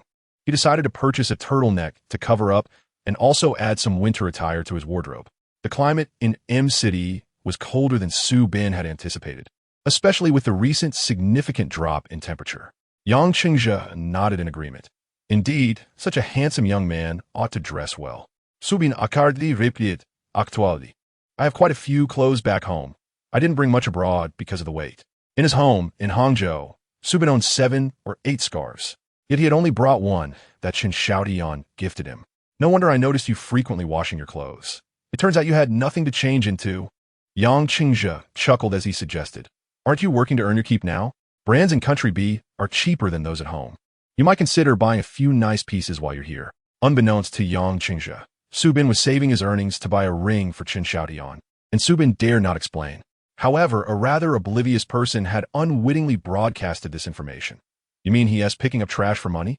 Isn't that to buy a ring for his girlfriend? Jean Fei, having just risen, strolled into the kitchen where everyone was gathered. Su Bin, realizing the absurdity of his part-time job being referred to as picking up trash, felt a surge of frustration. Oh, so that is why you took the job. Yang Qingzhe remarked with a knowing smile, his tone slightly teasing. Alan's gaze flickered toward Su Bin, his thoughts unreadable. Su Bin silently cursed Jean Fei's big mouth, feeling a wave of embarrassment wash over him. Could he possibly dig a hole to hide? Yang Qingzhe produced a box of breakfast cereal. Let us have breakfast. Alan quietly tossed coffee beans into the coffee machine. Jean Fei exclaimed, "What the hell? You all kept this from me? Humph. Just wait until I interrogate him privately." After Jean Fei yawned and headed off to freshen up, Yang Qingzhe casually asked Su Bin, "Are you going to buy clothes alone this afternoon?" Su Bin contemplated whether to ask Sun Yujie to accompany him, knowing he would understand these matters. However, he feared that Sun Yujie would also discover the shameful marks on his neck and wondered how that infatuated friend would react upon learning the truth. Jean Fei was no less of a concern. The very shirt he wore could cover Su Bin's living expenses for an entire month. Not in Hangzhou, but in Country B. Moreover, he even wore Armani socks, an extravagant display of wealth. It was only after casually treating them to a meal that Su Bin later discovered the restaurant charged an average of $400 to $500. Their spending levels were worlds apart, utterly incomparable. As he hesitated, Alan, who was standing by the coffee machine, spoke up, "I'll accompany you. I have some errands to run this afternoon as well." Yang Qingzhe nodded. "That's splendid. Alan has a discerning eye. Let him help you choose." Su Bin thought to himself, "So, Brother Chung has decided this for me, without my input? The last person I want to go out with is Alan." On Sunday morning, everyone rose late, combining breakfast and lunch into a casual meal. Su Bin braced himself to head out with Alan. While leaving, he pondered how Alan planned to travel on foot. He certainly wouldn't be foolish enough to think Alan was a vampire anymore. Yet, there remained an odd feeling that Alan might teleport him somewhere. Shaking his head, Su Bin considered that it was strange for someone with Alan's background not to own a car. Just then, a sleek black Bentley pulled up before him. The driver exited, greeted Alan with a respectful nod, and courteously opened the rear door for them. Su Bin was left speechless. "Get in," Alan said, exuding the ease of Prince. Once inside, he instructed the driver, "Robert, good morning. Please take us to the Barclays Bank on Othello Street." "Certainly, my young master," Robert replied. Su Bin was taken aback, wondering if he had misheard. Had Robert just referred to Alan as master or young master? Robert showed no curiosity regarding Su Bin's identity and drove off as instructed by Alan. Su Bin, however, felt quite unsettled. It was as though he had been transported to the Middle Ages. And with Alan remaining silent, the atmosphere in the car grew exceedingly awkward. Stealing a glance at Alan, Su Bin inadvertently met his gaze, and for a fleeting moment, he could almost hear the crackling sound of a mosquito zapper in the air. "What are you looking at?" Alan inquired with a smile. Damn it, it was merely a shared glance. Why did it feel as if he were spying on him? Without pursuing the matter further, Alan explained, "I need to attend to something at Barclays Bank. It should take about half an hour." "No worries, I can wait for you." Su Bin realized he ought to visit the bank as well, for he was running low on cash and was eager to check if his part-time wages had been deposited. Bill had mentioned they would receive their payment for picking up litter today, and the dog-walking wages were settled weekly, so the timing seemed just about right. Unfortunately, the bank cards he had applied for were not with Barclays, or he could have accompanied Alan. Upon arriving at their destination, Alan instructed Su Bin to wait in the car while he ventured inside alone. Su Bin felt utterly speechless. He had anticipated being invited to join Alan, which would have allowed him to explore the interiors of Barclays Bank. Instead, he was left to endure 30 minutes alone in the car, staring at Robert's headrest. 5 minutes into his confinement, he could no longer sit still. "Hey, Robert, can I get out of the car for a moment?" He had spotted an HSBC ATM not far away, and since he held an HSBC card, it would be convenient to withdraw some cash. To his dismay, Robert replied, "I'm afraid that's not permitted, sir." "What do you mean, why not?" "So bin ik met in frustration."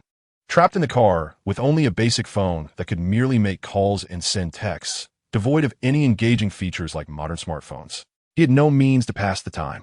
Moreover, he still did not know Alan's phone number. Thus, Su Bin was left to ponder life while fixating on Robert's headrest. His thoughts drifted to Alan. What kind of person was he? Only last night, he discovered that Alan was all. Having previously believed that his posts would remain undiscovered due to Yang Qingzhe's assertion that Alan did not speak Chinese. Yet now Alan was aware. No, he had known all along. Given the timestamp of All's initial post from 2 weekends ago, the very night he returned from City D, it dawned on Su Bin that Alan had been privy to all his tentative gestures over the past fortnight, from the garlic broccoli to the verbena perfume. Even that instance when he cornered him in the bathroom to discuss switching rooms might have been a deliberate misunderstanding on Alan's part, who claimed to dislike the smell of garlic and urged frequent bathing. Oh, this guy was truly insufferable. Today, Alan had mentioned accompanying him to shop for clothes. Had he been available last week, he would have already arranged a room swap with Yang Qingzhe, preventing Su Bin from this embarrassing predicament. Reflecting on this, Su Bin couldn't help but cover his face in humiliation. He hadn't dared to share this with Chen Xiaotian and likely never would. Such a disgraceful secret was one he would carry to his grave. Just then, Alan returned, and upon seeing Su Bin's conflicted expression trapped in the car, he burst into laughter. Su Bin silently critiqued him. Alan was undoubtedly a weirdo.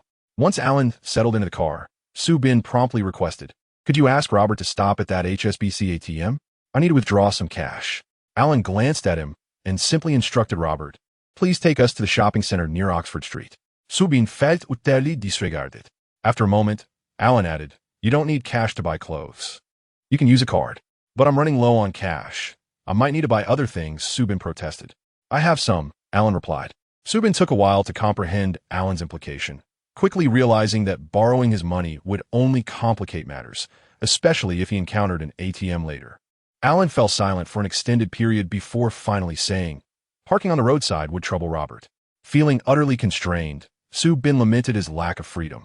Fortunately, the bank was a short distance from the shopping center, and they arrived promptly. After exiting the vehicle, Robert drove off, leaving Alan and Su Bin standing on the roadside, resembling two figures in a comic sketch. A gust of wind rustled through the trees, causing a few leaves to fall, while passers-by cast curious glances at the duo. Alan furrowed his brow and turned to Su Bin. "Don't you have anywhere in mind that you wish to visit? I'm not familiar with this area." Su Bin thought to himself, "Aren't you the one who said you'd accompany me?" He had assumed Alan would take the initiative to guide him to a proper clothing store. But instead, it appeared he was merely there to tag along. "Why don't we just wander around for a bit?" Su Bin suggested, confident that in the commercial district, he could find a place to browse for clothes. However, upon hearing Su Bin's suggestion, Alan's frown deepened further. "How many pieces of clothing are you looking to buy? And what are they?" Su Bin replied, "I need a turtleneck sweater and a winter coat. Oh, and 2 new pairs of underwear. The rest I can decide later." Alan pressed, "What price range are you considering?" Su Bin thought. Finally, Alan was showing some awareness of his role as a companion. After careful consideration, he estimated no more than 80 pounds. He had previously bought outerwear in China ranging from 300 to 500 yuan, with underwear costing around 30 to 50 yuan and sweaters priced similarly. Thus, he proposed a moderate budget and asked Alan if he had any recommended stores. Alan raised an eyebrow. "A sweater for 80 pounds? No, that's the total," Su Bin clarified. "I'm afraid, within that budget, I cannot make any suitable recommendations," Alan replied. Su Bin felt utterly exasperated. "What on earth are you here for?" Alan, observing Su Bin's incredulous expression, found his earlier irritation dissipating, and chuckled. "You seem so lost. Wandering aimlessly would waste time. Alternatively, you could follow me, and I can assist you in selecting items. But I have one condition." "What condition?"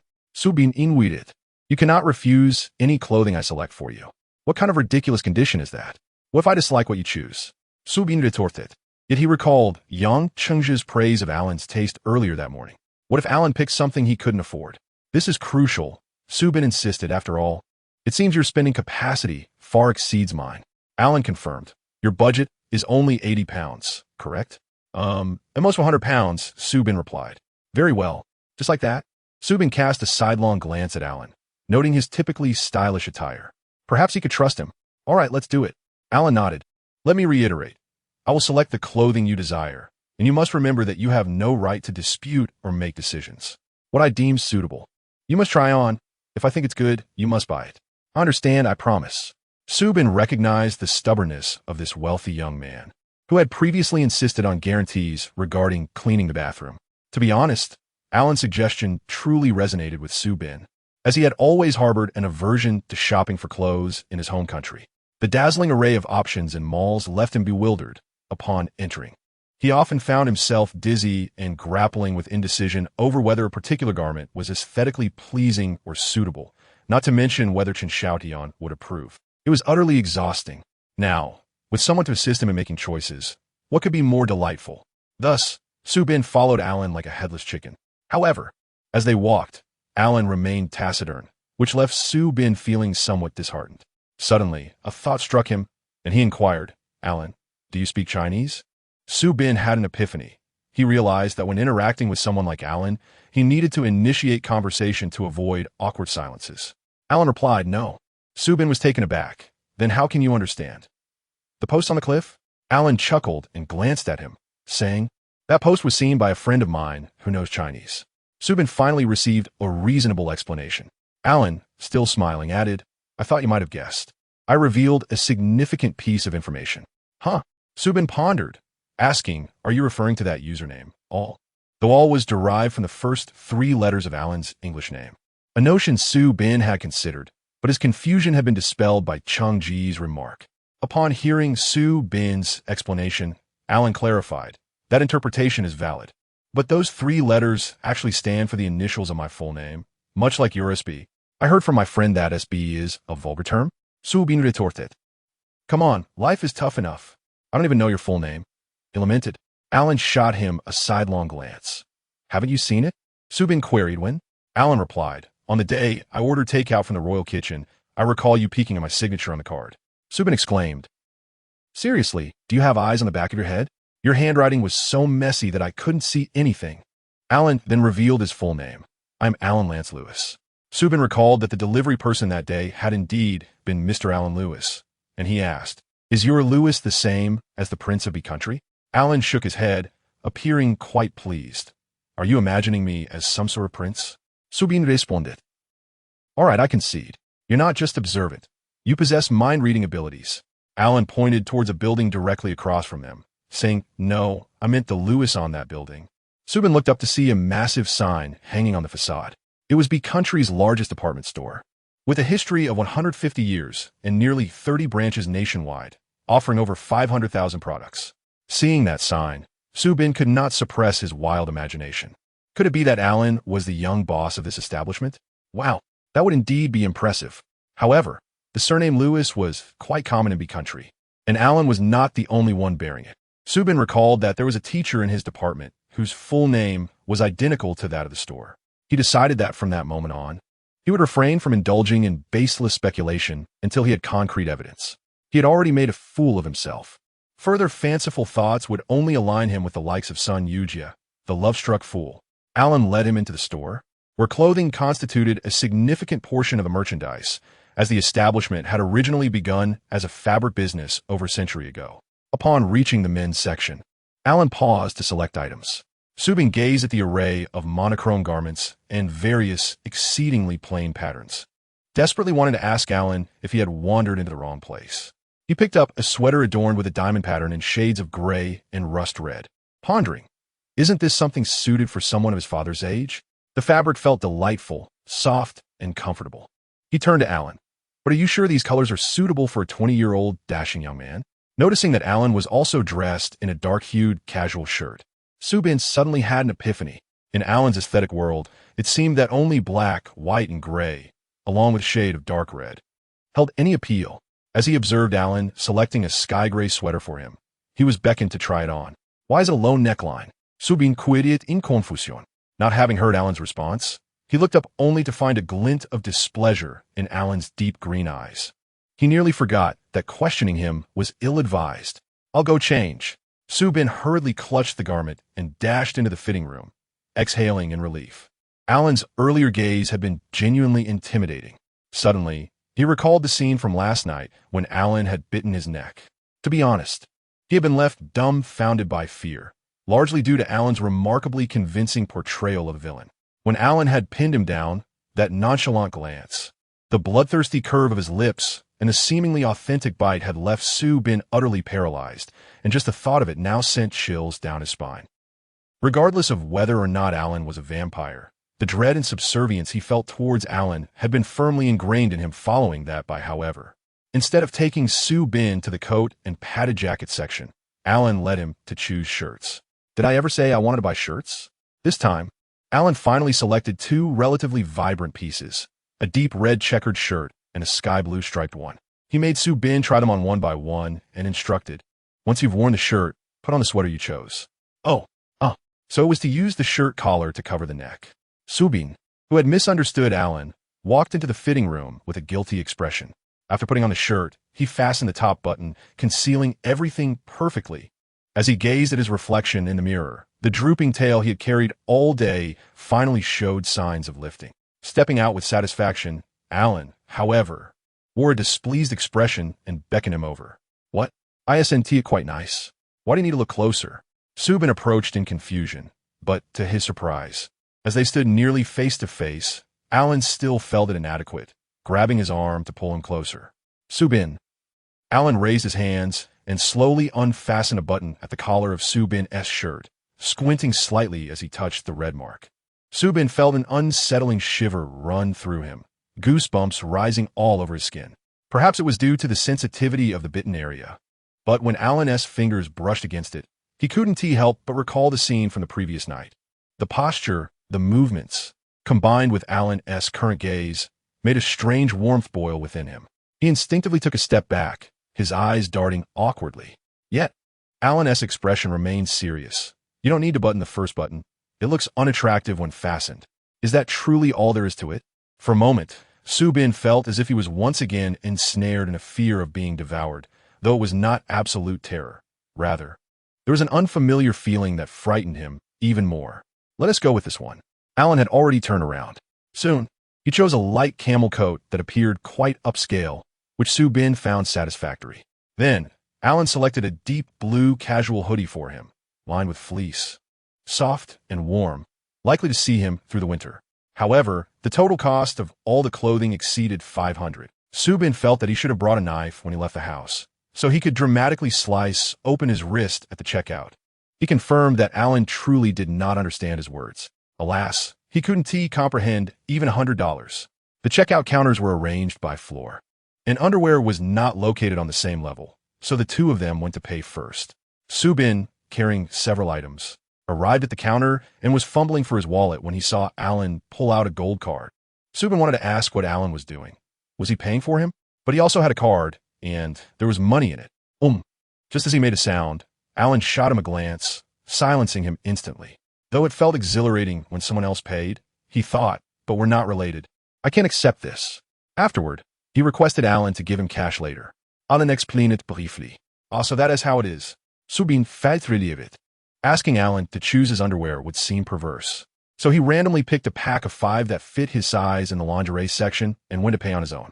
After settling this bloodletting expedition, Robert drove to pick them up. On the way back, Subin repeatedly emphasized, politely requesting Robert to stop near an ATM. Robert seemed troubled, glancing at the rearview mirror for Alan's opinion, before Alan finally relented, saying, "All right, let us stop at the corner of Ford Street for a while, 10 minutes. Subin. The moment he got out of the car, a sense of freedom surged within him, as if he could soar like a bird in the sky. But no, Alan was still watching him from the car. Why did it always feel like he was being scrutinized by a nosy roommate? Hastily, Subin withdrew $600, feeling as though his heart was bleeding. $7,002. That was a month's living expenses. Oh dear, why were tears welling in my eyes? Because at this moment, I love you deeply. Subin also took a glance at his salary card, seeing a 2-digit balance that represented the £40 he earned from a whole afternoon of collecting trash. Earning money is truly hard, sob sob. He couldn't fathom when he would be able to afford a ring, sob sob sob. When he returned to the car, Subin immediately sought to settle accounts with Alan, handing over the cash in his hand. Is this enough? Alan took it, his gaze somewhat profound, seemingly lost in thought. Ultimately, he only took 2 notes and returned the rest to Subin. Subin. The highest denomination of currency in B country is £50, and since Alan only took 2 notes, it meant he truly only wanted 100. What does this mean? Could it be that he only wished to accept $100? Is there such a wonderful roommate in the world? However, Subin would not accept this lavish generosity. While contemplating how to translate the phrase, "no unearned gifts" into English for Alan, the latter spoke, "Just owe me. Pay me back when you've earned enough money." Subin's feelings were particularly complex. He felt a mix of unease, shame, and gratitude. Alan's words struck at the most vulnerable part of Subin's heart. Although he had only been abroad for a short time, Subin had been undergoing a transformation, both internally and externally. The unfamiliar environment and various challenges highlighted his naivety. As he experienced the outside world, he began to uncover both his strengths and weaknesses. He understood himself better than before, and he felt a greater desire to prove himself. Yet this proof was entirely different. The previous need for validation stemmed merely from an overabundance of self-awareness. Now, it was more about proving to himself whether he could earn money, endure hardships, stand on his own, and be strong enough for others to rely on. Every time he used the money his father gave him, it felt like erasing a part of his effort. Yet now, Alan had returned that money to him, saying he would wait for Su-bin to repay him when he earned his own. In fact, just earlier while buying the coat, Alan had expressed another sentiment that led Su-bin to alter his original stance. The type of clothes you wear represents your attitude toward life. They need not be excessively luxurious, but they must be worthy of your value. Alan's words did not make Su-bin feel embarrassed. Instead, they offered a form of implicit recognition. His meaning was clear. Clothing worth $100 did not match Su-bin. And now, Alan continued to care for Su-bin's dignity in his own way. Su-bin was a naturally sentimental person. During his second year of junior high, a popular drama aired that captivated him. He would sit by the television each night to watch it, and the next afternoon, he would drag Huang Jingming to watch the rerun. Su-bin felt his heart wrench at Li Xuanhuan's tragic fate, and whenever the plot veered into melodrama, he would be moved to tears.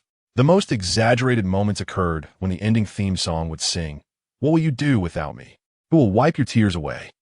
Su-bin could instantly embody Meng Jiangnu, his eyes wide as he cried profusely.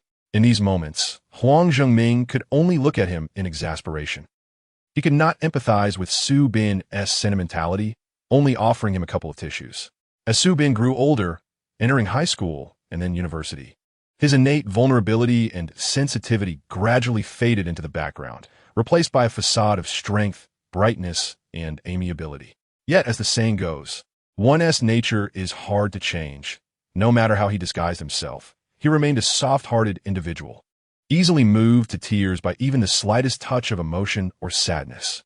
However, Su-bin is no longer a child. Now, he adheres to the creed that a man should bleed but not shed tears. Even if he feels like crying, he stifles it with great effort. Aside from the moment at the airport when he parted from Chun Xiaotian, where he could not hold back and sobbed in her embrace, he has not revealed his true nature in front of others for many years. Currently, moved by Alan's actions, Su-bin is struggling to hold back tears to the point of discomfort. His state of suppression is entirely different from son Yujie's tearful vulnerability. While son Yujie's fragility might evoke sympathy and a desire to protect, Su-bin's struggle to suppress tears could provoke a compulsive urge in others to tell him to just cry already. Indeed, despite his reddened eyes, he pretends to be strong, which irritates Alan considerably. If only there was something he could do to make Su-bin cry. Just the thought of such a scene excites Alan. Though he maintains an impassive demeanor, his fingers mindlessly fidgeting on his thigh. "Thank you." Su-bin did not refuse Alan's kindness. After all, if he were to repay his debt now, it would not be with his own money. Boasting verbally holds little significance. "I will pay you back as soon as possible."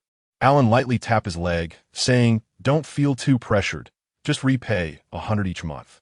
Su-bin calculated that his job collecting trash was a one-time opportunity, and who knows when he would have it again, while walking dogs earned him $6 a day, totaling a maximum of 120 a month. Alan's suggestion of 100 per month would nearly consume all of Su-bin's current part-time income. "All right, it's so hard to make money. I guess I need to find a new part-time job quickly." Alan shot him a sidelong glance, reminding him, "Don't forget to write an IOU, and you'll need a token as well." This fellow is indeed meticulous in his dealings, but Su-bin found his suggestions quite reasonable. Writing an IOU would formalize their lending and borrowing relationship, preventing any future misunderstandings. Furthermore, Alan's proposal for installment payments implied a belief in Su-bin's ability to earn money, which made Su-bin feel respected. "I'll write it when I get back," Su-bin said, "but what do you mean by a token? Does it have to be something of equal value? That could be troublesome. Aside from my laptop, I don't possess anything particularly valuable.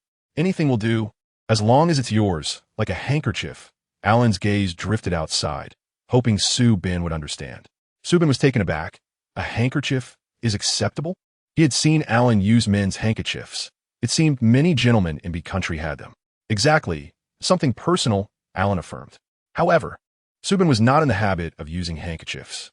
After some thought, he pulled out a keychain from his pocket. Would this work?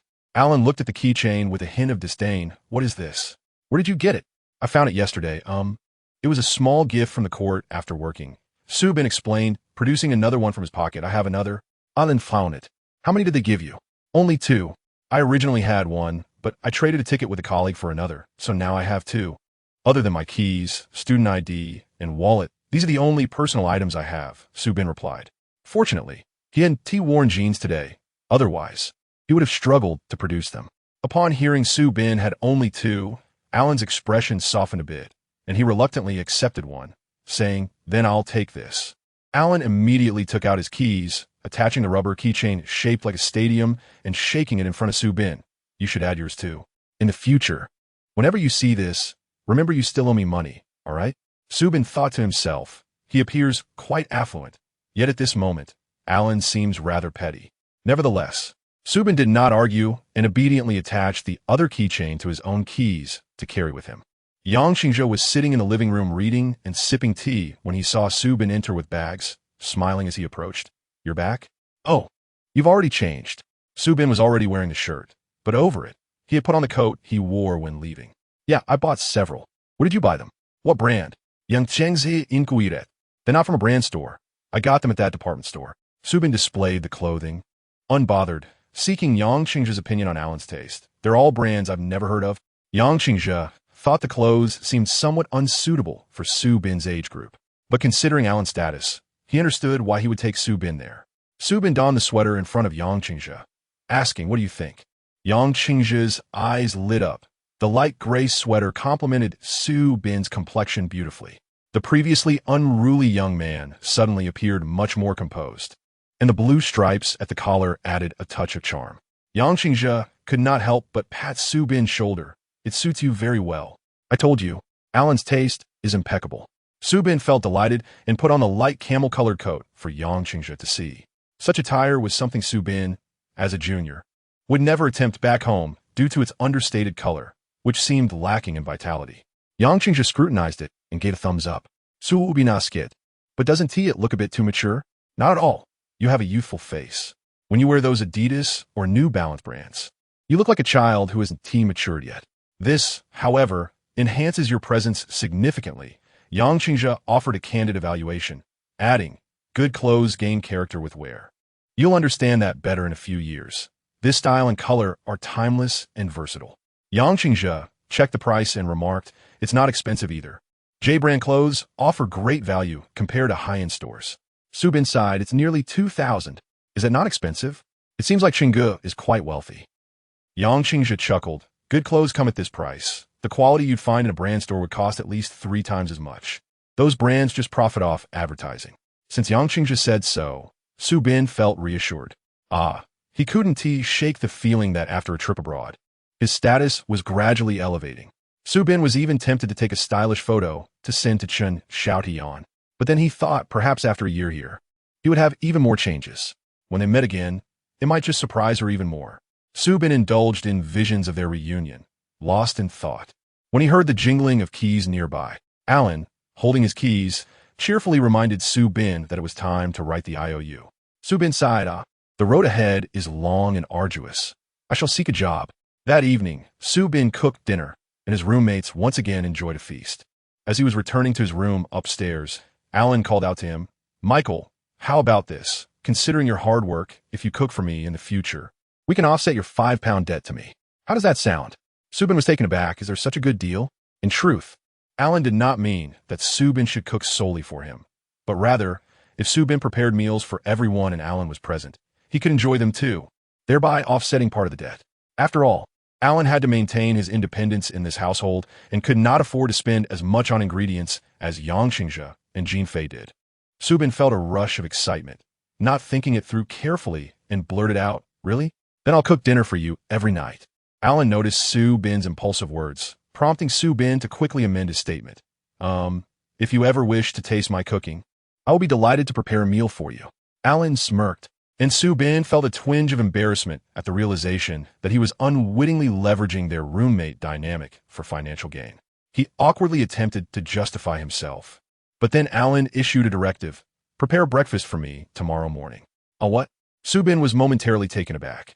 "Breakfast? I will like congee. And that sweet and sour egg you made last time. The pace of the conversation left him somewhat bewildered. Tomorrow at 8, Alan said with a smile as he turned away. I trust you'll have everything ready by then. As Subin stared at the closed door, he remained somewhat dazed. After taking a shower, he luxuriated in the comfort of his expensive sweater, rolling around on the bed. The quality was exceptional, even worn close to the skin. It felt soft and non-irritating. Curling up with his eyes closed, he reminisced about his childhood with Wang Zai, recalling how he would hug Wang Zai tightly, absorbing his warmth. With the realization that his roommate was not a vampire and posed no threat to him, Subin felt grateful for Alan's kindness, who not only accompanied him on shopping trips for high-end clothing, but also allowed him to pay in installments and now offered a reasonable method for repaying debts. Alan is truly a wonderful person. Subin, being both sentimental and notably forgiving, had long since discarded any lingering resentment from being toyed with or startled. After indulging in his thoughts for a while, he got up to search online for maintenance tips for high-quality sweaters. Just as he began jotting down notes, a knock sounded at the door. Instinctively, he thought it was Chang'e. Without hesitation, he rose to answer, but upon opening the door, he was stunned to find Alan standing there, knocking on his door at this hour. Alan scrutinized him with an enigmatic expression. Realizing he was only wearing a pair of boxer shorts, Subin felt a rush of embarrassment and leapt up, exclaiming, "Oh, wait a moment," as he scrambled to find his pajama pants, stammering incoherently. Alan crossed his arms, his gaze penetrating. After donning his pants, Subin noticed Alan's displeasure and recalled his rash decision to answer the door in such a state, causing his face to flush with shame. What do you need?" "Follow me," Alan said, his expression darkening as he led him toward the stairs. "I will teach you how to use the coffee machine." "Okay." With an impassive demeanor, Alan explained the various buttons on the coffee machine, detailing the locations of coffee beans, cream, frothing pitchers, and milk, all stored in his designated space in the refrigerator. He indicated that Subin was permitted to use his belongings. Subin nodded obediently, sensing Alan's irritation and daring not to contradict him. "I will have everything ready by 8 in the morning," he assured. Returning to his room, Alan's mind lingered on the image of Subin's bare legs. This was not without its allure, especially as Subin wore only a slightly oversized gray sweater, exposing the telltale red marks on his neck, an enticing sight indeed. Yet, Alan found himself surprised at his own thoughts. Did he truly wish to present himself this way to others? In a moment of frustration, he accidentally tore the sheets beneath him. Suppressing his inner turmoil, Alan reminded himself, "Lance, patience is key when dealing with prey. Remain as calm as a serpent, waiting for the opportune moment to strike." However, he was already enamored with someone back in China and contemplated proposing to her.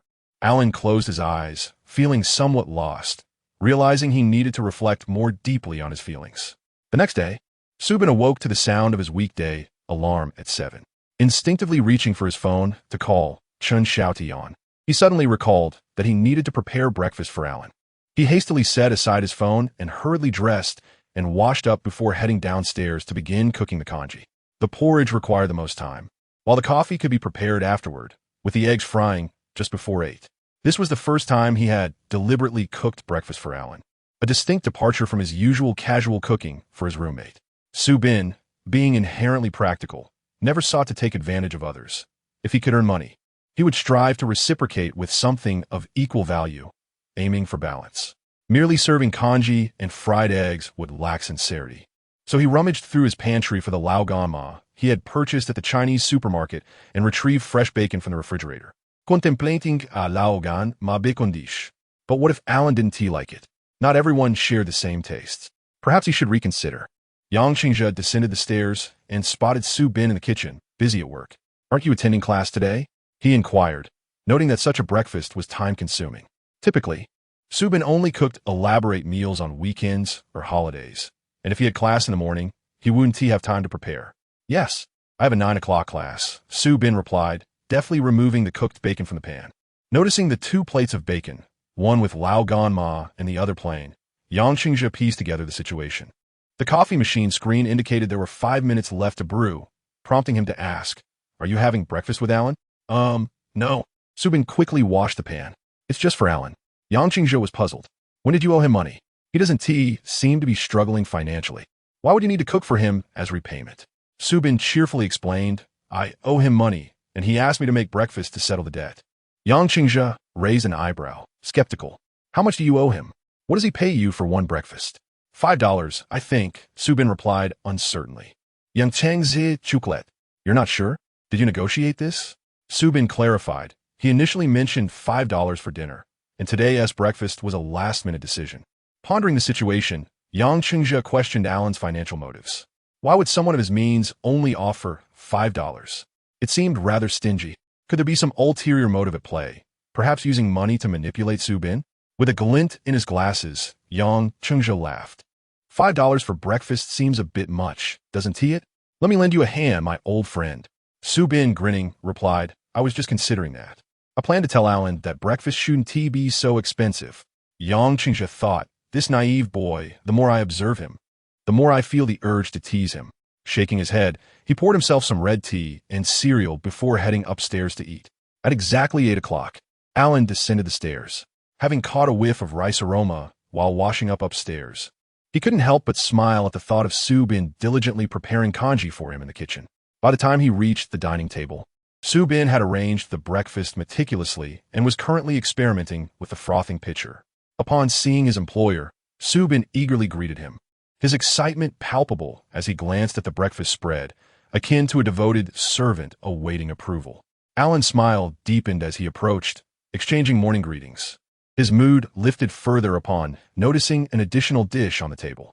Please fetch a cup and prepare a shot of espresso, he instructed, taking the frothing pitcher from Subin's hands. Add a shot to this cup as well. You have 2 cups of your own, and separately. You want 1 portion of that comforter, correct? Subin confirmed. Alan, yes. Subin quickly returned, placing the 2 cups side by side on the table.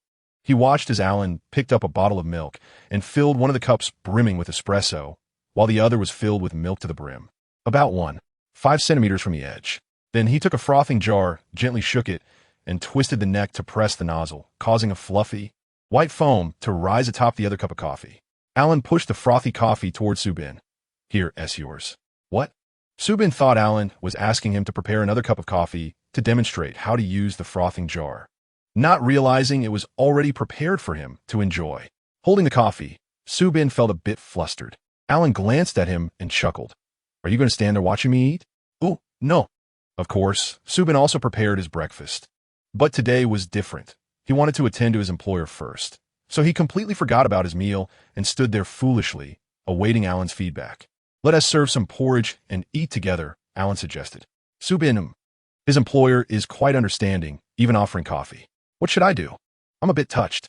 Subin hurriedly brought his porridge and dishes to the table, sitting opposite Alan. Alan looked at Subin's food and frowned. Why does your bacon look so peculiar? What did you add? How do you translate lao gama? Very dry mama? It's a type of spicy sauce. Want to try? Alan reached out with his fork to snag a piece of lao ganma fried bacon from Subin's plate, scrutinizing it for a while, just like when he first tasted mushrooms before elegantly taking a bite. Subin eagerly asked, Is it delicious? Alan simply took Subin's plate of bacon, transferred half to his own, and then offered half of his regular bacon to Subin, half and half. Subin, does this mean you like it? After eating for a while, Subin recalled Yang Qingzhe's earlier words and cautiously remarked, Alan, you mentioned last night that if I cooked dinner for you, it would offset 5 pounds, but since I'm only making breakfast, I think 5 pounds is too much. In truth, Alan intended to convey to Subin that the 5 pounds he calculated was not for the meal itself, but for the time spent. Preparing dinner would take Subin about an hour, so he offered the equivalent of the minimum wage for that time. Well, actually just slightly less than that. He had no intention of pocketing that money, but rather planned to save it for Yang Qingzhe to help cover maintenance and cleaning costs for the house. Alan thought to explain that both breakfast and dinner took roughly the same amount of time. For instance, Subin must have started preparing this breakfast at least an hour ago, so there was no need to deduct anything.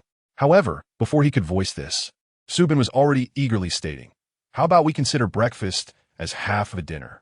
What do you think?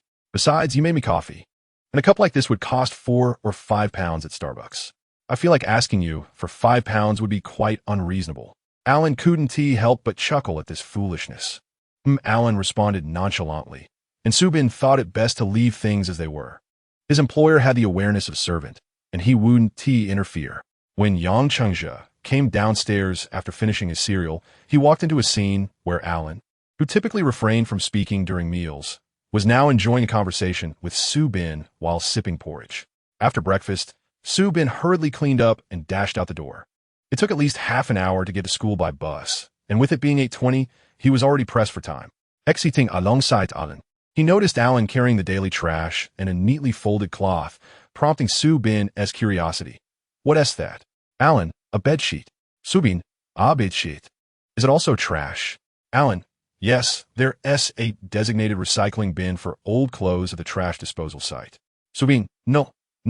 I meant this bedsheet looks quite new. Why are you throwing it away? Alan glanced at Su Bin and chuckled, saying it was torn before he walked off. Su Bin. That laugh seemed oddly enchanting. Was it just my imagination? While waiting for the bus at the station, Su Bin spotted Robert driving up in that Bentley. Initially, he thought Alan was kindly allowing Robert to give him a ride, feeling quite pleased, until he saw Alan roll down the window, cheerfully say goodbye, and then walk away. Sorry, Michael, but I'll keep my distance until I sort out my feelings. I don't want to hurt you. Su Bin felt a whirlwind of confusion. Sigh. Alan is quite nice, but communicating with him is not as straightforward as with a purebred Chinese person. If it had been Jean Fei passing by, Su Bin would have definitely rolled up his pants, exposing his calves, and called out for a ride. After getting off the bus, only 5 minutes remained until class began, prompting Su Bin to sprint, entering the classroom just in the nick of time. Fortunately, Sun Yujia had saved him a seat in their usual spot, a habit that mirrored Su Bin's experience in university back home. Once accustomed to a particular seat, one seldom changed it unless necessary. Sun Yujia was taken aback upon seeing Su Bin. I almost didn't recognize you. What? Oh. Su Bin realized Sun Yujia was commenting on his new outfit and asked with a smile. How do I look? Handsome. Sun Yujia's eyes sparkled. I've discovered you suit the British style very well. Su Bin glanced at his attire. Is this British style? A plaid shirt with a sweater, classic British collegiate style. Sun Yujia elaborated, sharing a wealth of knowledge about which pants and shoes best complemented British fashion, boasting his own set of experiences. Unfortunately, Su Bin was not particularly interested. He was good-looking and had a well-proportioned figure, so even when wearing casual clothes back home, he often received compliments from friends about his stylish appearance. Over time, he developed a nonchalant attitude towards fashion, believing that being handsome was an asset. Thus, he typically wore comfortable hoodies and athletic wear. He thought it wouldn't hurt to ask Alan for help choosing some clothes before returning home after a year here. During the break, while Sun Yujia went out for coffee, Su Bin rested his head on the desk, overhearing two foreigners in front discussing risky jokes. One recounted a romantic encounter from the weekend that led to a passionate night, only to discover upon waking that the bedsheets had been torn. Bedsheets? Torn? Oh, recalling Alan's mischievous smile and his unspoken expressions from the morning, Su Bin abruptly sat up. Could it be that Alan's reason for discarding the bedsheet was related to something scandalous? This was simply unimaginable. But wait. Last night Alan had come over late to teach him how to use the coffee machine, afterwards returning to his room alone without a girlfriend.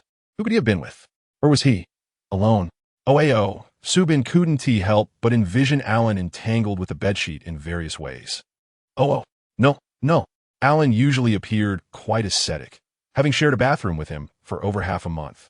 Su Bin often opened and closed the cabinet door and knew that the bottle of lubricant had hardly been touched. Stop thinking such foolish, though. Su Bin inquired of Brian. Shall we have lunch together at noon and then head to the library early? Su Bin readily agreed. Sure. Sun Yujia, who was not in their group and had a discussion meeting the next day, was reminded by their conversation of his unfinished assignments. In a hurry, he bought a sandwich and bid farewell to Su Bin. Under Brian's suggestion, Su Bin decided to traverse half the campus to eat pizza at the other end of the school. As they walked, Su Bin noticed a quaint red brick building up ahead, where two cars were parked, one of which, a particularly conspicuous silver-gray vehicle, had gathered a crowd, with audible gasps from several girls. What's happening over there? Su Bin asked Brian. I don't know, Brian replied, noticing for the first time the red brick building beside them. It seems to be the research building of M University's School of Pharmacy. Upon hearing mention of pharmacy, Su Bin thought of Alan. It dawned on him that Alan attended classes there every day. As they approached, Brian exclaimed, wow, a Rolls Royce. Su Bin had heard of the car, but had never seen one before. Intrigued, he observed the emblem, which was not a symbol, but a shadowed letter R. Many students passing by paused to gawk, not only at the luxury vehicle, but also at the several bodyguards standing nearby. Could it be a celebrity? Subin wondered in astonishment. Brian shook his head. No, celebrities wouldn't have this kind of entourage. Given the bodyguard's attire, it must be someone from royalty. Royalty. Growing up in a new China under the red flag, Subin found the notion of royalty to be a world akin to that of television dramas. While he had imagined such scenarios after arriving in Big Country, he never expected to witness it firsthand. Can they really just come out like this? Subin queried. Being a local, Brian naturally replied, of course. Do you think they are caged in every day? Reflecting on how ancient Chinese emperors rarely left the Forbidden City, Subin nodded. I thought they all lived in castles and palaces. Brian laughed heartily and explained. One of our princes is currently pursuing a master's degree at S University. I've heard he's often surrounded by onlookers during classes. It was astonishing. If a prince in ancient China had casually attended private schools in the populace, even with numerous guards, he would likely have encountered assassination attempts frequently. As they drew closer to the car, Subin strained to glimpse the royal figure within, but the car's tinted windows were too effective, revealing nothing. Just then, the previously shut window began to lower slowly. As Subin caught sight of the face within, he was momentarily stunned, almost exclaiming Alan, but quickly realized this was not the same person. The individual's hair was a lighter shade than Alan's, with a hint of brown, and his eyes were a striking blue. Yet, the resemblance between this person and Alan was uncanny. With the window descending, several girls nearby gasped, excitedly covering their faces, yet they dared not approach. It's Prince Harold, Brian exclaimed upon hearing the girls' cries, but he did not move closer. Instead, he respectfully pulled the dazed Subin back a couple of steps. Through the gap in the window, Subin noticed another figure seated beside the young man, but he could only see the white collar of the formal attire and the lower half of his face. Which prince were they referring to, the one in white or the one with blue eyes? As he pondered, a figure emerged from the red brick building. When Subin recognized who it was, he stood agape, as if struck by lightning. It was Alan. Alan walked straight to the car, the door opened, and the blue-eyed young man stepped out. The other figure beside him fell silent, yet remained, still watching. Wait, he isn't Prince Harold, Brian remarked. Subin thought to himself that there was still someone in the car dressed in white, perhaps another individual. Indeed, he could understand the crowd's fascination. The young man was extraordinarily handsome, much like Alan. During a weekend outing with Alan in a shop, Subin had already sensed that nearly everyone passing by would glance at Alan, just as he had noted in his previous post. Alan was the kind of person who turned heads 99 of the time, with the remaining one being the blind. The blue-eyed young man was slightly shorter than Alan, but more robust. As Alan approached, he opened his arms and gently embraced Alan, then smilingly handed him an envelope and a paper bag. After exchanging a few words, he returned to the car. Alan turned to leave, and as he turned his head, he caught sight of Subin in the crowd. In that fleeting moment of eye contact, Subin felt his heart leap to his throat. But Alan's gaze lingered on his face for only a second before drifting away, expressionless as he walked into the red brick building. The vehicle departed, and the bodyguards followed in another car, while the crowd gradually dispersed. In the pizzeria, Brian could not contain his curiosity and asked Subin, "What's wrong? You've been distracted since earlier." Subin set down his fork and hesitantly told Brian, "That person just now seemed like my roommate." He used seemed because Alan's expression had been so unfamiliar. In Alan's eyes, Subin had glimpsed a long-lost coldness and detachment. Brian inquired, "Which one?" Subin replied, "The one in black." Brian asked, "The one who came out of the red brick building?" Subin paused for a moment before shaking his head. "Maybe I was mistaken." Brian nodded. "You must have misidentified him. That person certainly doesn't appear to belong to our world." Subin murmured. But just a few hours ago, Alan had been smiling and waving at him, saying they'd see each other in the evening. Perhaps it was because Alan did not wish for others to know who he shared a flat with. If they acknowledged each other publicly, it would undoubtedly attract attention. Moreover, what he had just witnessed seemed to involve something significant.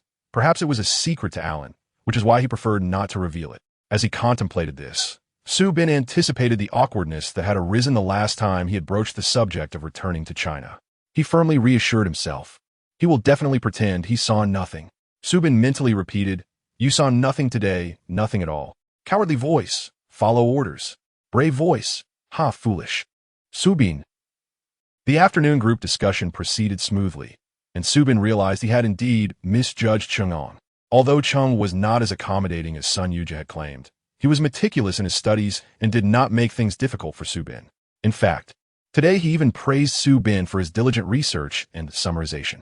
Consequently, Subin felt no animosity towards Chung-ong and instead regarded him with a hint of sympathy. As he imagined Jin Fei and son Yujia assaulting Chung-ong with bricks made of wads of cash. Why cash bricks? Subin chuckled. What other weapons does Jin Fei have besides money? After a stroll home, Subin had dinner, took a shower, and found himself surprisingly relieved not to encounter Alan throughout the evening.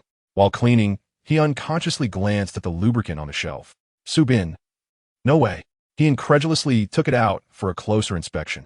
In just 2 days, the lubricant had diminished by more than half a bottle. On the following morning, liberated from the task of preparing breakfast for Alan, Subin promptly dialed his girlfriend's number. In the past, it would have seemed utterly incomprehensible to him to go a day without seeing Chen Xiaotian. Yet now, surprisingly, they had not been in contact for 3 whole days without either realizing it. However, upon answering the call, Chen Xiaotian exhibited no signs of resentment regarding Subin's silence. Instead, she casually inquired, "Did you go out to play this weekend?" Subin was often touched by his girlfriend's understanding nature and her independence, though he occasionally felt a tinge of loneliness from not being prioritized. Nevertheless, he admired Chen Xiaotian's maturity and thoughtfulness. Of course, Subin refrained from disclosing his recent activities, such as collecting trash at the stadium or going shopping with Alan, as he wished to keep these as surprises for Chen Xiaotian in the future. Thus, he vaguely responded on the phone, yes, I want to watch a game with friends.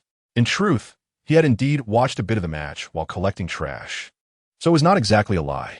He was genuinely busy these past few days. Preparing breakfast for Alan had consumed all his time, leaving him unable to call Chen Xiaotian. She acknowledged his busyness, but kindly reminded him to take care of himself and not to overexert. Subin felt a swell of emotion, pouring his heart out into the phone, his vulnerable side laid bare before the one he loved.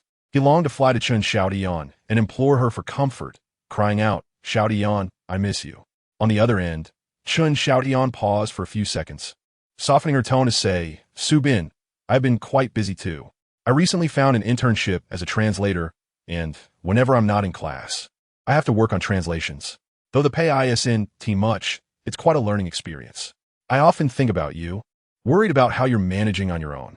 I feel guilty when you say you miss me." At this point, her voice trembled slightly, leaving Subin bewildered. Had she been feeling guilty about pushing herself to study abroad? He sat up in bed, anxiety coursing through him as he quickly reassured, "I'm sorry. Please don't blame yourself or feel upset. I'm doing just fine, really." Taking a deep breath to compose herself, Chen Xiaotian continued, "Hearing you say you miss me makes me feel exhausted." Instinctively, Subin responded, "I won't say that anymore." Realizing how absurd that sounded, he was abroad, unable to see her, and now forbidden to express his feelings over the phone. He felt trapped. Yet, before he could retract his statement, Chen Xiaotian suggested, "Perhaps we should limit our phone calls. Once it becomes a habit, we might grow fragile, relying on each other for the slightest matters." "I dislike that." Subin acknowledged her sentiment, but felt confused. Calling Chen Xiaotian was not a chore for him, but rather a natural instinct. Hearing her voice brought him comfort. Perhaps it had indeed morphed into a habit, as she suggested. Reflecting on her words, acknowledging that dependence could lead to weakness, he felt a pang of guilt as a man, realizing he lacked the strength that she possessed. "I want to call every day then. Please don't feel upset. It's my fault. Also, this weekend, B country will switch to winter time, so our time difference will be even greater. I'll call you for anything important in the future. Is that all right?" "Yes, as long as you take care of yourself, I'll be at ease." "I will. You must trust me." As the call ended, Subin nearly uttered, "I will miss you," but remembering his earlier promise, he restrained himself. Be strong, he reminded himself. A minute later, "Be strong, my foot." I can't even say it. His heart ached. Yet, once words were spoken, they could not be retracted. Subin would not encounter Alan until 3 nights later. Prior to that, he had heard noises from the bathroom around midnight on 2 or 3 occasions. Given that his bed was adjacent to the bathroom, he could hear the sounds despite the decent soundproofing of the apartment. The first time, he nervously noted the duration of the water sounds, which lasted about 10 minutes, reminiscent of the time he had been bitten by Alan. It seemed an adequate length only for a shower. In those days, Subin had not noticed any decrease in lubricant, Thus, he dismissed any doubts about Alan's unusual capacity, attributing it instead to a mere mix-up with laundry detergent. Though he himself found this explanation unconvincing. How could one lose so much blood from a mere scratch? That evening, after walking the dog, Su-bin returned home to prepare dinner, also making some rice balls for the next day. As he focused on his cooking, he suddenly caught sight of someone standing beside him, nearly causing him to drop the lid in surprise. It seemed that even knowing Alan was not a vampire did little to quell his startled reactions to the latter's sudden appearances. Alan smiled at him, having missed Su-bin after 3 days, and derived a peculiar joy from seeing him startled. "What are you cooking?" he asked, glancing into the pot. He notably refrained from mentioning the incident outside the red brick building. Su-bin sighed in relief. It was fortunate he had pretended to be oblivious, or it would have felt as if he were under threat. Su-bin attempted to explain the dish, only be stumped by how to translate fermented tofu. Pondering over the process of making it, which involved letting tofu mold and then salting it, he felt a wave of nausea. Well, it was clear that the Chinese had a unique approach to culinary creation. Alan playfully tapped Su-bin's head. "You make some peculiar dishes like a little wizard." Su-bin noted that since the day Alan had bitten him, he seemed to enjoy teasing him. Did people in B country become more familiar with their roommates this way? Yet, they were not particularly close. Su-bin shot Alan a glance, thinking, "Is it just because I was bitten?" Suppressing his discomfort, he replied, "This is a traditional dish from my hometown, a special type of fermented tofu. Braised meat." Alan took a sniff and remarked, "It smells good. It's worth trying. Does this imply you want to eat together?" Su-bin seized the opportunity to ask, "Would you like to join me for dinner?" Alan nodded with a smile. "I'll go change and be right down." Excitedly, Su-bin opened the refrigerator, pulling out a few potatoes to whip up a sweet and sour potato stir-fry. During these days, he had also been busy searching for a part-time job online. But it seemed his streak of good luck had been exhausted after last week's cleaning job. He had not found any suitable position since. And although he applied for a few that did not entirely meet his criteria, he was met with cold rejections. As they sat down for dinner, Jean Fei joined them, devouring the braised meat with an insatiable fervor. Su-bin watched in disbelief. Although he and Alan might have similar financial capabilities, Jean Fei's voracious appetite starkly contrasted with Alan's elegance, creating a comical disparity. After the meal, Jean Fei, patting his full belly, exclaimed, "Su-bin, you should open a restaurant. I'll invest." "Ha ha ha," Su-bin laughed. "I think you should audition for a food show. The viewers will surely be tempted." He jested with Jean Fei, taking his words lightly. To speak frankly, although Su-bin possesses culinary skills, he has never contemplated the idea of earning a living through cooking. Alan's suggestion to pay him for meals was merely an exception. Like many traditional Chinese university students, he believes that one should pursue a career aligned with their field of study. Having majored in finance, he feels destined to engage in financial endeavors, regarding cooking merely as a life skill. Observing Su-bin's lack of ambition, Jean Fei merely quipped about how one can earn only a few coins from scavenging, without pursuing the matter further. Today, Su-bin donned a garment that did not constrict his neck, stirring Jean Fei's curiosity about the truth he had not inquired about earlier. "Is your allergy better now?" Jean Fei asked with a grin, attempting to divert the conversation. Su-bin instinctively covered his neck with his hand, his ears flushing with embarrassment. "Yes, it's fine." Jean Fei playfully pointed a finger at Su-bin, threateningly inquiring, "Still hiding things from me? You must have made some noise, Alan. Living next door, you must have heard something, right?" Su-bin anjusti glanjit atalan, internally hoping that Alan would keep his secret, especially since he harbored disdain for homosexuality. He feared that Jean Fei would misconstrue any mention of a red mark on his neck as something scandalous.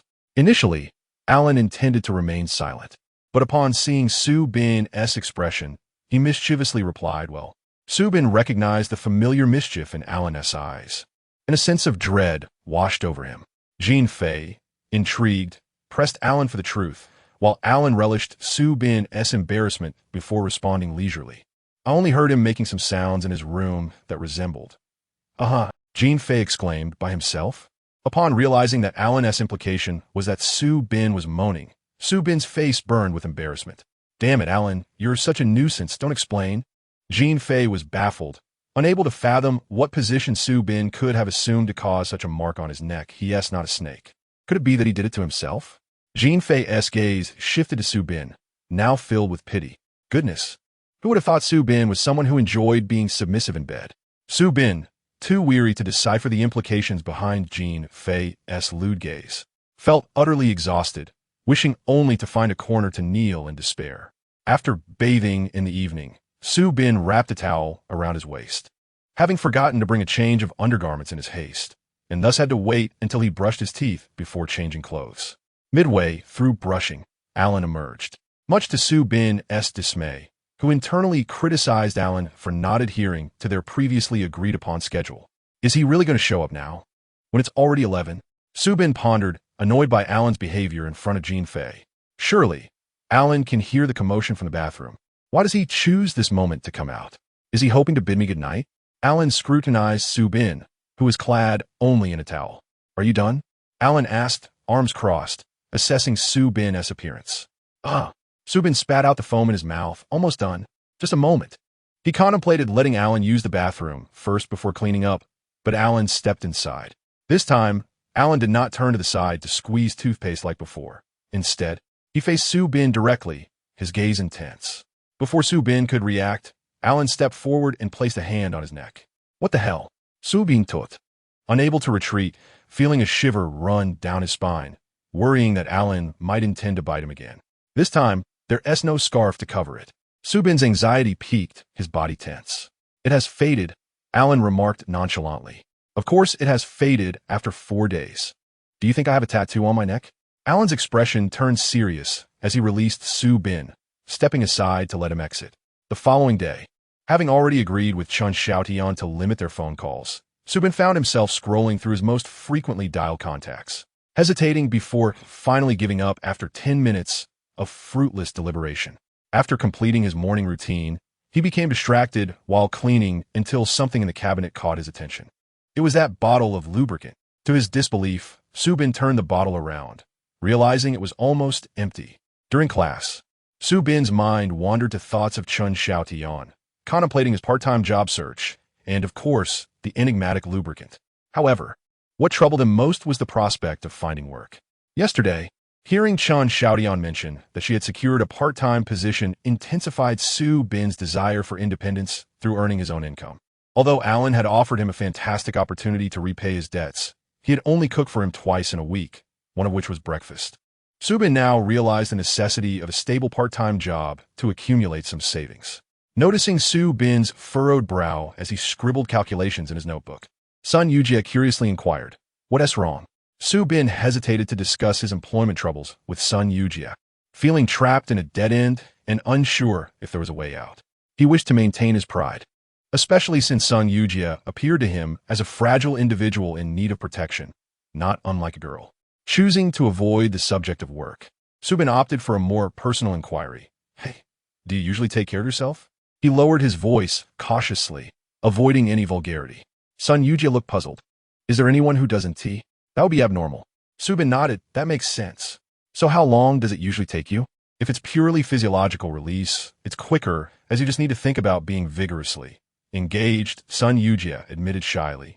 Su Bin felt even more embarrassed by the conversation, realizing they were discussing such intimate matters.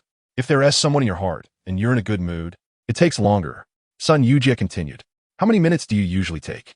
Su Bin, despite having a girlfriend, was still a virgin, but being a normal guy, he naturally had feelings for someone he liked. 1 or 2 minutes. Sun Yujie responded incredulously. "Are you not doing it often?"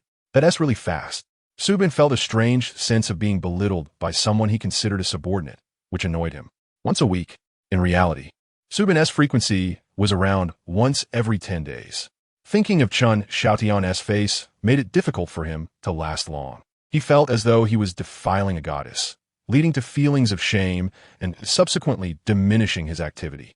Sun Yujie found it hard to believe. "I thought you did it every day." Su Bin retorted, "I'm not like you." Was he too depraved? However, when it came to self-pleasure, he rarely exceeded 10 minutes, as the heightened state of excitement could be quite exhausting, Sun Yujie admitted shyly. Su Bin then asked, "Are foreigners generally more enduring than us?" "Definitely. Haven't you seen those adult films from the West?" Sun Yujie gestured. "They're so long and impressive." Innocent Su Bin had had a girlfriend since high school, focusing all his thoughts on her, leaving him without the opportunity to explore such matters like a single person might. Although he had been dragged by his dorm mates to watch some Japanese films during university, he felt a certain aversion to such content, which left him with a notable gap in experience. Sun Yujia continued to rave about foreign men. They all seem to have some magical oil on them. They can last an eternity. It's just thrilling to watch. Thrilling to watch? Subin thought. Isn't it more about feeling inferior? Subin feigned calmness as he said, "Cough, it's nothing, just asking." In truth, he could hardly contain his imagination regarding what Alan might be thinking during their intimate moments. Perhaps he was contemplating someone he cherished. But Subin found it difficult to envision what type of person might capture Alan's affection. Surely, it would be someone akin to Alan himself, wouldn't it? Like the leading lady in a film, possessing both beauty and grace, affluent and elegant. Their escapades would be filled with literary flair, exchanging poetic verses and tender words. But this imagery starkly contrasted with the peculiar lubricant situation. Sun Yujia silently observed the conflicted Su Bin from the far right, until Su Bin composed himself and shifted the topic, inquiring of Sun Yujia. Do foreigners often engage in seemingly affectionate gestures once they become familiar with one another? Sun Yujia responded, for example, like touching the top of the head, caressing the neck, or leaning against the waist. When Su Bin recounted how Alan had touched his neck and simultaneously grazed his waist, he felt a shiver run down his spine, sensing something amiss. Sun Yujia paused, bewildered. Touching the neck, how did he do it? Su Bin hesitantly extended his hand, imitating Alan's actions, grasping Sun Yujia's neck, and then rubbing his thumb against the skin. Sun Yujia. Su Bin. At that moment, Chang'ong happened to pass by. The atmosphere was undeniably awkward. What to do? Oars. There was indeed something off, wasn't there? Sun Yujia blushed and stammered. Such a touch must imply he is gay, hinting at an interest in your body. Su Bin. Kak, no, don't think wildly. Yang Qingzhe once mentioned that Alan despises homosexuality, so it was absolutely impossible for him to harbor any interest in himself. He must simply find it amusing. Much like when he pretended to be a vampire and bit himself. That mischievous scoundrel. It must be so. Damn it. Do I really seem so easy to bully? Because of this incident, along with his conversation with Sun Yujia, Subin instinctively began to maintain distance from Alan. Although he suspected it was merely Alan's prank, the physical contact still made this pure heterosexual man feel uneasy. It seemed Alan also sensed Su Bin's discomfort, as he refrained from any further actions towards him for quite some time, which relieved Su Bin, assuring him that he hadn't misjudged things. However, the peculiar lubricant situation continued. Whenever a bottle ran empty, a new one would promptly appear in the cabinet, leaving Su Bin perpetually astonished. Eventually, he became numb to it, merely glancing toward the adjacent room, thinking foreigners are truly different. For approximately 2 or 3 weeks, Su Bin faced constant setbacks in his job search, feeling increasingly disheartened. Although walking the dog continued, a month's salary barely sufficed to repay Alan, rendering his aspiration to purchase a $20,000 ring within a year hopelessly naive. In mid-November, Su Bin received a call from Taylor. "Do you remember me?" Of course. Su Bin was quite surprised to see Taylor's name on his caller ID, not expecting this person, with whom he had only exchanged pleasantries, to reach out. "Hello, Taylor." Taylor chuckled. I've been busy with training, and Haven T reached out." "It's all right, he." Su Bin hadn't anticipated Taylor would contact him. The thought of those burly teenage football players eyeing him hungrily while seeking noodles made him a bit timid. "Why did you call?" Taylor cheerfully replied. "I saw the club's bulletin board today. It mentioned a New Year's event before the Christmas holidays. They invite some chefs to prepare delicious food on site. Would you be interested in attending?" Su Bin paused. "Your club? You mean the Academy Team's training club?" "The joint team members will also be attending." Su Bin queried, "But in what capacity would I attend?" "As a chef." Su Bin felt embarrassed. "But I'm not a chef." "No worries. One of our players has invited his mother to make pizza. I've heard she makes incredible cheese pizza. If you're interested, I can sign you up in advance as my family members and spots are limited, so you'll need to decide quickly." Su Bin. Taylor's family? They hardly look like siblings. Taylor continued. "Since it's a Christmas event, the pay and benefits are excellent." What did you say?" Su Bin perked up. "Their pay?" "Yes, it's significantly higher than your last job collecting trash, possibly 100 or 200. Su Bin became entirely exhilarated, but what can I do? Cook noodle. Cooking instant noodles at the renowned M-Team Club's Christmas event? Wouldn't that make the news on CCTV 5? Su Bin remarked, instant noodles aren't exactly gourmet. If you want noodles, I can prepare various kinds. Ah, that is fantastic. Your cooking must be delicious. It's settled then. After hanging up, Subin rolled around on his bed, feeling a bit excited. Yet, while Taylor's call offered him hope, it didn't entirely resolve his struggles. Moreover, having been in City M for nearly 2 months, Subin had witnessed countless Chinese students working illegally, which stirred a sense of restlessness within him. Perhaps by the hand of fate, a few days later, while browsing in a Chinese supermarket, Subin unexpectedly ran into Casey, who called his name, momentarily leaving him stunned. Why didn't you call me? Don't want to work anymore? Casey inquired with a smile. Subin replied, Somehat shipipish. I was a bit worried. He then shared the difficulties he faced in finding work. Casey empathized. When I first arrived, I felt the same way. Honestly, it's not so bad. Look at me now, doing just fine. As she spoke, she pulled out a roll of $5 bills from her pocket. Waving in front of Subin, see, I get paid daily for my work, quite satisfying, with no risks at all. Subin gazed at the roll of money, estimating it to be at least $40 or $50, and recalling how little he had saved for the ring for Chen Xiaotian, he was swayed by Casey's words. Casey, can you help me find a job? He asked. Of course. Casey winked, glancing at Subin's attire. But first, tell me, you look like a wealthy young master. Why are you so eager to work? Subin's appearance wasn't particularly extravagant or ostentatious. He merely happened to be wearing a coat that Alan had chosen for him a month prior, which lent him an air of elegance. Perhaps it was also due to the subtle influences from his roommates, whether it was the graceful Alan, the intellectually refined Dr. Yang, or the lavishly wealthy Jean Fei, each had, in their own way, transformed Subin.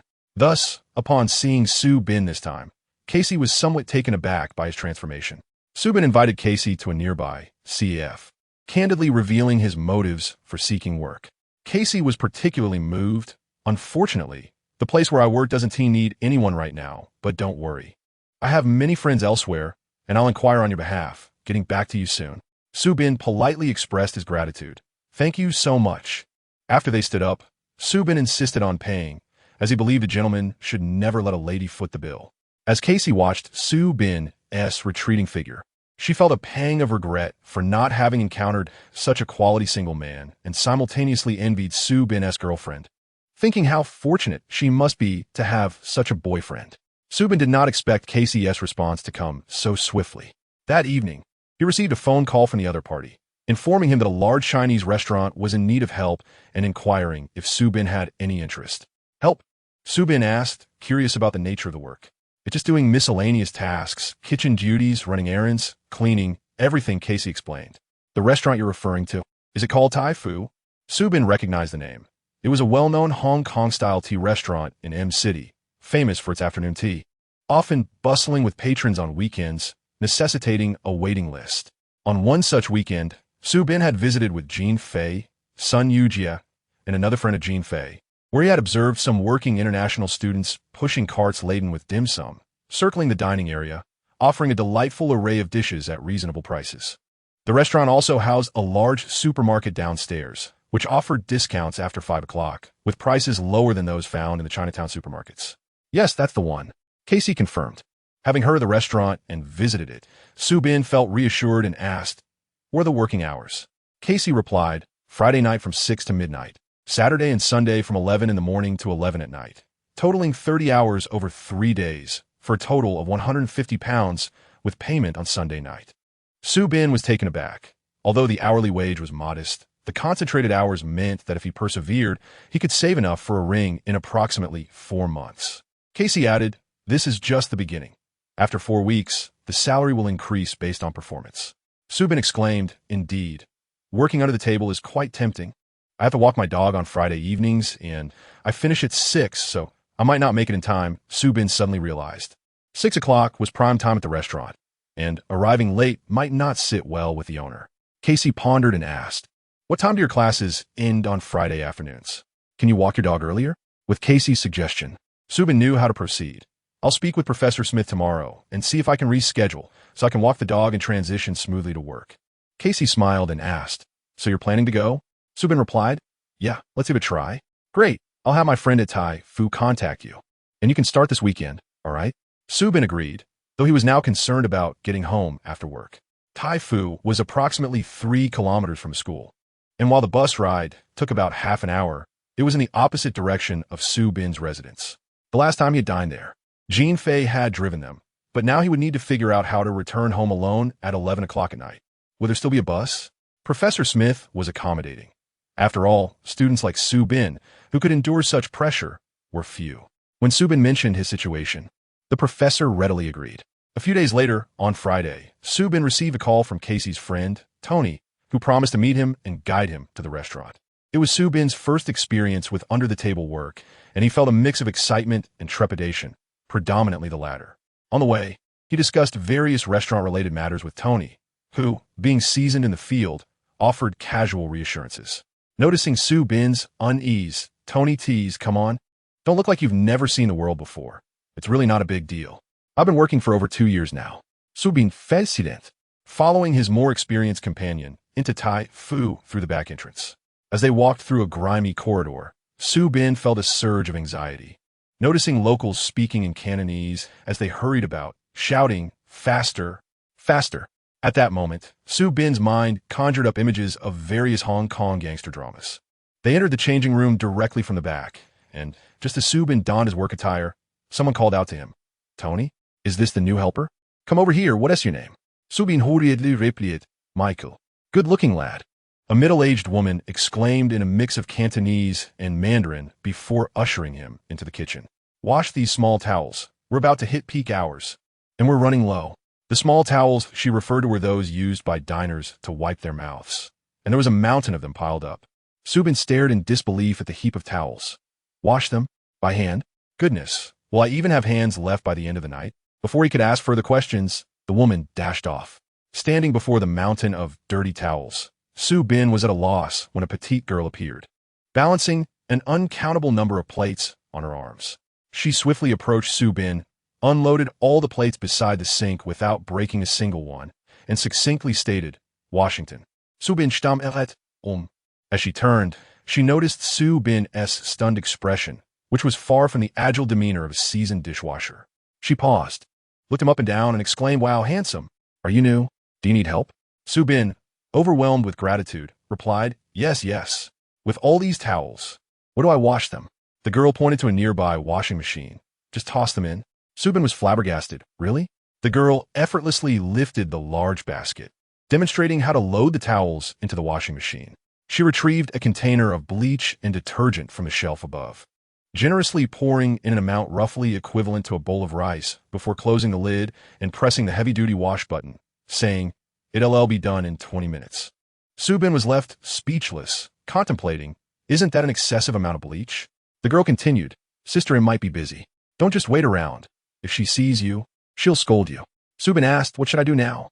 The girl pointed to the sink and said, "Be proactive. Go wash the dishes." She glanced at Su Bin's hands, seemingly reluctant, and handed him a pair of rubber gloves, shaking her head in confusion. "You look like a young master. What are you doing here?" Su Bin retorted. "Is it my fault I resemble a young master? You think I look like one simply because you've never seen a real one. On my first day of work, I truly knew nothing. After washing dishes for a while, I was assigned to fold small towels.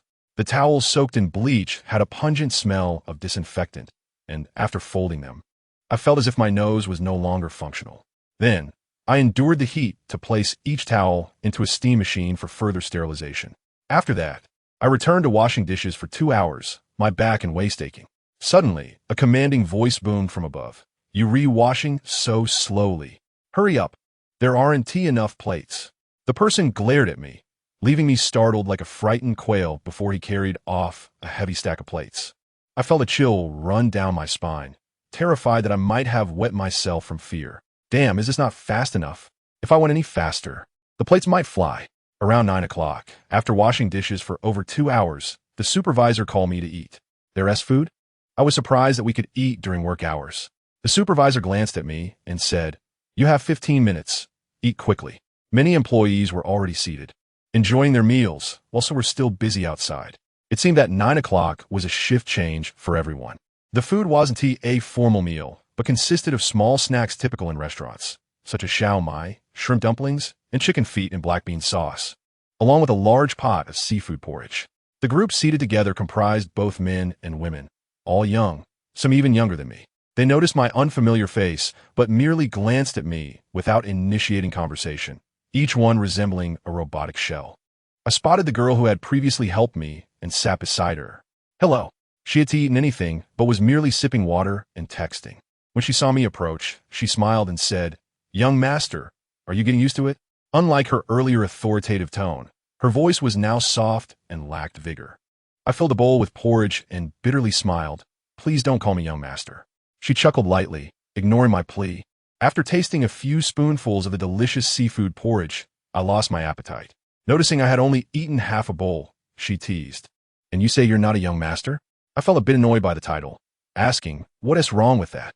She replied, "If you were truly able to endure hardship, you would be devouring food to replenish your energy right now. Look at you, so delicate." I was speechless, retorting, "But you haven't eaten either." She replied, "I'm on a diet." I was at a loss for words. Seeing me lost in thought, she finally relented and put her phone away, resting her chin on her hand. "Did you not have dinner?" I nodded. "I'm too hungry." She laughed softly. "My name is Lily. You should come earlier in the evening. Your shift starts at 6. But it's best to arrive by 5:30 since the restaurant provides dinner." I realized that was why Tony had mentioned earlier that he hadn't eaten. They had missed dinner waiting for me to finish walking the dog. I felt a twinge of guilt. After saying that, Lily paused, then smiled. "But I don't think you'll come again." "Why?" I was a bit slow on the uptake. She shrugged. "It's just a feeling. I think you're the type who wants to prove something, intentionally living without using your family's money, try to experience life or something. Like a Chinibu." I was taken aback. "How can you say that about me?" Before we could converse further, the supervisor called out, "Time's up." Lily, who had been lethargic, sprang to her feet as if injected with energy and hurried away. I, feeling the fatigue in my arms, trudged back to the sink, only to see a mountain of plates waiting for me. It's only been 15 minutes, but I dare not slack off and quickly got to work. Perhaps influenced by Alan, I had developed a bit of a cleanliness obsession, washing each plate multiple times, which often led to me being reprimanded for being slow. By 10 o'clock, as the peak hours passed, the number of plates began to dwindle. Just as I felt a moment of relief, I was called to carry wine, mop the floor, and tidy up tables, spinning like a top for nearly 6 hours until the restaurant closed. At that point, my legs felt like they belonged to someone else. Reflecting on it, I realized Alexander had been exceedingly considerate, pausing to relieve himself so I could catch my breath, while I'd been too busy to even take a sip of water. When I finished work, I shared a taxi back with a few others living in the same direction, arranging with Tony to come together again the next day. He smiled and patted my shoulder. "You've got spirit. See you tomorrow." Instead of feeling joy at the recognition, I felt a twinge of fear about the approaching day. Having been utterly exhausted, I had contemplated quitting while washing the dishes, repeatedly questioning myself. Why am I washing dishes here? Why? I sent it to buy a ring for Chun Xiaotian, but I could use my father's money for that, and just pay him back later when I earn money. So why am I still washing dishes? I could be spending this time reading more professional books, which would be far more meaningful. Yet, despite my thoughts, I ultimately persevered. After all, I didn't want to slap myself in the face. A man should keep his word. If I decided to do something, I must see it through to the end, no matter the cost. At 1 o'clock in the morning, I had never returned home this late before. I quietly opened the door and tiptoed upstairs, being exceedingly cautious. Even a hot shower couldn't wash away the fatigue that enveloped me. Standing under the shower head, my legs trembled from the 6 hours of spinning, and the thought of having to clean the bathroom made me want to collapse. Suddenly, from the doorway, I heard a voice that startled me. "Did I wake you?" Alan stood there, arms crossed, coldly observing me, and asked, "Where did you go tonight?" "I was working," I thought to myself. "Hadn't I already told you that?" Alan scrutinized me, then stated, "Don't come back this late again," before retreating to his room. I didn't dare mention to Alan that I would have to return this late tomorrow night and the night after that. It seemed Alan had been woken by my arrival, which made me feel a bit guilty. The next day, I slept until 10 in the morning, hurriedly got up, and rushed off to work without even seeing my roommates.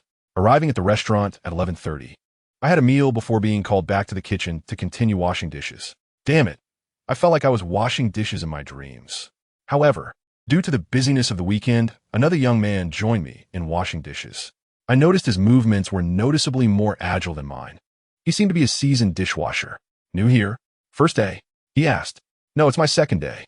The seasoned worker chuckled. "I never expected someone like you." A young master would return a second time. Oh, you came again? How am I like a young master? If I were one, would I still be here washing dishes? How long have you been doing this? Subinaskit. The seasoned worker replied, about half a year. Subin was astonished. How long do you have to do this before you can do something else? Am I supposed to wash dishes here for half a year too? The seasoned worker grinned. Well, now that you're here, once you become proficient, I can move on to other tasks. Subin remainit silent. The seasoned worker continued. Everyone has gone through this. Every person you see here has washed dishes before. Subin questioned, how can you stand washing so many dishes? Don't you ever wonder why you are doing this? The seasoned worker looked at him and said, what is there to ponder? It's all for the sake of making money. Subin found himself at a loss for words. Only the wealthy would contemplate such matters. For those like us, with no alternative, we must toil away at washing dishes. Thus, I refer to you as a young master. The seasoned worker smiled knowingly. I've encountered several who wrestled with such questions, and they all eventually left. They believe their time should not be squandered on washing dishes, but spent on more significant pursuits. Subin felt a pang of recognition. He had thought similarly. The seasoned worker remarked, but for us, this is merely a way to earn money, whether it's washing dishes or scrubbing toilets, because only by earning can we pursue what we truly desire. After digesting the seasoned worker's words, Subin experienced a sudden epiphany. Indeed, he was striving to buy a ring for Chun Xiaodian. Therefore, he must work hard to earn money, whatever the means. Making money is paramount. Inspired by the seasoned worker's insights, Subin envisioned the glimmering diamond ring through the dishes, thinking, wash one dish, the ring shines brighter. Wash another. It shines even more. Ha ha! He quickened his pace, another one. Dishes, I shall conquer you. Smash! A dish shattered. The seasoned worker collected the broken pieces with a stoic expression, while the surrounding patrons merely glanced over before returning to their own endeavors. Young man, have you noticed? No one is shocked by your broken dish, for their time is far more valuable than a focus on a shattered plate. The seasoned worker imparted his life philosophy to Subin with a calm demeanor. Subin thought to himself, this seasoned worker must be a philosopher. Observing Subin's renewed vigor in washing dishes, the seasoned worker patted his shoulder, encouraging, it seems you have gained some understanding. Keep it up, young man. During their conversation, Subin learned that the seasoned worker was a master's student in architecture from a second-tier city in China. In pursuit of a better job and greater competitiveness, he had chosen to study abroad for a year. His family had scraped together enough for tuition, and he confided for some families, 100,000 yuan is a trivial sum, but for mine, it has drained us completely. Though he had the tuition, he still needed to manage his living expenses, which forced him into unreported labor.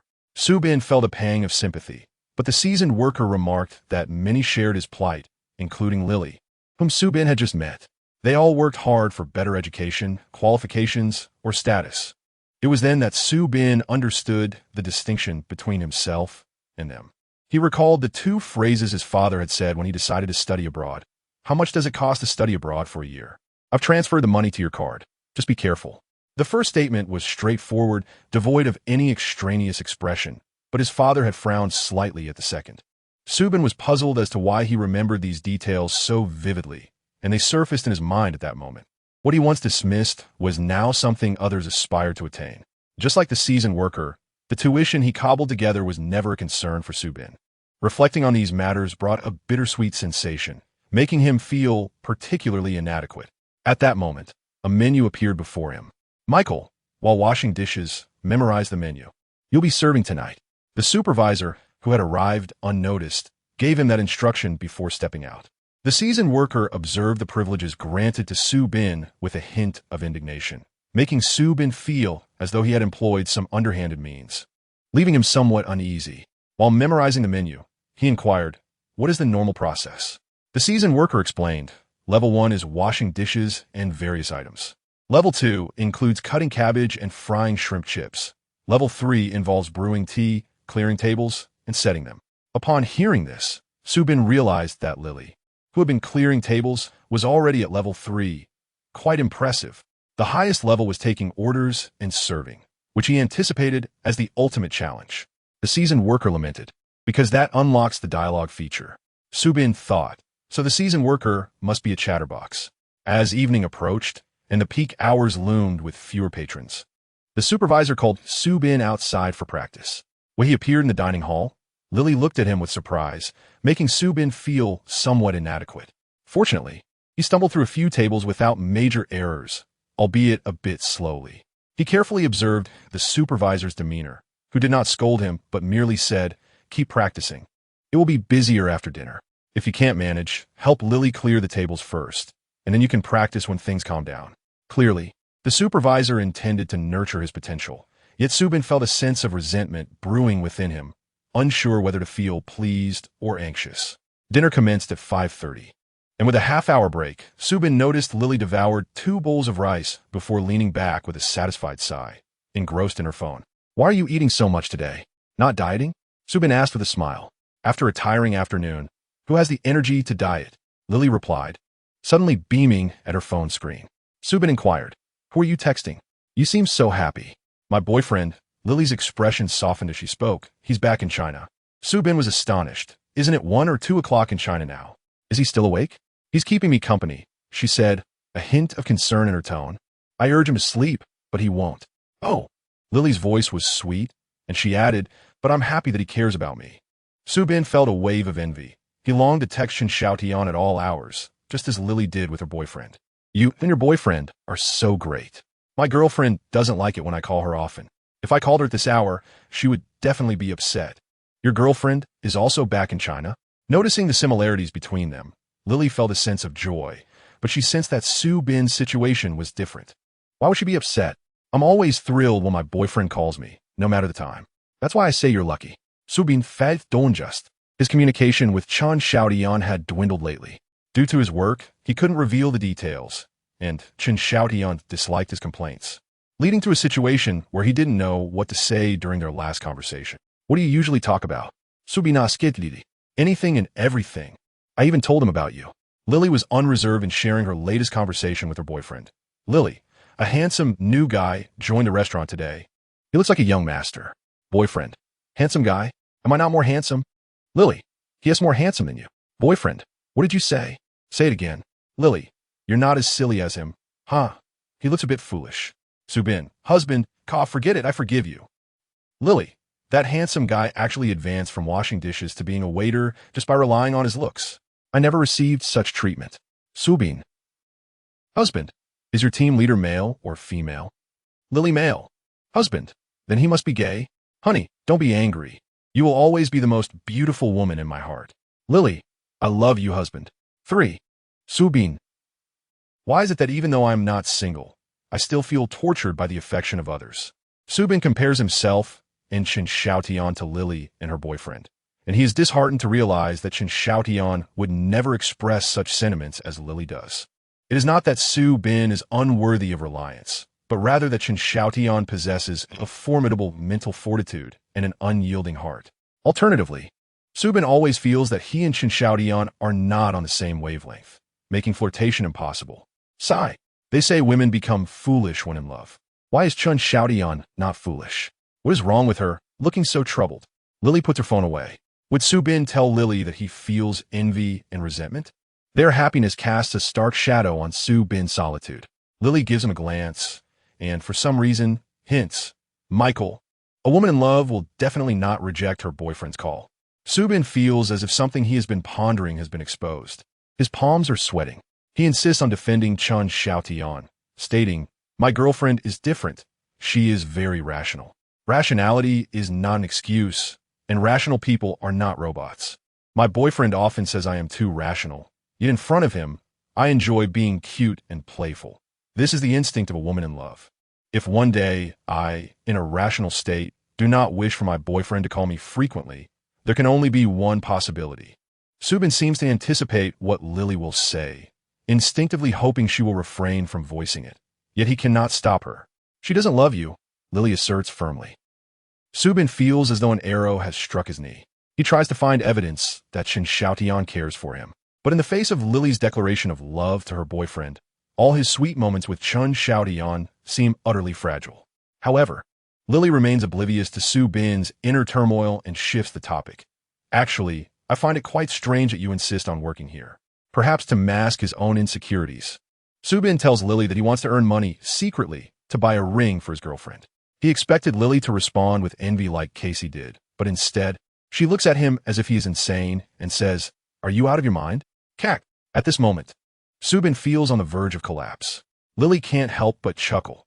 Although her laughter lacks mockery, Subin feels as if he has been struck, losing 20 of his spirit. But this is not the end. Lily follows up with a series of effective strikes. "How old are you?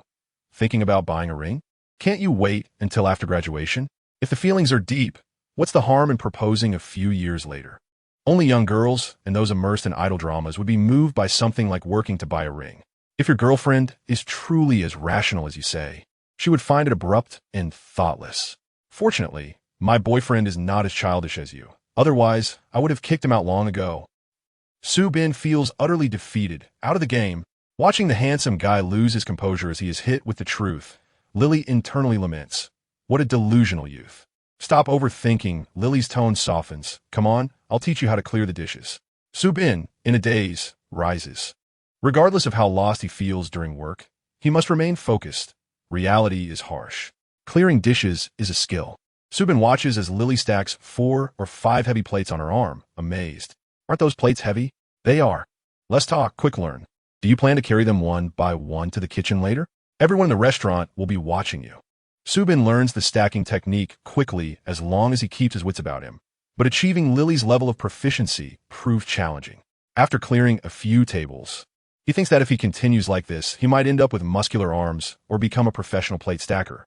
That thought is quite impressive. At this moment, Subin remains unaware that he will wake up the next day with sore arms. If he had known, he would not have thought so. Although he does not wash dishes again that night, Subin does not feel any lighter than the previous day. After Lily pointed out the possibility that Shin Xiaotian might not love him during dinner, Subin's heart is filled with anxiety. Despite his efforts to concentrate on clearing dishes, he inevitably breaks two, earning a stern reprimand from the supervisor. Watching customers sit in the hall like gods, enjoying various delicacies while he cowers nearby, being scolded, fills Subin with humiliation. He has felt this humiliation before, a month ago when Alan had him pinned down, but that was entirely different. When Alan controlled him, Subin acutely felt the disparity in strength and presence. His sense of inferiority as a man far outweighed his feeling of being insulted. However, when reprimanded by the supervisor, Subin's heart rebels against the humiliation stemming from inequality between people and the disrespect shown by a superior to a subordinate. Though he is working for specific reasons, it does not imply he is inferior. Everyone is capable of making mistakes, especially a novice like him. At that moment, Subin contemplates giving up. As the seasoned workers say, he has no way out, but he does. He does not have to work here. Subin's escape route comes from the ample living expenses provided by his father, allowing him to avoid hardship and enjoy a better study abroad experience. Suddenly, numerous memories associated with his father flood Subin's mind. He recalls how, when his father was starting his business, he often suffered from insomnia due to stress. More than once, Subin woke up late and could smell the stench of smoke in the living room. Back then, Subin only knew how to complain. He remembers that whenever he achieved good grades, his father would only say, "What do you want? Dad will give you the money. You can buy it yourself." At that time, he believed his father only cared about money, deeply misunderstanding his father's intentions. Now, he realizes that in this world, money may be the simplest means of maintaining one's dignity. Reflecting on this, Subin feels a lump in his throat.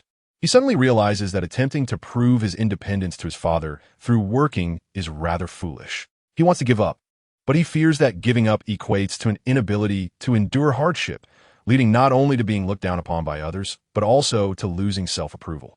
How troubling. After work, Subin is unsure how he made it home. By the time he realizes it, he is already standing at the door. Looking at the time, it is 1 a.m. He decides not to shower tonight. Instead, he will sneak back to his room to sleep. Waking Alan would be unfortunate. With that thought, Subin slowly opens the door, tiptoeing inside, wishing for cat-like softness in his footsteps. But when he looks up, he sees Alan sitting on the living room sofa, a pair of. Subin initially presumed that perhaps someone had forgotten to turn off the lights, but his subconscious had already sensed the ominous atmosphere. Thus, upon stealthily entering the room, he attempted to tread lightly, akin to a squirrel, cautious and quiet. However, as he turned and looked up, he was met with the silhouette of a figure on the living room sofa. In the dim light, he could discern only a dark shape. Had it not been for the pair of eyes, glimmering like those of a feline in the shadows, fixated upon him. He might have overlooked it. Clearly, it was Alan sitting there. Alan had been waiting on the sofa for nearly 2 hours, and his emotions were a tumultuous blend. The act of waiting was something he despised above all else. A phrase could aptly describe the countless near brushes with death he had endured. Today, a mere waste of time, is the tomorrow he ardently yearns to live. Surviving against all odds and reaching this moment, Alan possessed a heart stronger than anyone else's, coupled with an aversion to squandering life. Love, to him, was an impossibility, for it implied sharing one's life and time with another. Hence, after regaining his health, he lived solely for himself, maintaining only the simplest of relationships with friends and family. The thought of engaging in a romantic relationship with a completely different individual was utterly inconceivable to him. He loathed waiting, yet paradoxically, he had devoted the 2 instances of waiting in his life to the same person, one occurring yesterday and the other in the present. This idle passage of time filled him with a sense of agitation, yet he felt powerless against his instincts. During this interval, Alan began to clarify his feelings towards Su Bin, pondering their significance. Perhaps a single term could encapsulate it: affection. He acknowledged that he had developed feelings. However, in medical terms, this word also bore another connotation: illness. He mused that his sentiments toward that individual might be a fusion of both, which he termed pathological love. He was acutely aware that his impulses regarding Su Bin were abnormal, perhaps leaning towards a desire for control. In that moment, he yearned to bind the timid yet bold figure before him, imprisoning him in his room for eternity. If he were mine, then life would not be squandered, for everything about him would belong to me. Yet could he act on such desires? No. Morally and legally, it was a crime. At that moment, Alan despised the self-righteous moral constraints and legal regulations of humanity. He suppressed his emotions and addressed the petrified figure at the door. "Michael, come here. We need to talk." This was the second time in a month that Su Bin found himself unnerved by Alan. However, fear was one thing, while sensing an impending storm was another. Both shared a commonality: they were not auspicious signs. Naturally, Su Bin dared not defy him, though he was reluctant to face Alan in such a serious manner, as he believed few could withstand the intensity of Alan's discourse. Alan turned on the warm light of the floor lamp, slightly easing the tense atmosphere. Yet, upon observing Alan's expression and posture, Su Bin felt even more anxious. Alan wore a deep gray 3/4 sleeve cashmere top that revealed his alluring collarbones. Leaning back on the sofa with his arms crossed, his legs stretched out on the coffee table, his black velvet trousers accentuating the perfection of his legs. This seemingly relaxed posture, however, made Su Bin feel an overwhelming sense of danger. The reason was simple. At that moment, Alan was not adhering to his usual meticulous demeanor. This was not a public setting. Alan had no need to maintain his gentlemanly composure and decorum. He could very well replicate the events from a month prior, seizing Su Bin and pinning him to the sofa in a fit of enthusiasm or anger. Su Bin was certain of this, for he understood that his roommate, despite appearing earnest, harbored a rather malicious personality. "I'm sorry." The moment the apology escaped his lips, he felt his resolve wane. But there was no alternative. He believed that defying Alan would yield dire consequences. Yet, despite his submission, Alan remained unyielding, raising an eyebrow and inquiring, "Sorry for what?" Su Bin replied, "I came back too late." He felt an unmistakable sense of being scrutinized, akin to a criminal being interrogated. Alan narrowed his eyes. "Oh? Then tell me, what were you doing?" Su Bin confessed, "I was working at a Chinese restaurant." Alan glanced at the clock on the wall, noting, "It seems your working hours this week have exceeded the limit for international students." With a stiffened resolve, Su Bin responded, "Well, my job is illegal." Alan's tone remained steady. "I recall reminding you not to engage in unregulated work. It can be perilous." Upon hearing this, Su Bin felt beads of sweat forming on his forehead. He vividly remembered the time Alan had discussed part-time jobs with him, offering reasonable advice and warnings. Yet he had never anticipated being questioned about it.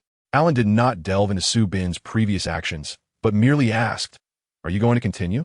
"I still have to go. Just one more time."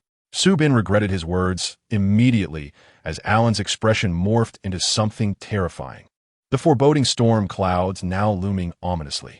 Alan did not grant him the liberty to voice his opinion, declaring, "You are not going." Su Bin was taken aback, contemplating the effort he had already invested over the past 2 days and the prospect of earning his wages tomorrow. How could Alan abruptly intervene? He attempted to explain himself, but Alan reiteratively insisted, "You are not going, and you are not allowed to return home after 10 o'clock. He paid no heed to Su Bin's desperate justifications. "Michael, I need your assurance." Su Bin wrestled with the notion of that final day. Just one more day, tomorrow would be the last. Yes, he would go one more time, and then he would cease. Alan could not comprehend what Su Bin was clinging to. He pronounced his orders emphatically. "This is the final time I will say it. Resign tomorrow. If you go again, prepare for the police in M City to investigate that restaurant. You and all the other illegal workers will be implicated. I mean what I say." In that moment, Su Bin felt threatened. How could it come to this? Was there enmity between them? He realized that his earlier frustration with Lily's comments about his mental state paled in comparison to the current turmoil. Exhausted from a long day and distressed over Chen Xiaotian, now being coerced by Alan to provide an impossible guarantee, Su Bin felt his nerves fraying. Driven to a corner, he thought he wasn't being unreasonable, having exercised caution on his way home. Alan, regardless of his stance, had no right to reprimand him or dictate his actions. After all, they were merely ordinary roommates. What gave him the authority? Su Bin's indignation swelled, and he could no longer contain his heated emotions, challenging Alan. "What gives you the right to say this? What gives you the right to control me?" Indeed, not even his father had exerted such control over him. What was this obsession with curfews? Alan regarded him coolly, scoffing, "Simply the fact that you encountered me while searching for a place to live." Su Bin was left speechless, incredulous that such a flimsy rationale could hold any weight. "That's still not enough," Alan said, suddenly leaning in to grasp Su Bin's hand, which had attempted to evade capture, and forcefully pressing it against his ear. He drew closer, pushing Su Bin into the soft embrace of the sofa.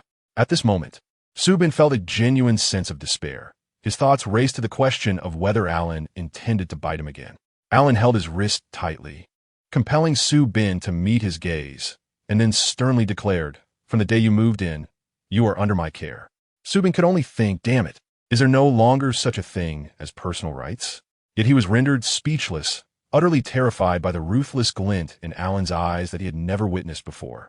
Alan did not bite him, nor did he engage in any other excessive behavior. He merely suppressed all of Su Bin's resistance, and then stated earnestly, "I am fully responsible for your safety. Do you understand?"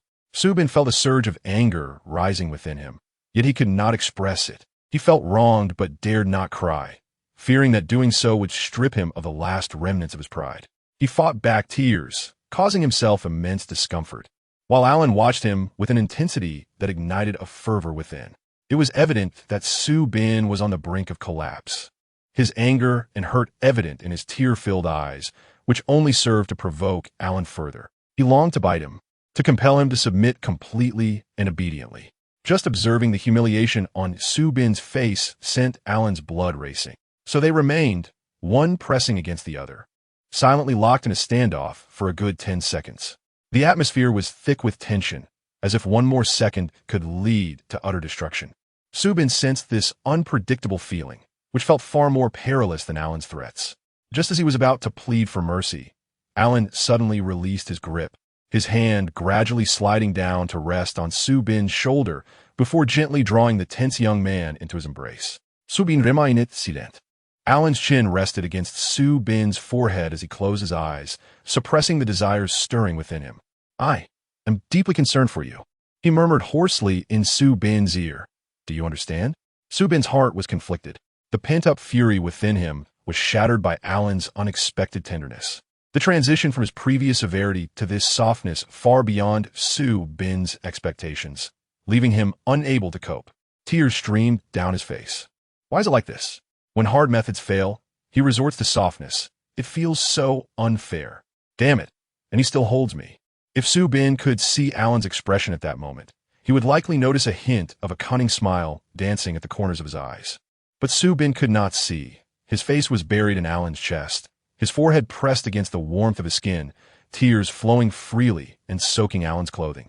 He felt embarrassed and wanted to push him away, but his arms felt heavy, his body weak.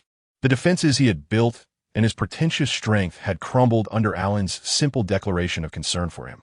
No one had ever done this, pushed him to the brink of collapse, and then dealt him a gentle, devastating blow, allowing him to shed his fa ade and cry freely.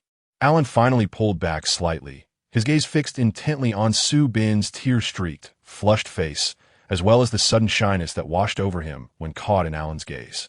In that moment, every detail of Soo Bin made Alan feel a compelling urge to treat him tenderly. Soo Bin frowned, attempting to wipe away his tears. But Alan blocked his hand. Soo Bin remained silent. Alan gazed at Soo Bin's face for a couple of seconds more before he smiled and personally wiped away his tears.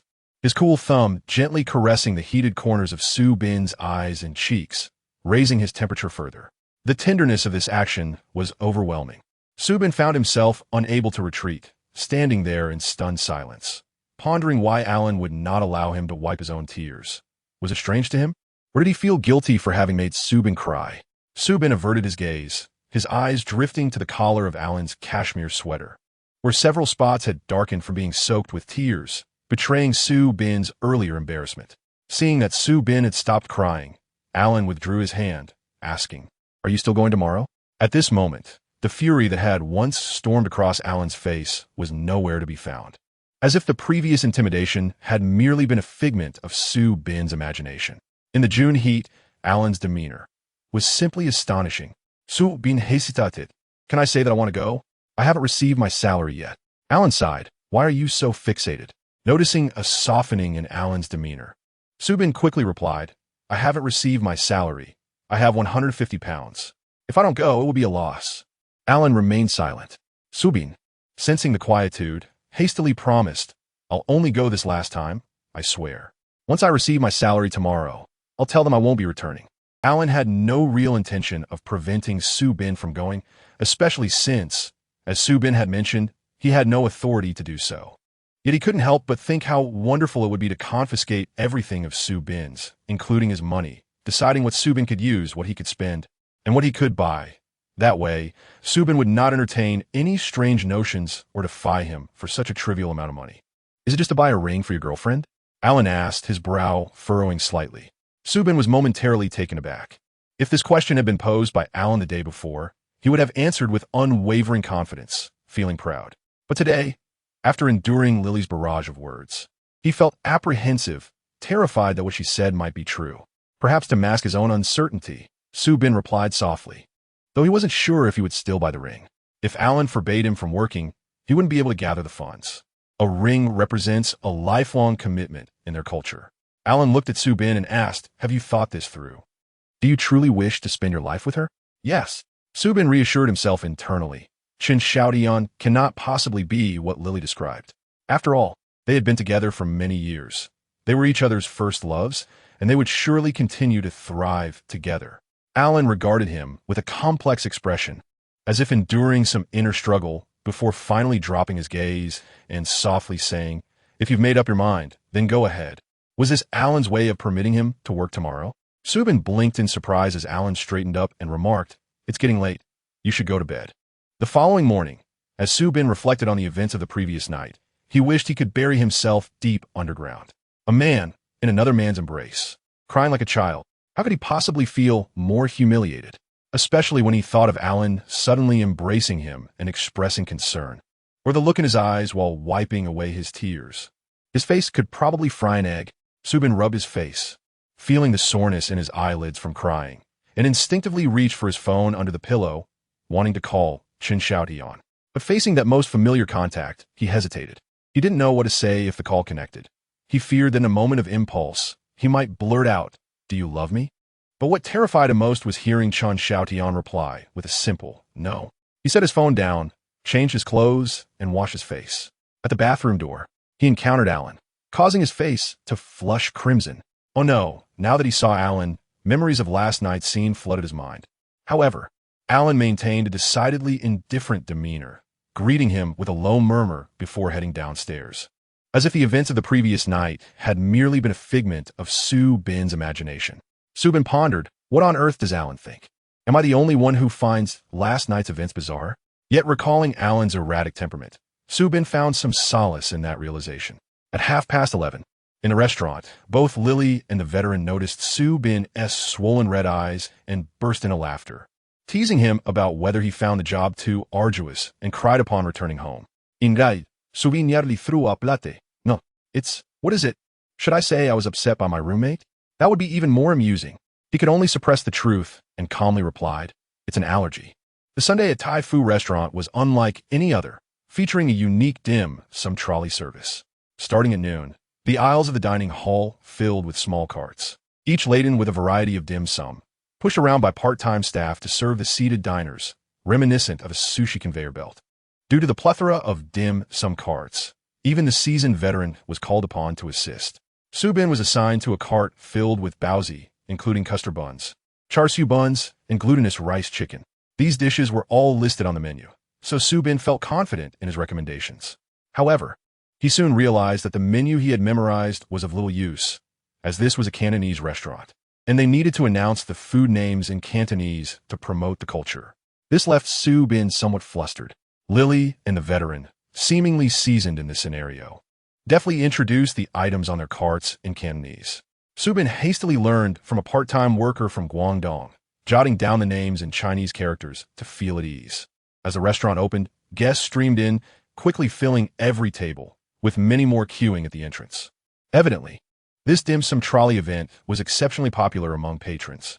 Trailing behind Lily, Subin quietly called out Lai Wangbao, Jia Xiu Bao, glutinous rice chicken. The supervisor, Michael, interrupted, "Are you talking to yourself?" Subin raised his voice slightly, Lai Wangbao, char siu bao, glutinous rice chicken. "Anyone interested?" The supervisor shouted back louder, "Have you not eaten? Don't ask who wants it, just call out the names." Subin Gom Li, Lai Wangbao, Jia Xiu Bao, glutinous rice chicken. The supervisor finally nodded in satisfaction. A table of foreigners, who had just sat down nearby, witnessed the supervisor chastising Subin and nearly burst into laughter, waving at the pitiful Subin, asking in English if he could explain the dim sum on his card. Relieved, Subin quickly provided a brief explanation, prompting a middle-aged foreigner to cheerfully respond, "Let us have 2 of each." Subin looked at them and quietly suggested, "The baozi are quite large. There are 3 in each steamer, and there are 3 of you. Wouldn't that be too much?" The foreigner laughed heartily. "All right, let us go with 1 each then." Subin carefully carried 3 steamers of baozi from the cart to their table. The foreigner winked at him, and Subin, puzzled, felt a piece of paper slip into his palm. Upon returning the check, he gasped, $5. Part-time staff were not allowed to accept tips, and the foreigner must have known this, hence the discreet gesture. Subin was touched to the point of tears, feeling encouraged. He then pushed his cart from table to table, enthusiastically recommending his baozi, and soon enough, they were sold out. After returning the cart to the kitchen for restocking, he found this job far more enjoyable than washing dishes or running around.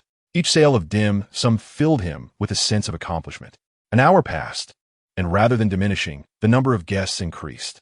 As Subin wiped his sweat, he suddenly froze upon spotting Alan, Jean Fei, and Yang Qingzhe in the back seating area. How'd they come to be here? Coincidence? No. Alan must have told them about his job. Subin felt both surprised and a tad embarrassed, as they were once equals as roommates, yet now he had to serve them as a waiter. Jean Fei spotted him and waved with a broad smile. Indeed, they had come specifically to see him. However, Subin was still occupied with his cart and could not attend to them personally, so he pretended not to see them.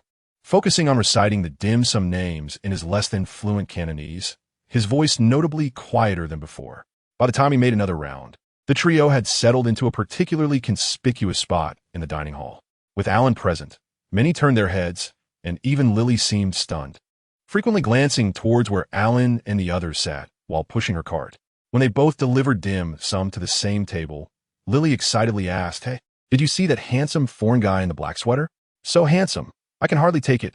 Subin's heart sank as he pushed his cart into the aisle where Alan and company were seated, noticing Jean Fei winking at him. Lily, with her dessert cart ahead of him, reached the table first to recommend dim sum. But to Subin's shock, she was speaking in English, not Cantonese. Why was she speaking English? It was evident she only had eyes for Alan. Her expression was one of utter infatuation. It was hard not to feel a twinge of sympathy for Lily's boyfriend, seeing that the 3 handsome men were indifferent to her, with 2 of them seemingly more interested in the baozi than in her, while the foreign gentleman remained aloof, scanning the menu without a glance at her. Lily felt disheartened. She repeated her pitch in Cantonese, ready to leave, when suddenly, Alan raised his head and called out to her, "Sorry, could you repeat the last dim sum you mentioned?" Lily turned around, excitement radiating from her as she gazed at Alan's face, eagerly asking, "Sweet crispy cake. Would you like one?" Alan replied, "Could you please say it again in Mandarin?" Lily paused, puzzled as to why Alan would want to know the pronunciation in Mandarin, but complied, "Ti Su Bing." She enthusiastically explained what this sweet treat was. The sweet crispy cake, known as wife cake, is a traditional dessert from Guangdong's Chaozhou region, characterized by its thin crust and generous filling, sweet yet not cloying. This dessert is often served in certain Cantonese restaurants, but abroad, translating it directly as wife cake could confuse foreigners, hence it was referred to as sweet crispy cake. Upon hearing her explanation, Alan smiled. "All right, please bring me one sweet crispy cake." Lily was so thrilled, it was as if she had sold herself, quickly scurrying to fetch a plate for Alan. Su Bin, meanwhile, pondered over Alan's request for the Mandarin pronunciation. He had initially thought, when did Alan start understanding Chinese? But soon realized that crispy cake sounded like his name. At home, Jean Fei and Chung Gu would often refer to him by his Chinese name, especially Jean Fei, who frequently called him Bingzi or crispy cake. Alan must have heard it several times and likely remembered. However, Su Bin was uncertain whether Alan ordered the sweet crispy cake by coincidence or due to the phonetic similarity to his name. If it were the latter, it would be rather mischievous. Jean Fei, entirely uninterested in sweets, kept glancing in Su Bin's direction with a mischievous grin, clearly concocting some teasing remark. After Lily's departure, Su Bin, with a heavy heart, pushed the dumpling cart to his roommate's table. "Hello," Jean Fei chuckled and said. "I was wondering why I hadn't seen you these past few days. If it weren't for Alan mentioning that you were working here, I would have thought you were off scavenging again." Su Bin responded. "So it was indeed Alan who said that." Jean Fei urged, "Come on, introduce us to the delicacies on your cart."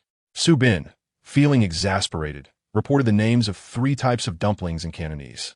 Jean Fei, puzzled, asked, "Sticky rice. What does gai mean?" Su Bin replied, "Chicken." Jean Fei burst into laughter. "Give me one gai. Su Bin thought to himself, can he pretend not to recognize this eccentric rich kid? Yang Qingzhe, sizing up Su Bin's outfit, smiled warmly and remarked, "You really do any job, don't you? Aren't you afraid of being caught?" Su Bin recalled Alan's threat from the previous night and shivered, casting a mournful glance at Yang Qingzhe. "Please don't say that." As he served the sticky rice chicken, he also observed Alan's expression, but Alan was not looking at him. Instead, he was blankly cutting the sweet pastry on his plate. Su Bin pondered it. Do sweet pastries really require a knife? Even if one were unaccustomed to eating with their hands, surely using a fork would suffice? Feeling a chill creep over him, he muttered, "You all eat first," before timidly pushing his cart away. Upon reuniting with Lily, he found her in excited daze, murmuring, "I think I'm going to faint. He's so handsome." Su Bin wiped his brow, thinking, "Miss, you have a boyfriend. Is this kind of infatuation truly appropriate?" Lily, her eyes sparkling with adoration, exclaimed, "Don't you think he's absolutely perfect? He looks like he stepped out of a comic book, radiating charisma." Su Bin wanted to advise her to calm down. Her infatuation was even more severe than Sun Yujia's. Nevertheless, what exactly is gongqi? Lily, one hand over her heart and the other pushing the cart, staggered away while calling out, "Egg tart, durian pastry, char siu pastry, sweet pastry." Soon enough, after completing a round, Su Bin encountered his roommates again. Typically, the same group of customers might order 2 servings of pork ribs or 2 servings of chicken feet, but they would never order 2 servings of dumplings, as they are quite filling. Yet, to Su Bin's surprise, as he approached, Jean Fei called out, "Hey, sweet pastry, bring me another one of those naughty dumplings." Su Bin sighed. "It's clearly char siu bun, all right?" He glanced at the plate of sweet pastries in front of Alan, who hadn't eaten any. Instead, he had cut the 3 round pastries into tiny cubes. Is he still angry? Su Bin thought, feeling a sense of dread. Usually, by the time Su Bin made his 3rd round, the customers would have changed, but Alan and his friends remained, leisurely chatting, enjoying dim sum, drinking tea, and occasionally casting glances at the busy Su Bin. This contrast was overwhelming for him. Gradually, even Lily noticed something amiss. She leaned over and asked, "Hey, have you noticed? The handsome foreigner at that table has been looking at you." Su Bin replied, "Noticed." Alan was looking at him too? No. He seemed focused on cutting sweet pastries. Lily, brimming with excitement, whispered to Su Bin, especially that guy wearing the Rolex, "Wow, he's decked out in designer brands. He looks so rich." Su Bin acknowledged, "Yes, he is quite wealthy." Lily declared, "He's been looking at you the whole time." And with a mischievous smile, Su Bin admitted, "I know." Lily gave him a peculiar look, bursting into a fit of strange laughter. Subin felt a chill run down his spine. What was wrong with her? She usually seemed perfectly normal, but now she appeared completely enraptured. The dim sum card activity ended by 3 in the afternoon, and Subin was first assigned to wash dishes. After a while, when there were fewer customers, he was called out to assist the waitstaff. By then, it was past 4, and Subin assumed Alan and the others had left, but upon stepping out, he discovered they were still there, each with a drink in hand. Their table was barely touched, and as soon as they spotted Subin, they turned to him with mischievous smiles. Jean Fei's expression seemed to say, "Oh, look who's back. Hooray, we see him again." Subin thought to himself, "Can they be any more bored?" Jean Fei snapped his fingers, and Lily, who was collecting dishes nearby, suddenly fixed her gaze on Subin with a hungry look. As Subin approached their table, the wealthy gentleman was saying something. In that smile, those eyes, there was no way he was merely ordering food. The atmosphere was electric. Subin dared not engage in lengthy conversation with Jean Fei, fearing the supervisor would catch on. He hastily scribbled something on the order sheet and headed to the bar, ordering a beer for Jean Fei. The bartender, Michael, casually mentioned that they had run out of beer and asked Subin to fetch 2 boxes from a storeroom. Subin complied. While Lily observed the Rolex-wearing gentleman's eyes follow Subin's every move, nearly fainting from excitement. He must be trying to woo Michael, she thought excitedly. Subin quickly returned with 2 boxes of beer and handed 1 bottle to Jean Fei. Lily, seizing the moment, leaned in close to overhear the wealthy gentleman teasing Michael. Jean Fei remarked, "Wow, I didn't expect you to be able to carry 2 boxes of beer at once. You must have superhuman strength." Subin silently questioned, "Super sitingtang." That is not right. It's only 4 words. Jean Fei continued, "Super strength." Subin nearly choked it. Perfecte. The handsome young man chuckled, and Lily was thoroughly impressed by the wealthy gentleman's flirtation skills, having concocted several romantic scenarios in her mind. However, Subin was not as fortunate. During his banter with Jean Fei, the supervisor caught sight of him and called out his name, indicating that Subin was about to receive a reprimand. Lily, anxious, watched as the wealthy gentleman snapped his fingers at the supervisor. Upon noticing the glimmering gold watch on the gentleman's wrist, the supervisor hurriedly approached, asking, "How may I assist you?" The gentleman pointed at Subin and said, "This person is my brother. Can he join us for a while? I'll cover his wages for this period." The supervisor, flustered, wiped his sweat and replied, all right." Lily was overwhelmed, blood spurting from her nose as she fainted. As she wiped her nosebleed, she staggered into the kitchen, singing internally, "This domineering CEO vibe is utterly unfair. Reality is far more melodramatic than fiction. Why, even though I'm not single, must I endure this subtle tension between men? My heart is so sweet, it can hardly bear it." At that moment, Subin was utterly taken aback by Jean Fei's sudden action. It felt as if he were being coerced in public, making him feel utterly uncomfortable. Watching Jean Fei spin around like a top, Subin was anything but at ease. Jean Fei poured him some beer, while Yang Chengzhe shook his head in pity. "You really know how to seek out trouble." Subin felt a pang in his heart. How could he not be exhausted? If Alan and the others had not arrived, Subin might have merely felt fatigued, but not distressed. After all, Lily and the seasoned workers were also busy, much like himself, and he had unconsciously blended into this arduous environment. However, once Jean Fei and his companions showed up, Subin found himself not only physically exhausted, but also mentally burdened. He couldn't help but contemplate that if he weren't working, he might be leisurely enjoying afternoon tea with them somewhere. Yet, what was he doing now? Under the dual pressures of mental and psychological strain, Subin felt like the most unfortunate person in the universe. He cast a glance at Alan, who had not spoken to him since entering, feeling a mix of guilt and grievance. Alan, in turn, paid him no mind, his plate of crumbled pastries untouched, subtly expressing his dissatisfaction with Subin. "Yang Chengzi inquired, how much do you earn working here?" Subin answered honestly, and Jean Fei scoffed, "That's so little. The money you earned in 3 days isn't enough for my brother to buy a t-shirt." Subin knelt down, realizing Jean Fei was not exaggerating at all. Although the pay was not outrageously low, Yang Qingzhe looked at Subin and asked, "But are you certain they will pay you?" Subin replied, "They should. I think."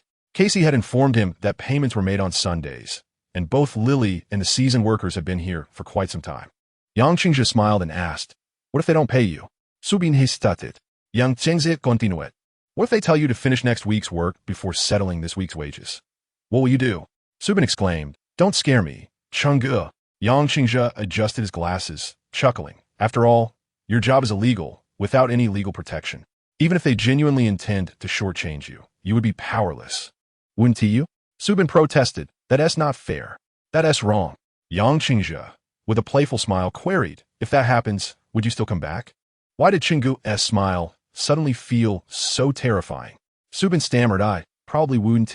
However, if such an event were to occur, Subin would feel even more unwilling to accept it, perhaps returning next week just to reclaim his hard-earned pay. Yet, it seemed he would be trapped in a vicious cycle. Yang Qingzhe left the topic there, not wishing to frighten Subin further. But Subin had already terrified himself with his own thoughts. Hopefully, they will pay me tonight, he thought, his expression one of sorrowful expectation. Jin Fei lightly tapped his head, saying, fool. In that moment, Subin was unexpectedly touched by his roommate's actions, akin to a rebellious youth who, having run away from home, encounters his parents during a difficult time, warning him of the dangers of the outside world. Oh, how he longed to return home. Even if he didn't receive any payment, he wished not to return. After chatting with Subin for about an hour, Jin Fei and the others prepared to leave. After sitting for an entire afternoon, eating, drinking, and discussing everything that needed to be said, Jin Fei left a generous tip while paying the bill, tossing a pack of cigarettes to the foreman, who responded with a smile and a bow, his demeanor a stark contrast to how he treated the part-time employees. Lily gazed longingly at the striking foreign gentleman as he stood to leave, but at that moment, he paused, turning towards Michael. Michael, standing beside him, appeared lost in thought. The handsome foreigner smiled and playfully flicked Michael's forehead with his right hand, his mischievous grin and possessive gesture overshadowing all previous actions of the wealthy Rolex wearer. Michael, recovering from his surprise, bashfully covered his forehead, his cheeks flushing a deep crimson. Lily, witnessing this, thought, so Michael is the soft, submissive type who can be pushed around by anyone? What should I do? I can't hold back the sweetness rising in my nose. Oh no, away with the domineering CEO tropes. I want to see the story of a prince falling in love with a gray, dusty waiter. At midnight, the restaurant closed promptly, and Subin received his first paycheck from his under-the-table job, which might also be his last. When a seasoned worker asked if he would come back again, Subin felt a whirlwind of emotions but ultimately shook his head firmly, saying no. He expected the seasoned worker to mock him for lacking grit, but to his surprise, the older man merely patted his shoulder and said heartily, young man, it seems you have finally gained some wisdom. Subin raisit aneyebrok. Wondering if this was a common saying of the seasoned worker. Deciding to wash dishes was a form of enlightenment, and so was the decision to leave. Well, upon reflection, perhaps that wasn't entirely wrong. Both were indeed forms of understanding. He patted the older man's shoulder in encouragement, saying, keep it up, and strive to complete your level soon. The seasoned worker laughed heartily. Actually, I quite enjoy washing dishes. Subin was taken aback. Why? The seasoned worker replied, because I tend to overthink, but when I wash dishes, I don't need to think at all.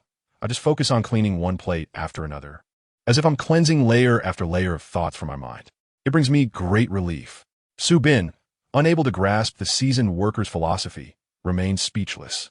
As the group exited the restaurant, a chill swept over them. Subin contemplated calling the friends he had carpooled with a few days prior to share a taxi when a black sedan's headlights flashed into his eyes. Initially oblivious, he turned only when someone exclaimed, look, a Bentley. He saw Robert emerge from the driver's seat, scanning the crowd until his gaze landed on Subin, respectfully stating, Michael, young master sent me to take you home. Subin stood frozen, unsure of how to react, until he felt a slap on his back. Young master. Go back to your life. Tony laughed behind him, bidding farewell. Lily looked at him with teary eyes, pleading, please don't come back to work. Subin, seeing Lily's reluctant expression, felt a lump in his throat, wanting to say something, but Lily suddenly clasped her face, tears welling up, saying, when you return, make sure to serve your young master well. Be a good and obedient servant, okay? Subin was bewildert. When Robert mentioned that phrase, Lily had instinctively associated the young master with the handsome foreigner from the restaurant earlier, imagining the tender, exasperated manner in which the foreigner flicked Subin's forehead made her want to faint. That statement she made had completely exposed her true nature. Subin's jaw nearly dropped, and connecting Lily's earlier curious expressions, he suddenly understood.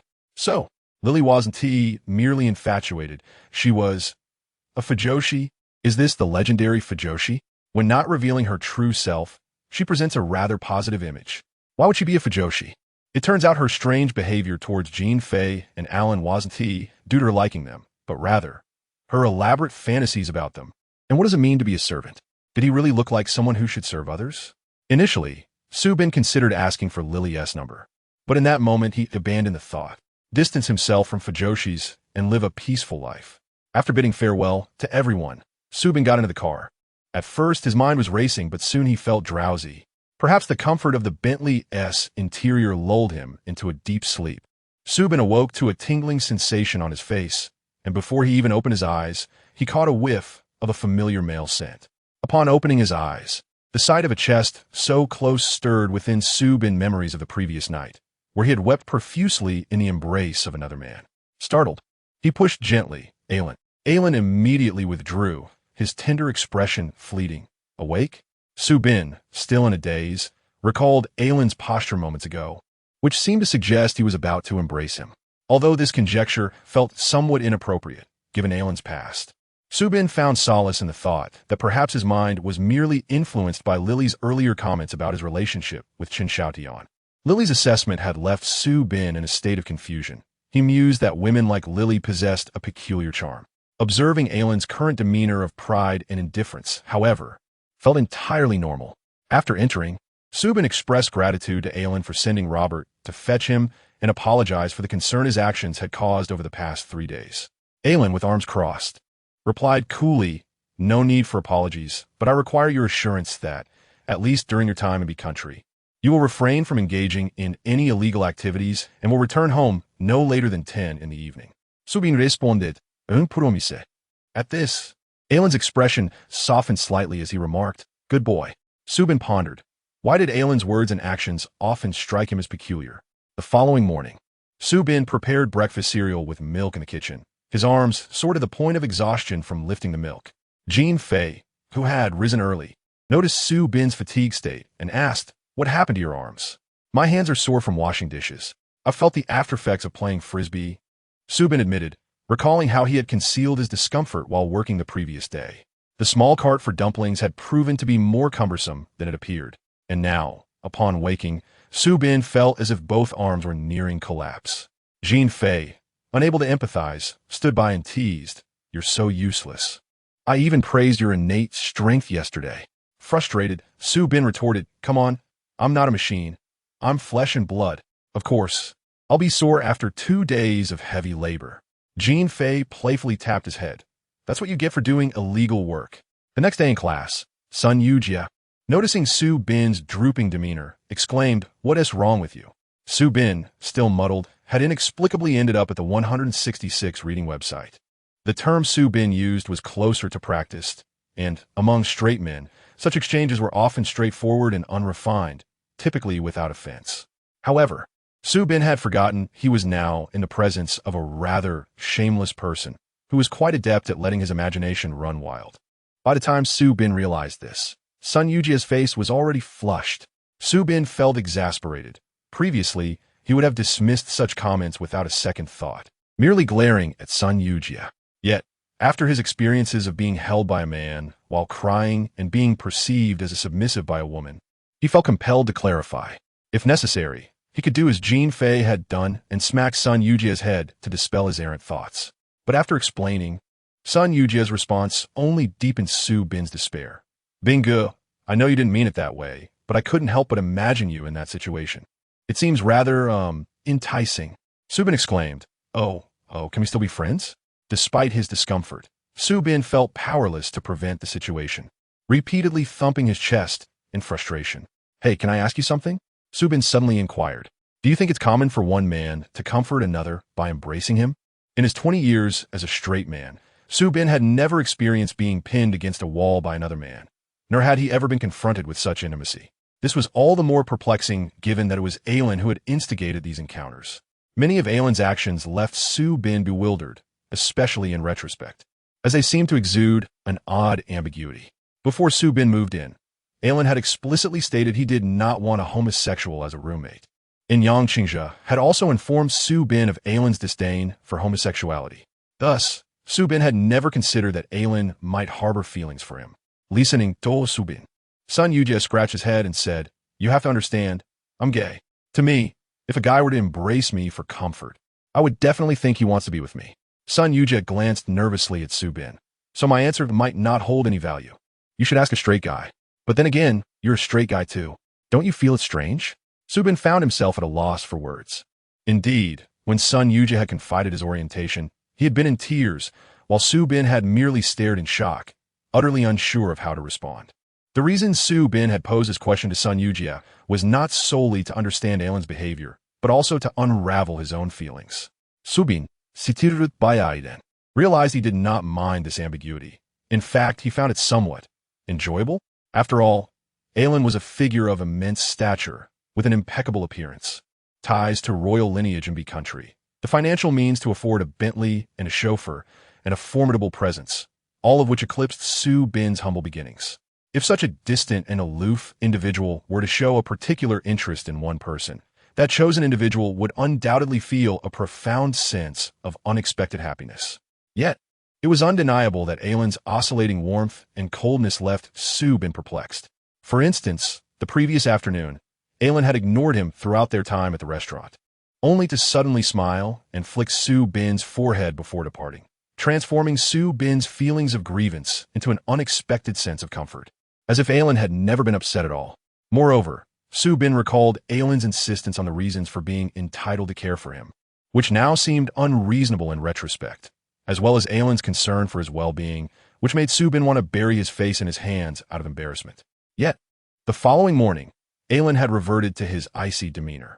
When Robert had informed Su Bin that Ailin had sent him to collect him, Su Bin's joy had nearly overwhelmed him, and he silently vowed to assist Ailin in any way if he needed help. However, that feeling of bliss faded quickly when Ailin's serious demand for Su Bin to adhere to curfew snapped him back to reality. To be honest, Su Bin had never expected Ailin to be this way. His actions and demeanor consistently undermined Su Bin's previous perceptions of him. Each time Su Bin sought to delve deeper into this special treatment, it vanished, leaving him bewildered as to whether Ailin's particular attention was merely a figment of his imagination. Initially, Su Bin could convince himself that perhaps Ailin simply had that sort of personality, but after so many instances, if Ailin was fine, Su Bin began to question his own sanity. Nonetheless, Su Bin realized that consulting Sun Yujie would yield no valuable insights, and with a sigh, he resolved to continue observing the situation. Having endured arduous labor, Su Bin approached his classes with newfound diligence. As he scrubbed the endless plates, engaged in menial tasks, and even while enduring reprimands, Su Bin came to realize the profound happiness of being a simple student, seated in a classroom, basking in the illumination of knowledge. Initially intent on merely coasting through his studies, Su Bin found himself remarkably engrossed, diligently taking comprehensive notes and recording lectures for later review. He resolved to earnestly absorb as much as he could in this environment, feeling it was the least he could do to honor his father. Since he had begun to suspect that he might have misjudged his father during his work experience, Su Bin contemplated reaching out to him. Yet, the long-standing estrangement between them rendered such communication awkward and fraught with uncertainty, leaving Su Bin at a loss for words, apprehensive of how to breach the silence. Days passed, and after nearly a week of radio silence from his girlfriend, Su Bin dialed Chen Xiaotian's number, only to be met with silence on the other end. This was not an uncommon occurrence. He would typically wait for a lull before trying again, receiving explanations for her unavailability. Not sensing anything amiss, he patiently attended classes. But when he attempted to call again during the lunch break, still, no response came. An unsettling feeling crept over him. He had refrained from calling earlier, reasoning that it was afternoon in China, likely a busy time for her with classes or translation work. Now, however, it was evening there, surely. She would have her phone at hand.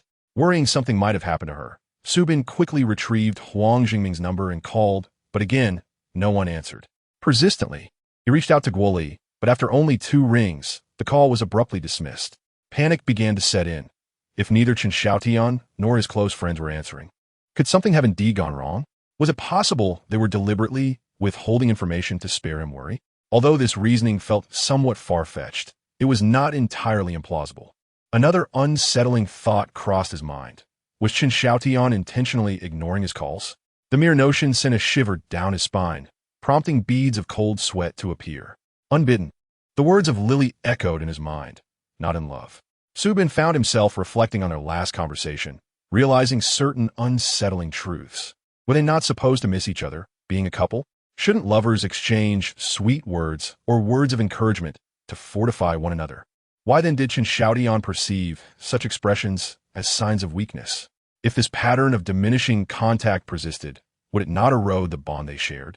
After all, stories of long-distance relationships ending in heartbreak were not uncommon. Previously, Su Bin had never entertained such doubts, firmly believing in the strength of his feelings for Chen Xiaotian. Yet now, uncertainty gnawed at him, as Lily's words took root in his heart, spreading like a vine throughout his being. The inability to reach his girlfriend made every second feel like an eternity. Fortunately, about half an hour later, his phone lit up with a message from Guoli. Just watching a movie. What is up? Subin promptly called him, the background noise suggesting he was indeed out and about. Lee, I called Chen Xiaotian, but she didn't answer. I'm worried she might be in trouble. Do you know where she is? He inquired urgently. Guoli paused, then replied, Oh, I thought something serious had happened. She is a grown woman. What could possibly happen? She has been incredibly busy lately. I haven't seen her for days. If you're really concerned, I can call and check. Please do. Subin urgit. Anxiety escalating within him. I've tried multiple times. She has picked up. I'm starting to lose it. Guoli chuckled lightly, then hung up. Subin anxiously waited for 5 minutes before receiving another text. Chen Xiaotian left her phone in the dorm and is currently studying.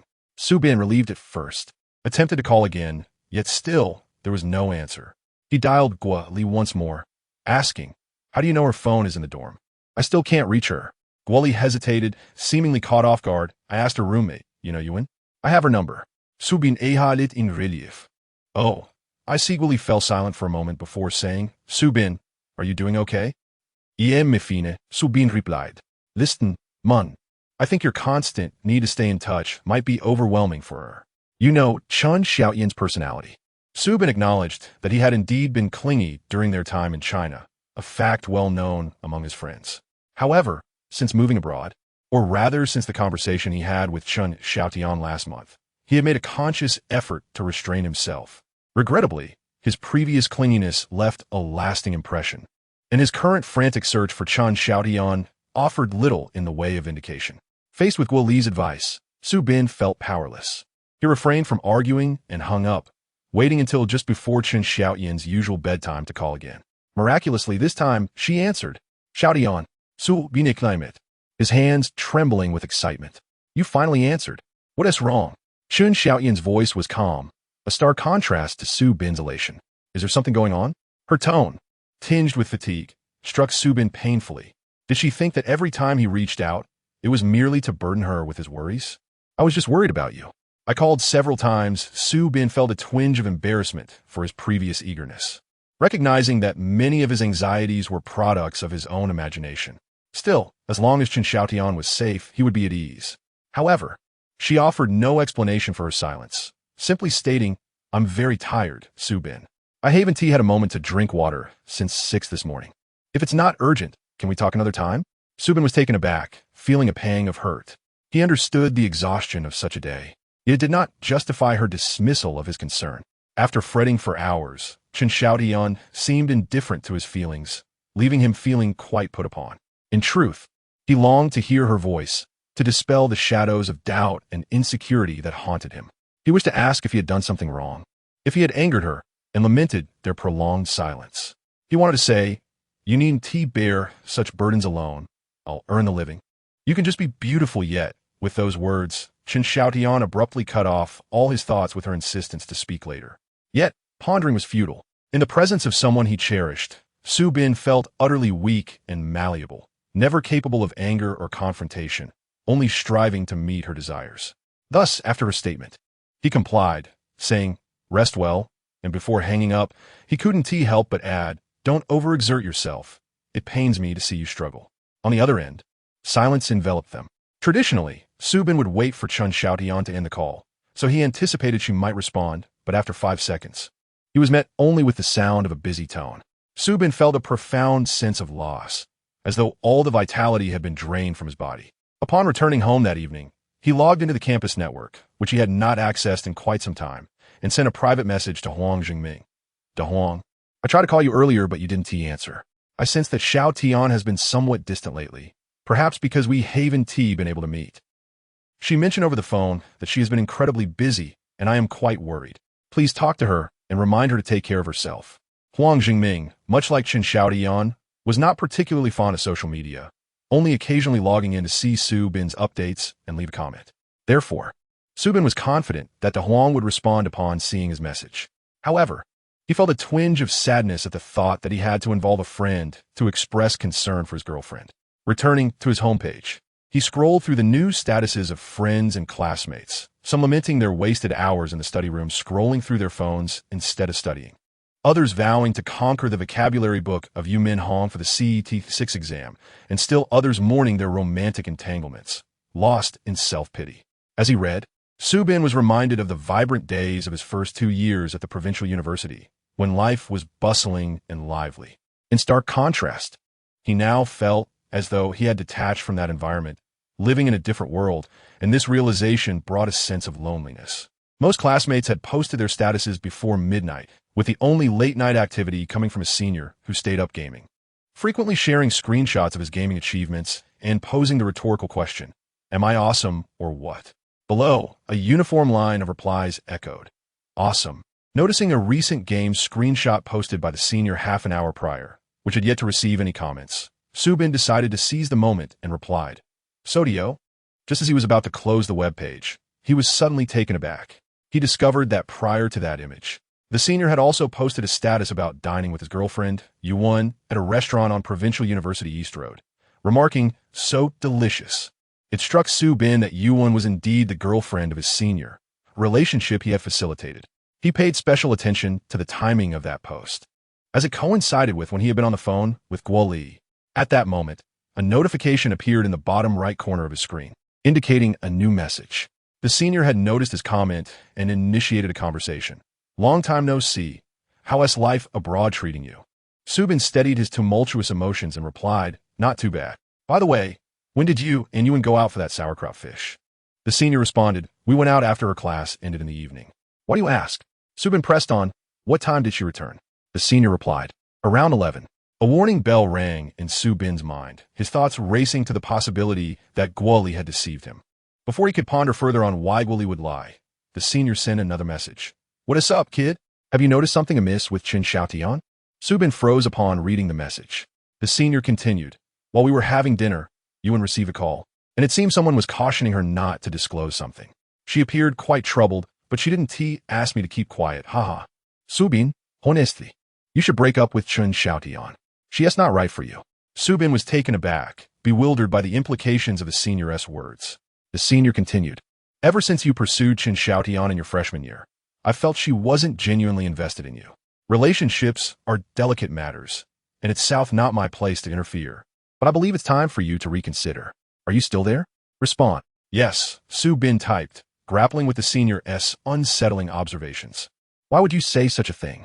The senior replied, "I thought spending a year abroad would be beneficial for you. Perhaps being apart from your girlfriend would help you realize. And with your qualities, I'm sure you could find someone who would appreciate you far more than she does." At that moment, Su Bin felt numb, overwhelmed by the revelations. He instinctively typed, "I'll think about it," before retreating to bed, his mind racing with thoughts of Chen Xiaotian. Initially, he felt anger towards Guo Li for deceiving him, but now he began to question his own naivety. Indeed, both Li and the senior had seen the truth long before he did, and even his close friend Guo Li was aware of it, all while he remained oblivious, believing that everything was perfect with Chen Xiaotian. Awakening to this realization, he now faced the impending dread of being abandoned by Chen Xiaotian. Instead of blaming her for her lack of affection, he began to scrutinize himself. Where had he fallen short? What was it about him that she didn't like? If she found his clinginess off-putting, he could change that. He was already in the process of maturing. Yet, it seemed he hadn't yet become the kind of person who could win her favor, which led her to grow weary of him. With tears welling in his eyes, Su Bin buried his head in his pillow, wrestling with his emotions before turning over, his mind still racing. Many details he had previously overlooked began to resurface. He recalled the time he confessed his feelings for Chen Xiaotian beneath her dormitory, singing and lighting candles, only to realize that she hadn't walked out on her own, but had been pushed out by a group of girls. That night was dark, and the glow of the red candles illuminated the faces of those around, casting a rosy hue. Chen Xiaotian walked towards him amidst the teasing of the crowd, but he couldn't discern her expression. He only remembered her looking down, the candlelight reflecting on her face, leading him to believe she was shy. Perhaps Chen Xiaotian had only accepted the flowers to spare his feelings, without truly agreeing to his advances, merely commenting that he sang off-key, while he had mistakenly thought it was an affirmation of his pursuit. Oh, if that were the case, how foolish he would appear. The shame of his earlier assumptions about love washed over him once more, prompting him to bury his face in his pillow, relieved to avoid further self-inflicted humiliation. But if Chen Xiaotian had simply accepted the flowers to give him a graceful exit, why had she continued with the pretense of their relationship? This question eluded Su Bin, but perhaps deep down, he was reluctant to confront the reality that Chen Xiaotian did not love him. Su Bin spent a sleepless night, and, the next morning, he hesitated to call Chen Xiaotian. He wanted to sort through his thoughts before discussing their relationship with her. He was no longer the same person he was 3 years ago, who had wept outside her door upon learning of her intention to break up, stubbornly pursuing her for 3 months to win her back. It wasn't that he had grown more mature. Rather, he simply lacked the courage he once possessed. What he did not anticipate was that the moment of candidness with Chen Xiaotian would arrive so swiftly. The following evening, while dining with his roommates, his phone rang. When he saw an unfamiliar number, he was momentarily taken aback before picking it up, only to hear Chen Xiaotian's voice. "Su Bin, it's me."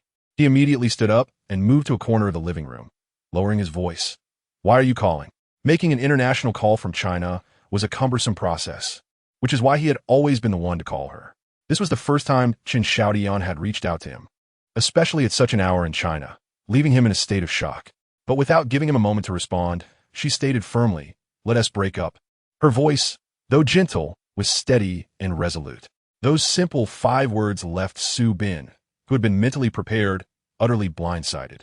Su Bin has just realized how excruciating it is to confront this matter directly. The description of being stabbed in the heart is by no means an exaggeration. He could not control his tears, which spilled forth uncontrollably. "Why?" He choked out, his voice trembling as he fought against the tears streaming down his face. The dining area was seamlessly integrated with the living room, devoid of barriers, so Yang Qingzhe and the others sensed the anomaly in Su Bin's phone call. They paused their meals and turned their heads towards him. "We are not suited for each other," Chen Xiaotian stated. Su Bin, feeling a surge of emotion, questioned, "What do you mean we are not suited? We have been together for nearly 4 years, and you tell me this now?" Chen Xiaotian appeared moved, responding, "Su Bin, as you mentioned, we have been together for almost 4 years. If we could continue, I wouldn't have to say this today." In despair, Su Bin cried out, "Why?" Over and over, like a child yearning for candy. Chen Xiaotian, too, felt the weight of emotion, but explained rationally, "I can no longer deceive myself. After being with you for so long, I feel as though you are more like a child than a boyfriend. I have tried to adapt to you, but after 1 year, 2 years, 3 years, you remain unchanged. I find it harder to break up with you because I care for you, and seeing you in pain breaks my heart. I am not devoid of feelings." At this point, Chen Xiaotian could no longer hold back her tears. "Since we got back together in our freshman year, I have been wrestling with this for 2 years. I pushed you to study abroad so we could both have space to breathe. But I was wrong. Your dependence on me exceeded my expectations. Su Bin, I am exhausted. I cannot continue. I will no longer act childishly. I will not pester you anymore." Su Bin pleaded, setting aside his pride. "What is wrong with me? Tell me, and I will change. Is that not enough?" "No," Chen Xiaotian replied firmly, then softened her tone. "You are wonderful. Do not change." Su Bin completely broke down. "If I am so wonderful, why do you not want me?" Chen Xiaotian sobbed in response. "Why are you so foolish? Why do you insist on holding on to me? Please, I do not want to break up. Can we not end this? I met you at 16, during my youthful years, and I devoted all my passion, patience, and care to you. Why do I cling so desperately? Because you appeared in my life when I needed love the most. Others may say you are flawed, but only I know your tenderness and kindness. Xiaotian, do not leave me. I am suffering. I have not yet bought you a ring, nor have I proposed. I want to take you to be country for wedding photos. I have been striving to grow up. Why can you not wait for me? Subin, I am sorry. I have found someone else I like. I believe you will meet someone even better than me. Chun Xiaoyan's final words struck like a dagger, and she hung up the phone with resolve. Subin clutched the phone, weeping inconsolably, dialing her number repeatedly to no avail. The voice that once comforted him was now absent. Yang Qingzhe and Jin Fei, having overheard the call, could not help but approach him to offer solace. What happened? Why are you crying so much? Yang Qingzhe asked, handing him tissues and guiding him to the sofa. Do not cry. We are not children anymore. If you have grievances, share them with us. Su Bin, with his face buried in his hands, sobbed quietly, feeling lost. Jin Fei, almost as if he had anticipated this moment, remarked, breaking up can be a good thing. Out with the old, in with the new. Though Su Bin's mind felt numb, he managed to reply, I do not want new. Despite knowing Su Bin was in distress, Yang Qingzhe chuckled at his response. You're acting childish, he teased. Hearing the word childish caused Su Bin to shed more tears, but unfortunately, he could not afford to be childish any longer. Jin Fei placed 4 cans of beer on the table and declared, Tonight, we drink until dawn. Yang Qingzhe intended to advise them against drinking, but was cut off by Jin Fei, who waved him away. Those who have never been in love have no right to advise us. Yang Qingzhe could only sigh. Jin Fei opened a can and handed it to Su Bin, pointing at the stationary bike by the window. Brave one, finish this can, and that bike is yours. Su Bin took the beer and gulped it down, not caring as it spilled down his neck. He was willing to try anything to ease his pain. Yang Qingzhe, speechless for a moment, began to clear the dining table while explaining to the bewildered AI Lun. Su Bin just broke up with his girlfriend. AI Lun seemed to light up at this news, appearing almost pleased. Jin Fei continued to console Su Bin. It's just one girl. If you lose this one, there are plenty more in the sea. Su Bin, after finishing a can of beer, burped and choked out, I only want Xiao Tian. But Xiao Tian had already turned her back on him, leaving him, this foolish boy, behind. He longed to return home, to see her. Jin Fei handed him another can, asking, Why do you only want her? What makes her so special? Su Bin, clutching the beer, began to open up. Before I was with her, I felt as though no one truly loved me. I had friends and brothers, but no parents.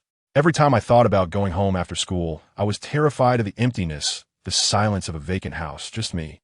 In my sophomore year, we started dating, and we would talk on the phone every night. She would say goodnight to me. Is that it? Jin Fei queried. Yes, because she was the first. So I want no one but her. Su Bin declared stubbornly, gripping the can tightly. But she doesn't want you anymore. Jin Fei exclaimed loudly. Su Bin was struck dumb for a moment, tears spilling forth once more, the last breath of despair escaping him as he began to wail uncontrollably. Jin Fei, witnessing his friend's anguish, felt a pang of sympathy. But he could no longer cry as freely as Su Bin. His own tears had dried up years ago during a similar heartbreak. He placed a comforting hand on Su Bin's shoulder, gently patting him. Let it all out. Once you cry it out, tomorrow will be better. You could consider my sister. Get away from me. Su Bin Yaidet, a mature woman, endowed with wisdom, can offer you many things, friendship, familial love, endless tolerance, but rarely, if ever, true affection. How many times have you been with her? Jin Fei inquired. None. Su Bin replied, a bit taken aback. Jin Fei stared at him in shock. You're still a virgin? Yes. Su Bin answered, fading humiliated. Maybe that's why your sweet girl left you. Jin Fei remarked. Who can drag this vulgarity away? It's infuriating. Su Bin lamented. We can hardly blame one another. This is simply the essence of growth. Su Bin was thoroughly intoxicated by Jin Fei, exhibiting a rather exuberant disposition as he reached a state of inebriation. Yang Qingzhe, having previously noted this tendency, had initially intended to advise them to moderate their drinking. However, he was rendered speechless. For how could a man who had never even experienced a breakup at the age of 27 presume to lecture others? Yang Qingzhe quietly gazed at the ceiling, suddenly feeling a pang of loneliness.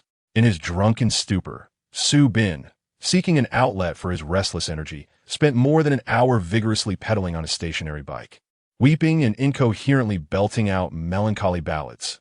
You ask how difficult it is. I never wish to part. Why must I accommodate you even in separation? Oh, what shall I do without you? Who will dry my tears? Breakup bliss? I am not happy at all.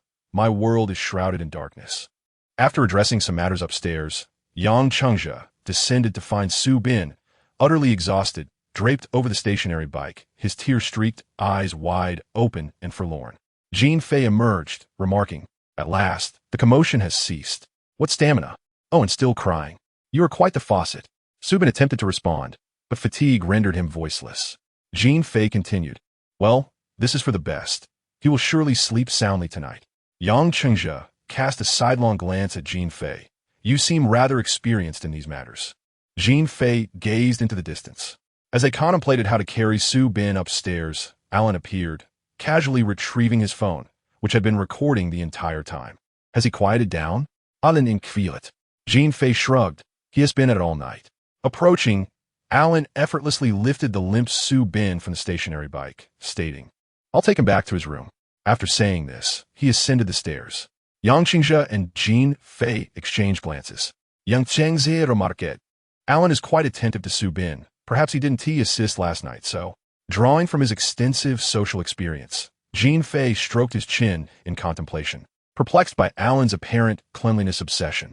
As they neared the room, the inebriated Su Bin suddenly sensed something amiss, struggling to escape Alan's grasp. Alan heightened, observing the figure in his arms. He queried, wondering what Su Bin wished to express or do. Su Bin stared blankly at Alan's face for a couple of seconds before mustering his remaining strength to throw his arms around Alan's neck, exclaiming, "Don't break up with me." Alan was taken aback. Though he could not comprehend Su Bin's words, he couldn't help but chuckle softly, amused. Originally intending to escort Su Bin back to his room, he found himself placing Su Bin on an unfamiliar bed. As Su Bin blinked in confusion, appearing awake yet utterly dazed from the alcohol, he gradually succumbed to slumber, enveloped by the comforting atmosphere. When Alan returned from a shower, he found Su Bin curled up in a corner of the spacious bed. Alan, clad only in a pristine towel, approached without hesitation, his hair still damp. As he sat on the edge of the bed, he began to gently caress Su Bin's ear, cheek, and the tear-stained contours of his face, tracing the red eyes and the slightly downturned mouth that spoke of sorrow. Finally, his fingers found their way to the neck that he had previously bitten. Desire surged within him, ignited by countless thoughts, his gaze intensifying with the sudden rise in body temperature. The one with whom you wish to share your life no longer desires you. This time, there is no reason for me to let you go. Upon awakening the next day, Su Bin felt as though he had been crushed under a mountain of weight. The first thought that pierced his mind was the agonizing realization of being abandoned. Recalling the phone call from the previous night, a sharp pain struck him. He lifted his arm to shield his face, only to discover his lack of clothing and slowly process the situation. He lay in an unfamiliar bed. The room was dimly lit due to drawn curtains, spacious, adorned with somewhat antiquated European-style white furniture. "Where am I?" Su Bin blinked his dry eyes and turned his neck, only to be met with a strikingly handsome face mere inches away. "Alan!" Su Bin gasped, jolting upright in shock. Was this Alan's room? How did he end up in Alan's bed? His sudden movement startled the slumbering Alan. The handsome man fluttered his eyelashes and slowly opened his eyes, which were as tranquil as deep pools. With a languid stretch, he propped himself up on his elbow, revealing shoulders, arms, and a chest that were typically concealed. His porcelain skin, glowing in the morning light, radiated a captivating allure that left Su Bin momentarily mesmerized. He stared at Alan, his mind racing back to the previous night, when Jean Fei had comforted him for an extended period, followed by copious amounts of alcohol.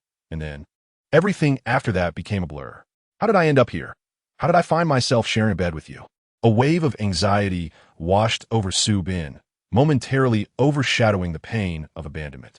"You were drunk last night, and I carried you up. You refused to let go of me." Alan's voice was languid and slightly hoarse, but he spoke to Su Bin with a calm demeanor. "So, I had no choice but to bring you to my room." Embracing Alan and not letting go. Is this real? Su Bin glanced down at himself. Realizing he was clad only in underwear, his face flushed with embarrassment. "What happened to my clothes?" "They were dirty," Alan replied, wrinkling his brow. "I removed them. They are over there." He gestured toward a chair in the distance. Su Bin promptly threw back the covers. "I'm sorry. I'll return to my own room immediately." The memory of undressing was entirely lost to him, leaving him feeling mortified. Alan watched as Su Bin trembled and dashed to dress himself, maintaining an unruffled tone. "You broke up with your girlfriend." Su Bin paused, his movements slowing, the weight of disappointment visibly affecting him. "Yes. I was dumped. Alan nodded, acknowledging his understanding. Subin turned to him, awkwardly explaining, even though we broke up, I'm not. I'm not gay. I'm sorry about last night. Alan raised an eyebrow. While the statement seemed peculiar, he quickly discerned through Su Bin's expression that he did not resent the events of the previous night, but rather sought to clarify his stance to avoid being ostracized. Given that he had previously expressed a desire for a heterosexual roommate, Alan chuckled softly, rising from the bed and beckoning Su Bin over. Su Bin hesitated momentarily, then approached Alan with downcast eyes, resembling a child caught in wrongdoing. Alan regarded Su Bin, suddenly wrapping an arm around his shoulder and leaning down to plant a gentle kiss on his forehead, offering a quiet blessing. Get well soon. Su Bin stood in stunned silence. Was this Alan's form of consolation? Oh, quiche, how utterly embarrassing. Yet despite feeling touched, Su Bin refrained from allowing his mind to wander. The ordeal with Chun Xiaotian had made him acutely aware of his propensity for misplaced affections. Perhaps in Alan's eyes, this was merely a natural gesture, akin to the playful peck he had received after a mischievous bite. If one indulges in overthinking and daydreaming, one may find oneself in a rather awkward predicament. With such awareness, Su Bin naturally accepted Alan's comfort, feeling a pang of guilt as he said, I was quite muddled last night and didn't realize I was clinging to you. I'll help you wash your pillow and sheets later. I'm sorry. Alan smiled and replied, as you wish. Su Bin sighed in relief. After splashing cold water on his face, he was reminded of his abandonment, which caused him to lapse into a daze. During this moment of distraction, he noticed some red marks on the side of his neck. He touched them and felt no pain. No, he mustn't let his mind wander. Su Bin admonished himself, and then returned to his room to change into a fresh shirt. During the day's classes, Sun Yujin noticed Su Bin's swollen eyes and asked with concern, What's wrong? Su Bin didn't hide the truth, candidly revealing to Sun Yujia that he had been dumped. Unfamiliar with the history between Su Bin and Chen Xiaotian, Sun Yujia expressed his indignation, saying, How unfair. Su Bin loved her so much, even working to buy her a ring, yet she couldn't endure a year apart. Su Bin, don't take it to heart. You are such a good person. You deserve someone better. This statement struck a chord with Su Bin, causing tears to well in his eyes. Sun Yujia was taken aback by this emotional side of Su Bin. What's wrong? Did I say something wrong? Su Bin shook his head. It's nothing. I'm fine. He recalled Chun Xiaotian's words. You are wonderful. Believe that you will meet someone better than me. He did not cry, merely feeling a fleeting sting in his eyes, and continued to attend classes, eat, and go through the motions of life in silence. In the evening, while walking his dog, even the dim-witted Alexander sensed something was amiss with Su Bin and, unusually, did not drag him around but instead ambled alongside him for a while. As winter nights fell early, their walk began 2 hours earlier, and upon witnessing the sunset, Su Bin felt his eyes moisten again. He crouched down to stroke Alexander's head, having heard that petting furry animals can soothe one's emotions, though he was unsure if it would have any effect. Gently tugging on the thick ears of the husky, he muttered, Silly dog. Alexander merely responded with a resigned expression. This action only deepened Su Bin's sorrow. He felt that being a dog, free of worries, would be preferable. If only he could exist without thought. Chun Xiaotian's departure seemed to have stripped Su Bin of his vitality, leaving him despondent for several days. Disinterested in everything, often lost in thought. As night fell, his heart ached painfully. One night, he cried in his room, feeling like a lost soul, desperately resisting the urge to buy a plane ticket back home, tossing and turning in bed. Coincidentally, Yang Qingzhe reached out to him that night. Seeing Su Bin's state, he engaged in a lengthy conversation to provide comfort, but as someone with little emotional experience himself, he eventually decided to refer Su Bin to Jean Fei. Jean Fei not only possessed considerable experience, but also studied psychology, which might prove beneficial. For several consecutive days, Jean Fei abstained from social gatherings, choosing instead to stay home with Su Bin, playing games and chatting with him. One day, as they played, Su Bin suddenly asked Jean Fei, Will I ever be okay again? Jean Fei affirmed, You'll be fine. Su Bin, dejected, inquired, When will I be fine? Jean Fei took a puff of his cigarette, asking, Are you referring to being not just alive but truly thriving? Su Bin contemplated and replied, I mean truly thriving. Jean Fei bluntly stated, In that case, I'm afraid it's unlikely. Su Bin hesitant. Jean Fei explained, This experience will change you. You won't be the same as before. But I assure you, you will emerge better. Does that mean you were worse than you are now? Su Bin, having learned of Jean Fei's similar experiences, asked, yet Jean Fei remained reticent. Jean Fei, internally exasperated, thought, do I really seem that bad to him? Su Bin pressed on, how long will it take before I stop feeling this way? Jean Fei replied, about a month. Su Bin sighed, a month? That is such a long time. It's only been a week, and I feel like I can hardly hold on. Jean Fei extinguished his cigarette and said, there's a way to expedite your recovery. A glimmer of hope ignited in Su Bin's eyes. What is it? Jean Fei replied, start a new relationship as soon as possible. Su Bin was taken aback and asked Jean Fei, is that why you frequent social venues? Jean Fei remained silent. Panike strichken, Su Bin iklaimet. What if I can't find someone? Will I end up like you? Jean Fei sighed. You're insufferable. Have you ever attended a social gathering? Jean Fei inquired. Never. Su Bin replied. Jean Fei, puzzled, asked, if you've never been, why do you dislike it so much? Su Bin shrugged, unsure. Perhaps subconsciously, he viewed such gatherings as mere congregations of lonely souls. Once a person who had a girlfriend, Su Bin now regarded social events with disdain. Yet, life has a way of turning the tables. He never anticipated becoming one of those forlorn souls. Would you be interested in accompanying me to one? Jean Fei suggested, mentioning an upcoming masquerade party in their social circle next weekend, where perhaps Su Bin might discover a second chance at love. A second chance, Su Bin thought, feeling no enthusiasm. Yang Qingzhe, having arrived unnoticed, leaned against the door and remarked, if you continue to sulk like I saw you the other day, I might have to take you to a psychologist, not someone like Jean Fei who hasn't even graduated. He continued, honestly, I think you should hang out with Jean Fei. It doesn't have to be about finding love. Interacting with different people might do you some good. The environment in country B was already tranquil, yet lonely, with a slow pace akin to pastoral life. If Su Bin only attended classes and walked his dog, he would feel utterly idle. With his straightforward disposition and a childhood devoid of parental affection, he was prone to spiraling into depression when lost in thought, which concerned Yang Qingzhe greatly. How about this? I haven't attended a social gathering in ages either. Why don't we go together? Yang Qingzhe proposed, initially resistant. Su Bin felt swayed by Yang Qingzhe's sincerity. Trusting him, he thought it would be more manageable with him by his side.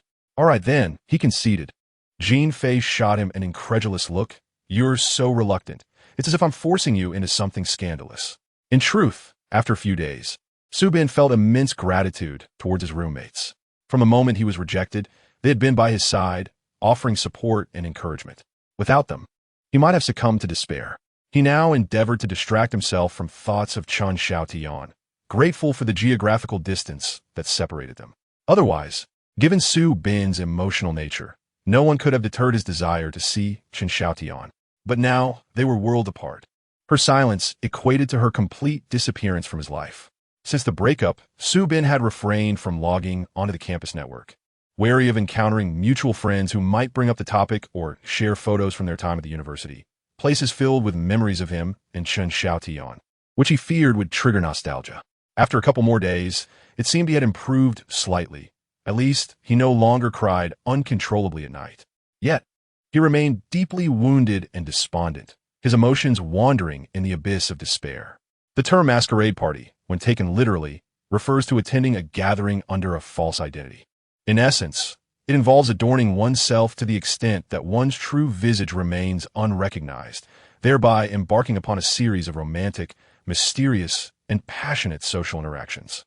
Typically, masquerade balls or parties are most commonly associated with Halloween. However, that festivity had long passed a month prior. Su Bin vividly recalls the day when Jean Fei dressed flamboyantly in a gown shimmering with golden glitter, complete with a mask obscuring half his face, radiating a golden allure as though he wished to inscribe his forehead with a gilded character. Yet upon his return, the mask was damaged, a lipstick mark adorned his chin, and his face bore smudges resembling black claw prints. The lipstick mark required no elaboration, while the black prints were said to be the handiwork of a woman disguised as a zombie, who had darkened her fingers with coal powder to play tricks on her chosen suitors. Unfortunately, Jean Fei had fallen victim to this prank. Setting aside past events, the upcoming masquerade party was a private affair organized by lonely souls yearning to relive the excitement of Halloween. Qingge, do you have a mask? I plan to purchase one online. Should we do it together? Su Bin inwided, observing Yang Qingzhe wearing glasses, and wondering how he would manage to wear a mask. Would he need to don contact lenses as well? To his surprise, Yang Qingzhi replied, I want to be buying a mask, as I already possess one. Perplexed, Su Bin asked, what? Have you attended a masquerade before? Yang Qingzhi chuckled and adjusted his glasses. This is my mask. Su Bin. Oh, is that acceptable? Jin Fei interjected. Come on, it's not about the costume. The essential part is the romantic encounter. Su Bin. Right. Jin Fei continued. By the way, I invited Xiao Jie to join us. You could discuss attire with him. Wow, you even invited Xiao Jie. Su Bin felt a warm sense of familial camaraderie wash over him, finally feeling a tinge of enthusiasm. Will AI Lun be going? He suddenly asked. Jin Fei replied. AI Lun? He probably wouldn't attend such a gathering. Su Bin agreed. Considering AI Luan's striking appearance would likely make him a target for unwanted attention at a social event. However, I am not certain.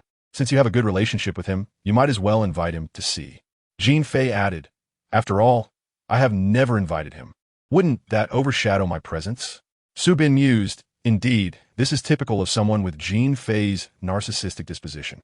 Although he believed AI Luan would undoubtedly decline, Su Bin nonetheless brought it up when he encountered him that evening, feeling it would be remiss not to inform AI Luan, given that everyone else would be attending. To Su Bin's surprise, AI Luan did not outright refuse. Instead, he scrutinized him and asked, What are you dressing up as?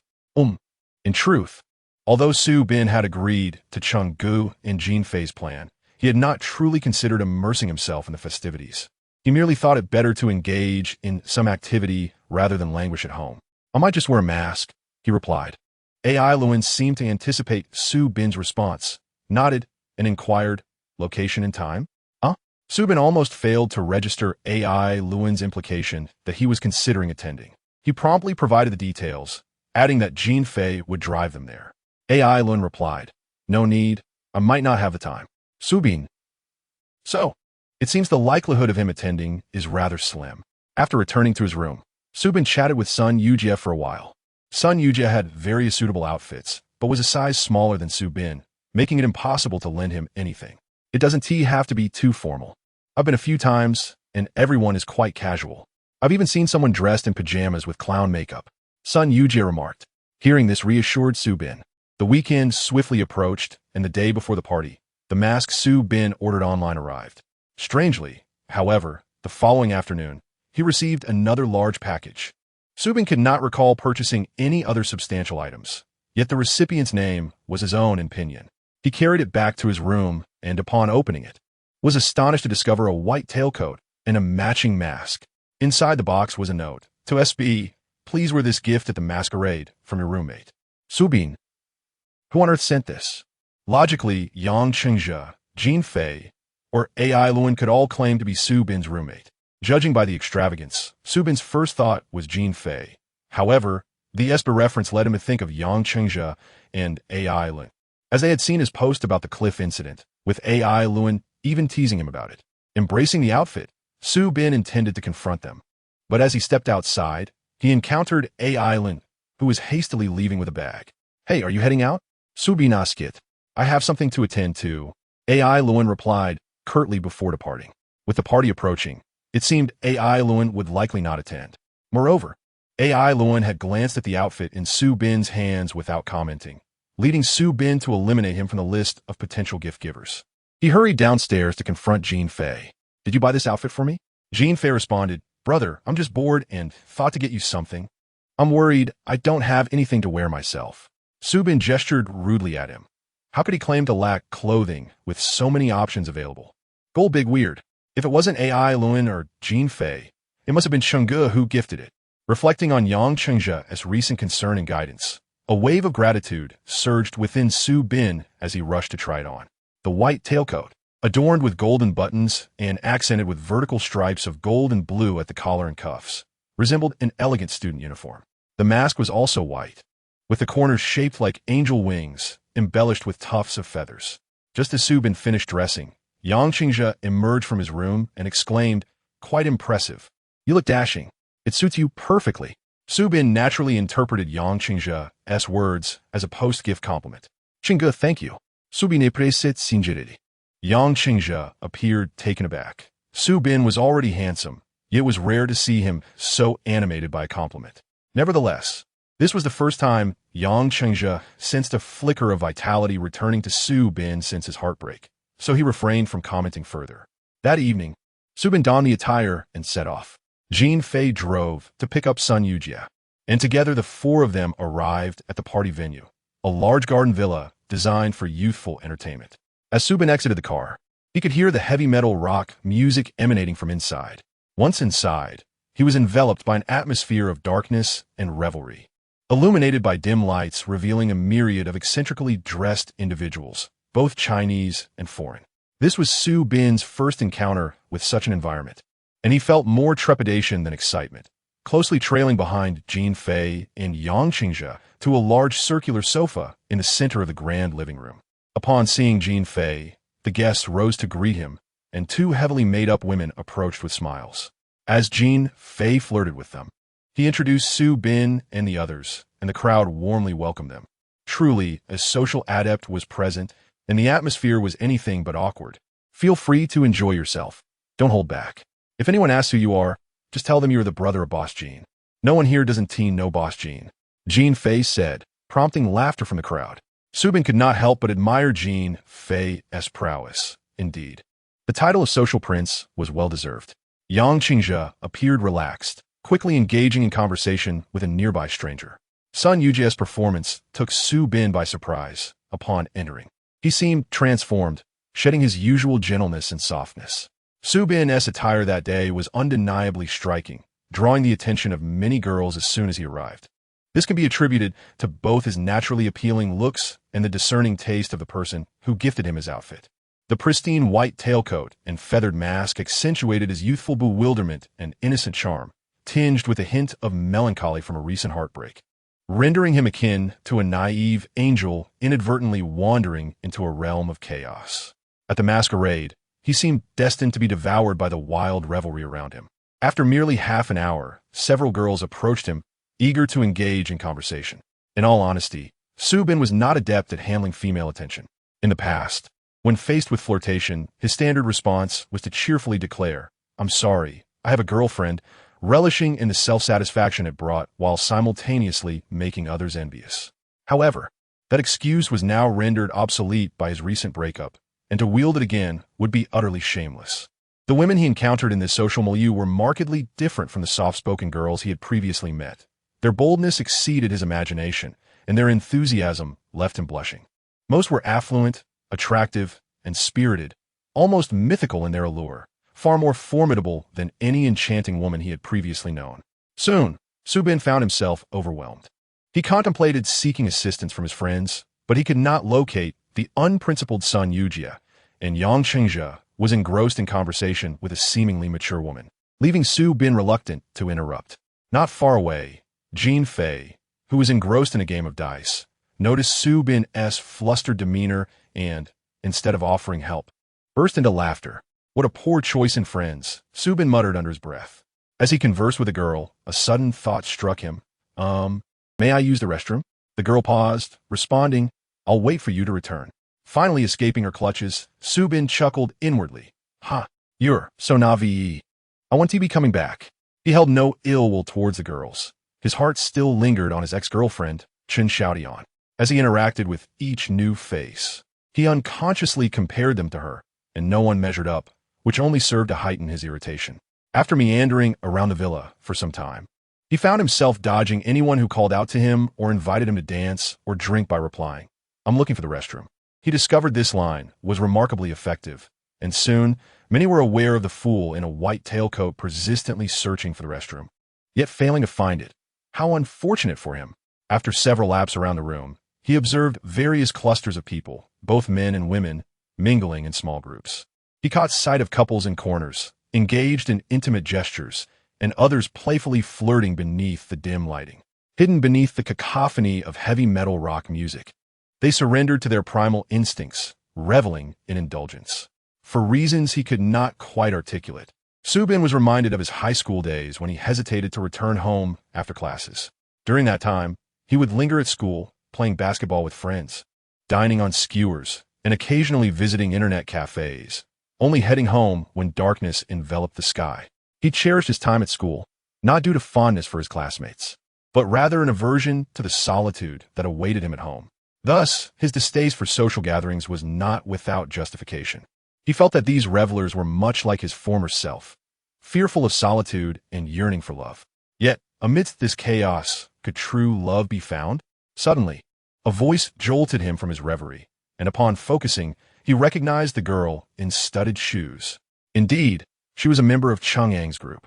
Having caught Su Bin's attention when she mocked Sun Yujia outside the Tiffany store while wearing those very shoes.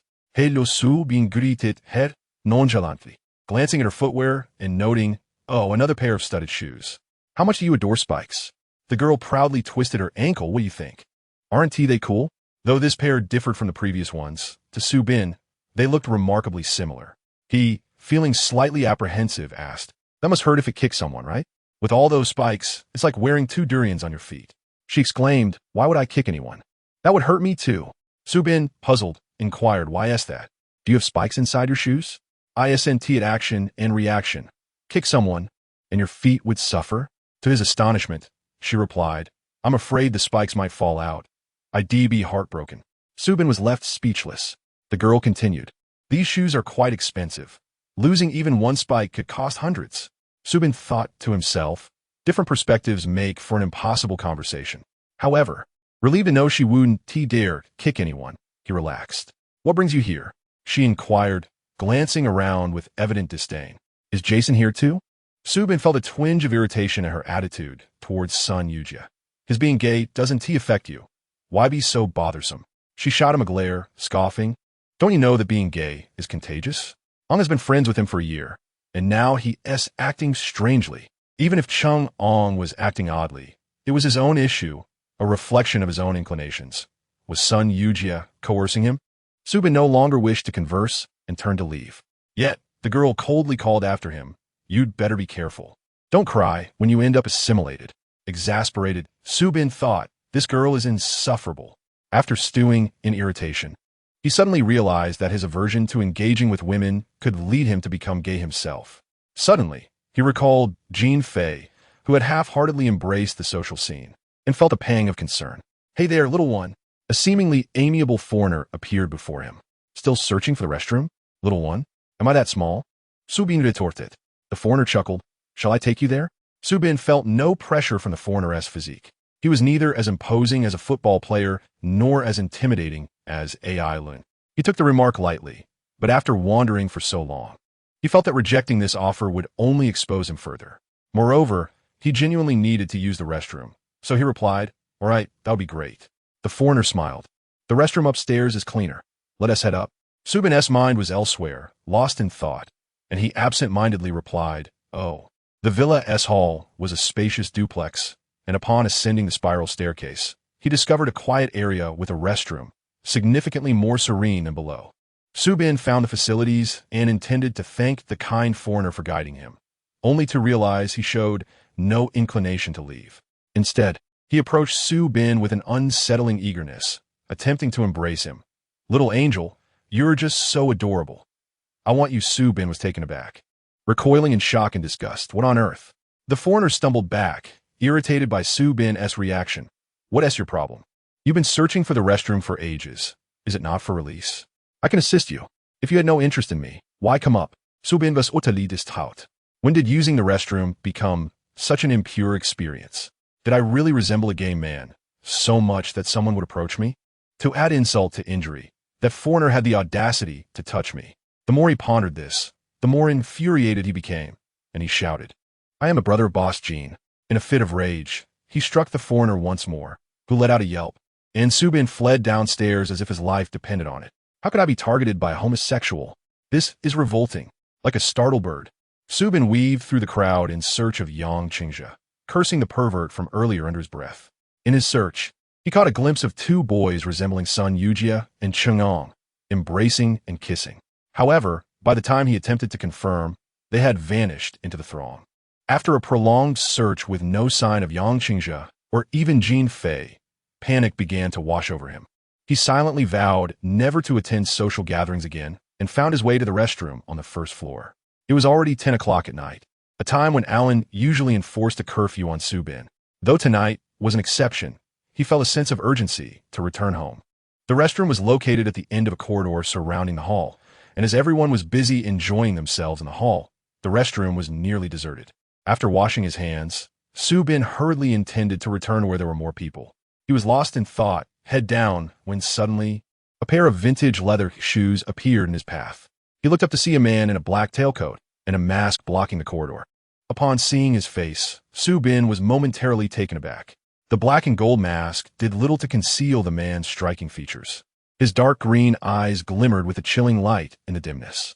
Initially, Su-bin felt a flicker of excitement at encountering a familiar face he could trust. But the man's cold gaze left him feeling uncertain. Just then, the man approached with a serious expression. Su-bin was startled and stammered, "Are you Alan?" The man's voice was low, and he responded, "Who is Alan?" Su-bin was left speechless. "Then who are you?" Unlike his earlier bravado in confronting the perverted foreigner, Su-bin now felt paralyzed with fear. The man before him, who bore an uncanny resemblance to Alan, fixed him with a piercing gaze that sent shivers down his spine, evoking memories of that night when Alan had pressed him against the wall. Trembling, he retreated, internally oscillating between thoughts. Is he Alan? Is he not Alan? The man advanced swiftly, and before he realized it, Su-bin's back was against the elegant white column. He finally muttered, "You are Alan, right?" The masked man revealed a sinister smile reminiscent of Alan's, which deepened as he slowly exposed his pristine teeth. Upon seeing the sharp canines, Su-bin was awestruck. My God, it's a vampire disguised as Alan. He had been bitten. The assailant's speed was so blindingly swift that Su-bin had no time to react. This is it, I am truly doomed. If I die, will Chen Xiaodian regret breaking up with me? Yet, I do not wish to perish. It feels so unjust. No matter how painful it may be, living is preferable, isn't it? I do not want to die. The will to live surged within him, and Su-bin, despite the pain in his neck, struggled desperately, flailing his free arm in an attempt to attract the crowd's attention, pleading for help. With every ounce of strength expended, his voice emerged weak and feeble. Perhaps if I lose a bit of blood, someone might notice. That would be better than waiting here to die. Help me. Su-bin persisted. However, the vampire sensed his cries for help and abruptly released his hold on Su-bin's neck, lifting his head to force eye contact. Gazing at the masked face, Su-bin thought in terror. I to be silenced? Not Alan. The young man's warm, chaotic breath brushed against Su-bin's face, his eyes radiating a fervent heat. There were no traces of blood on his lips or teeth. It was Lance. He murmured softly, "You." Su-bin wanted to speak, but the next action rendered his mind blank. His lips were sealed by warmth, a foreign taste, and an insistent tongue that he could not refuse. During the forced kiss, Su-bin could think of nothing but the moment he first laid eyes on him. Alan's heart raced uncontrollably. The white tailcoat suited him perfectly, as did the mask, making him irresistibly alluring. The melancholic and bewildered expression on his face seemed to scream, "Please, take advantage of me." From a moment he learned Su-bin was free, his desire had only intensified.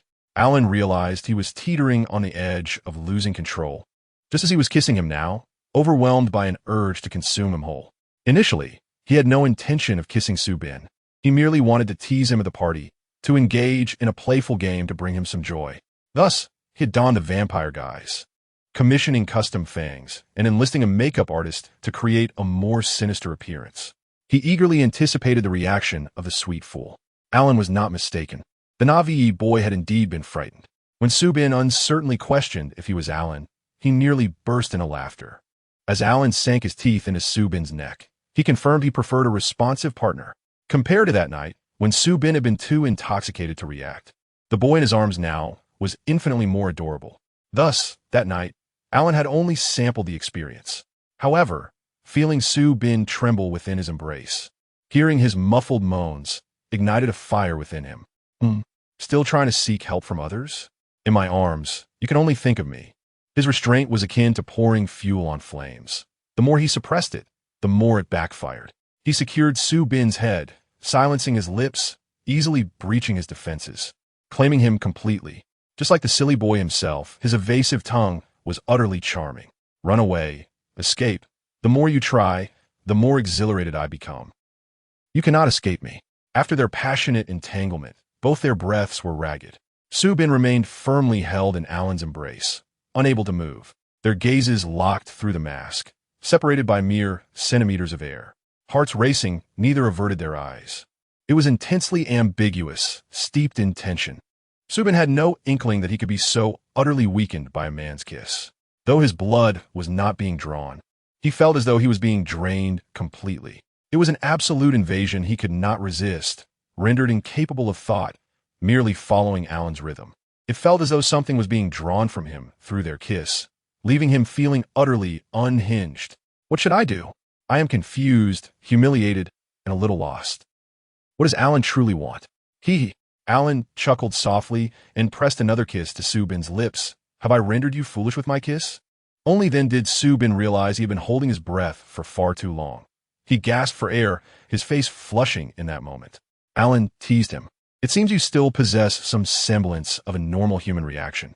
Subin replied, What do you mean? Alan responded, Is it worth feeling this way over a mere breakup? To be so despondent, as if your soul has been stripped away? He added, You must not dwell on that person any longer. Subin wondered it. Is Alan attempting to enlighten him in this manner? Alan, it has been 10 days, and I am still not well.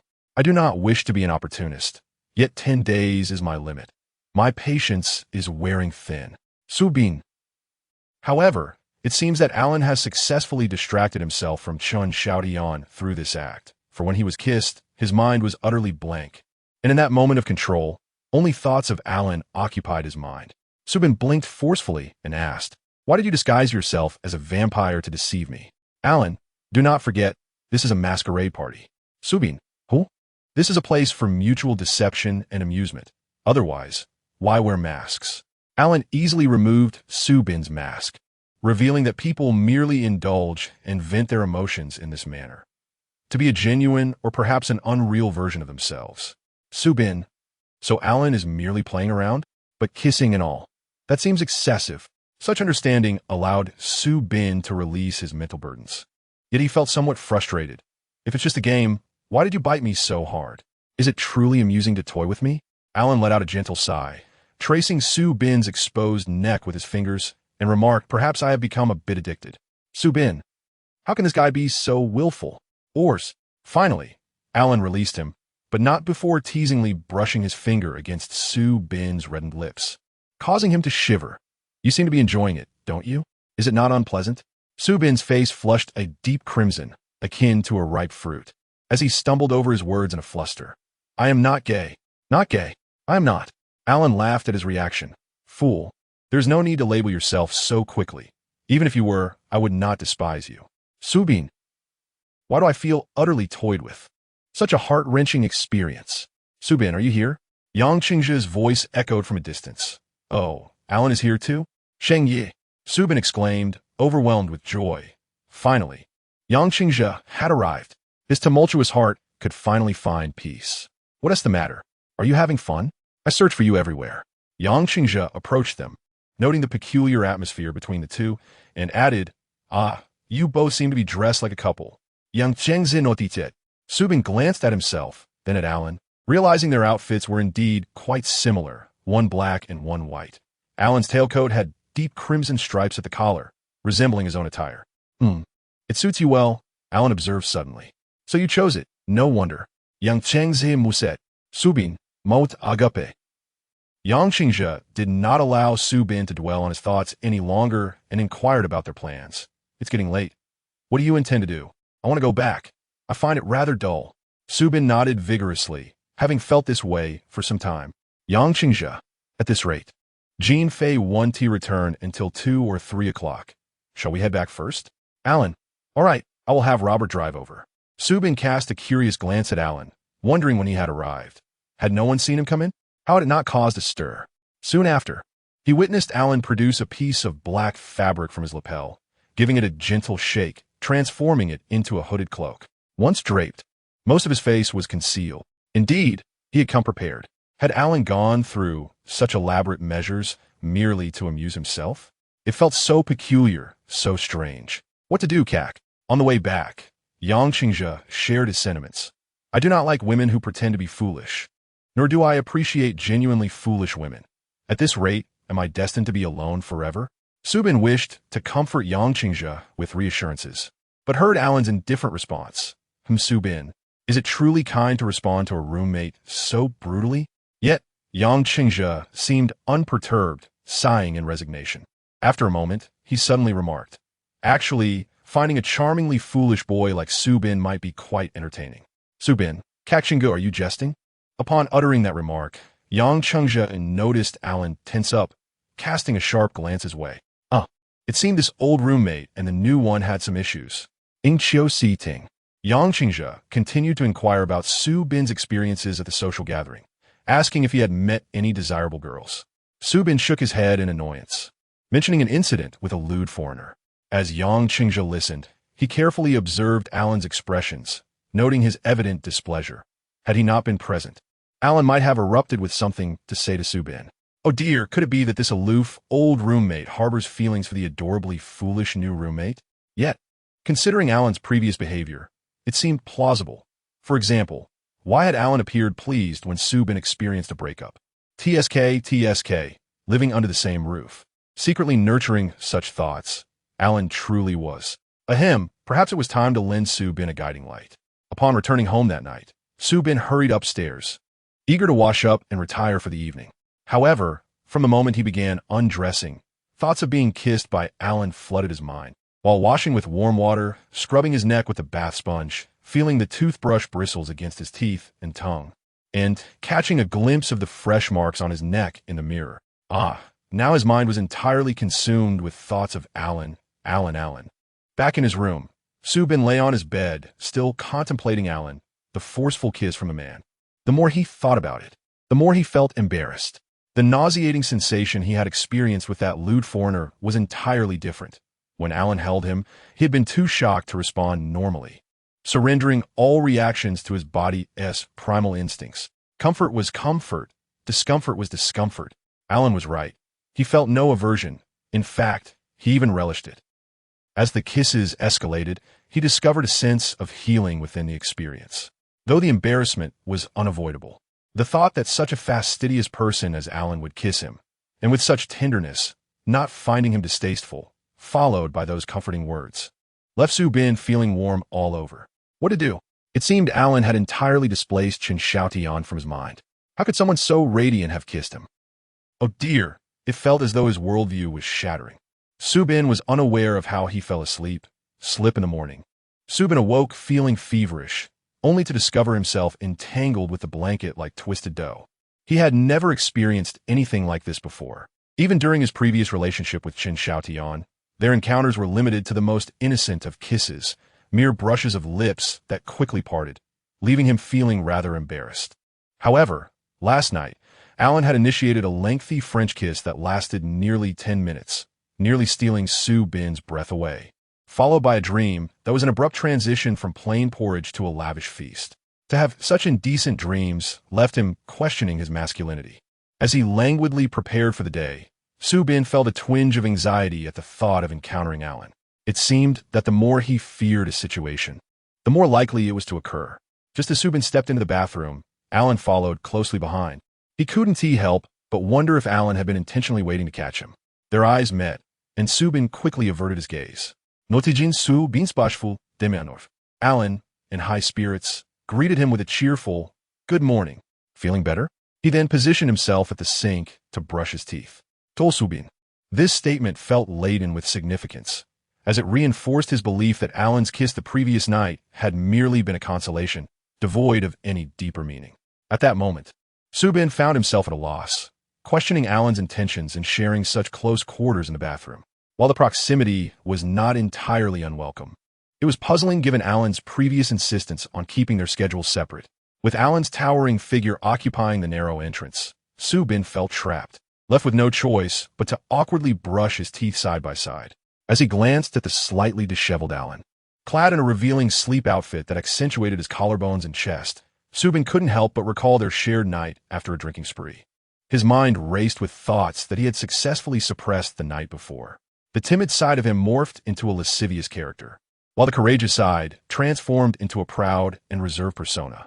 The lascivious self mused about how Alan had bitten his neck that night. The proud self admonished him, "Stop daydreaming, you fool." The lascivious one lamented, "But he slept beside me, completely bare. I could just melt." The The proud one retorted. Have you forgotten about Chin Xiaotian? You're hopelessly deluded. The lascivious one whined, but he kissed and bit me last night. The proud one scolded, stop thinking. You're going to end up bending. The lascivious one apologized. I can't help it. Su Bin sighed in frustration, lamenting, why must I always be the submissive one? Yet, he sadly acknowledged that in comparison to someone as physically imposing as Alan, he felt utterly inadequate. What should he do? He felt an overwhelming sense of inferiority. Deep down, he reassured himself, stop overthinking. Even if Alan were gay, he wouldn't be interested in someone like me. We inhabit entirely different worlds. As Alan brushed his teeth, he discreetly observed Su Bin, who appeared increasingly anxious in their confined space, a palpable tension lingering due to the previous night's kiss. Alan relished the pressure he exerted on Su Bin, reveling in the notion that he wanted him to feel this way, to be enthralled and trembling in his presence.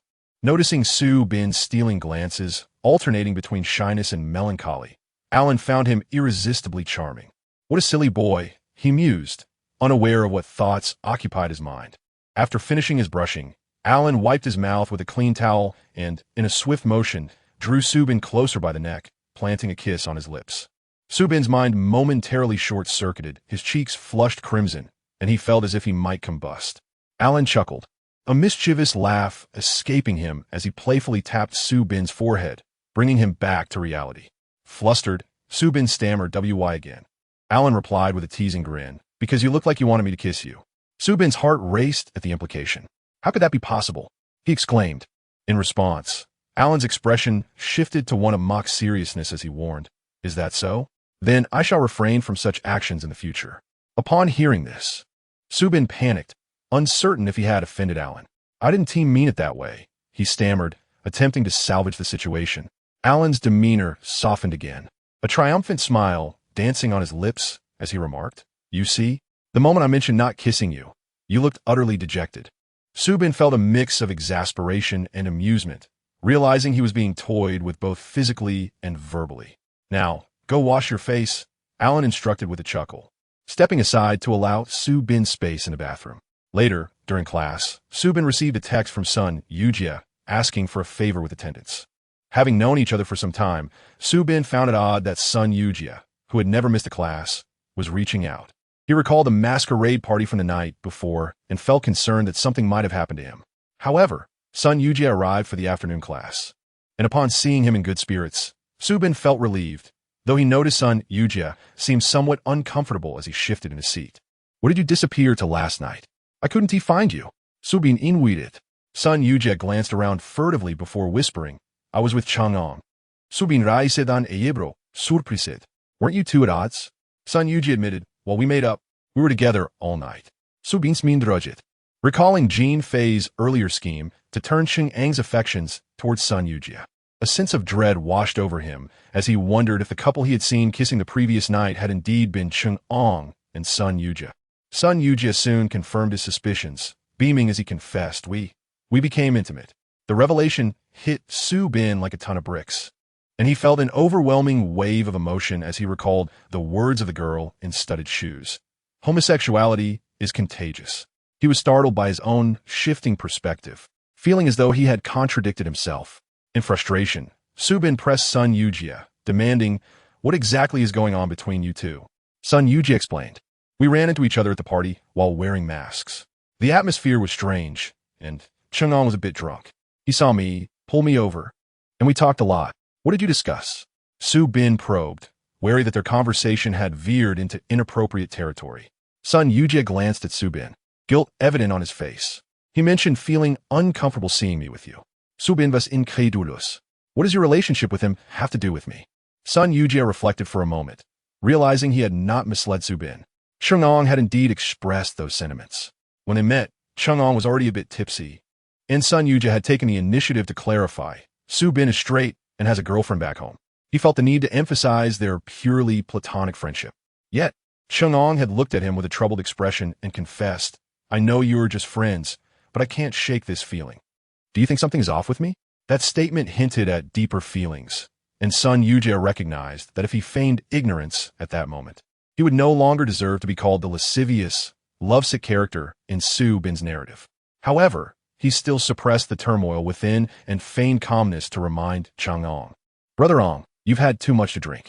As soon as he uttered those words, Chung-ong pulled him close and kissed him.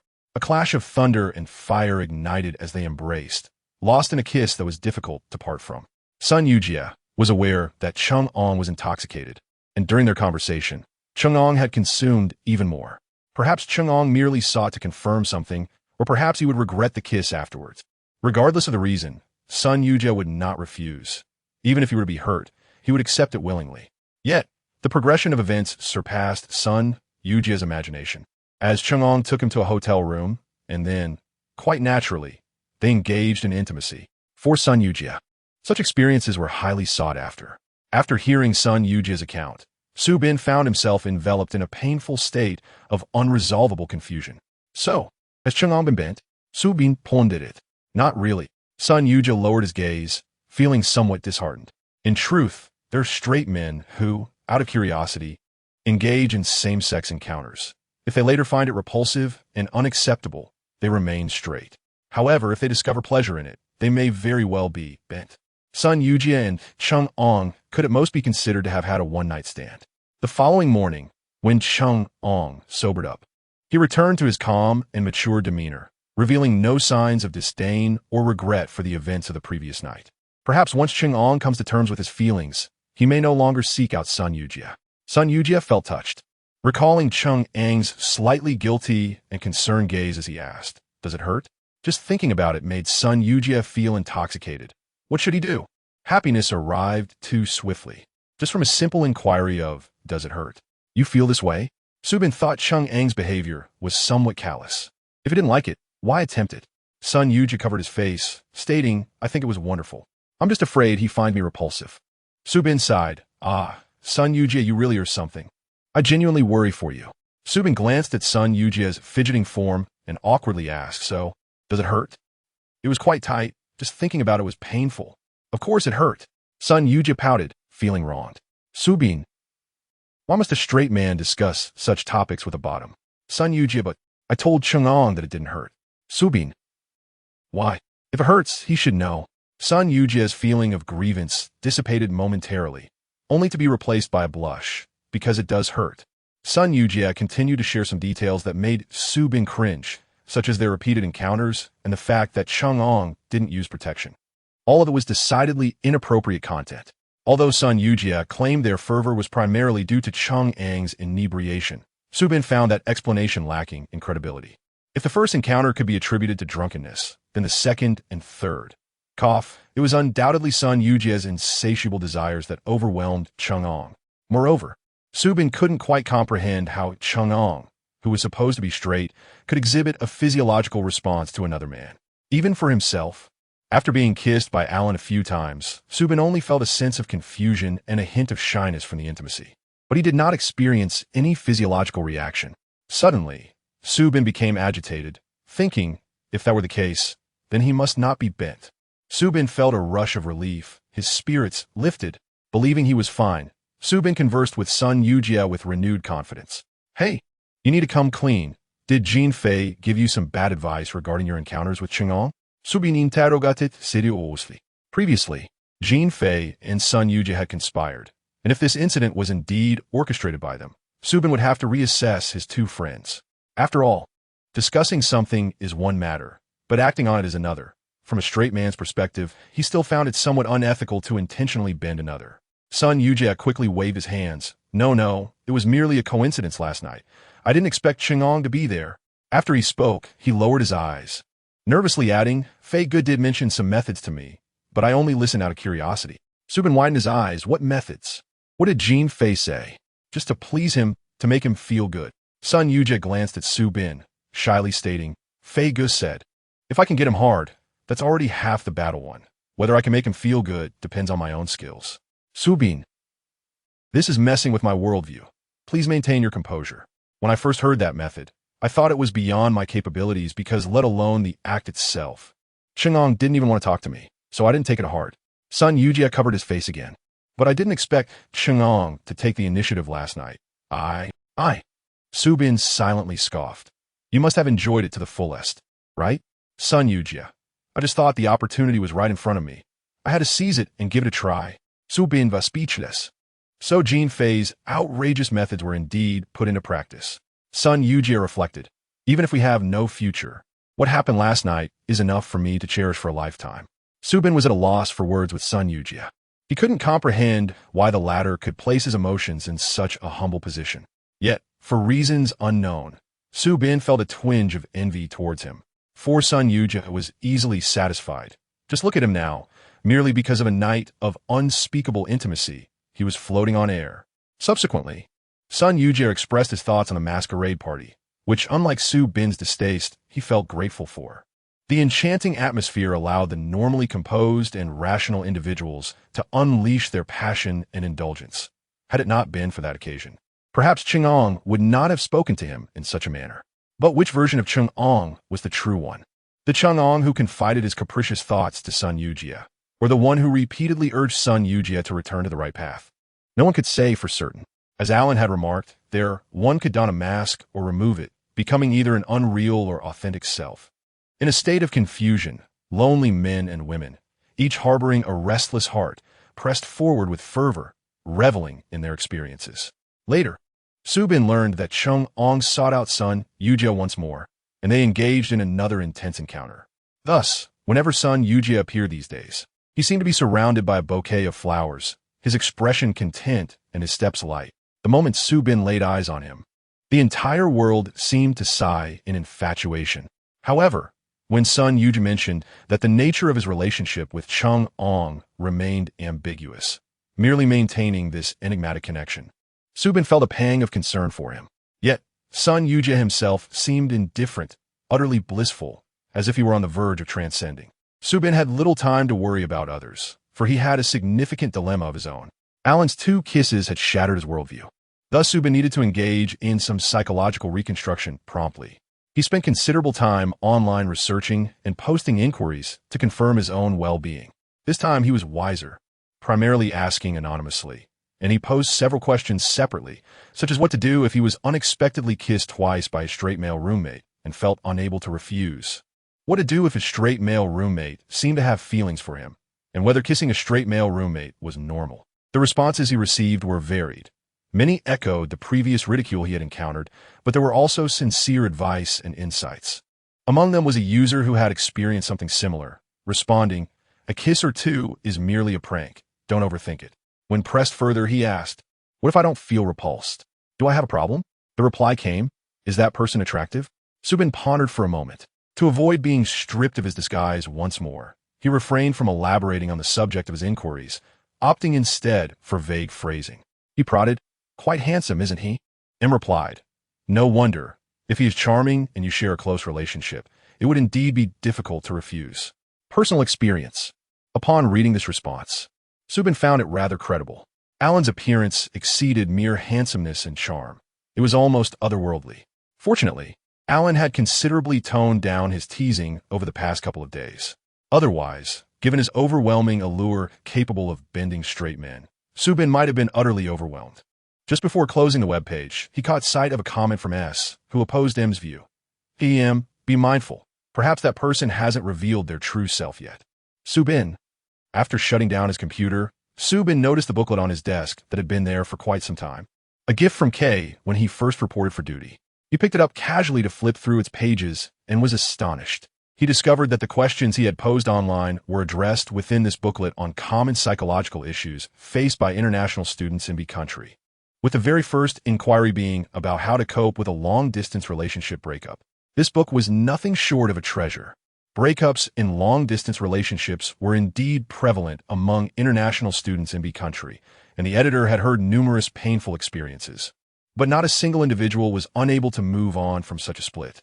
In cases like these, the editor suggested engaging in conversations with friends or traveling to divert attention, emphasizing the importance of not isolating oneself. Additionally, the editor recommended that single individuals attend enjoyable social gatherings to swiftly embark on new romantic endeavors. If none of these methods alleviate the pain, do not hesitate to seek the counsel of a psychologist. Su Bin. Well, many of these strategies were indeed proposed by Yang Changzhe and Jin Fei to aid him, and Su Bin felt grateful. Moreover, due to Alan's 2 kisses a few days prior, Su-bin had gradually shifted his focus away from the breakup, and although the memories still stung, he no longer felt utterly despondent. At that moment, Su-bin was uncertain whether to proceed to the next set of questions. Perhaps Alan was merely attempting to console him? Regardless, it wouldn't hurt to read on, would it? Question: what should I do if I'm harassed by a homosexual? A. Although there are many homosexuals in B country, they do not indiscriminately harass others. They have their own circles.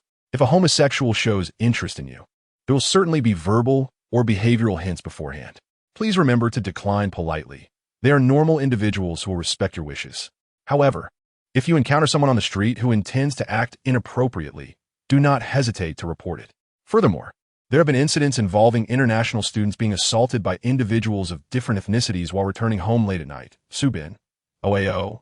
Thus, the editor advises that regardless of gender, no one should wander outside alone during the late hours. Su-bin recalled that he had previously stated to Alan that he was not homosexual. This should count as a polite refusal, right? The thought of assault was indeed terrifying. Su-bin remembered that a few members of the Taylor team were athletes of African descent, notably well-built. If he were to encounter such a situation in the dead of night, oh my, Su-bin dared not imagine it. He likely wouldn't be able to resist, and the thought was dreadful. He glanced at the next question. Question: what should I do if I discover I have homosexual tendencies? A.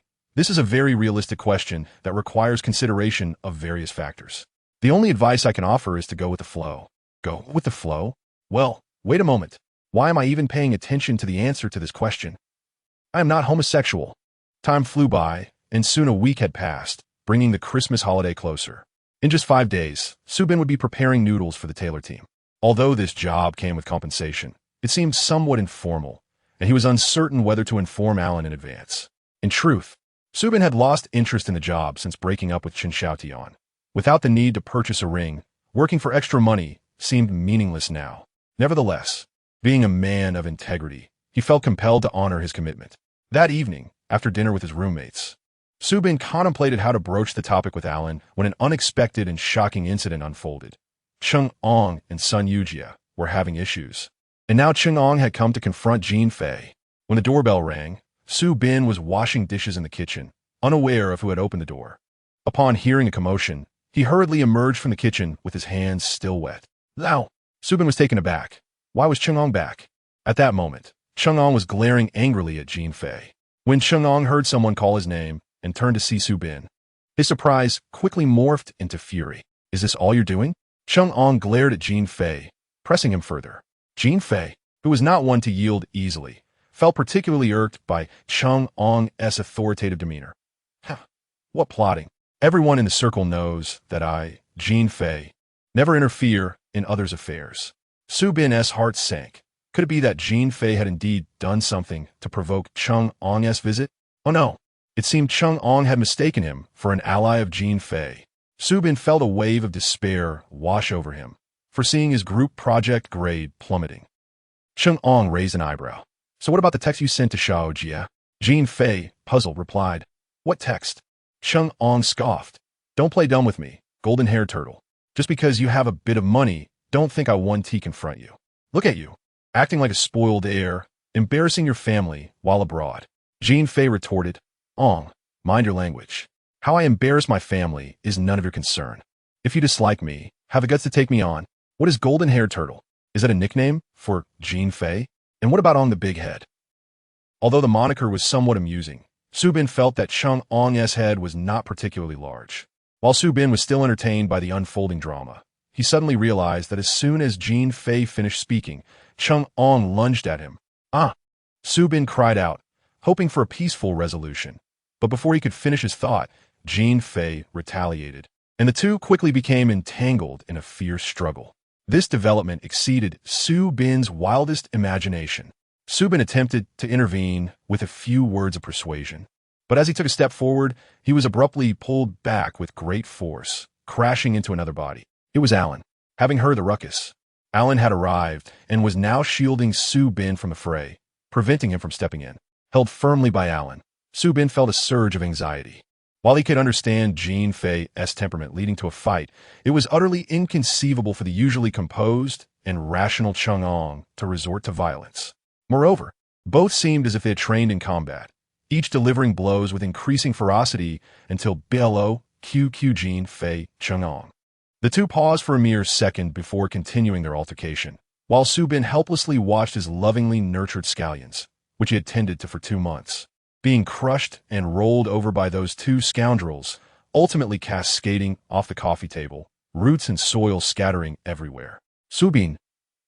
Q my scallions. Ailuan, gripping Su Bin, who was eager to rush over to rescue his potted scallions, sighed and instructed him to stay put before releasing him. In the next minute, Su Bin witnessed a scene he would never forget for the rest of his life. One that would ensure he would never again entertain thoughts of resisting Ailuan's authority, although, to be fair, he had never considered it before. He saw Ailuan swiftly interjecting between the two brawlers. Before Su Bin could even comprehend the technique employed, he had separated the two combatants. Following that, he seized one of them and forcefully threw him onto the sofa, reminiscent of the day he had yanked Su Bin back and reprimanded him in a similar manner, leaving the opponent dazed. That individual was Jin Fei. Su Bin felt a surge of excitement at this moment. He suddenly yearned to share with Jin Fei his feelings of being subdued by Ailuan's force.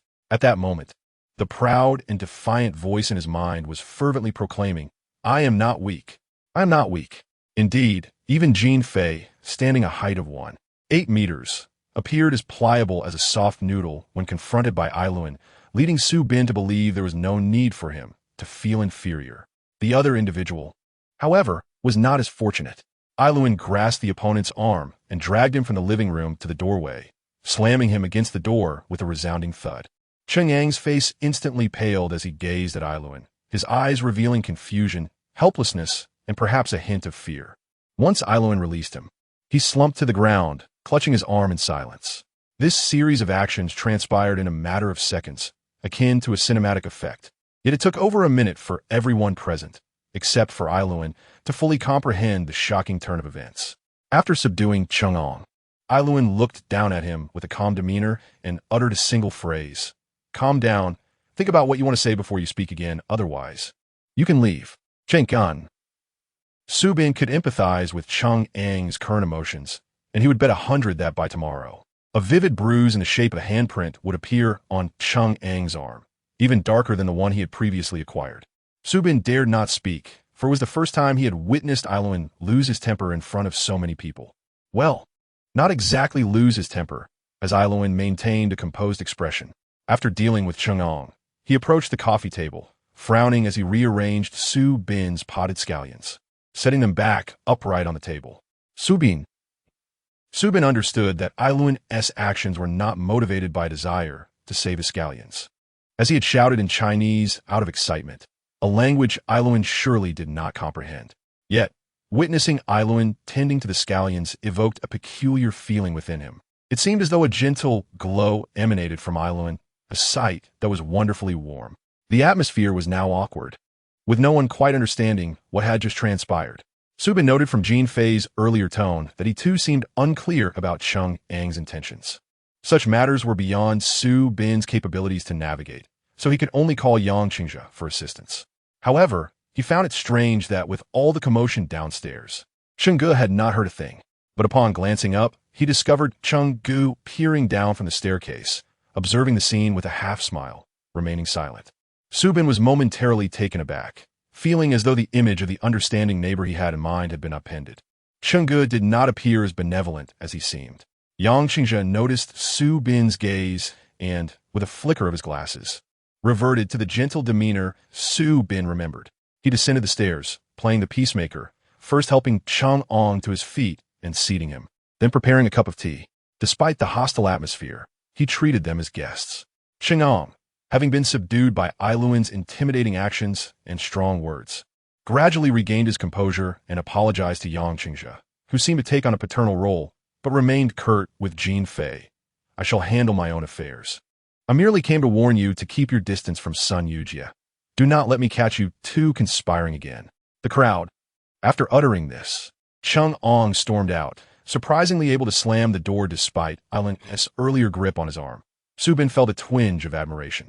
Su Bin couldn't shake the feeling that Cheng Ong's words sounded oddly familiar. Something about conspiring echoed in his mind. "Ah, Su Bin Rijalit." On the day he and Sun Yujie encountered Chang'ong at the steakhouse, Chang'ong had said something similar to Sun Yujie, admonishing him about not changing his ways and mingling with others. In his subsequent interactions with Chang'ong, Su Bin had always felt such remarks were out of character for him. But today, the truth was revealed. Could it be that Chang'ong was truly feeling jealous?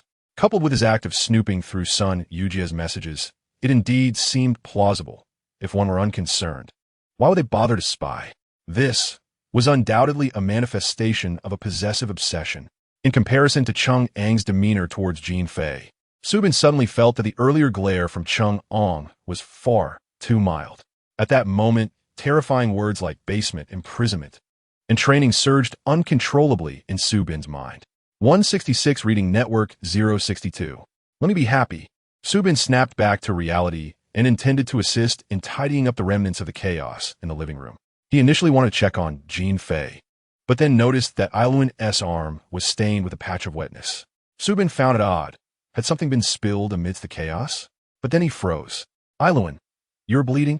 Su Bin gaped in shock, staring at the blood that had spread to Ailuan's wrist, utterly bewildered, given that Ailuan wore a dark sweater. The blood-soaked area on his arm initially appeared as though it were merely wet from water. But it was only when he noticed the blood reaching his wrist that Su Bin realized he was injured. Upon hearing this, Alan merely responded with a soft as if to say, I understand. Jin Fei, equally astonished, exclaimed, Why is there so much blood? When did you get hurt? Yang Qingzhe, his brow furrowed, urged, Should we go to the hospital? No need, Alan replied calmly, using his other hand to grip his bleeding wrist before ascending the stairs. Su Bin, filled with concern, followed closely behind, anxiously asking, Are you all right? Is it really nothing serious? He had never witnessed someone bleed so profusely while remaining so composed. Silently, Alan returned to his room, and after a moment's hesitation, Su Bin stepped inside. Alan retrieved a large medical box from the cupboard and swiftly extracted various supplies, gauze, alcohol swabs, and a vial of medication. Throughout this process, he allowed blood to flow freely from his arm, methodically attending to his injury, as though he were quite accustomed to such situations. However, this was Su Bin's first experience witnessing such a scene. As he observed the blood pooling in Alan's palm and dripping onto the floor, the table, and the medical box, his heart raced with panic. Suddenly, Su Bin comprehended Alan's earlier explanation about the blood-soaked paper towel. The small cut was indeed the source of this considerable blood loss. Alan applied a gauze soaked in antiseptic to the wound. The fabric quickly became saturated, but gradually, the crimson tide ceased to spread. Su Bin exhaled in relief, yet remained troubled, asking, Why are you bleeding so much? Alan lifted his gaze to meet Su Bin's, and perhaps due to the blood loss, his complexion appeared slightly pallid and his expression serious. Yet, with a smile, he inquired, Are you afraid? Su Bin stammered, Not afraid. Just really worried. He thought to himself. Alan's gaze lingered on Su Bin's anxious expression for several seconds before returning to his wound, remarking, What I am applying now is a coagulant. A coagulant? Su Bin was taken aback. Does that mean you lack the ability to clot? Yes, I have hemophilia, Alan replied. Su Bin, unfamiliar with the term hemophilia in English, recognized the concept of heredity. Based on his earlier assumptions, he quickly grasped the implications. Hemophilia is a recessive X-linked disorder, causing impaired blood clotting and a lifelong tendency to bleed from minor injuries. In severe cases, spontaneous bleeding may occur without any apparent cause. Su Bin recalled learning about hemophilia during high school biology, where the teacher had cited the case of Queen Victoria, who bore several children afflicted with the same condition. These children subsequently married into various European royal families, spreading hemophilia throughout the aristocracy of Germany, Spain, and Russia. This genetic calamity was historically unique, which is why hemophilia is often referred to as the royal disease. Contemplating Alan's concealed identity, Su Bin couldn't help but wonder if Alan was a descendant of Queen Victoria. However, this seemed implausible, as the events surrounding Queen Victoria's hemophilia occurred over a century ago, and there were nearly no carriers of the gene left in the royal family of B country. If Alan were indeed a victim of this hereditary ailment, how many generations would it have taken for it to reach him? Moreover, the preceding generations would have to be female. Please bring me a glass of water. I need to take some antibiotics, Alan requested. Su Bin, not daring to delay, hurried off and returned to find that Alan had already cleaned the dried blood around his wound with alcohol and had replaced the old gauze with a new one. Alan accepted the water, took his medication, and noticed Sue Bin's continued worry over his injury. Unable to resist, he reached out and playfully flicked Sue Bin on the forehead, saying, "Don't worry, it's fine." In that moment, Sue Bin decided not to dwell on Alan's teasing. He hesitated before asking, "If you're injured and bleeding, why did you intervene in the fight earlier? You shouldn't have gone." Had he known Alan would lose so much blood, he would have allowed Jean Mao and Ong Datu to fight out. Unexpectedly, Alan countered, "Aren't you concerned about your scallions?" Sue Bin was momentarily stunned. He hadn't anticipated that Alan had genuinely intervened for his sake. Yet, even if he had gone to break up the fight, it would have been futile. The scallions were already bent and broken, beyond saving. Sue Bin felt increasingly conflicted, grappling with feelings of gratitude and guilt. Then, a thought struck him. "How did you know I was worried about the scallions?" "You were staring intently at that pot of scallions, looking as if you were about to cry from concern," Alan replied, a playful grin on his face. Sue Bin felt a pang of discomfort. "Please don't do that again. Don't act that way towards me. I might overthink things." With a light chuckle, Alan said, "Michael, look at me." Sue Bin raised his head, meeting Alan's gaze. Alan continued to look at him. "Tell me, what are you thinking about right now?" Sue Bin moved his lips, but found himself at a loss for words. He no longer knew what he was thinking. Alan asked, "Do you feel guilty because I was hurt?" Sue Bin nodded, his gaze wandering. Alan's firm command to stop escaping brought him back to the moment. "Why must we speak face to face?" Alan regarded him for a long time before offering, "If you're feeling distressed, I can suggest a remedy."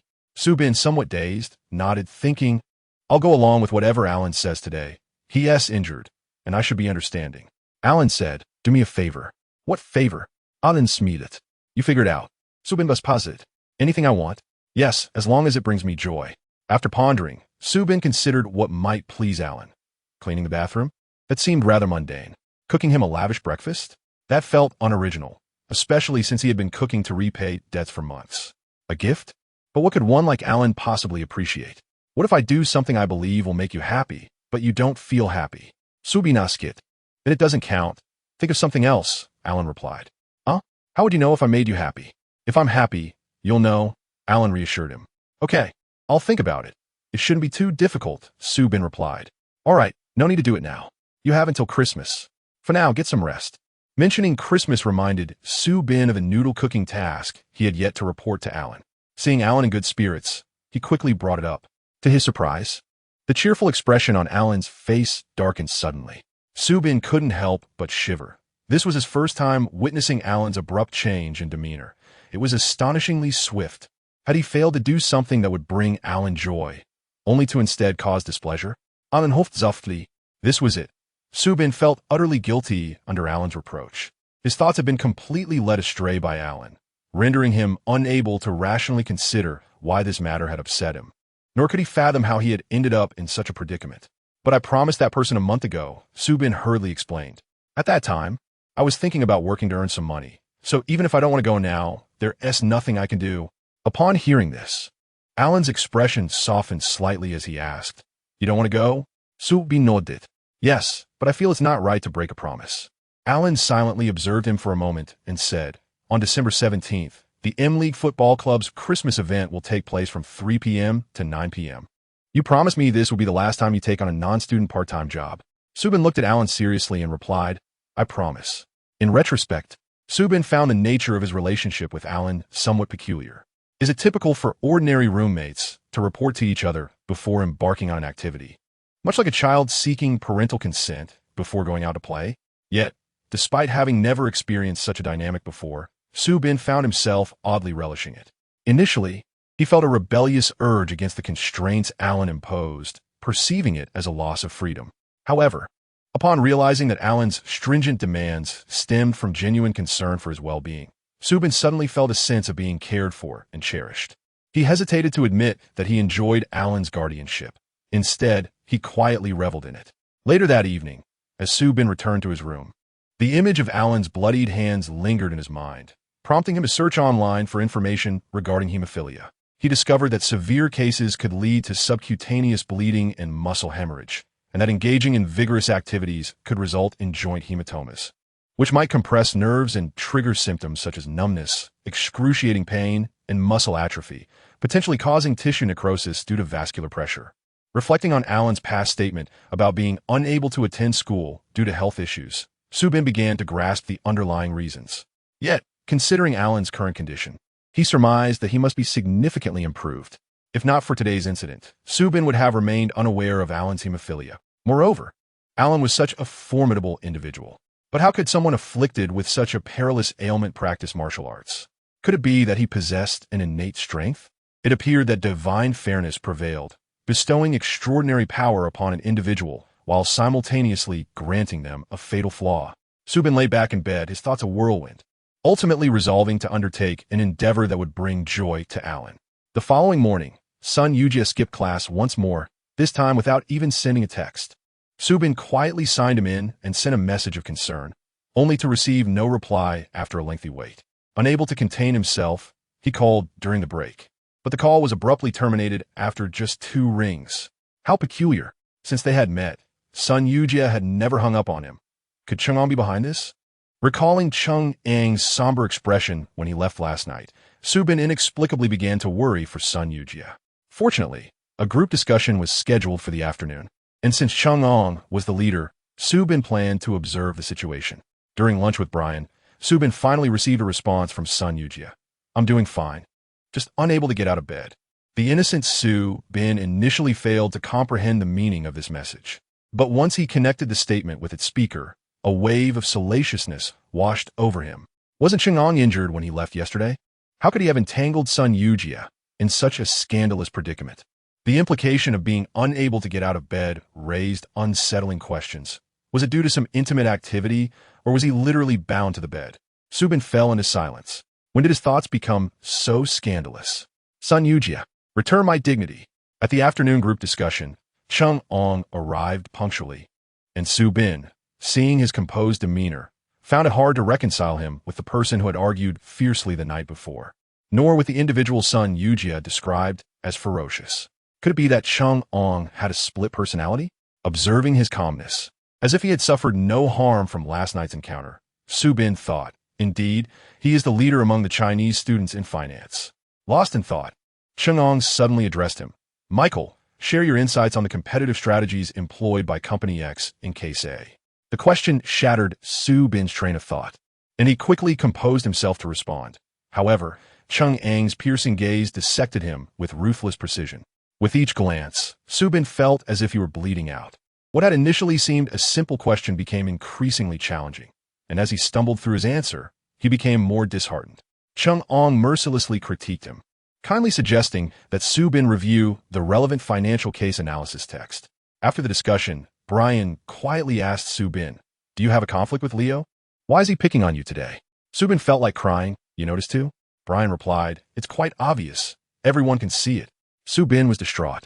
Indeed, Chang'an was the type who would seek revenge for personal grievances. As he prepared to leave the library, his phone rang. It was Sun Yujia's call. He instinctively reached to answer, but out of the corner of his eye, he saw Chang'an also pulling out his phone. In an impulsive moment, Subin ended the call. Moments later, Sun Yujia texted, "Are you and Chang'an together? Why didn't you answer my call?" But he did. A sense of foreboding washed over Subin. It seemed he would need to conduct future communications with Sun Yujia clandestinely. With trepidation, he called back, his tone laced with unease. "I want to know what is going on between you and Chang'an."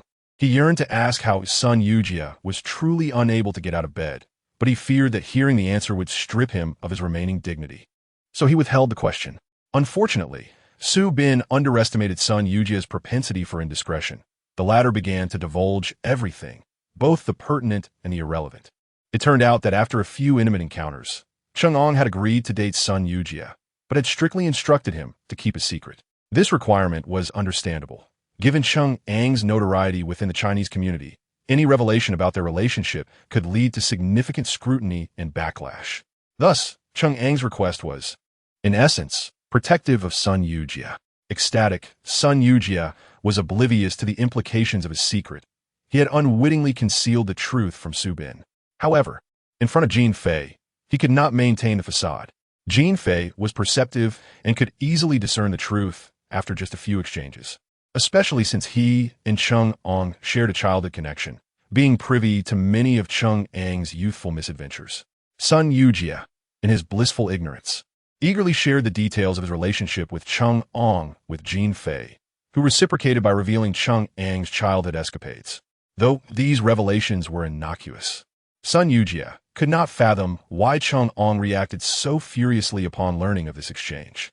After returning from his confrontation with Jean Fei, Chung Ong had pressured Sun Yujie throughout the night, demanding that he sever ties with Jean Fei. As Sun Yujie recounted this ordeal, his expression was one of sheer delight. He was so fierce last night. I loved it. Subin felt a wave of nausea rise in his throat, desperate to retch but unable to do so, feeling the urge to lash out at someone. He simply could not comprehend Sun Yujie's mindset. Please, when you see Fei Gu, send him my regards. I feel quite guilty for not informing him. Sun Yujie expressed contritely. Subin retorted, does this mean I have to be cautious when I speak to you? Who knows when Chung Ong might become jealous? Sun Yujie replied excitedly, I wouldn't mind. Subin erupted in frustration. You may not care, but I do. I fear your man might make my life difficult. Sun Yujie's silent demeanor radiated an indescribable sense of happiness. Subin, incensed, hung up the phone, no longer wishing to engage with a pair of infatuated men. Upon returning home in the evening, Subin discovered a multitude of large packaging boxes piled at the entrance, adorned with English words denoting furniture. Once inside, he was astonished to find the living room's coffee table and carpet transformed. Jean Fei was crouched beside the sofa, assembling a new floor lamp. Upon seeing Subin, he beckoned him to assist. Have you replaced everything? Subin asked, stepping onto the new carpet, feeling somewhat disoriented. The glass surface of the coffee table was cracked, and the carpet bore the scars of AI Luan's blood, a sight both alarming and distressing. Jean Fei feigned fear, shaking slightly, and remarked, well, it wasn't expensive. Yangge mentioned it had been used for several years, so I discussed getting a new one with him. Subin glanced at the various items on the coffee table. A carpet costing over 1,000, a coffee table near 1,000, and a floor lamp worth hundreds. Indeed, in B country's currency, the figures should be multiplied by 12, yet Jean Fei claimed it wasn't costly. How amusing. Recalling his own anguish over a mere pot of green onions the previous night, and AI Luan's reckless bravery that led to his injuries, Subin felt a wave of indignation. As he helped Jean Fei tidy up the packaging, he exclaimed, since you and Chung Ong are sworn enemies, why would you facilitate his relationship with Sun Yujie? Concerned for AI Luan's condition last night, Subin had inquired about it with Jean Fei, and now he had the perfect opportunity to ask. Jean Fei scoffed, for Xiao Jie, it is indeed a favor, but not necessarily for Chung Ong. Subin paused, puzzled. Why? Jean Fei explained, Ong Daitu is the only son of the Chung family. If he truly falls for Xiao Jie, the Chung lineage could face extinction. Subin was taken aback. Was there such a sinister motive at play? Had Jean Fei plotted this from the start? He suddenly felt the need to reassess this seemingly foolish, affluent individual. Traditional families would undoubtedly reject the notion of their descendants being homosexual. Moreover, Subin had heard Sun Yujie mention that the Chung family runs a conglomerate, according to the dramas. Individuals like Chung Ong are not afforded the luxury of romantic freedom. If he genuinely believed that Sun Yujie was his one true love, the Chung family would have quite the turmoil on their hands. Yet, one must ponder, how often do two men truly find everlasting love? Subin began to worry about Sun Yujie, contemplating the possibility that Chung Ong might be a scoundrel who would tire of him and cast him aside. Jean Fei rose and seated himself on the sofa. I asked Xiao Jie, and he said he has no regrets. Indeed, Sun Yujie had previously uttered such spineless sentiments to Subin, claiming that a fleeting night could be cherished for a lifetime, which was utterly perplexing. Furthermore, given Sun Yujie's character, if Chung Ong were to marry, he would willingly accept being his clandestine lover. The thought was disheartening. Jean Fei remarked, Xiao Jie is quite infatuated. I bet Ong Daitu won't abandon him. That fellow is remarkably stubborn. Subin, exasperated, retorted, this is not a matter of gambling. Can one treat emotions so lightly? Jean Fei raised an eyebrow. Lightly? They share a mutual affection. I am not coercing them into a relationship. Subin replied, Ong Daitu has always been a pretender from childhood to now. Even I find it exhausting to watch him. He simply does not understand what he truly desires. What a fool. As Jean Fei spoke, he pulled a cigarette from his pocket, intending to take a couple of puffs to enhance the atmosphere. But realizing he was at home, he merely toyed with the lighter instead. Yet, sometimes, fools have their fortunes. The fact that someone genuinely loves him seems miraculous. Xiao Jie treats him so well. It makes me envious. Damn, why haven't I encountered someone so devoted to me? From Jin Fei's words, Su Bin felt he was not actually yearning for Chang'an. It seemed that the conversation had turned rather melancholic. Just as he contemplated offering some words of comfort, a rustling sound emerged from the entrance. It was AI Luan. Su Bin swiftly forgot about Jin Fei and hurried to the door. AI Luan, you're back. Is your arm feeling better? Yes, AI Luan replied with a faint smile. It's nothing serious. Su Bin, having researched the various hardships associated with hereditary hemophilia, felt an overwhelming surge of sympathy for AI Luan at that moment. What would you like to eat? I will cook for you tonight. Su Bin anxiously sought to alleviate his guilt. AI Luan gave him a meaningful glance. So eager to please me? Su Bin. Ors. AI Luan chuckled softly, glanced at his watch, and said, Are you free? I'd like to take you somewhere for dinner. Su Bin responded, Who? Where? AI Luan did not allow Su Bin to ask unnecessary questions, simply confirming once more. Are you free?